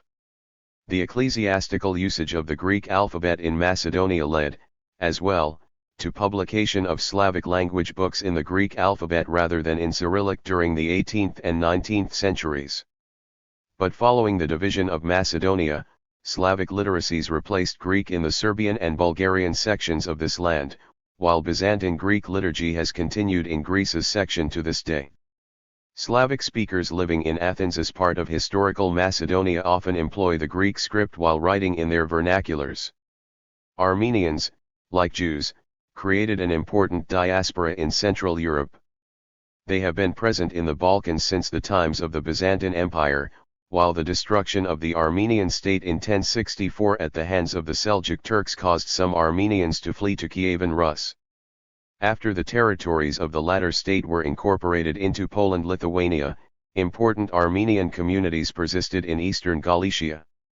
The destructive Ottoman-Persian Wars played out in historical Armenia sent another wave of refugees to Central Europe during the 16th and 17th centuries. Modern estimates claim that at the beginning of the 19th century, 178,000 out of 250,000 Armenians in this region resided in the Ottoman Balkans and in Constantinople, 50,000 in Romania, 15,000 in Bulgaria, and 10,000 elsewhere in Central Europe. They enjoyed their own specific Armenian Christian church, though in 1689 Poland-Lithuania's Armenians established their separate Uniat Catholic Church. However, in both these churches, Grabar has continued to serve as the language of liturgy. This old Armenian standard was codified in the 5th century and endowed with its unique alphabet. Armenians wrote exclusively in this script, irrespective of which language they spoke. For instance, Most Polish-Lithuanian Armenians spoke a Kypchak-Turkic vernacular and wrote this language in the Armenian alphabet. Similarly, Ottoman Armenians wrote down their Turkish speech in Armenian characters, as well. Another diasporic people, the Jews, were even more significant for the culture and history of Central Europe. In some Balkan cities Jewish communities had 142 survived since the times of the Roman Empire. But most of them arrived in Central Europe much later. Some claim that the first Jews arrived in the region during the second half of the 10th century after the destruction of Hazaria, which was located between the Black and Caspian Seas. Between the 12th and 14th centuries, repeated waves of persecution and discrimination sent an eastward stream of Jewish refugees to Central Europe. With the rise of Poland-Lithuania, they settled all over this realm, enjoying special privileges of religious, judiciary, and community autonomy. After the partition of the Commonwealth, St. Petersburg transformed its share of Polish-Lithuanian territories into the Jewish Pale of Settlement, outside which Jews would not be tolerated in this Orthodox empire. In Austria's Galicia, as elsewhere in the Habsburg lands and in Central and Western Europe, for that matter, Jews suffered a degree of intolerance. But the process of emancipation made large strides in these areas during the 19th century, unlike in the Russian Empire. In 1867, Jews received the same rights as other Austro-Hungarian citizens. This opened the way to their assimilation with the emerging national communities of the Austrian Germans, the Magyars, the Poles, the Czechs and so on. Similar assimilation in Russia became possible only after the Bolshevik Revolution, when Orthodox Christianity ceased to be the legitimizing ideology of this polity. In 1900, the Jews of Russia and Austria-Hungary constituted 2/3 of the 7.5 million strong Jewish population in Central and Eastern Europe. Almost 500,000 Ashkenazic Jews resided in Germany and 270,000 in Romania. The rest lived in the Balkans and Constantinople. They constituted the Sephardic Jewish community, whose ancestors had been expelled from the Iberian Peninsula in 1492. All of them continued to use Hebrew and Aramaic written in Hebrew letters as their liturgical languages, but in everyday life Sephardic Jews spoke in Romance Ladino while their Ashkenazic counterparts used Germanic Yiddish. Assyriol. They wrote both languages in Hebrew letters. However, unlike in the case of Yiddish, Sephardic Jews employed Ladino as a liturgical language, as well. Muslims have concentrated on the margins of Central Europe, that is, on the territories absorbed into the Ottoman Empire, mainly in the Balkans. Only with the Austro-Hungarian occupation and subsequent annexation of Bosnia did a sizable compact Muslim community enter the mainstream of Central European life. A similar significant community of several tens of thousands of Muslim Tatars entered Poland-Lithuania in the 14th and 15th centuries. They made valued and loyal mounted soldiers and gradually entered the fold of the nobility. This meant that they lost their Kypchak-Turkic vernacular and began to speak either in Polish or Ruthenian. However, they continued to write both the languages in Arabic letters, whereas in religious life they stuck to the Arabic language. This tradition continues to 143. This day, and at least until the 1980s, there were Muslim religious leaders in Poland, who wrote in Polish with Arabic letters supplemented with specific Polish diacritical graphemes. The Arabic alphabet was of much common use within the borders of the Ottoman Empire, including the Balkans. Various books and documents in Ottoman, Arabic, and Persian were, first, written and rewritten in this script and, as of the second half of the 19th century, printed. In Bosnia, local Muslims also noted texts in their Slavic mother tongue with the use of Arabic characters. Earliest instances of such usage date back to the first half of the 15th century. They called their Slavic language noted in this manner as Adzamijski or Alhamijado. The second term is directly derived from the Spanish word aljamiato that denotes texts in the Romance vernacular of the Iberian Peninsula, written in Arabic letters. Iberian Muslims referred to such texts as al-ajamiyya, meaning in foreigners' idiom. The term ultimately comes from Arabic ajam for foreigners. Also known as Mozarabic, it was the language of Mozarabs, or Iberia's Romance-speaking Christians who converted to Islam. The Arabic alphabet attuned to the specific phonological needs of Bosansica was called Arabica. The first book in Arabica was published at Constantinople in 1868, and 7 years later in Bosnia. All in all, 40 books of this kind were published, the last one in 1941. 31 during Austro-Hungarian rule in Bosnia. Also 3 newspapers were printed in Arabica. At that time, Bosnia was a true miniature reflection of multi-ethnic Austria-Hungary. Bosnian printing houses turned out books and newspapers in German, Magyar, and Bosnian in the Latin alphabet, Ladino and Hebrew in the Hebrew script, Serbian and Old Church Slavonic in Cyrillic, as well as in Arabic and Ottoman in Arabic characters. Interestingly, the renowned United States scholar of Magyar origin, Peter F. Sugar, used the Arabic script as a secret code when he did research in communist Yugoslavia on the industrialization of Bosnia. To make the life of the secret police hard, he jotted down his notes in Magyar with the use of Arabic letters. In this way, he continued the illustrious tradition commenced by the 17th century Hungarian historian István Szamoskozsa, who made notes in Magyar runes. The religious inspiration for keeping various language literacies separate by the means of script became obsolete in Central Europe during the 19th century when language-based ethnic nationalisms took over from religion in this role. The overall divide between Orthodox and West Christian nations remains marked by the use of Roman letters and Cyrillic. However, only specific languages are used to keep apart the Central European nations, such as the Czechs and the Poles, who write in 144. The Latin script, or the Ukrainians and the Russians, who note their languages in Cyrillic characters. In addition, modernization and Soviet-imposed atheism effectively excluded religion from the everyday life of state and politics. The situation, however, is quite different in the Balkans, where the pre-modern ideological use of religion and script has survived to this age of nationalism. The existence of the Serbo-Croatian language, as agreed upon by the Croats and the Serbs at Vienna in the Nijevni Dogovor, was perpetuated by the rise of the nation-state of the Southern Slavs, Yugoslavia.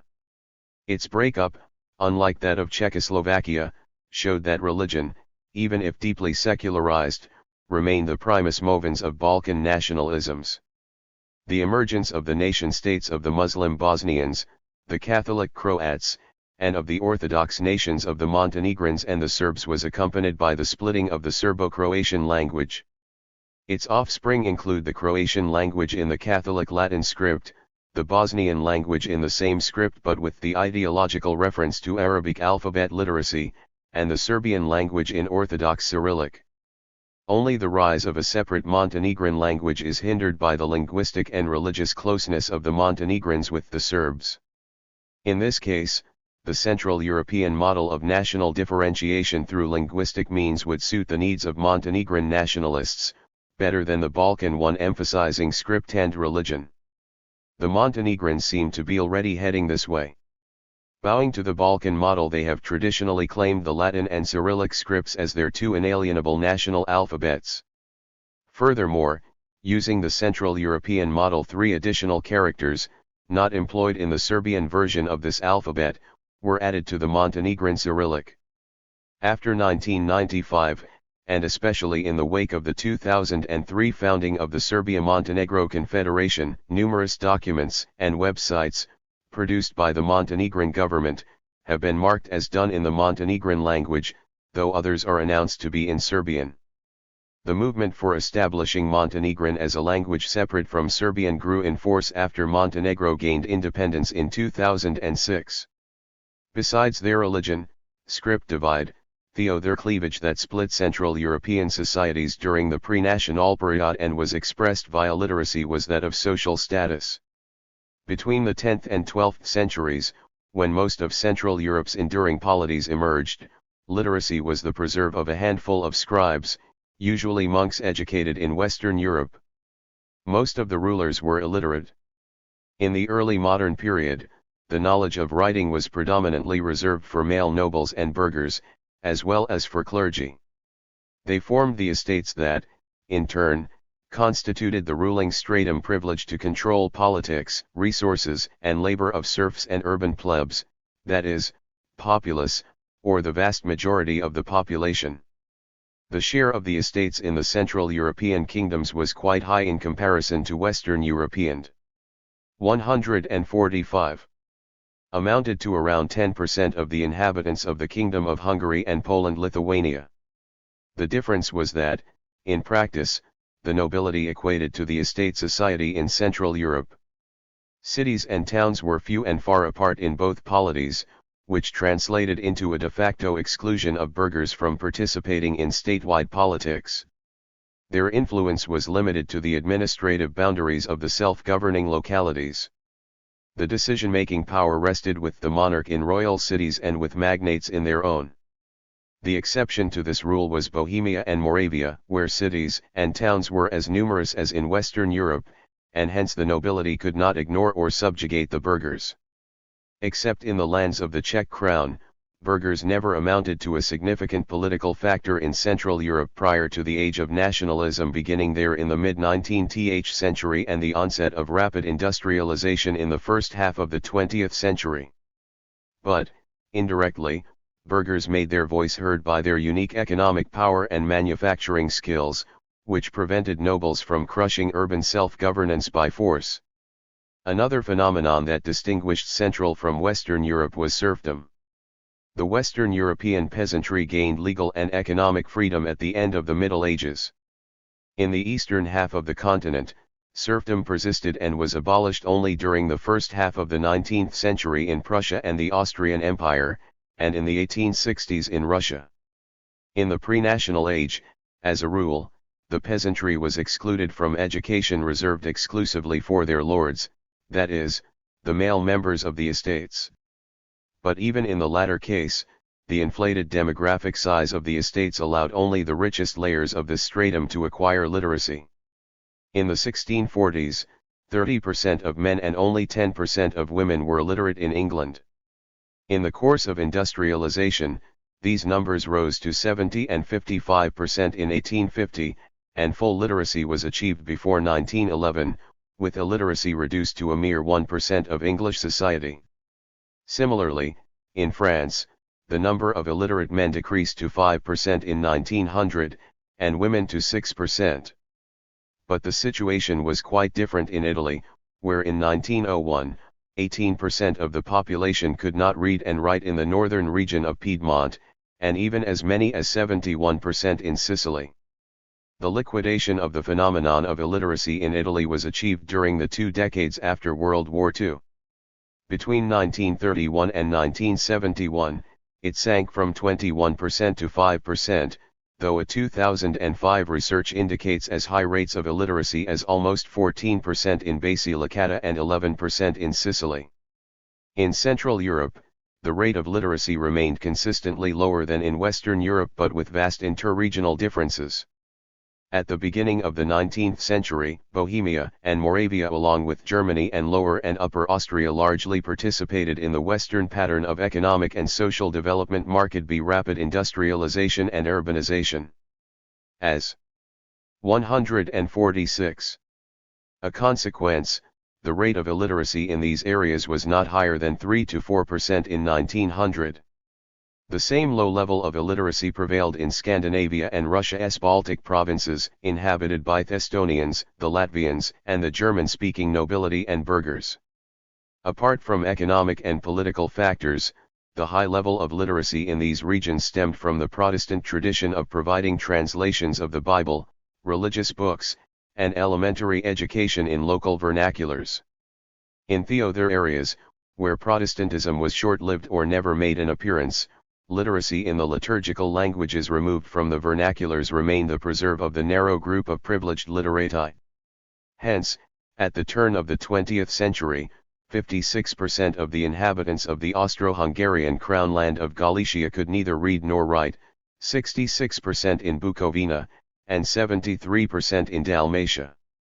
In the case of Dalmatia, the level rose to as high as 95% when the Slavophone population alone was considered.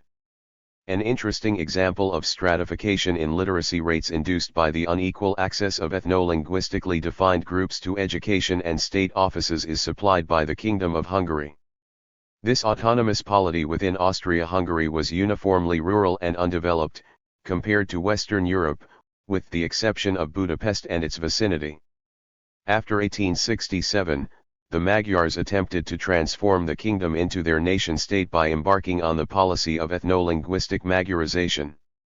Only the German/German speakers, as senior partners of the Magyars in the dual monarchy, were exempted from this treatment alongside the Croats, whose land enjoyed autonomy within Hungary. This linking of one's ethno-linguistic background to socio-political status in Hungary showed clear line literacy rates, which, in 1910, were 70% for Hungary's German/German speakers, 67% for the Magyars, and 62% for the kingdom's Croats. Between 1870 and 1914, Budapest gradually limited the possibility of education in native languages for the Slovaks, Hungary's Serbs and Romanians, and the Ruthenians. In 1910, the literacy rates for the four groups were 58%, 51%, 28%, and 22%, respectively. Analyzing the rise of literacy in Central Europe on the temporal plane, it is advisable to have a glance at the region around Krakow, the capital of the Kingdom of Poland. At the end of the 16th century, 96% of the landed nobles owning several villages could read and write. But more than half of their wives were analphabets.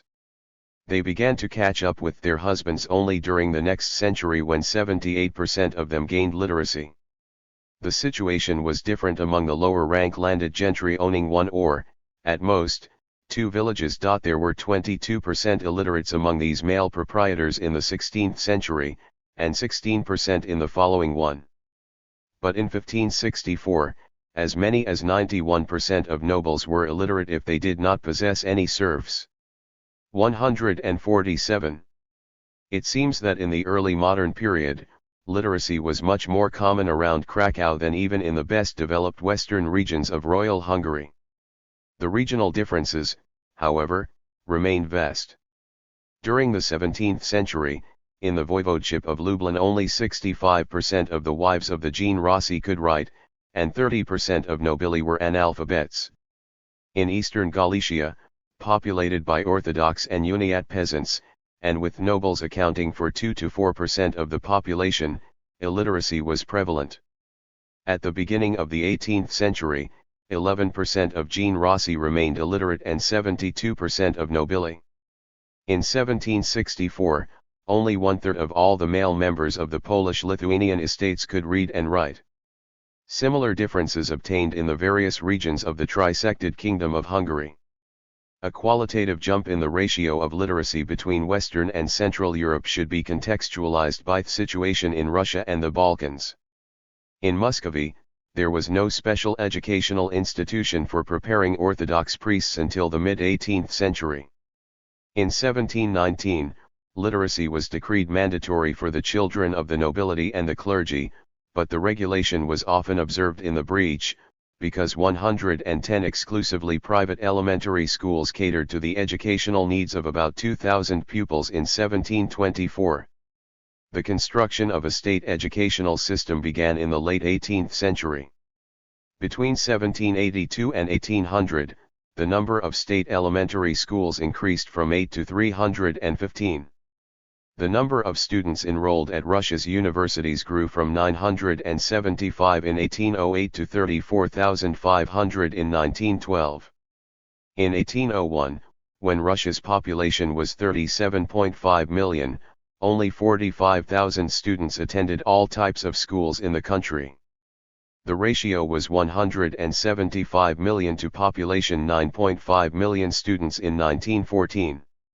According to the 1897 census, a mere 21% of the Tsar's subjects could read and write, or 29% of men and 13% of women.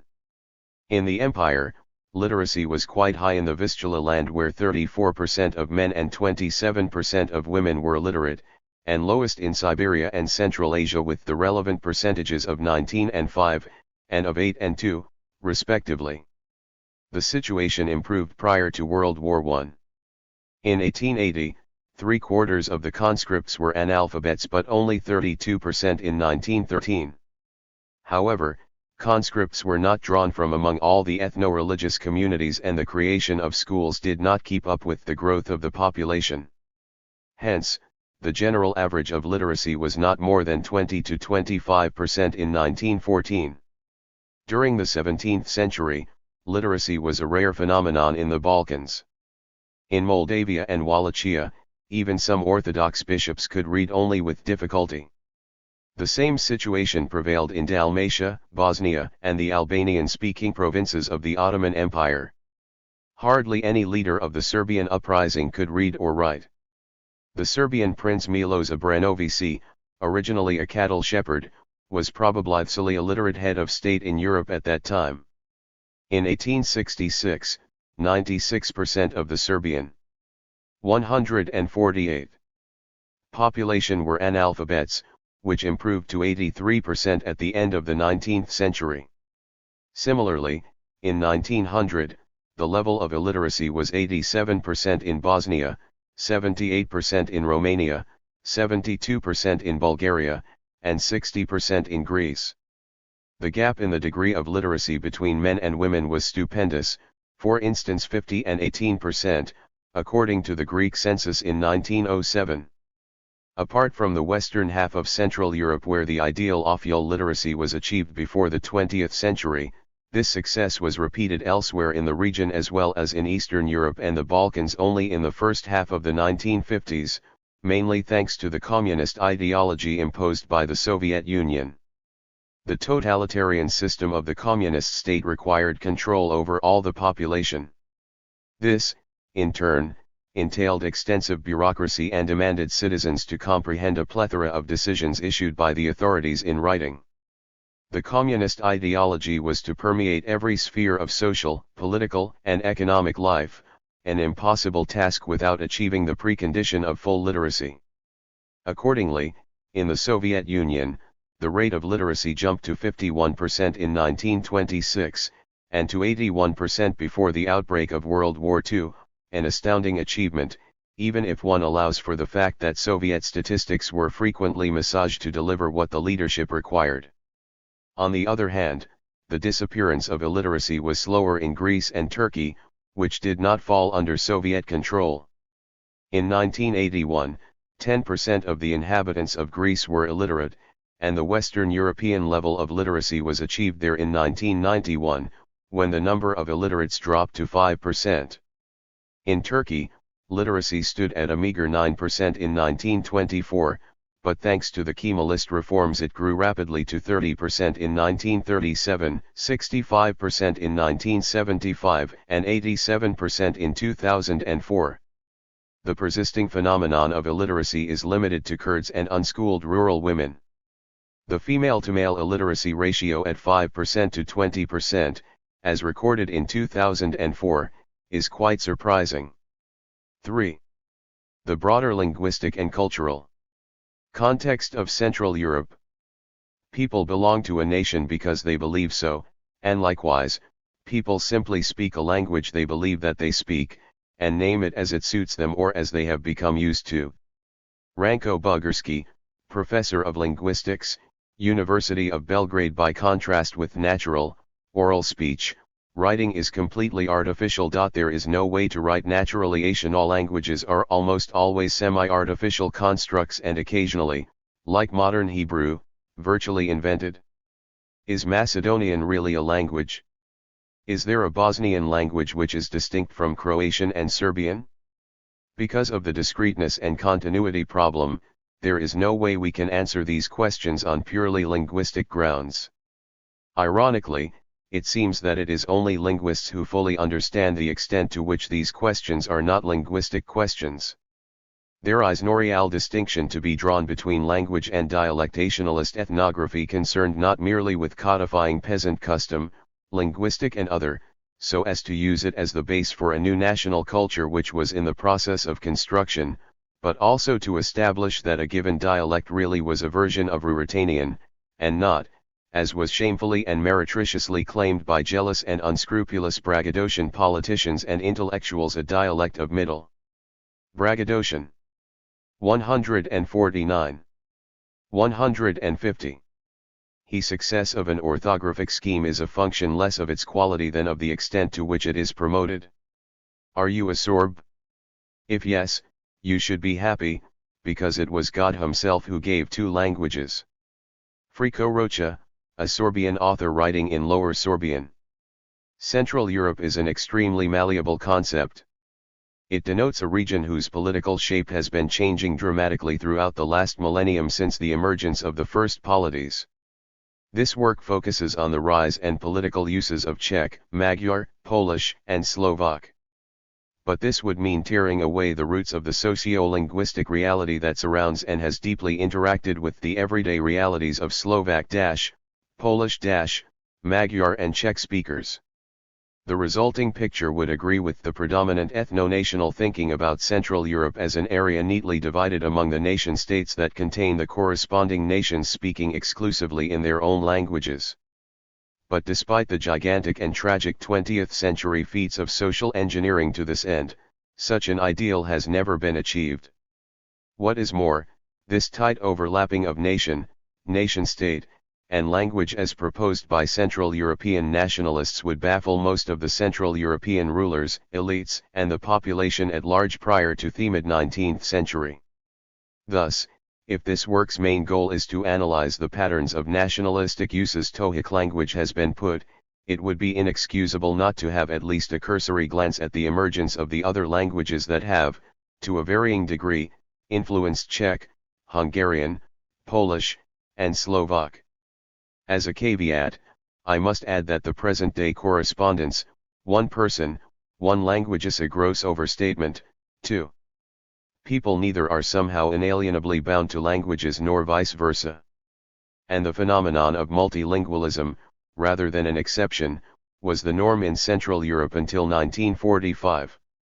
Hopefully, this norm is coming back after the end of national homogenization policies, heralded, in 1989, by the fall of communism and the breakup of the Soviet bloc. From Church Slavonic to Ruthenian. The expansion of the Kingdom of Hungary in the Balkans and toward the east, as well as the rise of Poland-Lithuania, brought significant Orthodox populations into both states. Necessarily, after the fall of Constantinople in 1453, the intellectual life of the Orthodox world shifted to both the ideologically Catholic polities.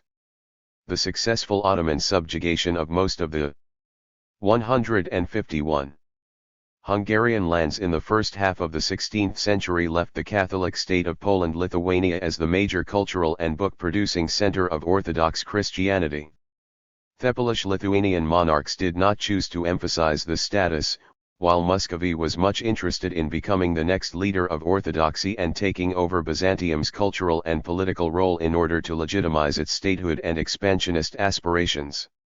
In 1510, the monk Philotheos of Pskov, in his famous letter to the Grand Duke of Muscovy Basil III, addressed the monarch as Tsar I. Philotheos claimed that the first Rome having been heretical and the second captured by the Ottomans, Moscow remained the sole third Rome of Orthodox Christianity, and no fourth Rome would ever follow.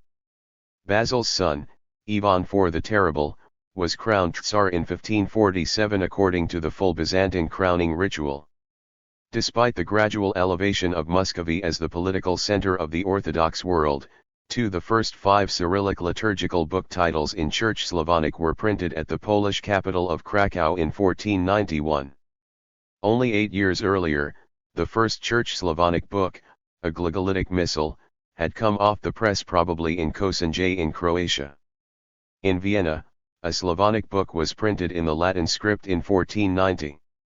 Then, in 1494, an early Church Slavonic book in Cyrillic was brought out in Otoik in Zeta. Also, titles in Church Slavonic and Cyrillic were the first books to come off the press in Târgoviște in Wallachia and in Moscow.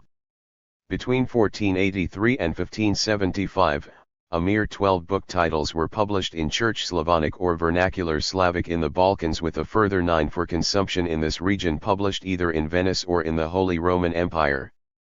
Interestingly, 3 of them were printed in Glagolitic, and 7 in the Latin script, while the remaining 11 were in Cyrillic. In the second half of the 16th century 62 Cyrillic book titles were published in the Grand Duchy of Lithuania, whereas only 18 came off the press in Muscovy. In the first half of the 17th century, 67 titles of this kind were produced in Muscovy and 288 in Poland-Lithuania. The numbers for both the states were equal at 150 during the years 1655 to 1686. Afterward, ever more Cyrillic publications were produced in Muscovy/Russia than in Poland-Lithuania. When the South Slavic centers of Orthodoxy remained under Ottoman domination, Russia was the only significant independent Orthodox state until the creation of independent Greece and autonomous Serbia at the beginning of the 19th century. 3 By default, and thanks to its imperial ambitions, Muscovy/Russia became the sole political center of Orthodox ecclesiastical and secular life. However, most publications produced there were of religious character until the times of Peter the Great, when the first secular press was established. 152. In 1705. The book culture developed in Russia at a slow rate. In the first half of the 18th century, only 50 book titles per annum were published, whereas at the same time there were 70 Latin and Polish language publishing shops in Poland, Lithuania, and a handful of others that brought out publications in German, Ruthenian, and Hebrew. Russia's annual book output rose to 439 titles in 1759 and fell to 165 in 1797 before the publishing industry took off in earnest during the 19th century. The Grand Duchy of Lithuania was the first polity that made the local Slavic vernacular spoken by the Orthodox population, and written in Cyrillic, that is, Ruthenian, into an official language as early as the 14th century. The English name of this language stems from the Slavic word Ruski as mediated via Latin. While the Slavic speakers of the Grand Duchy of Lithuania referred to their official language as Ruski, their counterparts from Muscovy referred to it as Litovsky. Although Slavic-speaking Muscovians easily understood Ruthenian, they preferred to translate Ruthenian books into Chancery Muscovian, that is Church Slavonic with a few local vernacular additions. The designation of Ruthenian was derived from the name of the medieval polity of Kievan Rus. Ruthenian remained an official language of the Grand Duchy of Lithuania until the end of the 17th century when Polish replaced it. Elsewhere in the areas inhabited by Slavophone Orthodox populations, the Church Slavonic language served the needs of written expression until the 18th and 19th centuries, during when their vernacular languages began to be codified. This happened earliest in Russia during the 18th century when the emerging Standard Russian gradually replaced Church Slavonic as the official language. Initially, the uses of Ruthenian and Church Slavonic were strongly intertwined, as in the case of Latin and the Western Romance languages. It is difficult to decide where Church Slavonic stopped and Ruthenian began in manuscripts and printed books. However, the intensive administrative use of the local recension of Church Slavonic combined with a stream of vernacular, Polish, Latin, and German linguistic loans facilitated the speedy emergence of Ruthenian as aspirate language. Nowadays, scholars, wishing to rationalize the uses and differentiation of Ruthenian, maintain that it comprised 4 varieties. Ruthenized Church Slavonic came in 2 varieties used for ecclesiastical and lay uses. Chancery Ruthenian employed for the production of documents differed from region to region, as chanceries did not have at their disposal any officially accepted grammars or dictionaries of this language. The mostly spoken variant. 153. Of Ruthenian of official prestige was the speech of the Grand Ducal Court and the Ruthenian magnates living in the Grand Duchy and the Kingdom of Poland. Some nobles left a few notes and memoirs written in this variety. The coexistence of Ruthenian with Polish caused considerable merging of both the languages in written use among the nobility in Poland, Lithuania's Rus lands, and even in the royal chancery of the Jagiellonians. Today, this phenomenon lets some scholars with dislike of Russia claim Ruthenian, Belarusian, and even Ukrainian as West Slavic languages. But there being no territorial divide between West and East Slavonic languages, the actual border is rather artificial, as it solely amounts to the cultural markers of script and religion. Today, it is believed that the West Slavic languages are those written in Latin characters, while the East Slavic ones are written in Cyrillic. The speakers of the former overwhelmingly profess either Catholicism or Protestantism, whereas the latter follow Orthodox Christianity. In the Grand Duchy of Lithuania, the initially Orthodox and pagan nobility adopted Catholicism, and then many nobles turned to Protestantism before returning, or turning, to Catholicism. The number of burghers was never large. The majority of the Slavophone population, the peasantry, were Orthodox until the turn of the 17th century, when they were made to join the Uniate Church. Catholics, of whatever language, were referred to as Lithuanians or Poles, and Orthodox and Uniates as Ruthenians. Similarly, Orthodox Christianity and Uniate Catholicism were popularly known as Ruthenian or Greek faiths.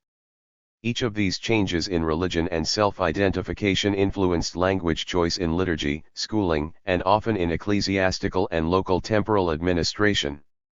Nowadays, the Latin and Cyrillic alphabets are simplistically seen as the badges of the Uniate Catholic and the Orthodox churches. But Orthodox clergy and writers employed Greek also with its own specific script apart from Latin, as well as the Latin alphabet for writing in the local Slavic vernacular. On the other hand, the Lithuanian Statute, or the Grand Duchy's foundation of law and administration, was binding on all the inhabitants, though written in Cyrillic-based Ruthenian. But in 1614, the third edition of the statute was translated into Polish and superseded the Ruthenian language original. Similar processes unfolded in the Ruthenian section of the Kingdom of Poland, that is, the southern half of the Grand Duchy, transferred to Poland in 1569, and largely coterminous with present-day western and central Ukraine.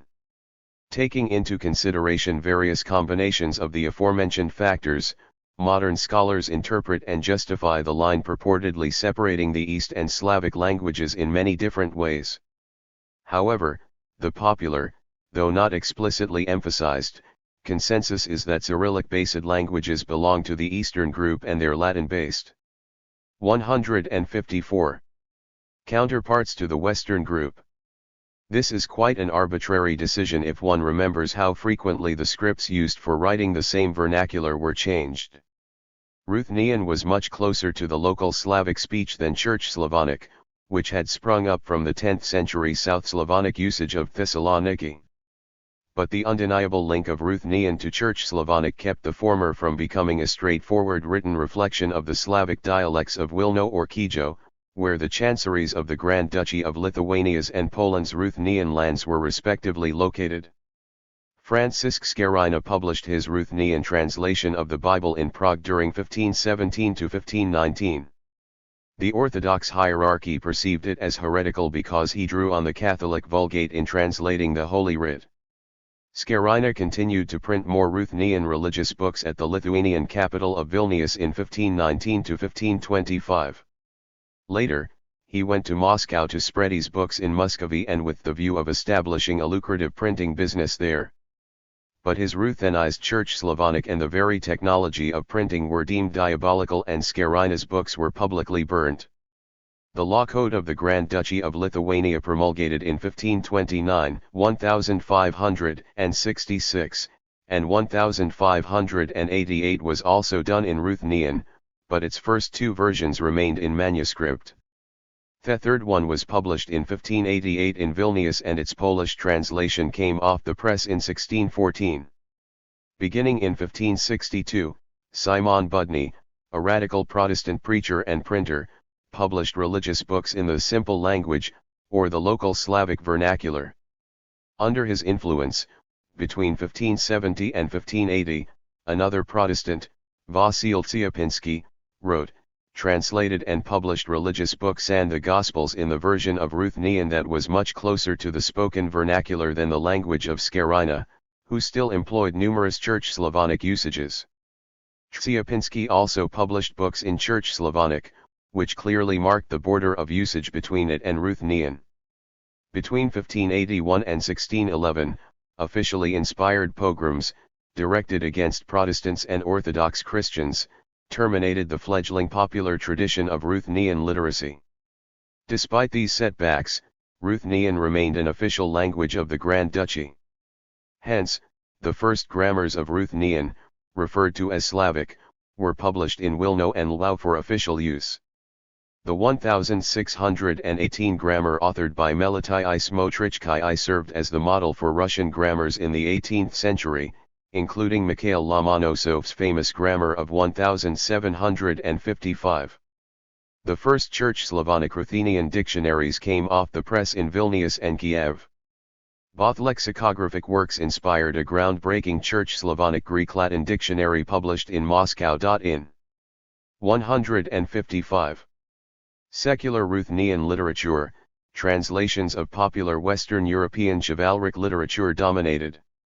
Most writings in Ruthenian remained in manuscript, and increasingly so from the second half of the 17th century when this language fell out of popular use, replaced by Polish and Latin. In addition, although Ruthenian books were printed in Cyrillic, the language was also written down in the Latin alphabet as early as the 1560s. In the 18th and 19th centuries, it meant the dominance of this script in the few Ruthenian manuscripts created during that period. The Counter-Reformation not only caused reconversion of numerous Protestant nobles to Catholicism, but also exerted pressure on the Orthodox clergy and their parishioners either to join the Catholic Church, or retain mere liturgical autonomy within the Uniate Catholic Church. The rise of Ruthenian literacy and book publishing in this language, expertly used by Protestants for religious purposes, convinced Poland-Lithuania's Orthodox hierarchy to overcome their dislike of the printed word that continued in Muscovy unabated until the 17th century. The Orthodox clergy had no other choice for the Orthodox faith to survive in this increasingly Catholic polity, especially after the 1596 union of Brzesc that aimed at bringing all the Orthodox subjects of the Polish-Lithuanian king into the Catholic Church's fold as uniates. The Orthodox Church fared better in Poland's Palatinate of Kiev ruled by the Orthodox Palatine, Prince Konstantin Ostrowski, than in the Grand Duchy of Lithuania. He protected this church and supported Orthodox scholarship. Drawing on the tradition of the Church Slavonic translation of the Gospel conducted in 1056 to 1057 in Kievan Rus, for the prince encouraged and financed the first full translation of the Greek language Bible into Church Slavonic, which was printed in 1581 in Ostrog. Harasim Smotricki was the chief editor of this translation, and along with the prince, the main champion of the revival of Church Slavonic literacy. Ostrog, the seat of Ostrowski's estate, became the intellectual center of Orthodox life in Poland-Lithuania and the Orthodox Slavophone world, following the founding of the secondary school in 1578. In methodology and curriculum, the school was modeled on Jesuit colleges. Its language of instruction was Byzantine Greek, but Latin and Church Slavonic were taught as well, which facilitated the renewal of Orthodox scholarship, including the reconnection of Byzantine Greek and Church Slavonic literacies with the use of the Counter-Reformation models of schooling and scholarship that espoused Latin. The fruits of this cultural cross-pollination were disseminated by the print shop which was active in Ostrog between 1578 and 1612. Furthermore, 2 grammars of Church Slavonic were published in Vilnius and Lwów in 1586 and 1591, respectively. The above-mentioned bilingual dictionaries of Ruthenian were necessarily 156 paired with Church Slavonic. With the disappearance of Ruthenian as an official language in the Grand Duchy, the first Polish Church Slavonic dictionary was published in 1722 and its second edition came off the press in 1772.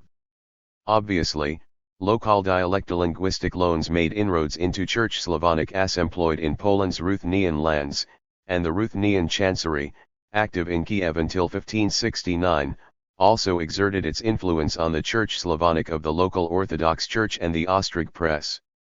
In addition, after 1569, Polish replaced Ruthenian as the main source of linguistic influence on Church Slavonic in this region.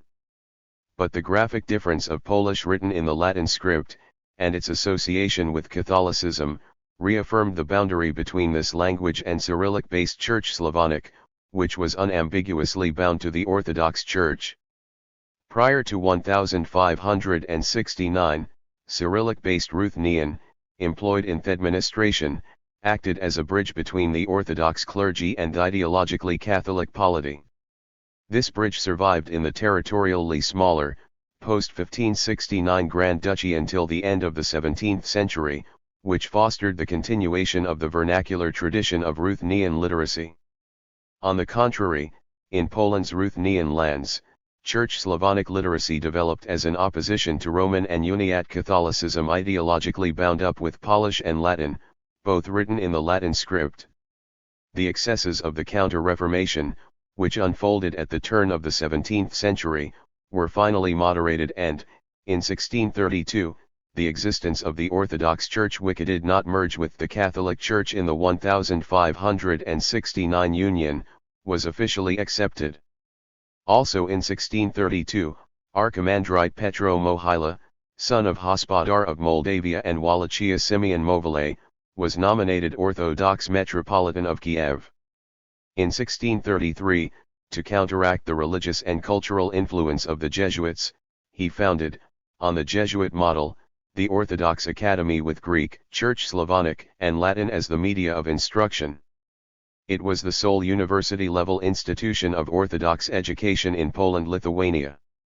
This so-called Kiev Mohyla Academy educated clergy for Poland-Lithuania's Orthodox Church until the close of the 18th century, though Kiev was finally incorporated into Muscovy in 1686.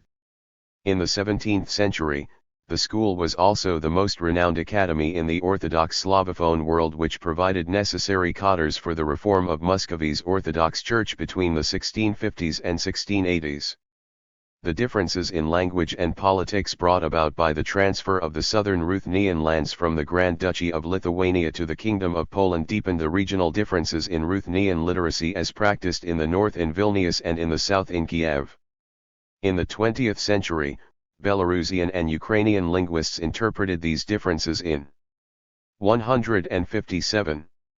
An anachronistic manner, claiming that Northern Ruthenian was really Old Belarusian, and Southern Ruthenian was really Old Ukrainian. Concomitantly, and also in the 20th century, the 1569 border, separating Poland's Ruthenian gains from the Grand Duchy, was translated into the border between present-day Ukraine and Belarus. On the other hand, in the 19th century, Russian scholars reinterpreted Ruthenian as West Russian. This name was derived from the Russian official name of West Russia applied to Russia's share of erstwhile Poland-Lithuania beginning in the mid-1860s. The concept of West Russian allowed for bypassing the still weak Little and White Russian claims to the tradition of Ruthenian literacy, and for appropriating it for the then constructed history of the Russian language, imagined as a continuous phenomenon at least from the times of Kievan Rus. Another complication to the continuing ideological struggles over the tradition of Ruthenian literacy is added by kitabs, that is, the written records of Muslim Tatars and Karames. Between the 16th and 20th centuries, they employed the Arabic alphabet for writing in the Slavic vernaculars of their communities, located in the region that today straddles the adjacent borderland areas of Belarus, Poland, and Ukraine. Drawing from this phenomenon, in the mid-20th century, Belarusian nationalists claimed the language of the kitabs for the tradition of Belarusian national literacy and announced the Arabic script to be the third national alphabet of the Belarusians, alongside Cyrillic and the Latin script. On the other hand, the proponents of the codification of the Polshian language consider the language of the kitabs to be the tradition of Polshian national literacy based on the dialects of southwestern Belarus and northwestern Ukraine. As of recently, the Polshian claim is countered by Ukrainian linguists, who tend to state that the language of at least these kitabs written south of the 1569 frontier of the Grand Duchy of Lithuania was none other but Ukrainian. Polish scholars also point to the fact that because all Tatars living in Poland-Lithuania were nobles, they belonged to the Polish-Lithuanian Natia. This meant that they also participated in the gradual Polonization of this social group. The process progressed rapidly irrespective of the variegated ethno-linguistic origins of the group's members. Hence, the language of some Kitabs is quite close to Chancery Polish, including fragmentary translations of the Quran during 1780s the Russian language. Contemporary scholars often connect the beginnings of the Russian language to the 11th century documents written in a hybrid of Church Slavonic and the vernacular. The Russkaya Pravda of the 1020s features most prominently among them as committed to parchment mostly in the vernacular.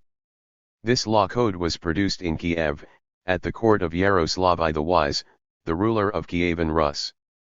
It became the foundation of law in all post-Kievan Rus principalities, including the Grand Duchy of Lithuania, where the Lithuanian statute superseded it in 1529. But the Russkaya Pravda and hybrid Church Slavonic vernacular writings produced at Kiev, Novgorod, Smolensk, Pskov, Staraya Russa, or Vitebsk belong more to the tradition of literacy in Kievan Rus, where the law code was created than to a single successor polity, and, for that matter, so peripheral as Muscovy. On the other hand, Church Slavonic literacy, originally based on the Slavic dialect of Byzantine Thessaloniki and developed for the sake of Christianizing Greater Moravia, cannot be defined as Russian either. Practically, all the present-day Orthodox Slavophone states along with Catholic Slovenia, Slovakia, and the Czech Republic can share claim to this language and its tradition of literacy. Similarly, the fledgling tradition of vernacular literacy in Kievan Rus was the font, from which, the Ruthenian literary tradition emerged directly in the Grand Duchy of Lithuania.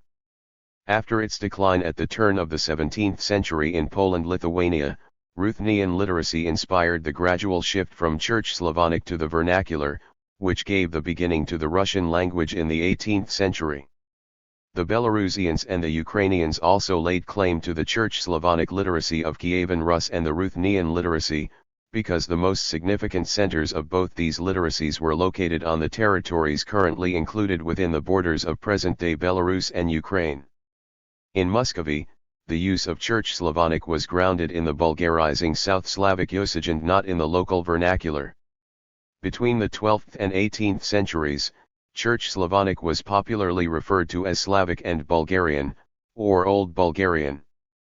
The two latter appellations referred to the Second Bulgarian Empire, which was the center of Church Slavonic literacy until its destruction at the hands of the Ottoman Empire in the 1390s. The subsequent Ottoman conquest of the Balkans, completed in the 1480s, and the fall of Constantinople sent a wave of South Slavic clergymen and intellectuals northward, to the Grand Duchy of Lithuania and Muscovy, where the Orthodox faith could be professed and developed in an unrestrained manner. These immigrants enforced the South Slavic recension of Church Slavonic as the standard in which religious books were to be written and administration conducted in Muscovy. This trend had commenced at the end of the 14th century when 159. A succession of South Slavic monks had been nominated to the position of the Metropolitan of all Rus with his seat at Moscow. The intermittent suppression of the Orthodox faith that began in Poland-Lithuania at the close of the 16th century meant emigration of more disgruntled Orthodox clergy to Muscovy. They brought along the tradition of Ruthenian literacy as well as the knowledge of Polish and Latin.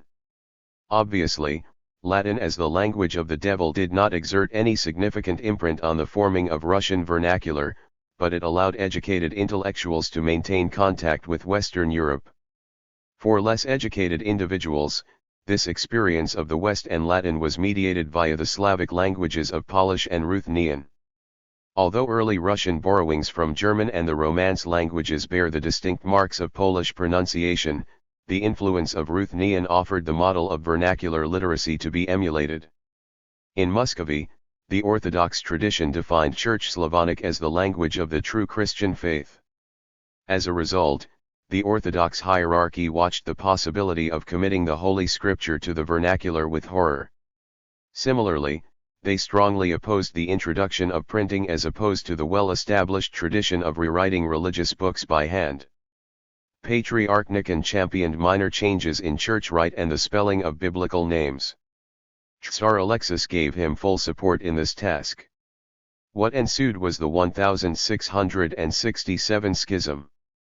Nikon's opponents, known as Old Believers, had to escape from Muscovy, and many were exiled to Siberia as criminals. One of the leaders of the Old Believers was the popular preacher, Avvakum Petrov, born in the vicinity of Nizhny Novgorod and burnt at the stake as a heretic. Among his 80 works, his autobiography in the Muscovian vernacular perhaps constitutes the first monument of the early Russian language. In the 17th century, a number of translations from Polish and Czech into the Muscovian idiom and several anonymous novels by Muscovy writers in this vernacular circulated in manuscript. The translations also included those of Italian, Latin, and French romances, stories, and fables, which were conducted from Polish versions. Ruthenian translations of such writings often made their way from the Grand Duchy of Lithuania to Muscovy and inspired further development of literacy in the local vernacular, which was slow due to the official opposition of the Orthodox Church. The Orthodox clergy, whose authority as the custodians of Orthodox Christianity legitimized statehood in Muscovy, frowned at vernacular literacy, considering it contamination of the holy language of Church Slavonic, identified with the Cyrillic script. Thus, any use of Cyrillic characters for writing in an idiom, which did not sound like Church Slavonic, appeared to be sacrilegious. 160. The aforementioned translations were usually written in vernacularized or Ruthenianized Church Slavonic labeled by contemporaries as simple/peasant language.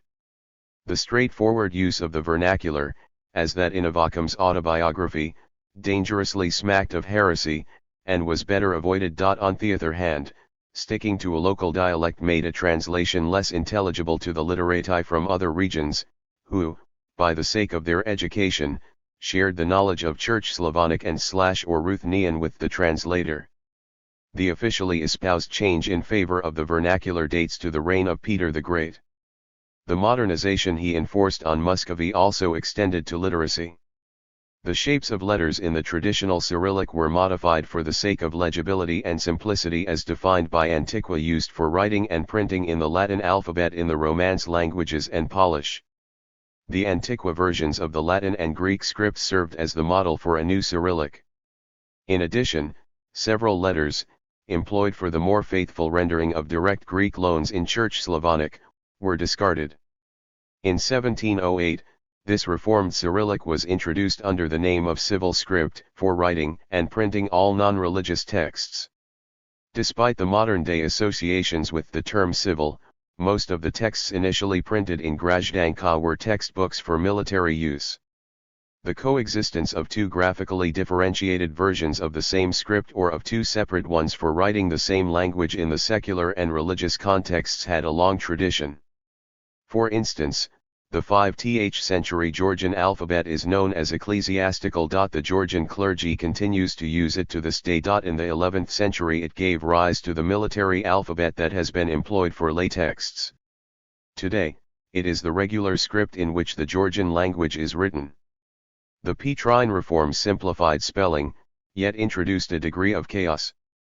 And this linguistic change obviously did not replace Church Slavonic, which, in its slightly Muscovianized version, remained the official language in civil usage as well. The first Muscovian/Russian newspaper Vedomosti reflected this linguistic script chaos. It was founded in 1703 in Moscow, and was published in Old Cyrillic. In 1710, it switched to Grajdanka, and was moved to St. Petersburg the following year. In the course of the 18th century, the tension continued between Moscow, as the center of Church Slavonic ecclesiastical literacy in Old Cyrillic, and the imperial capital of St. Petersburg, made into the center of lay vernacular literacy in Grajdanka. The first grammar of the Russian language was published in Oxford in 1696, but exerted no influence on language policy in Muscovy, for it was intended for Western European merchants wishing to communicate with their partners in Muscovy. Obviously, Muscovian merchants did. 161. Business in the vernacular, not Church Slavonic, which they used passive lie in church. The official switch to the vernacular as a written language began only with the linguistic works authored by Mikhail Vasilievich Lomonosov, the reformer of the Russian Academy of Sciences and the intellectual father of the University of Moscow. Between 1736 and 1738, he studied at the world's first Protestant university of Marburg in Hesse-Kassel. One of his professors was the Prussian philosopher Christian Wolff, who, as the first Germanophone scholar, dared to lecture consistently in German, instead of Latin, at the University of Halle between 1712 and 1723. Wolff also wrote many of his works in German, hence he was the main creator of German as the language of scholarly instruction and research.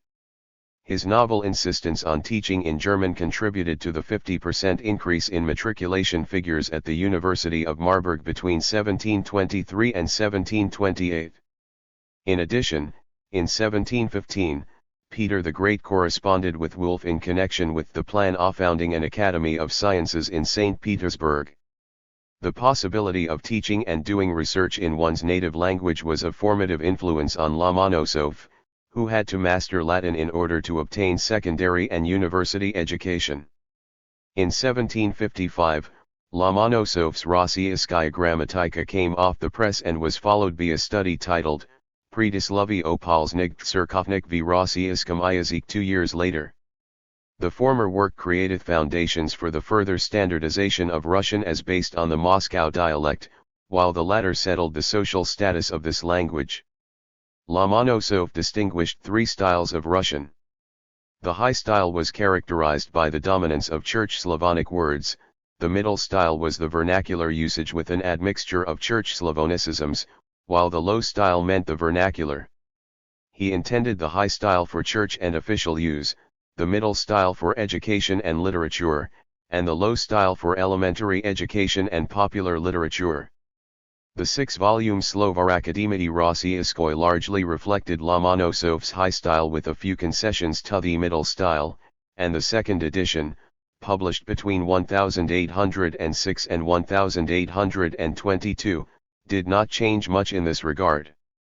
The historian and writer, Nikolai Mikhailovich Karamzin, replaced Lomonosov's Germanizing syntax and Slavonicisms with French as the model to be emulated by the Russian language. He fell back on the 2-volume Panoy Francuskoy I Rossiyskoy Lexicon, based on the 4th edition of the Dictionnaire de l'Académie Française. The second edition of Panoy Francuskoy I Rossiyskoy Lexicon rolled off the press in 1798. French linguistic loans were to distance Russian. 162. From Church Slavonic and Latin, and to make it more similar to Western European languages, associated with progress and being civilized. Karamzin chose Lomonosov's middle style as most suitable for Russian. However, the poet Alexander Pushkin is credited with the feat of fusing the three historical elements of Standard Russian, Church Slavonic, Western European literary practice, and the vernacular, into a balanced whole.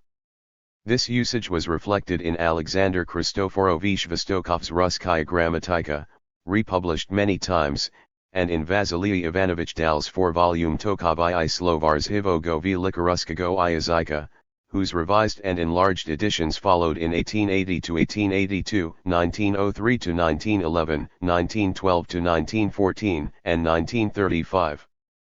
The establishment of Russian as the official language of the Russian Empire and its subjects commenced in earnest in the 1800s and continued until the beginning of the 20th century. In 1819, the first Russian translation of the Gospels came off the press and was sponsored by the Protestant Bible Society. But the Orthodox Church condemned this translation, and prohibited its use. Thus, the use of Church Slavonic, or Lomonosov's high style, continued in the Russian Orthodox Church. On the territories of former Poland-Lithuania directly incorporated into Russia, Polish dominated as the language of administration and culture through the 1830s, though it was officially prohibited in 1797. Because the Lithuanian statute remained in power in this area until 1840, St. Petersburg used it as the legal basis for superseding Polish with Russian in the late 1820s and in the 1830s. In accordance with Article 37.1 in Chapter 4, administration and law courts should use the Ruthenian language written in the Ruthenian alphabet. Russian governors interpreted Ruthenian as the Russian language.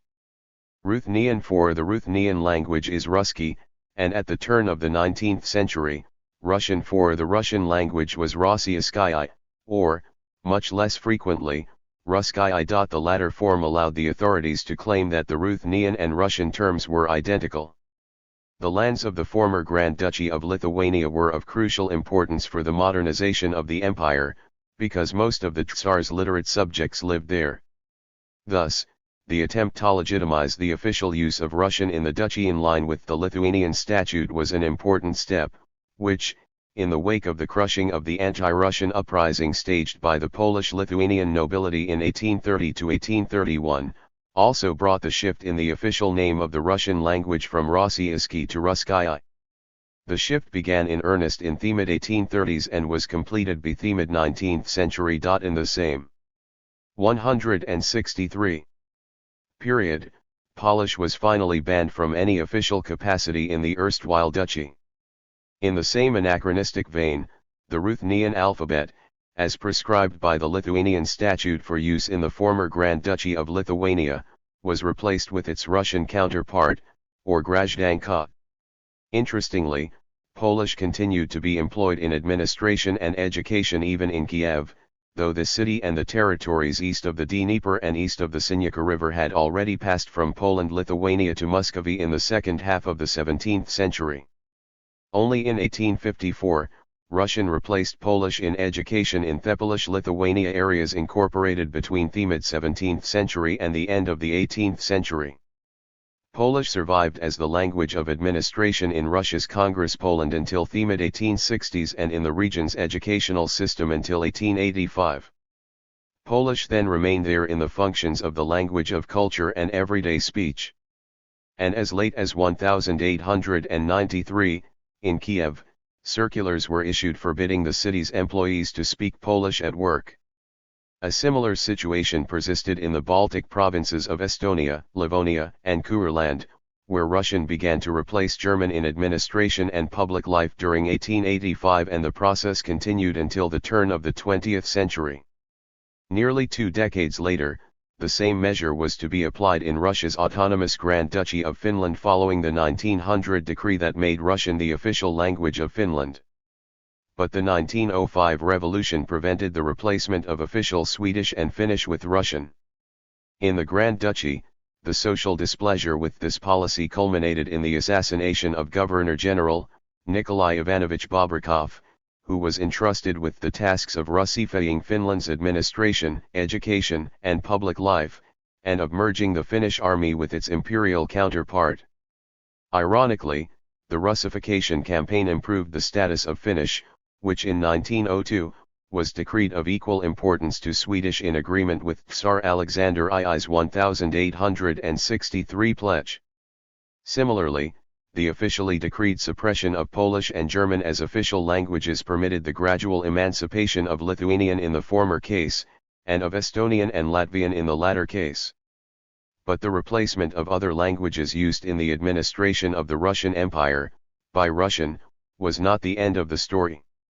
There remained the question which of Lomonosov's Russians should be the Russian. The middle style elevated by the popularity of Pushkin's poetry became popularly accepted as standard Russian. It superseded Lomonosov's High Style and Church Slavonic in the Russian courts during the 1860s. Yakov Karlovich Grot's Rusko Pravopis further regularized and stabilized the principles of syntax and spelling. In 1856, the first Russian translation of the Bible authorized by the Orthodox Church was published, but sermons continued to be preached in Church Slavonic as late as 1900. The Bolshevik Revolution of 1917 brought about another, presumably, simplifying reform of the alphabet and orthography. The church and religion were suppressed and the use of Church Slavonic rapidly declined. With the introduction of popular education and the achievement of full literacy, Russian took over all the spheres of life in the Slavophone republics of the Soviet Union as well as in the cities in the non-Slavic-speaking republics. The Soviet usage of Russian was most fully reflected in the 17-volume Slovar Sovremenigo Ruskiego Literaturnego Yazyka. What is in the name of a language? The story of the changes in the name of the Russian language is of particular interest as a reflection of Muscovian and Russian politics.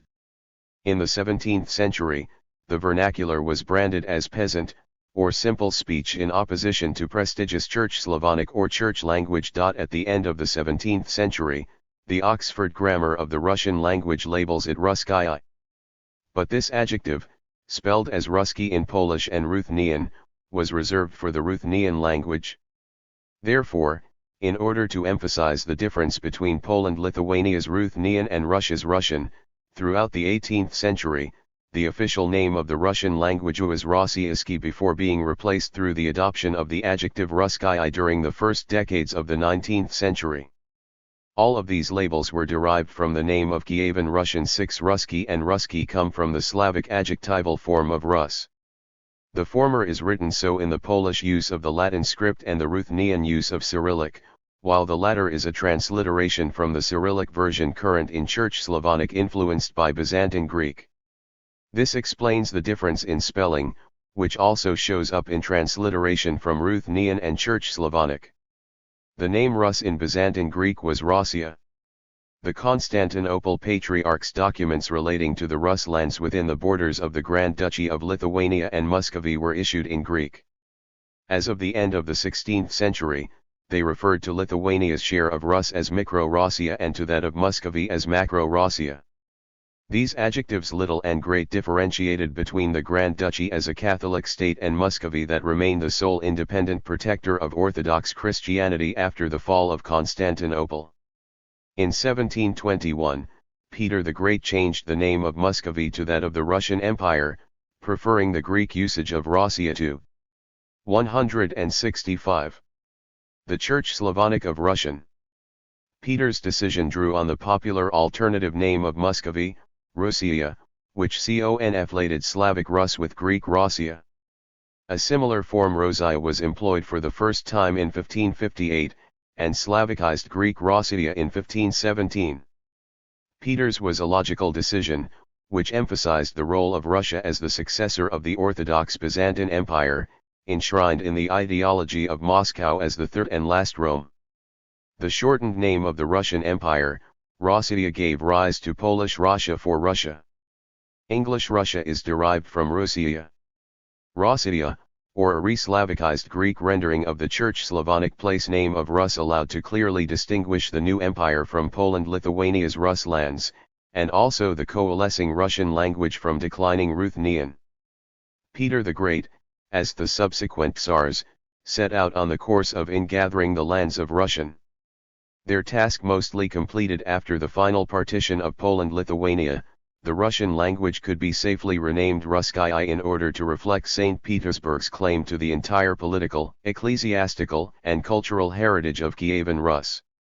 The Russian language is Rosyjski in Polish, which stems from erstwhile Rossiyski. On the contrary, Czech and Slovak Rusko for Russia is derived from Russia, like English Russia. The 19th century process of the emergence of new standard languages from vernaculars did not leave Russia untouched. The increase in literacy as well as in linguistic research created the intellectual basis for the codification of Belarusian and Ukrainian. However, at that time, the users of these still not standardized languages kept calling them either Ruski or simple/peasant speech. The latter term stood in opposition to the speech of lords, that is, the Polish language. Originally, Ukraine was a geographical term for denoting the region extending from the middle Dnieper to the southern Bug. As of 1569, this regional Ukraine together with Volhynia and Podlasia were transferred from the Grand Duchy to the Kingdom of Poland. The rest of Poland-Lithuania's Rus lands remained with Lithuania together with Bielorus, that denoted a region between the Berzina and Neman rivers with Minsk in its center. The very term Belarus for denoting this region emerged at the turn of the 17th century. By extension, the land's Slavophone Orthodox inhabitants were referred to as Bielorusini Litosi or Litwini Bielorusi. This usage emphasized the fact that this territory belonged to the Grand Duchy Lithuania, as opposed to the Ruthenian lands transferred to the Kingdom of Poland, where the Slavophone Orthodox population continued to be known by the traditional name of Rusini or Lugi Russi. Before the 1569 transfer, the same terms had been applied to the Grand Duchy's Slavophone Orthodox population. 166. In the period from the mid-17th century to 1795, Russia gradually seized Poland's and Lithuania's shares of Kievan Rus. In Muscovy/Russia, during the second half of the 18th century, the kingdom's Ruthenian lands were renamed Little Russia and the Grand Duchy's lands White Russia. But because of the Polish-Lithuanian nobility's anti-Russian uprising of 1831 to 1832, St. Petersburg renamed White Russia Northwestern Russia. The disappearance of the administrative name historically related to Poland-Lithuania fortified the legitimacy of Russia's ownership of this territory. Although the name Little Russia was not used in Poland-Lithuania, by parallel the region became known as Southwestern Russia. These technocratic designations centered on Russia, did away with any historical connotations to Ruthenia, which had been included in Poland-Lithuania. Northwestern and Southwestern Russias were frequently lumped together, and, as a consequence, referred to as Western Russia in contrast to New or Southern Russia, that is, the northern shores of the Black Sea gained from the Ottoman Empire between 1774 and 1812. In the context of the persisting historical designations of Little and White Russia, the need arose to emphasize the elevated status of the traditional Muscovy lands in the Russian Empire. The obvious choice was Great Russia. That is why beginning in the mid-19th century, Russian elites started speaking of their language as Great Russian, which imperial linguists deftly, though anachronistically, linked with the speech of Kievan Rus, dubbing it Old Russian. In line with the imperial ideology, there should be only one indivisible Russia, and no other Ruski languages would be allowed on its territory. The precious few dictionaries of Ukrainian or Belarusian that appeared before 1918 in Russia denoted these languages as Little/South/Southwestern Russian or White/Western/Northwestern Russian dialects. In the mid-19th century, the terms Ruthenus in German or Rusienski/Ruski in Polish for denoting the Ukrainian population and language developed in the Austrian crown land of Galicia. The Polish term Ruski had been earlier used in the same capacity in Poland-Lithuania. The German term Ruthenus was derived from it and, in turn, prodded the new Polish designation of Rusienski, derived from older Rusini and the very close self-ethnonym of Galicia's Ruthenians, Rusini. The bilingual pair Ruthenus/Rusienski led to draw the ethno-linguistic line, which separated Galicia's Slavophone Greek Catholics from Russia's Orthodox Little Russians. Moreover, in Polish and German terminology, there was also a tendency to speak of Vice-Ruthenus and Bieloruski/Ruski in the case of the Belarusian language. 167. However, the Ukrainian and the Belarusian speakers began to more consistently refer to their languages as Ukrainian and Belarusian and to themselves as Ukrainians and Belarusians only at the end of the 19th century and at the beginning of the 20th century, respectively. In the case of the Ruthenians of Galicia, Subcarpathian Ruthenia, and Bukovina, the process was completed by the beginning of the 1940s. The self-designation of Tudisi, widespread in interwar Poland as Belarus, also disappeared in the course of World War II. To wrap up these remarks on the changes in the name of the Russian language, it is worthwhile having a look at how they are reflected in the languages that form the focus of this study. In Polish, the shift from Rosyjski to Ruski has never been reflected, as the Russian language continues to be known in Poland as Rosyjski, which is the former term rendered in Polish spelling.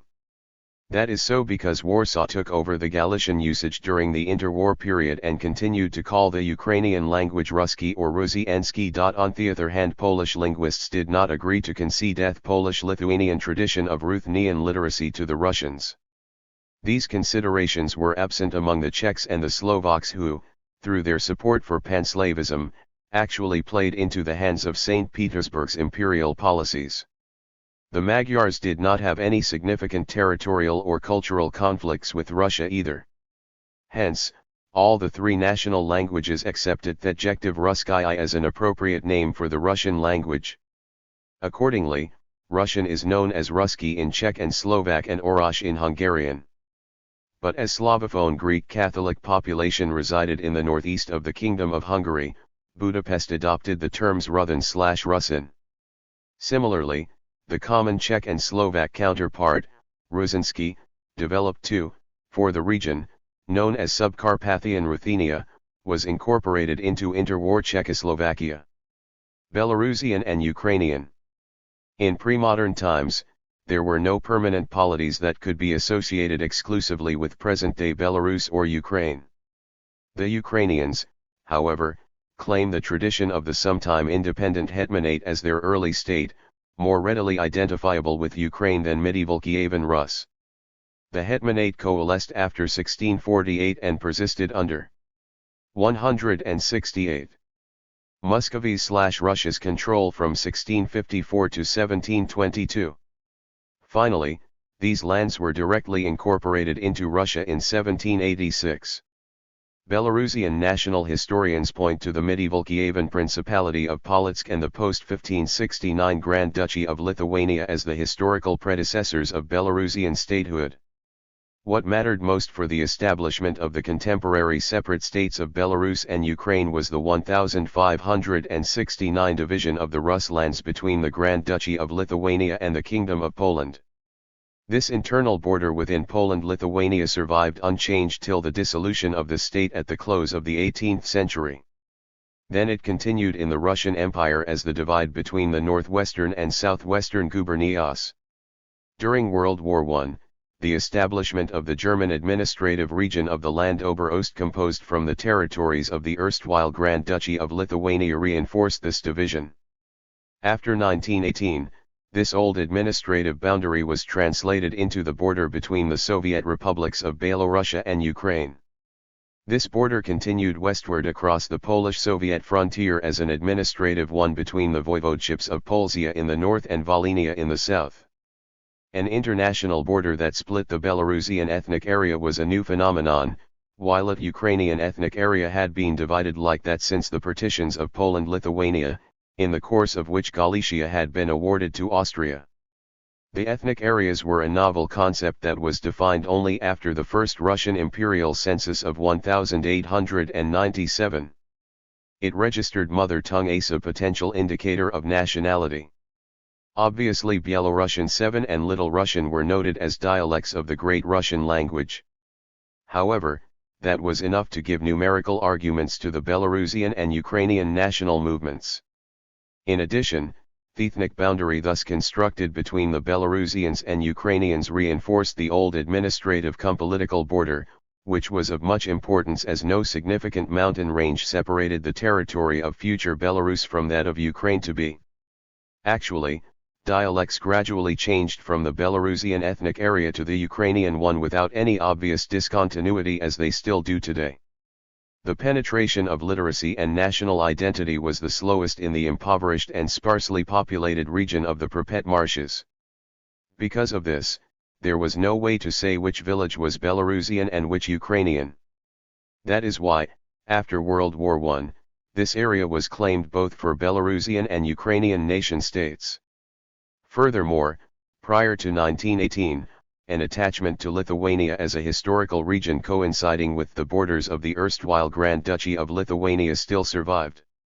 The Belarusian-speaking intelligentsia still referred to their region as Litva rather than Belarus at the beginning of the 20th century.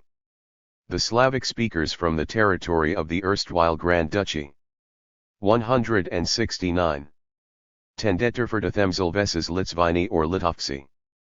A reflection of this phenomenon survived among the Belarusian emigration in North America who sometimes call their language Velikolitovsky. That set them against ethno-linguistic Lithuanian nationalists who hoped to establish their ethnic Lietuva for the ethnic nation of the Lithuanians with the capital in Vilnius, which at that time was an overwhelmingly Slavophone and Yiddish-speaking city. The local Jews talked about themselves as Litviks in opposition to their brethren from the Congress.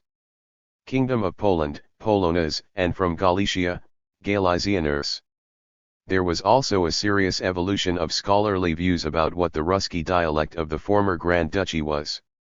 Until the mid-19th century, Russian and Polish scholars considered it a dialect of Polish as amply reflected in the name Język Polsko-Ruski e.e. Others called it Litovsko-Ruska Mova, especially in relation to Ruthenian manuscripts and publications in Cyrillic created between the 15th and 17th centuries.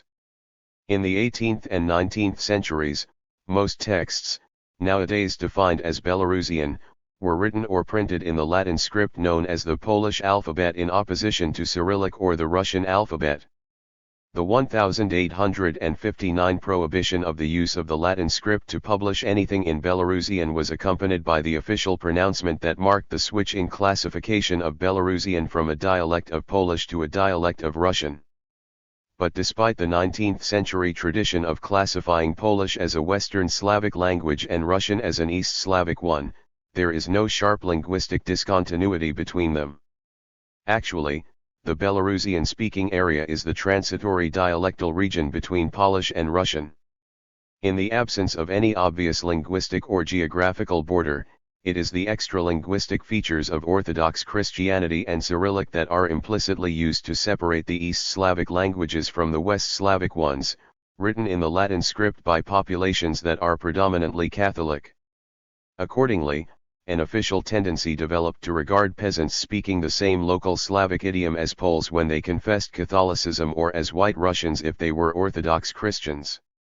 After the Polish uprising against Russia in 1863–1864, St. Petersburg chose to treat the White Russian and Little Russian dialects of the Russian language as Polish intrigues, or Russian dialects, which Poles wanted to separate from their Russian mother by infusing them with Polish linguistic loans and attempting to write them in Latin characters. The use of the White and Little Russian dialects in public and in print was suppressed. This official ban was applied to Little Russian in 1863 and to White Russian 2 years later.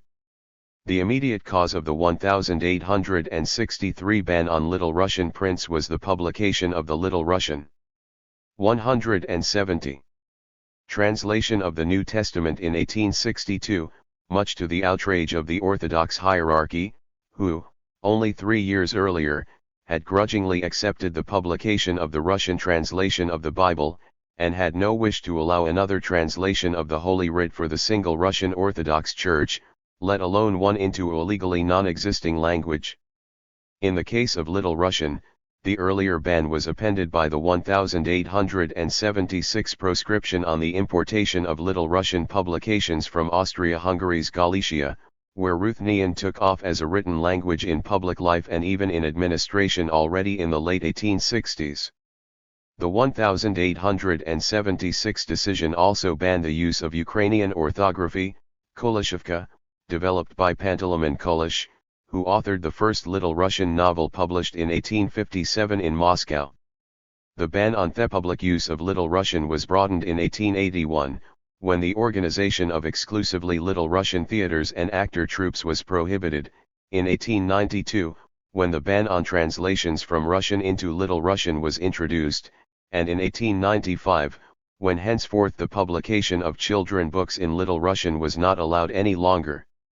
White Russian was not subjected to such restrictive regulations because there was no White Russian national movement comparable to that of the Little Russians, or any centers of White Russian book production outside the Russian Empire, which would merit a succession of bans.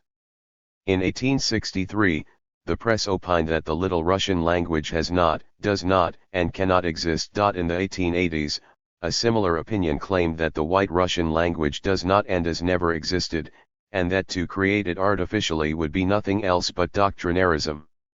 Unlike in the case of Little Russian, the popular belief was that White Russian would disappear soon, so there was no need to hasten this process with official bans.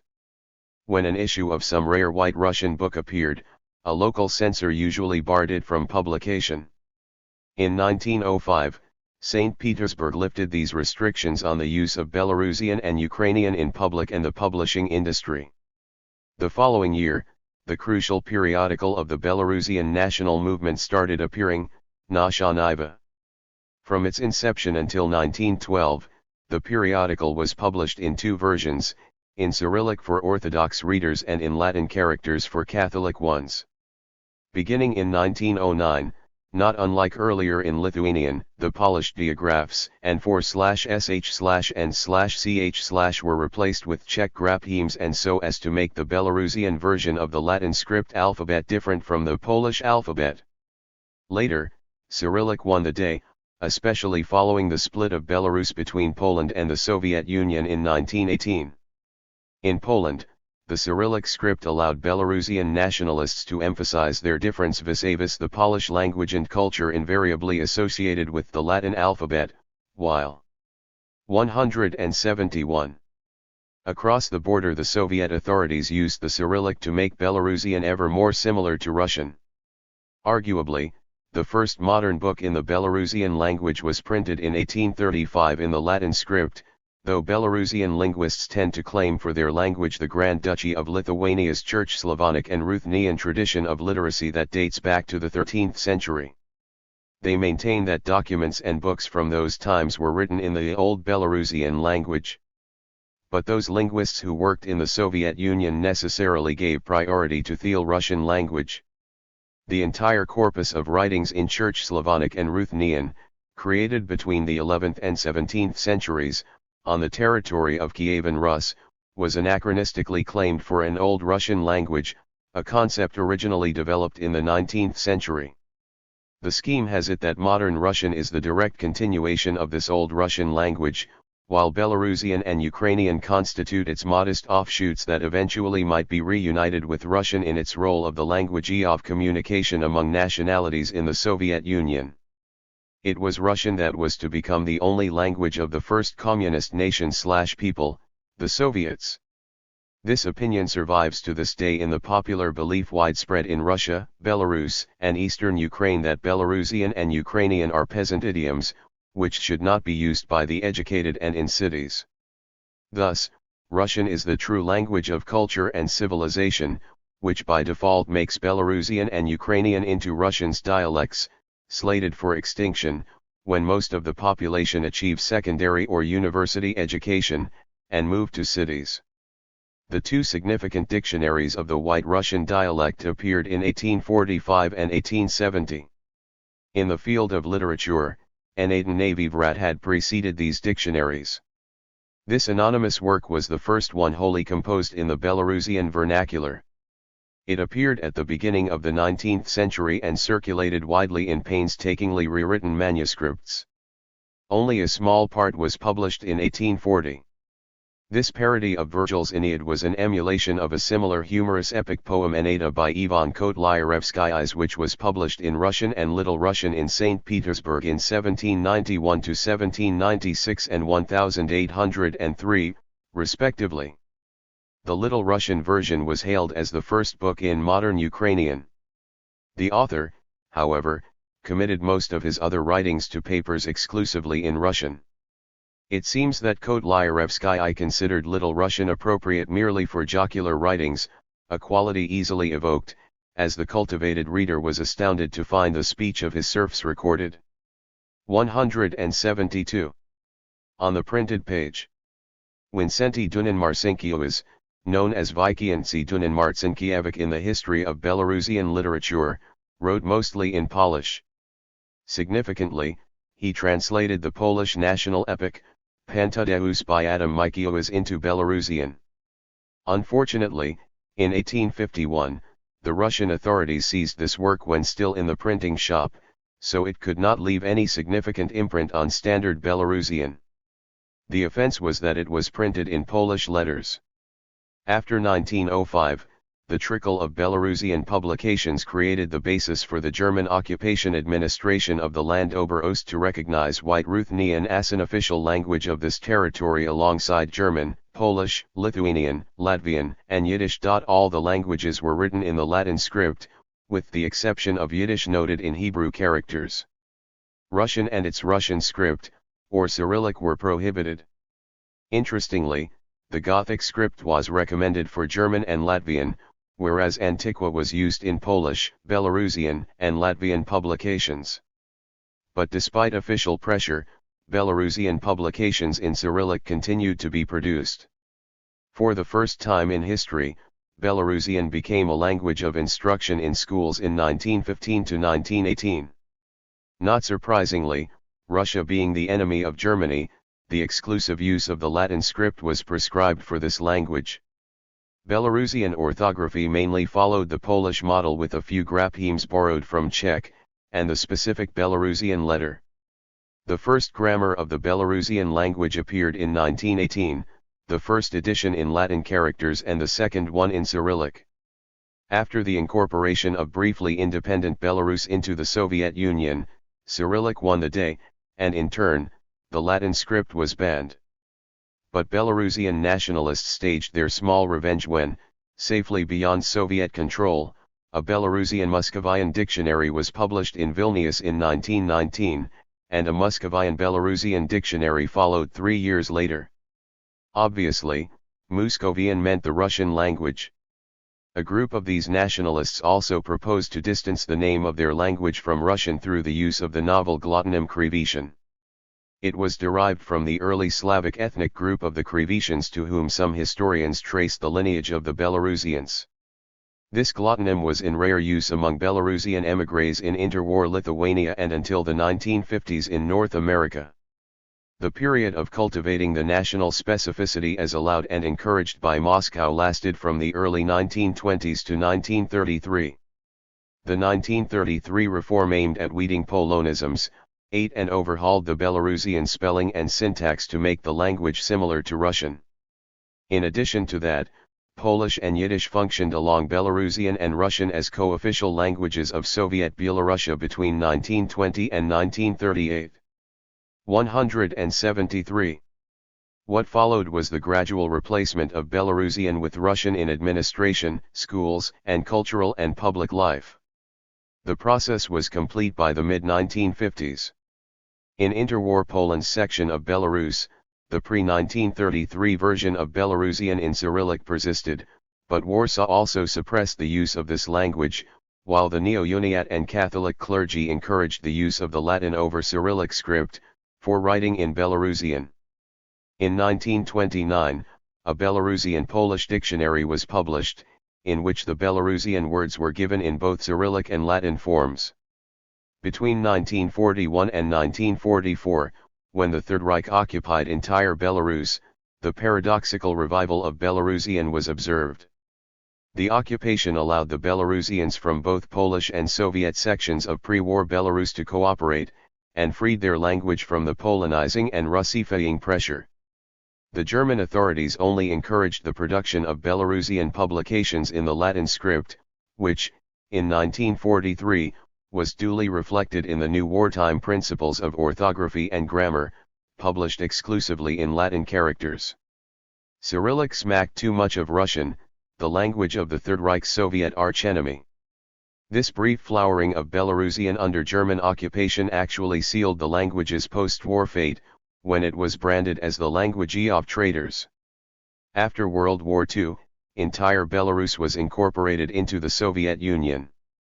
Although the League of Nations referred to this country as White Ruthenia during the interwar period, the organization's successor, the United Nations, adopted the Romanized transliteration of the Russian term Belorussia as the name of this Soviet republic.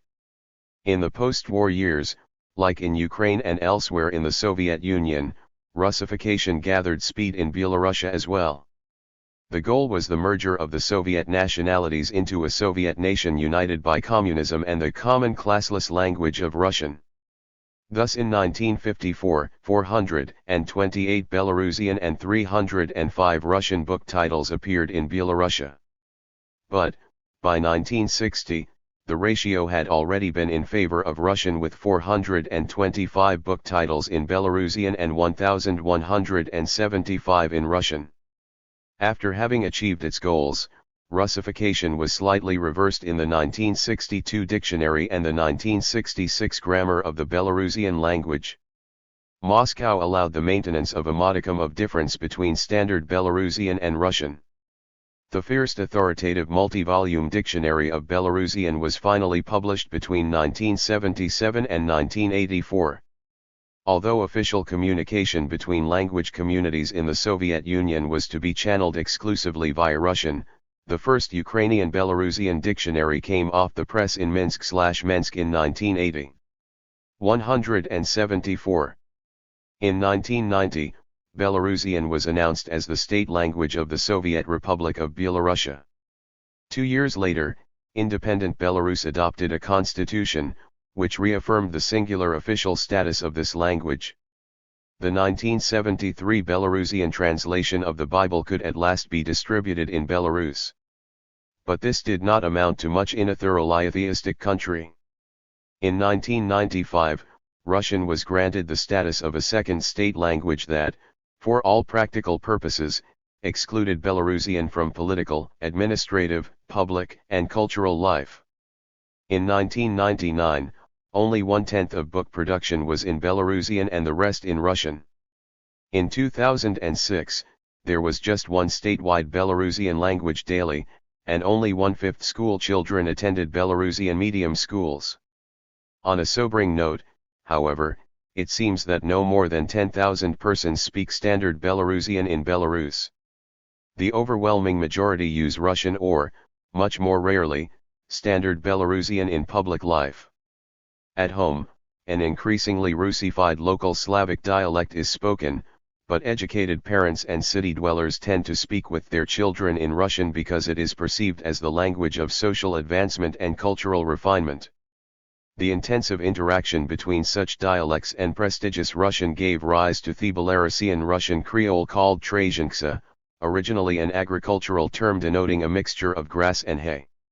Today, when the authoritarian President Alexander Lukashenko and other Belarusian officials unabashedly give speeches in Trazhenksa, this linguistic form seems to be slated to become the Belarusian language of the future, unless Russian fully replaces Belarusian.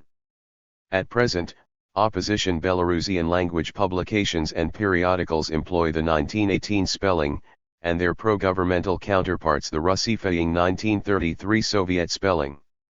This ideological cleavage is aptly reflected in two separate Belarusian Wikipedias in both varieties of the language. In 1998, the authorities unsuccessfully attempted to close down the oldest Belarusian periodical, Nationalism, for using classical orthography. In 2006, Lukashenko proposed a new language reform, which, if implemented, would make classical spelling illegal and infuse official Soviet orthography with more Russifying elements. In addition, beginning in the school year 2006/2007, students of the last, 10th, grade of Belarusian medium elementary schools are required to learn Belarusian geography and history from Russian language textbooks. It seems to be the first step to making the surviving Belarusian language schools into bilingual, Belarusian-Russian institutions. Ukrainian linguists tend to emphasize that the 1581 Ostrog Bible in Church Slavonic commenced the established tradition of Ukrainian literature. 175. Not unlike their Belarusian colleagues, who for the same reason, single out Skarina's 1516-1519 Bible in vernacularized Church Slavonic. Scholars from both nations tend to split Poland-Lithuania's Ruthenian and Church Slavonic tradition of literacy along the 1569 border between the Kingdom of Poland and the Grand Duchy of Lithuania. Manuscripts and books written and printed south of the line are said to belong to Ukrainian literature, and those originating in the north to Belarusian culture. During the Soviet times, some Belarusian and Ukrainian authors emphasized the inherent unity of this early literacy from which modern Belarusian and Ukrainian emerged in the 19th century, but their voices remained in a minority. If accepted, this theory would clash head-on with the dominant imperial and Soviet dogma that the entire tradition of literacy produced on the territories of Rus belonged to the Russian language. Thus, what prevailed in the case of Belarusian and Ukrainian linguistics was the low-key political use of philology to split the legacy of pre-national literacies in agreement with the borders of the modern nation-states. In the context of the Soviet Union, the national republics were perceived to function like nation-states. The first national struggle fought out with the novel instrument of philology erupted during the 1860s, when German and French scholars began to battle over Frankish texts in order to prove that they rightfully belonged to the tradition either of Old German or Old French literacy. This anachronistic and nationalist approach to texts, written prior to the rise of the nation-states, spilled into Central and Eastern Europe at the turn of the 20th century, and continues to be the forte of philological science in this region to this day. The beginning of modern Ukrainian literature is connected to Ivan Kotlyarevsky's Eneda. The first sections of the Little Russian text were published in 1798, but the whole poem circulated widely in manuscript before it was finally published in its entirety in 1842. The development of the Ukrainian national movement was complicated by the fact that the land proposed to be inhabited by the nation of the Ukrainian speakers, was divided between the Russian Empire and Austria-Hungary.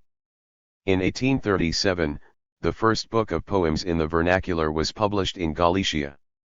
3 years later, Taras Shevchenko repeated the same feat with his Kobzar on the other side of the border. This collection of poems became the national epos of the Ukrainians and earned Shevchenko the title of the father of Ukrainian literature.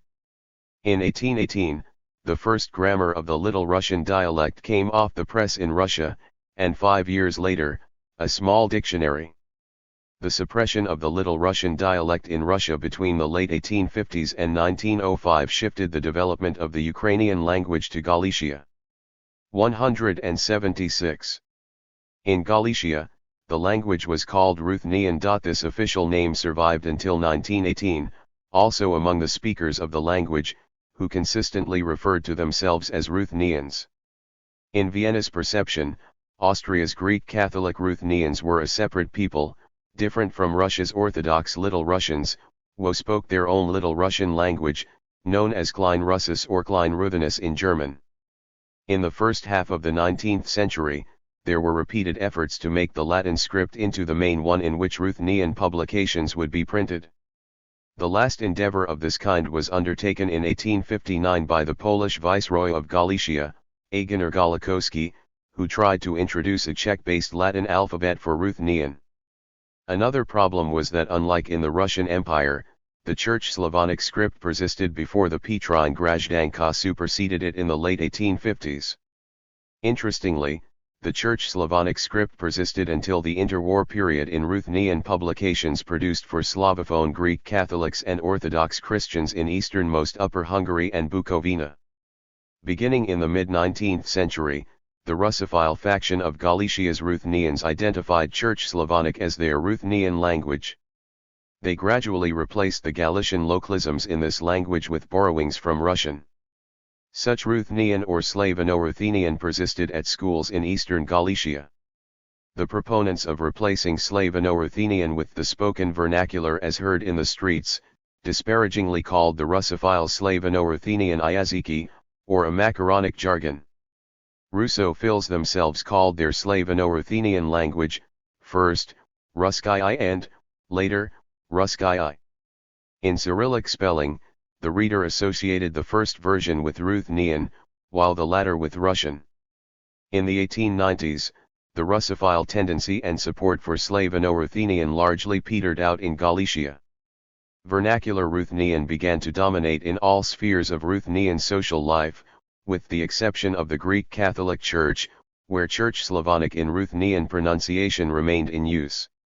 The proponents of grounding Ruthenian in the vernacular published the first grammar in 1862, which was followed by a German Ruthenian dictionary 5 years later. Ivan Jelikovsky's 2-volume Ruthenian German dictionary codified standard Ruthenian. Meanwhile, between 1862 and 1873, 4 school textbooks of Ruthenian were published. In 1893, these developments allowed the Austrian school authorities to approve a single standard of Ruthenian, whose proponents made it intentionally closer to Russia's Little Russian, hoping for the final merger of the all-Ukrainian national life. After much 177 bitter discussion among the Ruthenian intellectuals and readers, Stepan Smolstotsky and Fedor Gartner's school grammar helped to fulfill this decision. It was published in Lwów in 1893, 1907, 1914, and 1928, which ensured that the vast majority of literate Ukrainians wrote and spoke in Galician Ruthenian until a considerable degree of literacy in the Soviet version of Ukrainian was achieved in Soviet Ukraine by the late 1920s. Having been introduced into Ruthenian schools in 1893, the finishing touch to Galician Ruthenian was given in 1903, when the British Bible Society published the first full Ruthenian translation of the Bible at Vienna. One of the three translators was P. Kulish, whose 1862 translation of the New Testament provoked a volley of restrictive regulations directed against Little Russian in Russia.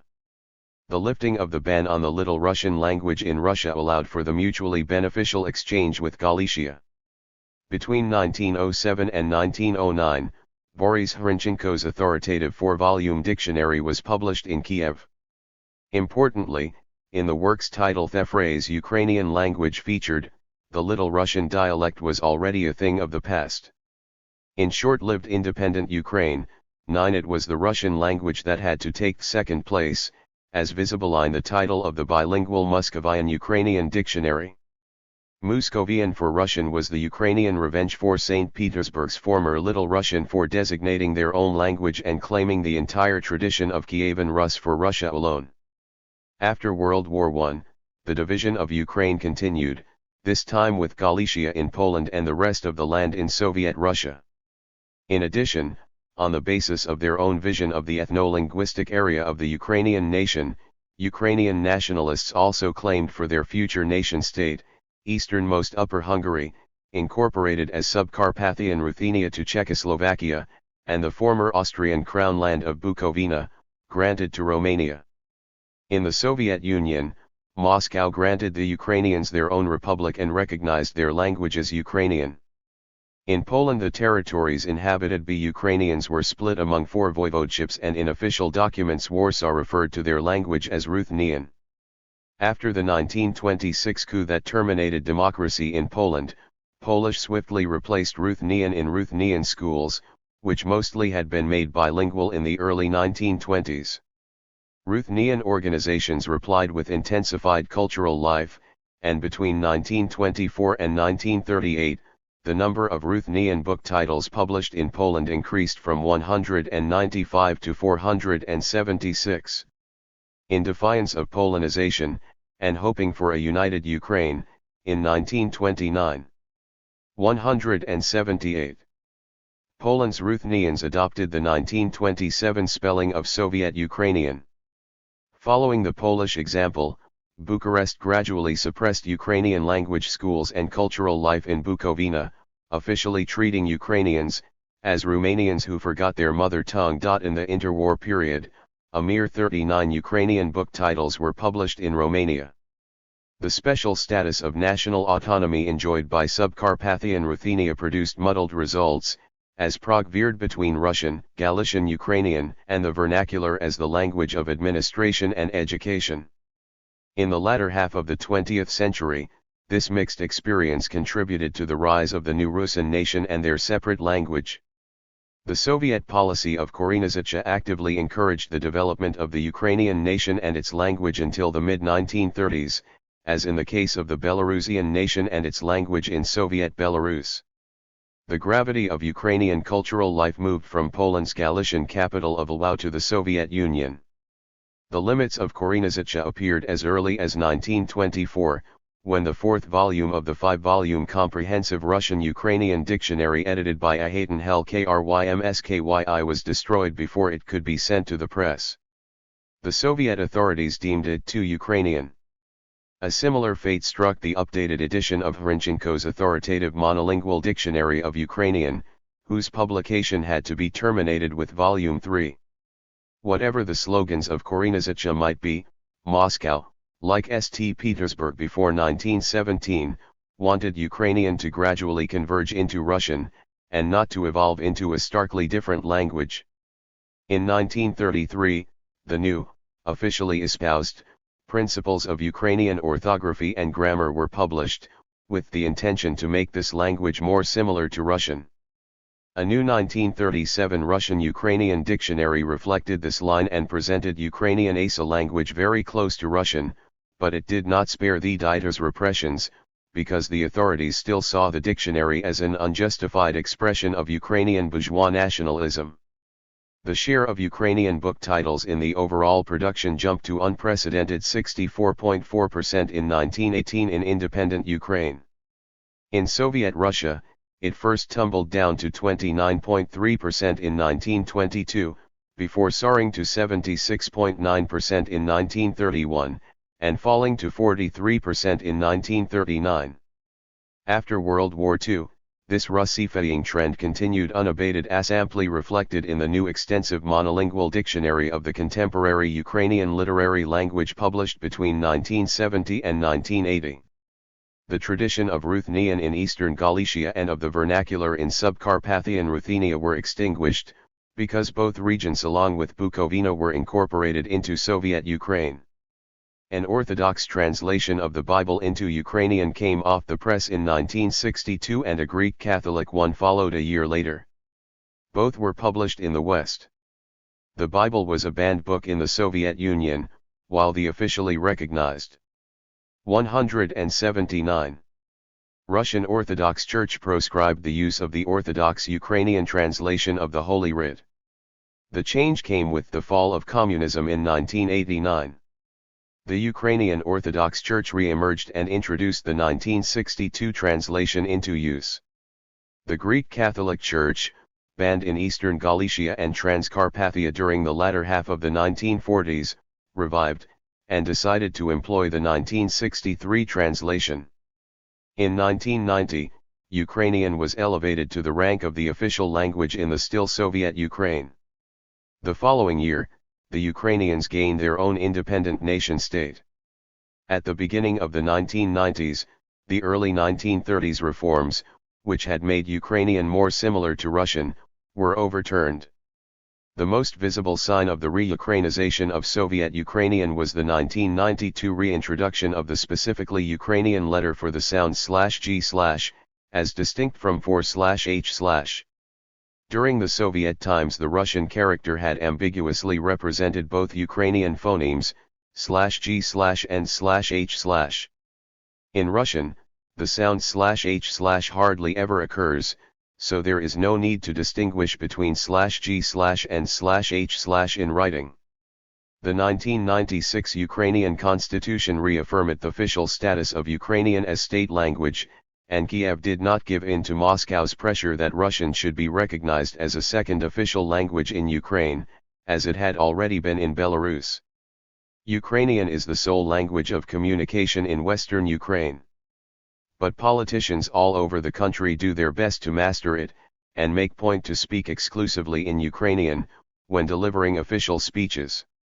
Gradually, Ukrainian is not perceived as a peasant idiom, but a language, thanks to the command of which, one can secure an attractive career.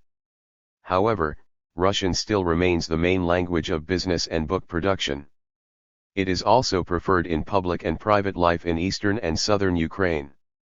The continuing diglossia of Ukrainian and Russian, so much visible in central Ukraine, is also reflected in the phenomenon of Surzhyk.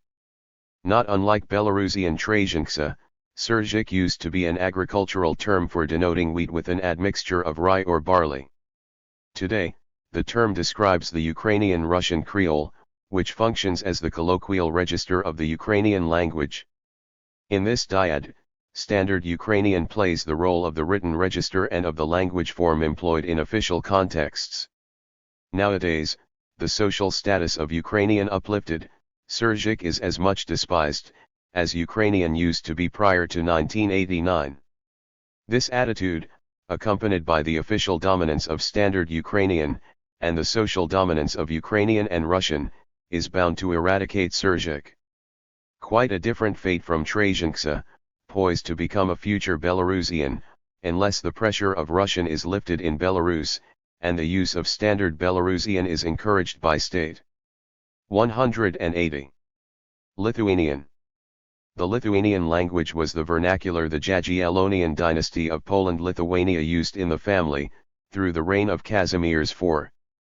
Also the aristocracy of the Grand Duchy of Lithuania deliberated in this language in the Council of the Lords, and the language was used orally in the duchy's government, administration, and diplomatic relations until the turn of the 16th century.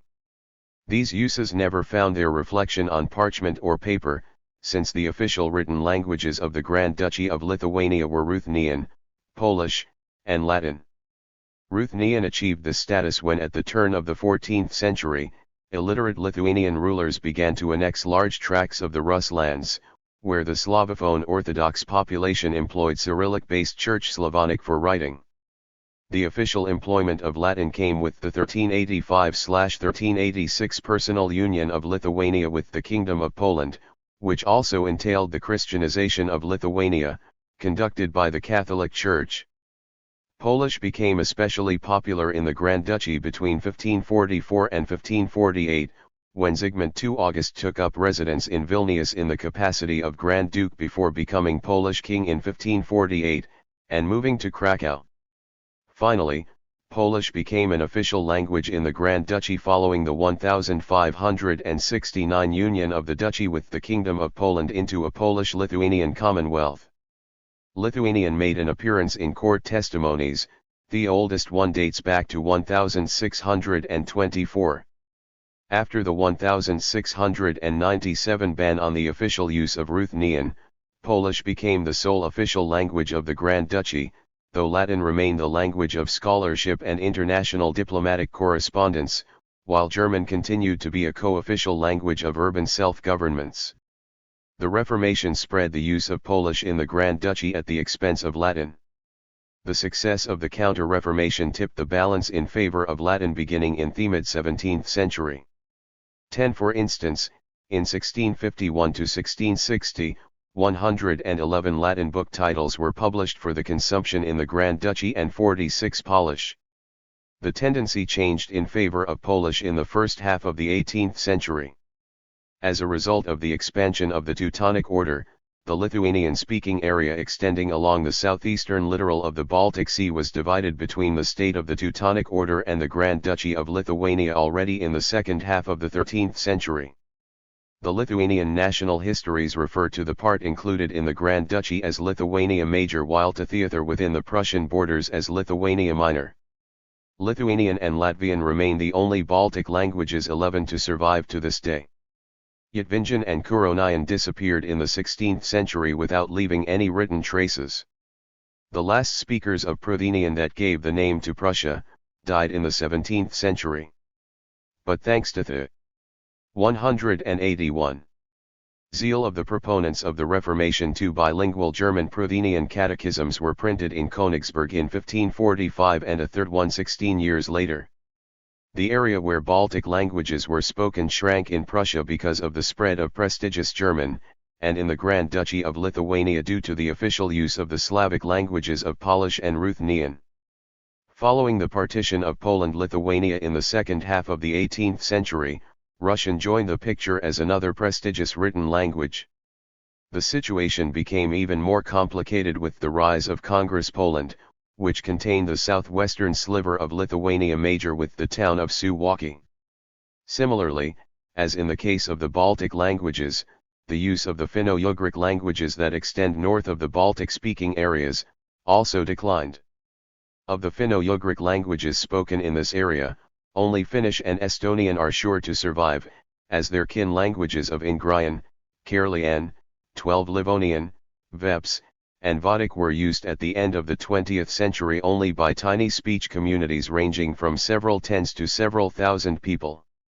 The rise of Lithuanian as a written language is connected to the Reformation and the Counter-Reformation, which made ethnic Lithuanians living in Lithuania Minor into Lutherans, and left their co-ethnics in Lithuania Major as Catholics, though some Calvinists remained there, as well. The first printed Lithuanian book, a catechism, rolled off the press in 1547 in Königsberg, where a large Lithuanian-speaking Protestant parish survived until the end of the 18th century.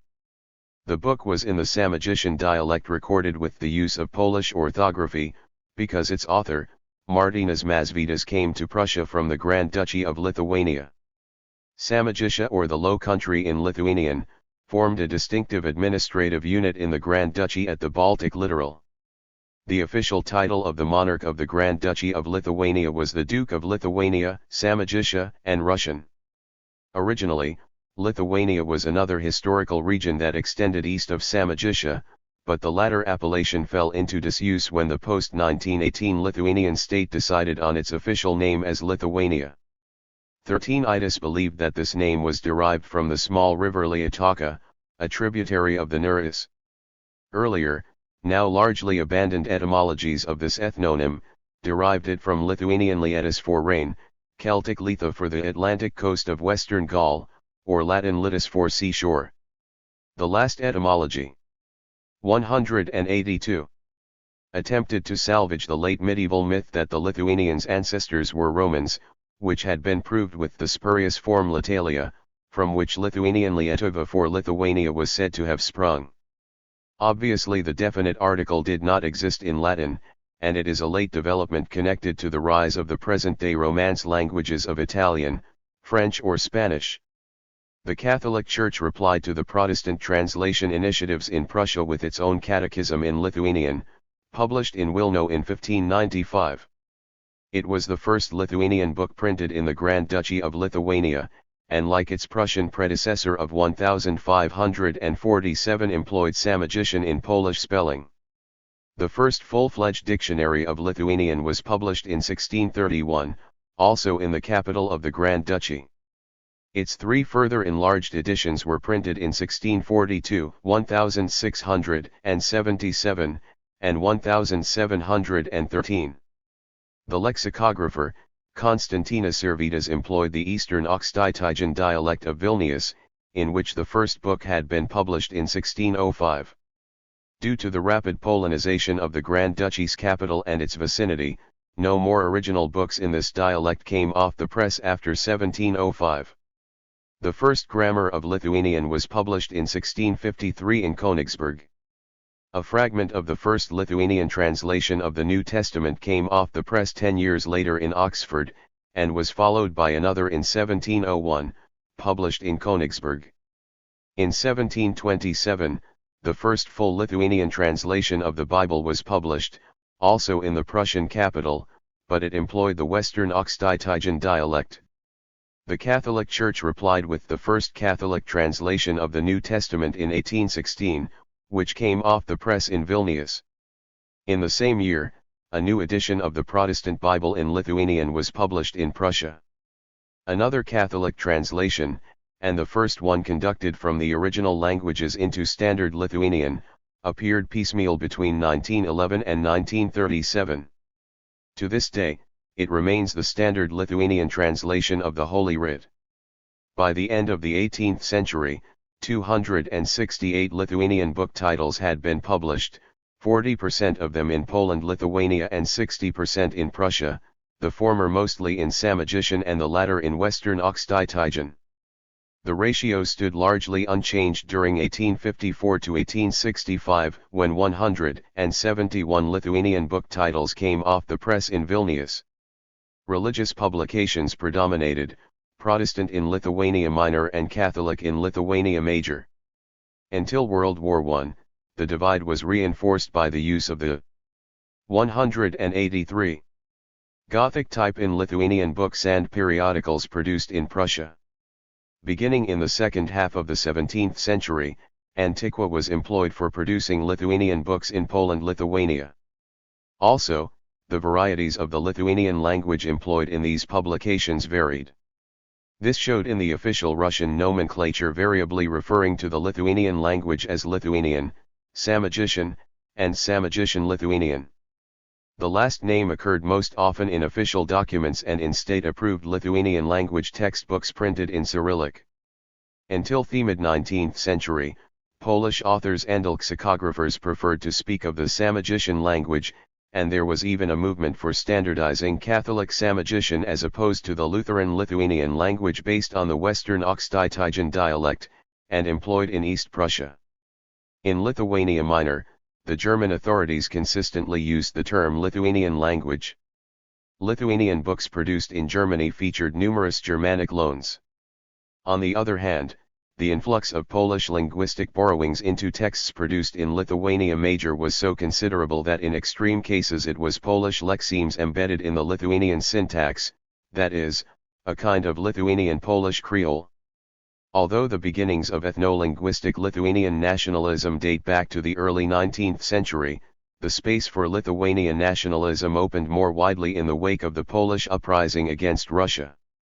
In 1863, St. Petersburg banned the Polish language as a medium of education from schools in the Lithuanian-speaking areas. Russian replaced it and Lithuanian was added to the curriculum as a subject.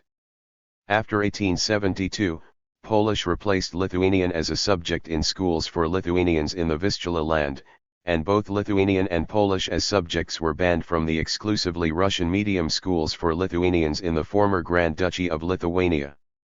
Thus, Lithuanian was marginalized once again. In Lithuania Minor, the use of Lithuanian was limited to church life and private book publishing after 1873. In this empire, similar Germanizing measures were directed at other minority languages: Bohemian, Danish, French, Kashubian, Masurian, Moravian, Polish and Sorbian. The success of the Germanizing policy was a significant source of inspiration for Russifying measures in the Russian Empire. The aforementioned overture toward Lithuanian between 1863 and 1872 was dictated by St. Petersburg's desire to check the spread of Polonization. But the goal was not promotion of Lithuanian language and culture. Hence in 1864, the ban on the use of the Polish alphabet in Lithuanian publications was introduced in Russia. The following year, the authorities prohibited the importing of Lithuanian books in Polish letters from abroad.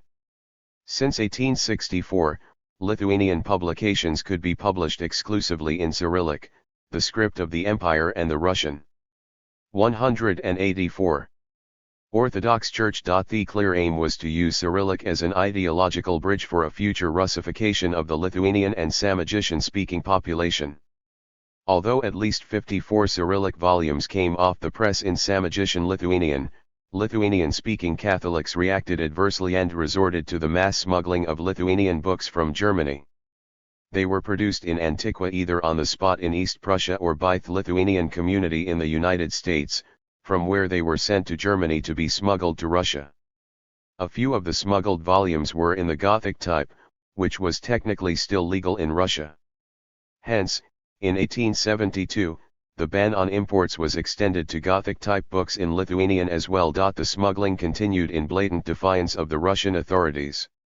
Significantly, the inflow of books in Prussian Lithuanian introduced Russia's Lithuanians to this language, after the long-standing Catholic tradition of Samogitian-based publications was truncated.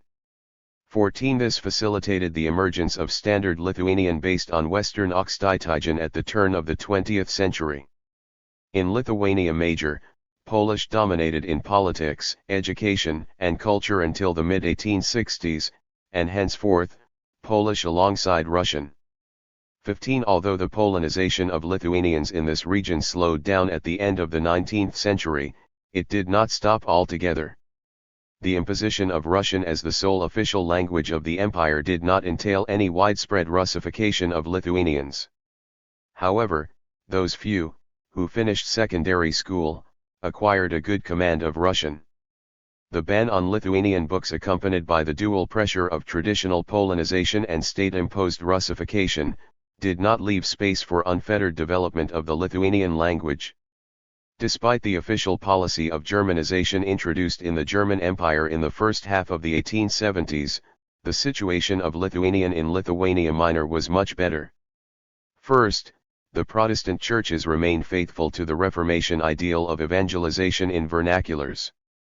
Conversely, in Russia's Polish-Lithuanian territories, the Catholic Church was the redoubt of the Polish language, and the Orthodox Church played the same role in regard of the Russian language. Not surprisingly then, the first modern lexicographic description of Lithuanian originated in Lithuania Minor in the form of two extensive bilingual dictionaries, German-Lithuanian and Lithuanian-German, compiled by Friedrichas Kurzaitis.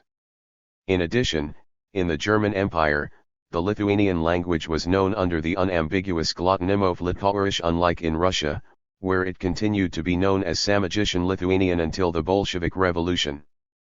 Between 1820 and 1860s, local Polish-speaking authors compiled at least 14, quite extensive, bi- and multilingual dictionaries of Lithuanian/Samogitian, paired usually with Polish, and more rarely with Latin, Latvian, or Russian.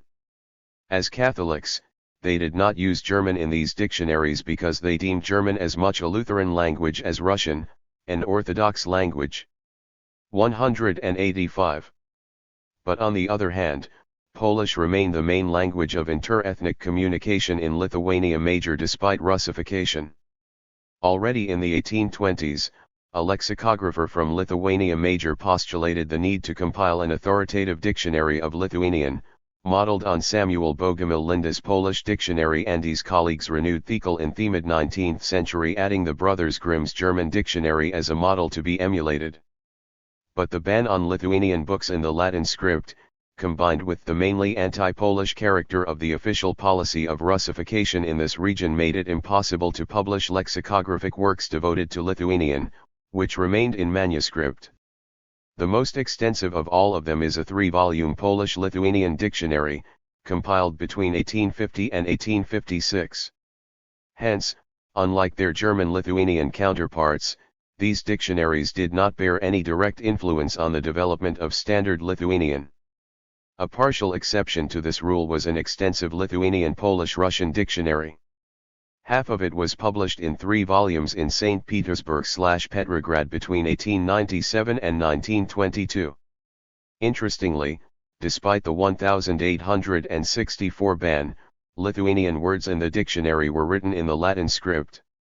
The rise of modern Lithuanian language and nationalism is connected to the short-lived periodical Ozra, published in Antiqua in Germany and smuggled to Russia.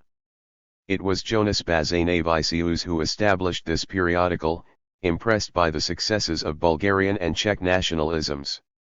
He befriended Bulgarian nationalists, while studying medicine in Moscow during the late 1870s. After graduation, he emigrated to Bulgaria in 1879, and moved to Prague 3 years later. At that time, his surname was spelled Jonas Bazanois in agreement with Polish orthography. The language in which he preferred to write was still Polish, and in it Bazanavičius authored numerous articles on Lithuanian history. As the main foundation of Lithuanian nationalism, he chose the thesis that the 1569 union of the Grand Duchy of Lithuania with the Kingdom of Poland was a national tragedy, because it led to the decline and Polonization of the Lithuanian nation. This ethnic reading of the pre-national past made all things Polish into an enemy of the Lithuanian national idea. In order to differentiate between the Polish language and Lithuanian written in line with Polish spelling, Lithuanian national activists replaced Lithuanian's Polish-based orthography with a spelling system derived from the Czech orthography as originally proposed in 1861 by Jonas Juska.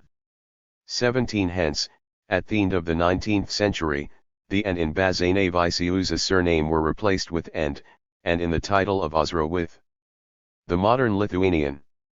186. Orthography, however, still preserves the characteristic Polish diacritic of the hook attached to the bottom of the font, in the following letters, e and. But the two last characters do not exist in LL the Polish alphabet, and the two former, though shared with Polish, have different phonetic values.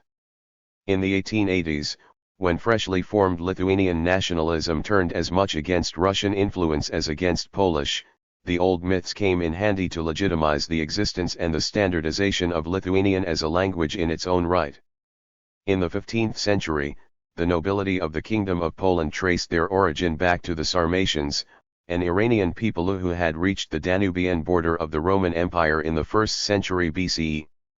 In Poland-Lithuania, during the second half of the 15th century, the boyars of the Grand Duchy of Lithuania replied by fashioning themselves into the descendants of Romans who had fled Julius Caesar's tyranny.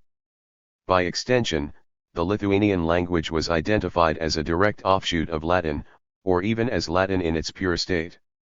This late medieval myth, which emphasized the Roman origin of Lithuanian in conjunction with the Indo-European linguistic theory, caused Adam Mickiewicz, 18 in 1843, to repeat and popularize the opinion that Lithuanian was derived directly from Sanskrit.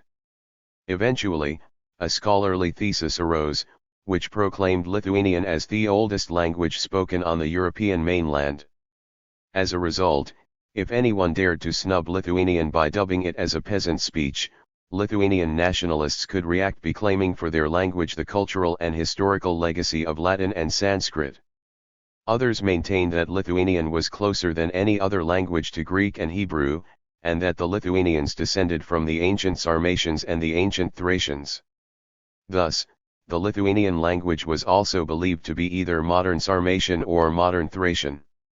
Standard Lithuanian is based on the dialect of Aukštaitija as spoken in the region around Suwałki, known as Suwałki Rusnemuni, where the majority of early Lithuanian nationalists stemmed from.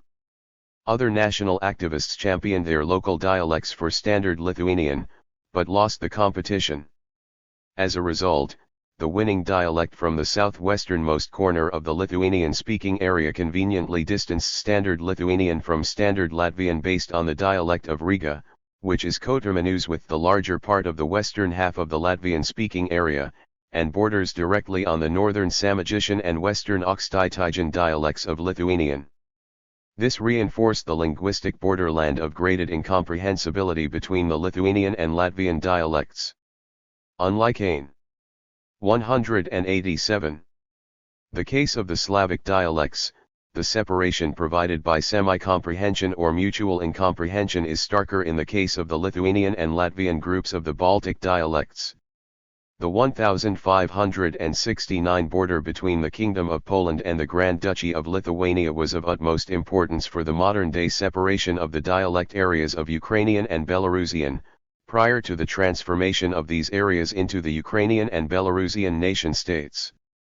In the case of Lithuanian and Latvian, however, the historical border between the Grand Duchy of Lithuania and the ecclesiastical state of the Livonian order simply reinforced the dialectal border of semi-comprehensibility, which had already been there.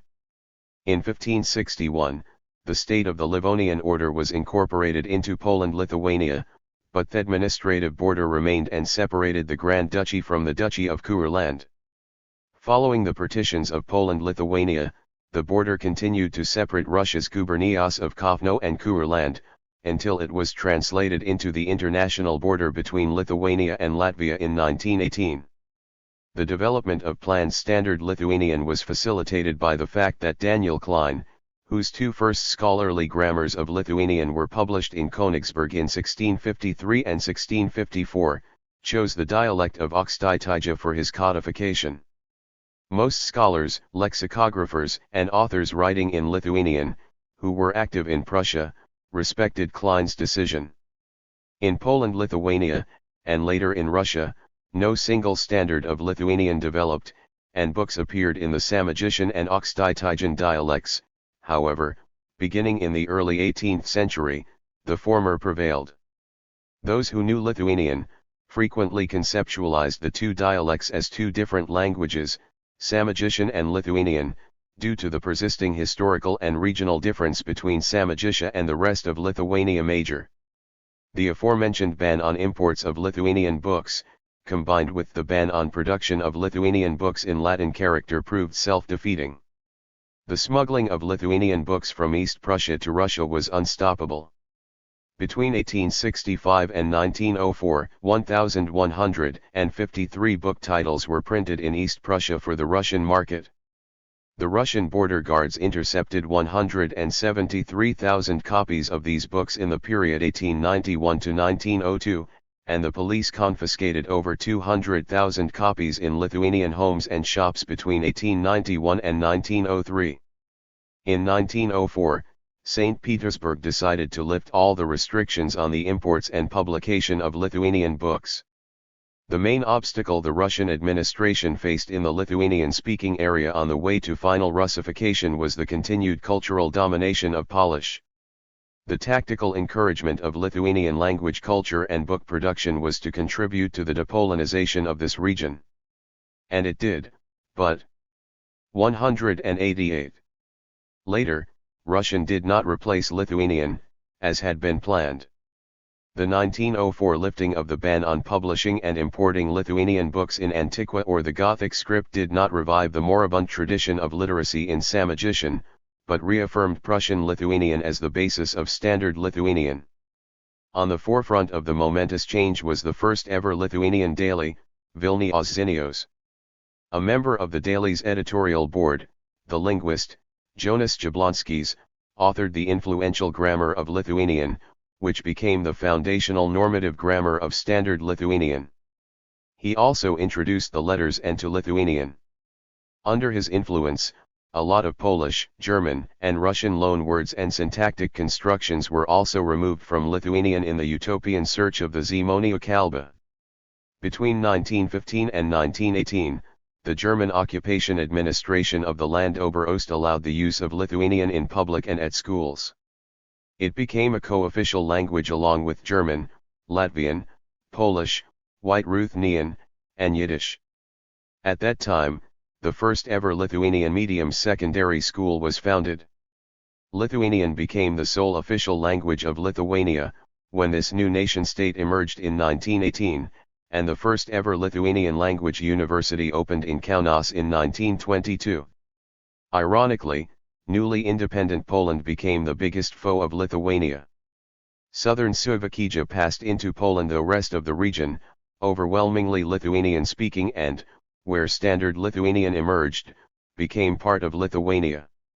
Belarus, Lithuania, and Poland clashed over the issue of Vilnius, the historical capital of the Grand Duchy of Lithuania. The Belarusians and the Lithuanians claimed it because they saw the Grand Duchy as their early Belarusian or Lithuanian nation-state, respectively. 19th Poles too laid a claim to the city, as they considered entire Poland Lithuania as their own early Polish nation-state with its two historical capitals in Warsaw and Vilnius. In 1920, Warsaw seized the Vilnius region and its vicinity by force. From the ethno-linguistic viewpoint, a mere 1 to 2% of the city's inhabitants were Lithuanians, and they constituted 12.6% of the population in the region. Poles amounted to 69.1% of the city's inhabitants, Jews to 12.6%, and Belarusians to 2.8%. Lithuania reacted by formally renouncing the 1569 union with Poland. Lithuania Minor remained in Germany, less the Memel region.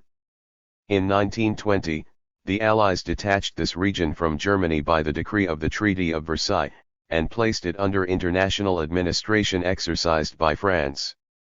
3 years later, Lithuanian-speaking inhabitants of Memel land rose in a revolt against the French seeking admission of this region to Lithuania as an autonomous territory. Their wish was granted and the Allies accepted Lithuania's annexation of the region in 1924. This gave the landlocked state 189 access to the Baltic and bolstered the patriotic feeling, which had slackened after the Allies had formally accepted the incorporation of the Vilnius region to Poland in 1923. The Memel region's population of 140,000 consisted of Germans, Lithuanians, and Germanic-speaking Memellanders with a knowledge of Lithuanian. Kaunas claimed the Memellanders as Lithuanians, but those concerned did not always accept the imposition of Lithuanian national identity on them, which later translated into a strong pro-German feeling among them. The population of Lithuanians remaining in Germany shrank to 10,000. Not only did the political border separate them from Lithuanians in newly established Lithuania, but also confusion. The former predominantly professed Lutheranism and produced books in the Gothic script until the early 1940s, while the latter were Catholics and stuck to Antiqua. What created a tentative link between both groups was newly codified Standard Lithuanian. In the mid-1920s, the preparatory work for the publication of the first authoritative dictionary of the Lithuanian language began under the initial editorship of Kazimieras Bijūga. Between 1941 and 2002, its 20 volumes were published. The dictionary records all the Lithuanian words used in print and manuscripts from the publication of the first Lithuanian book to 2001. In March 1939, Lithuania lost the Klaipėda region to Germany, and a year later, the country along with Latvia and Estonia, was incorporated into the Soviet Union. Moscow did not attempt to replace the Latin alphabet of Lithuanian, Latvian, and Estonian with Cyrillic, which was a small price to be paid for a modicum of loyalty on the part of the subjected populations. Lithuania also received the coveted national prize of the Vilnius region, which made it the more dependent on the Kremlin in view of the fact that the Poles wished to retake the city unless prevented from doing so by the Soviets. In 1944, the Soviets oversaw the expulsion of 200,000 ethnic Poles from the Vilnius region. The official Lithuanianization of the area was over in 1950, when the Kremlin decided to end a national bourgeois deviation, thereby turning numerous Lithuanian and Russian schools into Polish ones. In order to ethno-linguistically homogenize Soviet Belorussia, Lithuanians residing in the north of the republic were made to declare themselves Belarusians, Poles, or Russians. In Soviet Lithuania, Russian was gradually imposed as the true official language, without knowing which one could not count on achieving any real career in the Soviet Union. As a result, the vast majority of Lithuanians became bilingual, unlike in the case of Estonia and Latvia, where Estonian and Latvian speakers chose either not to acquire Russian or not to speak it. In 1989, Lithuanian as well as Estonian and Latvian were 190. Elevated to the status of state languages in the three Soviet republics of Lithuania, Estonia, and Latvia. A year later, the ill-fated Institute of the Lithuanian Language was re-established. When Lithuania regained independence in 1991, it was necessary to reacquaint the population with Standard Lithuanian, whose popular use had become seriously Slavicized during the Soviet period. Many companies run and staffed by ethnic Slavs also opposed the introduction of Lithuanian as the language of administration and records, but the shift was mostly completed by the mid-1990s. Interestingly, Samogitian was revived as a non-dominant variety of the Lithuanian language, as even reflected by Samogitian Wikipedia. The Russian language remained a popular second language, followed by Polish. In such an order, Lithuanian politicians and intellectuals still use both foreign tongues, which until recently were not actually foreign in Lithuania, and are still used by the Russian and Polish minorities, who add up to 9.4% and 7% of Lithuania's inhabitants, respectively. In Lithuania, Lithuanian speakers form 80% of the population, unlike Estonian and Latvian speakers, who constitute 68% and 58%, respectively, of the populace in their nation-states. In the interwar period, the percentages were 87.7 and 73.4, and the subsequent plunge in the numbers after 1945 was caused by massive in-migration of Russian speakers, which was bigger in Soviet Estonia and Soviet Latvia than in Soviet Lithuania. To a degree, this explains why, unlike Vilnius, Tallinn, and Riga pursues the harsh policy of derussification, denying citizenship to those inhabitants who do not speak the national languages of Estonian and Latvian. The end of communism, the collapse of the Soviet Union, and the emergence of independent Lithuania brought about the establishment of the Society of the Slavic-Speaking Lithuanians. The society saw the Grand Duchy of Lithuania as their early nation-state, and decided that if Lithuania is the Grand Duchy's direct successor, the modern nation-state should be a home to the bilingual Lithuanian Slavic nation of the Lithuanians. Unlike Russians, 191, who mostly arrived in Lithuania after 1940 and 1944 and are dispersed throughout the country, the indigenous Poles and Belarusians form the compact Slavophone group in the eastern section of the country, centered on Vilnius. They share the same local dialects, but Poles are Catholics and use the Latin script, while Belarusians are Orthodox and write in Cyrillic. These differences allow them to maintain that the former speak in Prosty Polski and the latter in Prostaya Mova. The Society of the Slavic-Speaking Lithuanians attempted to standardize the two vernaculars as languages, named as Vitian and Halshainish. The former name is derived from the ending wix popular in the surnames of Lithuania's Poles, while the latter refers to medieval Halic Ruthenia. Until the 1240s, this polity separated the original ethnic Lithuania from Poland.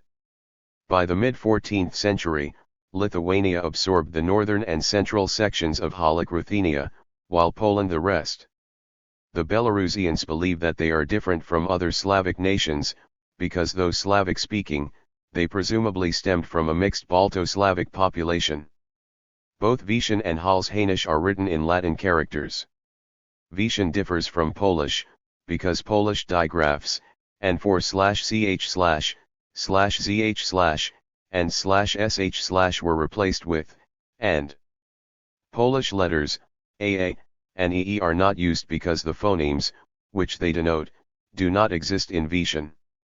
As a bow toward Lithuanian, the character is employed. Halshainish shares the script with Vishon, except for the specific Belarusian letter, not used for writing in Vishon. The movement for the standardization of Halshnish and Vishon petered out by the end of the 1990s.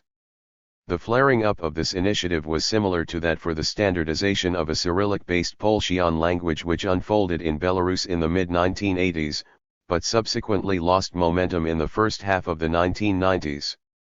Like the proponents of Halshnish, the supporters of Polshian claimed that the speakers of this language were descendants of a mixed Baltic Slavic population. In order to emphasize this proposed lineage, they preferred to use the Baltic word Volota for language than the usual Slavic counterparts of Mova or Iazyk. The dialect of Polzia, straddling the borderland between Belarus, Ukraine, and Poland is equally distant from Standard Belarusian, Standard Ukrainian, and Standard Polish. As in the case of Vishon and Halshnish, the idea was that instead of struggling to acquire any of these three standard languages, the local population should be provided with publications and education in their own mother tongue. The proponents of Polshian claimed for the language the 16th century Ruthenian manuscripts and books, produced in their Jun of Polzia, as well as the biscriptural Rusinski Lementer/Rusinski. 192. Lementer published in Polzia in 1907. Between 1905 and 1915, this biscripturalism was typical of book and periodical production in Belarusian. Polshian is mostly written in Cyrillic, and its proponents produced many more periodicals and books in the language than the supporters of Halshnish and Vishon. However, at the beginning of the 21st century, all the three language projects seemed to be slated for extinction. The attraction of the already well-established standard languages of Belarusian, Lithuanian, Polish, Russian, and Ukrainian proved irresistible. This, however, did not stop Jan Maksymyuk, a leading writer and intellectual of Poland's Belarusian minority and a translator of James Joyce's Ulysses into Standard Belarusian, from proposing, in 2005, another Polshian language based on the dialect of Poland's share of Polzia. It differs from the aforementioned earlier project, because of Maksymyuk's preference for the Latin script. Other names used for referring to Maksymyuk's Polshian language include Svahamova, Ponesomu, or Posvojomu. However, Halshnish, Vishon, and Polshian will remain the spoken vernaculars of their respective rural populations. This apparently ensured return to exclusive oral use is bound to make them similar to Trasianka and Syrzhyk. The former is a hybrid form between prestigious Russian spoken in Belarus's cities and towns, and various rural dialects, defined as of the Belarusian language. In central Ukrainian cities, the interaction of Russian with rural dialects produced Syrzhyk.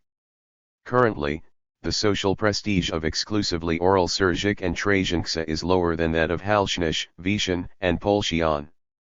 But unless Halshnish, Vishon, and Polshian are revived as written languages, the growing linguistic interference of the prestigious urban languages of Belarusian, Lithuanian, Polish, Russian, and Ukrainian, with time, may make Halshnish, Vishon, and Polshian into dialect standard language hybrids as much disparaged as Syrzhyk and Trasianka are today. Bearing it in mind that Russian and Polish seem to be of the highest influence on Halshnish, Vishon, and Polshian, all the three may be redefined as Trasianka. Latvian and Estonian.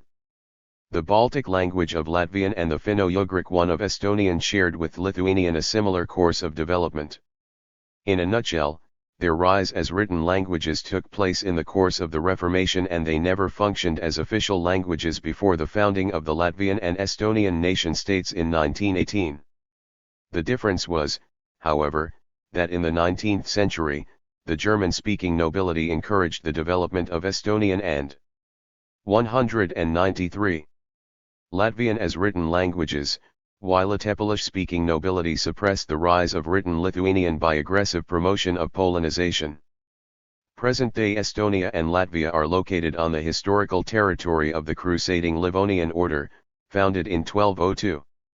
Following the near annihilation of the order by the Lithuanians at the Battle of Saul, it was incorporated into the similar crusading Teutonic Order of Prussia the following year. By the end of the 13th century, the order had conquered Courland and Livonia. Also in the 13th century, the Danes conquered Estland, but sold this territory to the Livonian order in 1346. In 1561, the Livonian order was secularized under Poland-Lithuania's protection. Its last master converted to Lutheranism and received Courland as his principality, which became a Polish-Lithuanian fief. Livonia was incorporated into Poland-Lithuania. Also in 1561, the Swedes annexed Estland. From the mid-16th century through the 17th century, Poland, Lithuania, and Sweden clashed over the patrimony of the Livonian order in Courland. In 1629, Sweden wrested Livonia away from Poland-Lithuania, and the fact was eventually recognized in 1660. Accordingly, Swedish replaced Polish in Livonian administration. Swedish was the official language of Estland.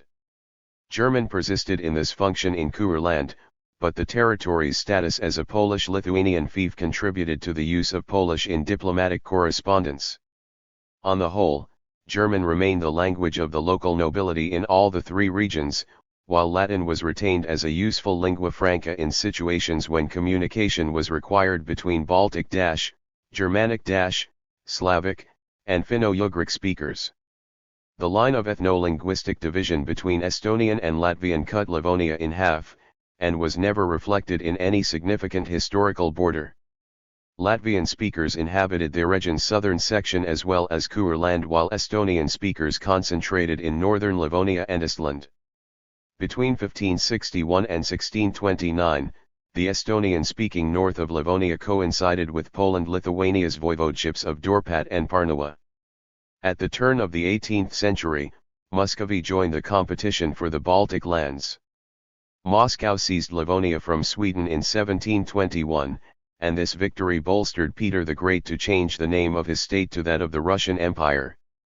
As a result of the first and third partitions of Poland-Lithuania, Russia obtained Latgalia and Courland as well. All these changes gradually purged the use of Swedish as an official language from Estland and Livonia and of Polish from Latgalia and Courland, but German remained the language of administration and education in the three Russian gubernias of Estland, Livonia until 1885. Later, it was gradually replaced with Russian. In spite of the changes in the official language, and the ethno-linguistic cleavage separating the Estonian and Latvian-speaking peasantry from each other, and from the German-speaking nobility, practically the entire population of Estland, Livonia, and Courland was united in the shared Lutheran faith.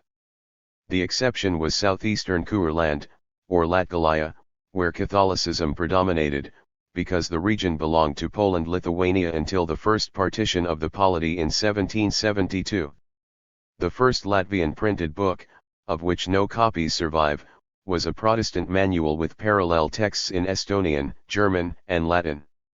A Catholic catechism was published in 1585 and a Protestant one followed a year later.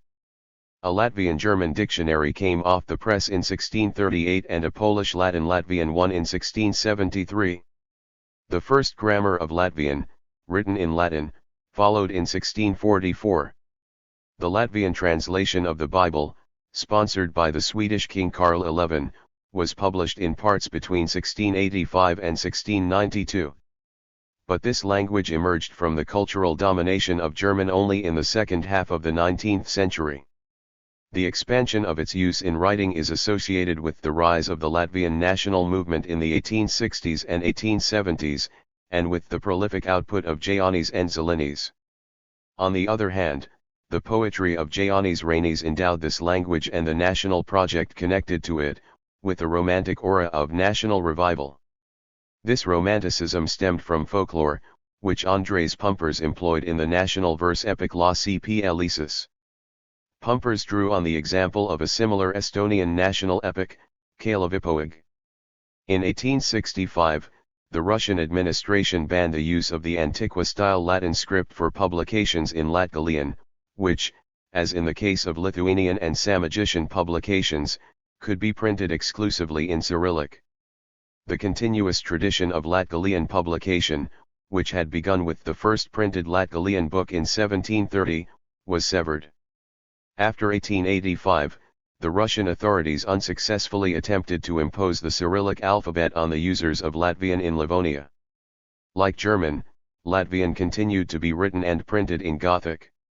This tradition of employing Gothic letters also extended to Estonian, and in general, underscored the cultural and religious commonality of Northern Europe, steeped in Lutheranism, from Denmark and Scandinavia via northern Germany to Russia's Baltic provinces. After the ban on the use of the Latin alphabet was lifted in 1904, Catholic Latgalians resumed publishing in Antiqua, also used in the Catholic areas of former Poland-Lithuania for writing and publishing in Polish. 195. In the first half of the 19th century, the rise of national movements led to the superseding of the Gothic script with Antiqua in all the non-German-speaking areas 20 apart from Russia's Baltic provinces. The confessional-cultural commonality gave way to separate ethnic nationhoods also reflected in language and script. In the case of Latvian, Antiqua was gradually adopted for Standard Latvian. The codifiers of this language followed the Lithuanian example and employed single graphemes for each Latvian phoneme. In this, Latvian is as much different from German as Lithuanian from Polish, because both German and Polish use digraphs and multigraphs. Beginning in 1908, specifically Latvian sounds are represented with diacritics borrowed mostly from Czech and Polish, kk, nn and. This resignation from the Gothic script for writing Latvian, and the adoption of unified Latvian orthography, instead of German-style spelling previously used by Latvian speakers and Polish-style spelling earlier employed by Latgalian speakers, contributed to the making of Latvian and Latgalian more similar to each other. The Gothic type of Latin letters used for writing Latvian re-emerged in the Land Ober-Ost. As in the case of Lithuanian, the German occupation administration recognized Latvian as one of the official languages obtaining on this territory. The official status of Latvian was reaffirmed, when it was made into the sole official language of independent Latvia in 1918. Standard Latvian was codified on the basis of the central dialect with its center at the capital of Riga. The 4-volume Latvian-German dictionary, published between 1923 and 1932, followed the Czech, Slovak, and Lithuanian examples of employing extensive bi- or multilingual dictionaries for the task of language standardization. In 1937, the Latvian orthography was reformed and remains in an unchanged shape to this day. The authoritative 8-volume Dictionary of the Latvian language was published between 1972 and 1996. The modern Latvian translation of the New Testament came off the press in 1936. The new translation of the Old Testament was printed abroad in 1965. In the Soviet Union, the publication of the holy scripts of any living religion was banned, for the ideological reasons. The state promoted atheism as an antidote to religion, defined as opium for the masses. Following the period of Russification when Latvia was annexed to the Soviet Union, Latvian once again functions as the sole official language of the Latvian nation-state. Apart from the tradition of literacy in the central dialect, which spawned Standard Latvian, a parallel tradition continued in Eastern dialect, or Latgalian. The regional group of the Latgalians speaks it. The difference between them and the rest of Latvians is similar to that which existed between the Samogitians and the Lithuanians before the latter ethno-regional identity became dominant among all Lithuanian speakers at the end of the 19th century. Nowadays, there is a movement for a separate Samogitian language in Lithuania. 196. Likewise, the Latgalians, who constitute 30 to 40% of the Latvians, have supported the vigorous revival of their dialect/language since the late 1980s. Latgalian survives to this day, perhaps, because the Latgalians, unlike other Latvians, are Catholics. No similar religious cleavage separated the Samogitians from the Lithuanians, as both groups were Catholic, so it was the historical border between Samogitia and Lithuania that played this role. Until the founding of independent Latvia, history and culture more closely connected the Latgalians with the Lithuanians and the Samogitians than with the Latvians. Latgalia was part of Poland-Lithuania until Russia annexed it in 1772. From its inception as a written language, Latgalian was recorded in Antiqua with the use of Polish spelling. The first book in Latgalian, a Catholic hymnal, was published in 1730. The fledgling tradition of Latgalian literacy was cut short in 1864, like that of Lithuanian, when a ban was imposed on the use of the Latin alphabet for writing in local idioms in northwestern Russia, or the erstwhile Polish-Lithuanian lands directly incorporated in the empire, including those in the gubernias of Vitebsk and Pskov, between which Latgalia was divided. By default, the publication of Lutheran Latvian books in Gothic characters continued in Livonia and Courland largely unhindered. Catholic Latgalians refused to use Cyrillic, but were much less successful than the Lithuanians in producing books abroad and smuggling them into Latgalia. After lifting the ban on Latgalian publications in Antiqua and the incorporation of Latgalia into independent Latvia, Latgalian literature and publications developed as a parallel variety of the Latvian language.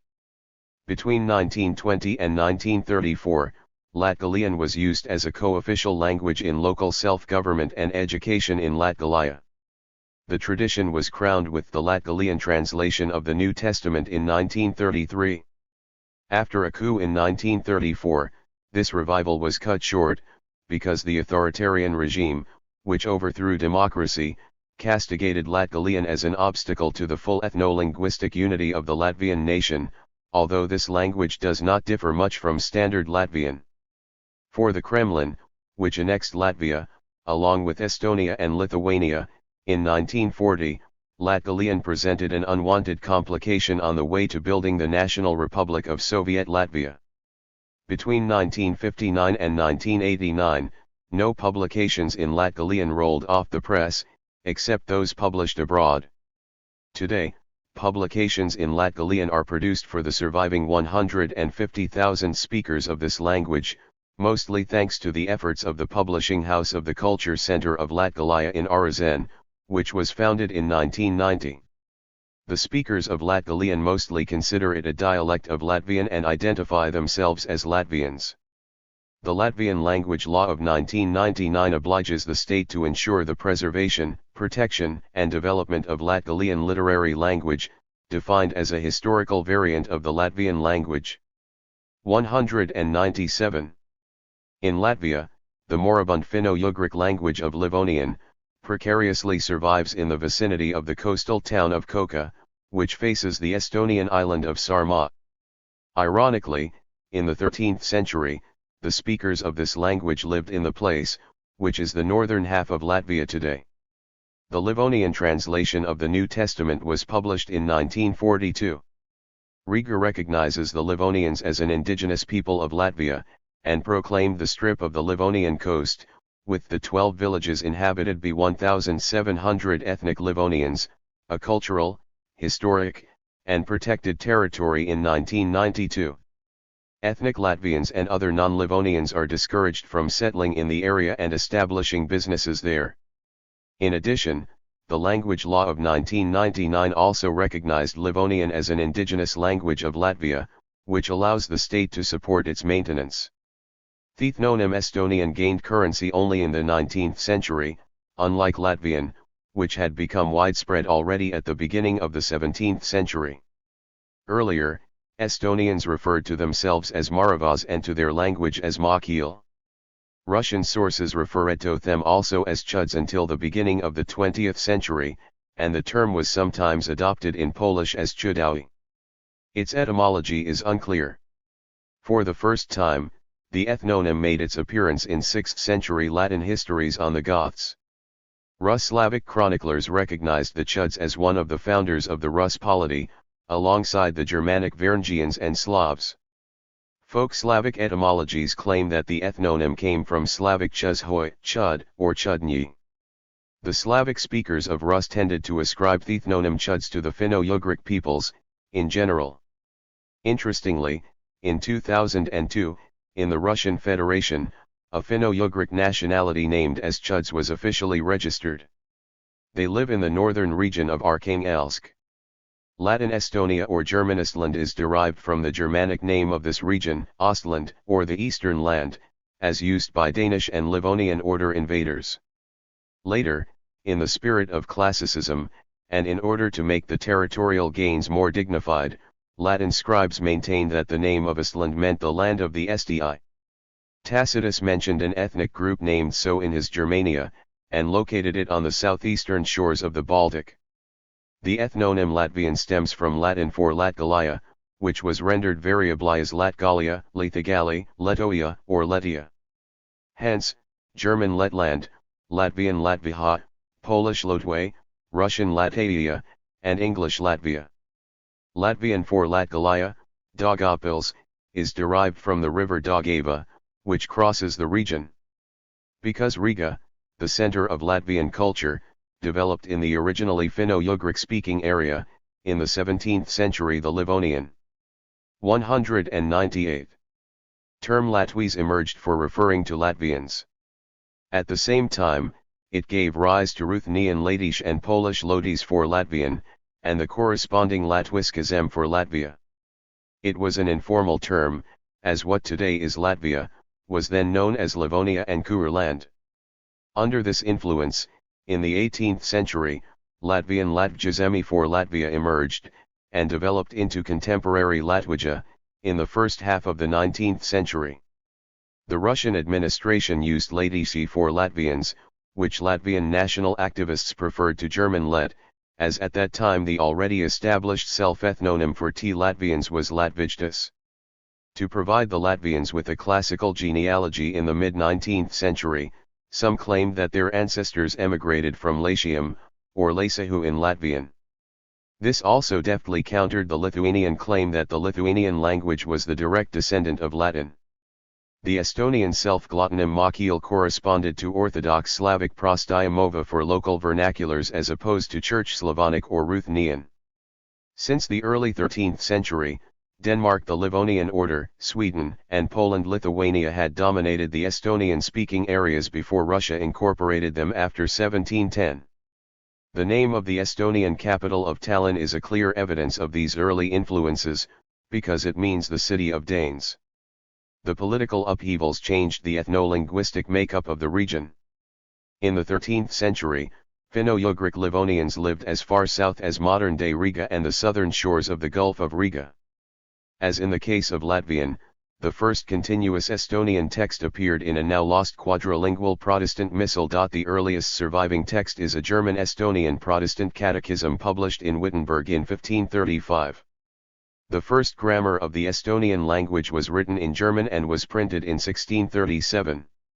The translation of the New Testament that came off the press in 1683 was written in the southern or Dorpat dialect of Estonian. In 1715, a new translation was published but in the northern or Reval dialect. The entire translation of the Bible was printed in the latter dialect as well. The first rudimentary glossary of Estonian was included in a German-language grammar of this language. However, the manuscript of Salomo Heinrich Vestring's Estonian-German dictionary circulated widely. In 1803, a lectureship of the Estonian language was founded at the University of Dorpat. Once again paralleling the Latvians, the Estonian national movement took off in the mid-19th century. The intellectual center of this movement was Russia's sole German medium University of Dorpat, which also supplied the Latvian national movement with intellectuals and activists. The first modern grammar of the standard Estonian language, written in German, rolled off the press in 1843. Its author, Eduard Ahrens, advised in the grammar's second. 199. Addition that the German model of spelling used for writing Estonian should be replaced with a Finnish-style orthography. In this framework, a single grapheme was to represent a single phoneme with the exception of long vowels indicated by the doubling of an appropriate letter, for instance, or. The German letters of, were retained for writing the corresponding Estonian sounds, as had happened earlier in Magyar in the cases of and. Also, the Czech letters and were borrowed for Estonian. For his orthographic system Ahrens adopted a specific grapheme, introduced by Otto Wilhelm Massing in 1818 for an Estonian phoneme that is not shared by German. Although Ahrens codified the present-day Estonian orthography in the mid-19th century, it eventually entered popular use in the 3 final decades of that century. Instrumental to this end was the Union of Estonian Writers, which undertook the task of standardizing Estonian. They decided to graft this planned standard on the tradition of literacy in the Tallinn dialect, because it was more accepted than that of Dorpat. This standard was eventually codified thanks to the extensive Estonian-German dictionary and the multi-volume descriptive grammar of Estonian. Southern Estonian disappeared as a written language by the end of the 19th century. In 1861, Friedrich Reinhold Kreutzwald published his definitive rendition of the national Estonian epic Kalevipoeg, modeled on Finnish Kalevala. The codifiers of Estonian also took over the radical outlook of their Finnish colleagues that all the foreign words in Estonian should be replaced with Estonian-based neologisms. In 1880, 90% of all the books published in Estonian appeared in the new standard complete with its distinctive orthography. The achievement was crowned with the publication of the New Testament edited in agreement with the rules of Standard Estonian. The example of the cultural and economic autonomy that the Finns enjoyed in Russia's Grand Duchy of Finland was enticing. In 1900, St. Petersburg attempted to impose Russian as the official language on this Grand Duchy, but the aggressive Finnish resistance and the 1905 revolution caused the revocation of this decision. The Russification of previously German language education in Estland, Livonia, and Courland in 1885, rounded up with the Russification of the University of Dorpat, entailed an officially induced slump in the rate of literacy. In 1886, 98% of recruits conscripted from Estland could read and write, because they were asked whether they were literate in German or Estonian. By 1901, the figure had fallen to 80%, because the recruits were inquired about their ability to read and write in Russian. 21 In 1905, Estonian activists caused the Estonian language to be introduced as the medium of instruction in elementary schools. 200. Russification had failed, because, like the Lithuanians and the Latvians, the Estonians did not wish to accept either the Tsar's faith or Cyrillic as a script for writing their language. On the other hand, Russification weakened the significance of German language and culture, which opened a window of opportunity for developing Estonian as a written language. In 1918, Estonia gained independence and, as a consequence, Estonian was elevated to the rank of the official language in this nation-state, but with provisions for official use of German, Russian, and Swedish in the parliament and the local self-government.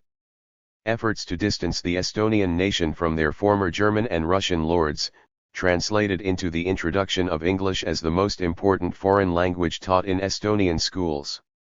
But the German influence persisted, hence the use of the Gothic type in Estonian publications continued along with Antiqua in the interwar period. Unlike in the case of Latgalian in Latvia, the marked decline of South Estonian, which had begun in the 1880s, was not halted. The developing movement of the Orthodox and South Estonian-speaking Cetus was suppressed after the introduction of the authoritarian system of government in 1934. The prevailing agreement was that the nation must be unified linguistically. Between 1925 and 1937, the first monolingual authoritative dictionary of Estonian was published in 3 volumes. 2 new multi-volume dictionaries began to be published in 1988 and 1994. The former is planned to include 6 volumes, and the latter, 12. Following the breakup of the Soviet Union, which had annexed Estonia alongside Latvia and Lithuania in 1940, Estonian was reinstated as the nation-state's official language. The commonality of socio-political experience with Latvia and Lithuania is emphasized by the fact that all the three states became members of the European Union in 2004. By default, their languages joined the club of the Union's official languages as well. As in the case of Latvia's Latgalian and Lithuania's Samogitian, South Estonian revived as a written language in the 1990s. The present-day South Estonian language is based not on the dialect of Tartu, but on that of the city of Vora, which spawned the new glottonym of Vora language. The enthusiasm for the celebration of linguistic difference not yet satiated, Seto is also claimed to be a language in its own right, though others consider it to be a dialect of Vora. However, the speakers of Vora and Seto usually identify themselves as Estonians. Religion separated the Vora and Seto speakers in the past, because the former are Lutherans and the latter Orthodox. But at present, when 3/4 of Estonia's inhabitants claim not to profess any faith at all, the old difference disappeared, and in 1995, a common standard orthography was adopted for Vora and Seto, which some interpret as the founding of a common Vora-Seto language. 201. Seto, Vora, and Estonian's other dialects are often not mutually intelligible, which is the reflection of dialectal differentiation that has unfolded for 2 millennia or more. By comparison, it is assumed that the Slavic languages began to drift apart only 1,000 years ago.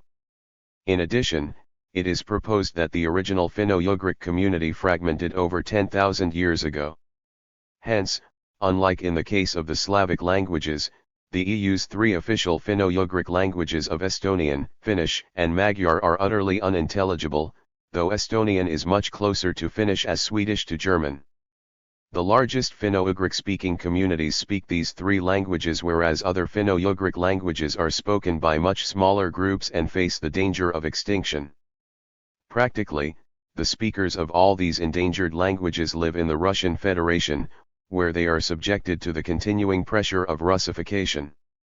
In order to offset this fate, Finland and Estonia actively support the preservation of the languages and specific ethnic cultures of Russia's Finno-Ugric speakers. Hungary participates in these activities less actively, because Budapest traditionally invested its ideological stakes with Latin and Western Christianity rather than with the peoples, whom the Magyar critics of the Finno-Ugric theory accused of reeking of fish. The lack of attraction of the idea of Finno-Ugric commonality in Hungary did not prevent the development of scholarly links between Hungary and Finland, justified by the shared Finno-Ugric linguistic background. A modicum of international political support to the cultural pan-Finno-Ugric idea was given by 5 Finno-Ugric cultural congresses held in the interwar period. After the fall of communism, they were revived as World Congresses of Finno-Ugric Peoples, and by 2004, 4 of them had been held in Estonia, Finland, Hungary, and the Autonomous Republic of Komi, the Russian Federation. Romanian, Moldovan, and other East Romance languages. After having had a cursory glance at the main languages that developed at the eastern flank of erstwhile Poland-Lithuania, the chapter's focus shifts to the southern and southeastern reaches of the former Kingdom of Hungary. The origins of the Romanian language are difficult to trace, on several counts. First, the national historiographers of Romania and Hungary propose 2 starkly different visions of the past of the Romanians. Romanian scholars maintain that the Roman province of Dacia created a Romanized population that was to spawn the Romanians in future.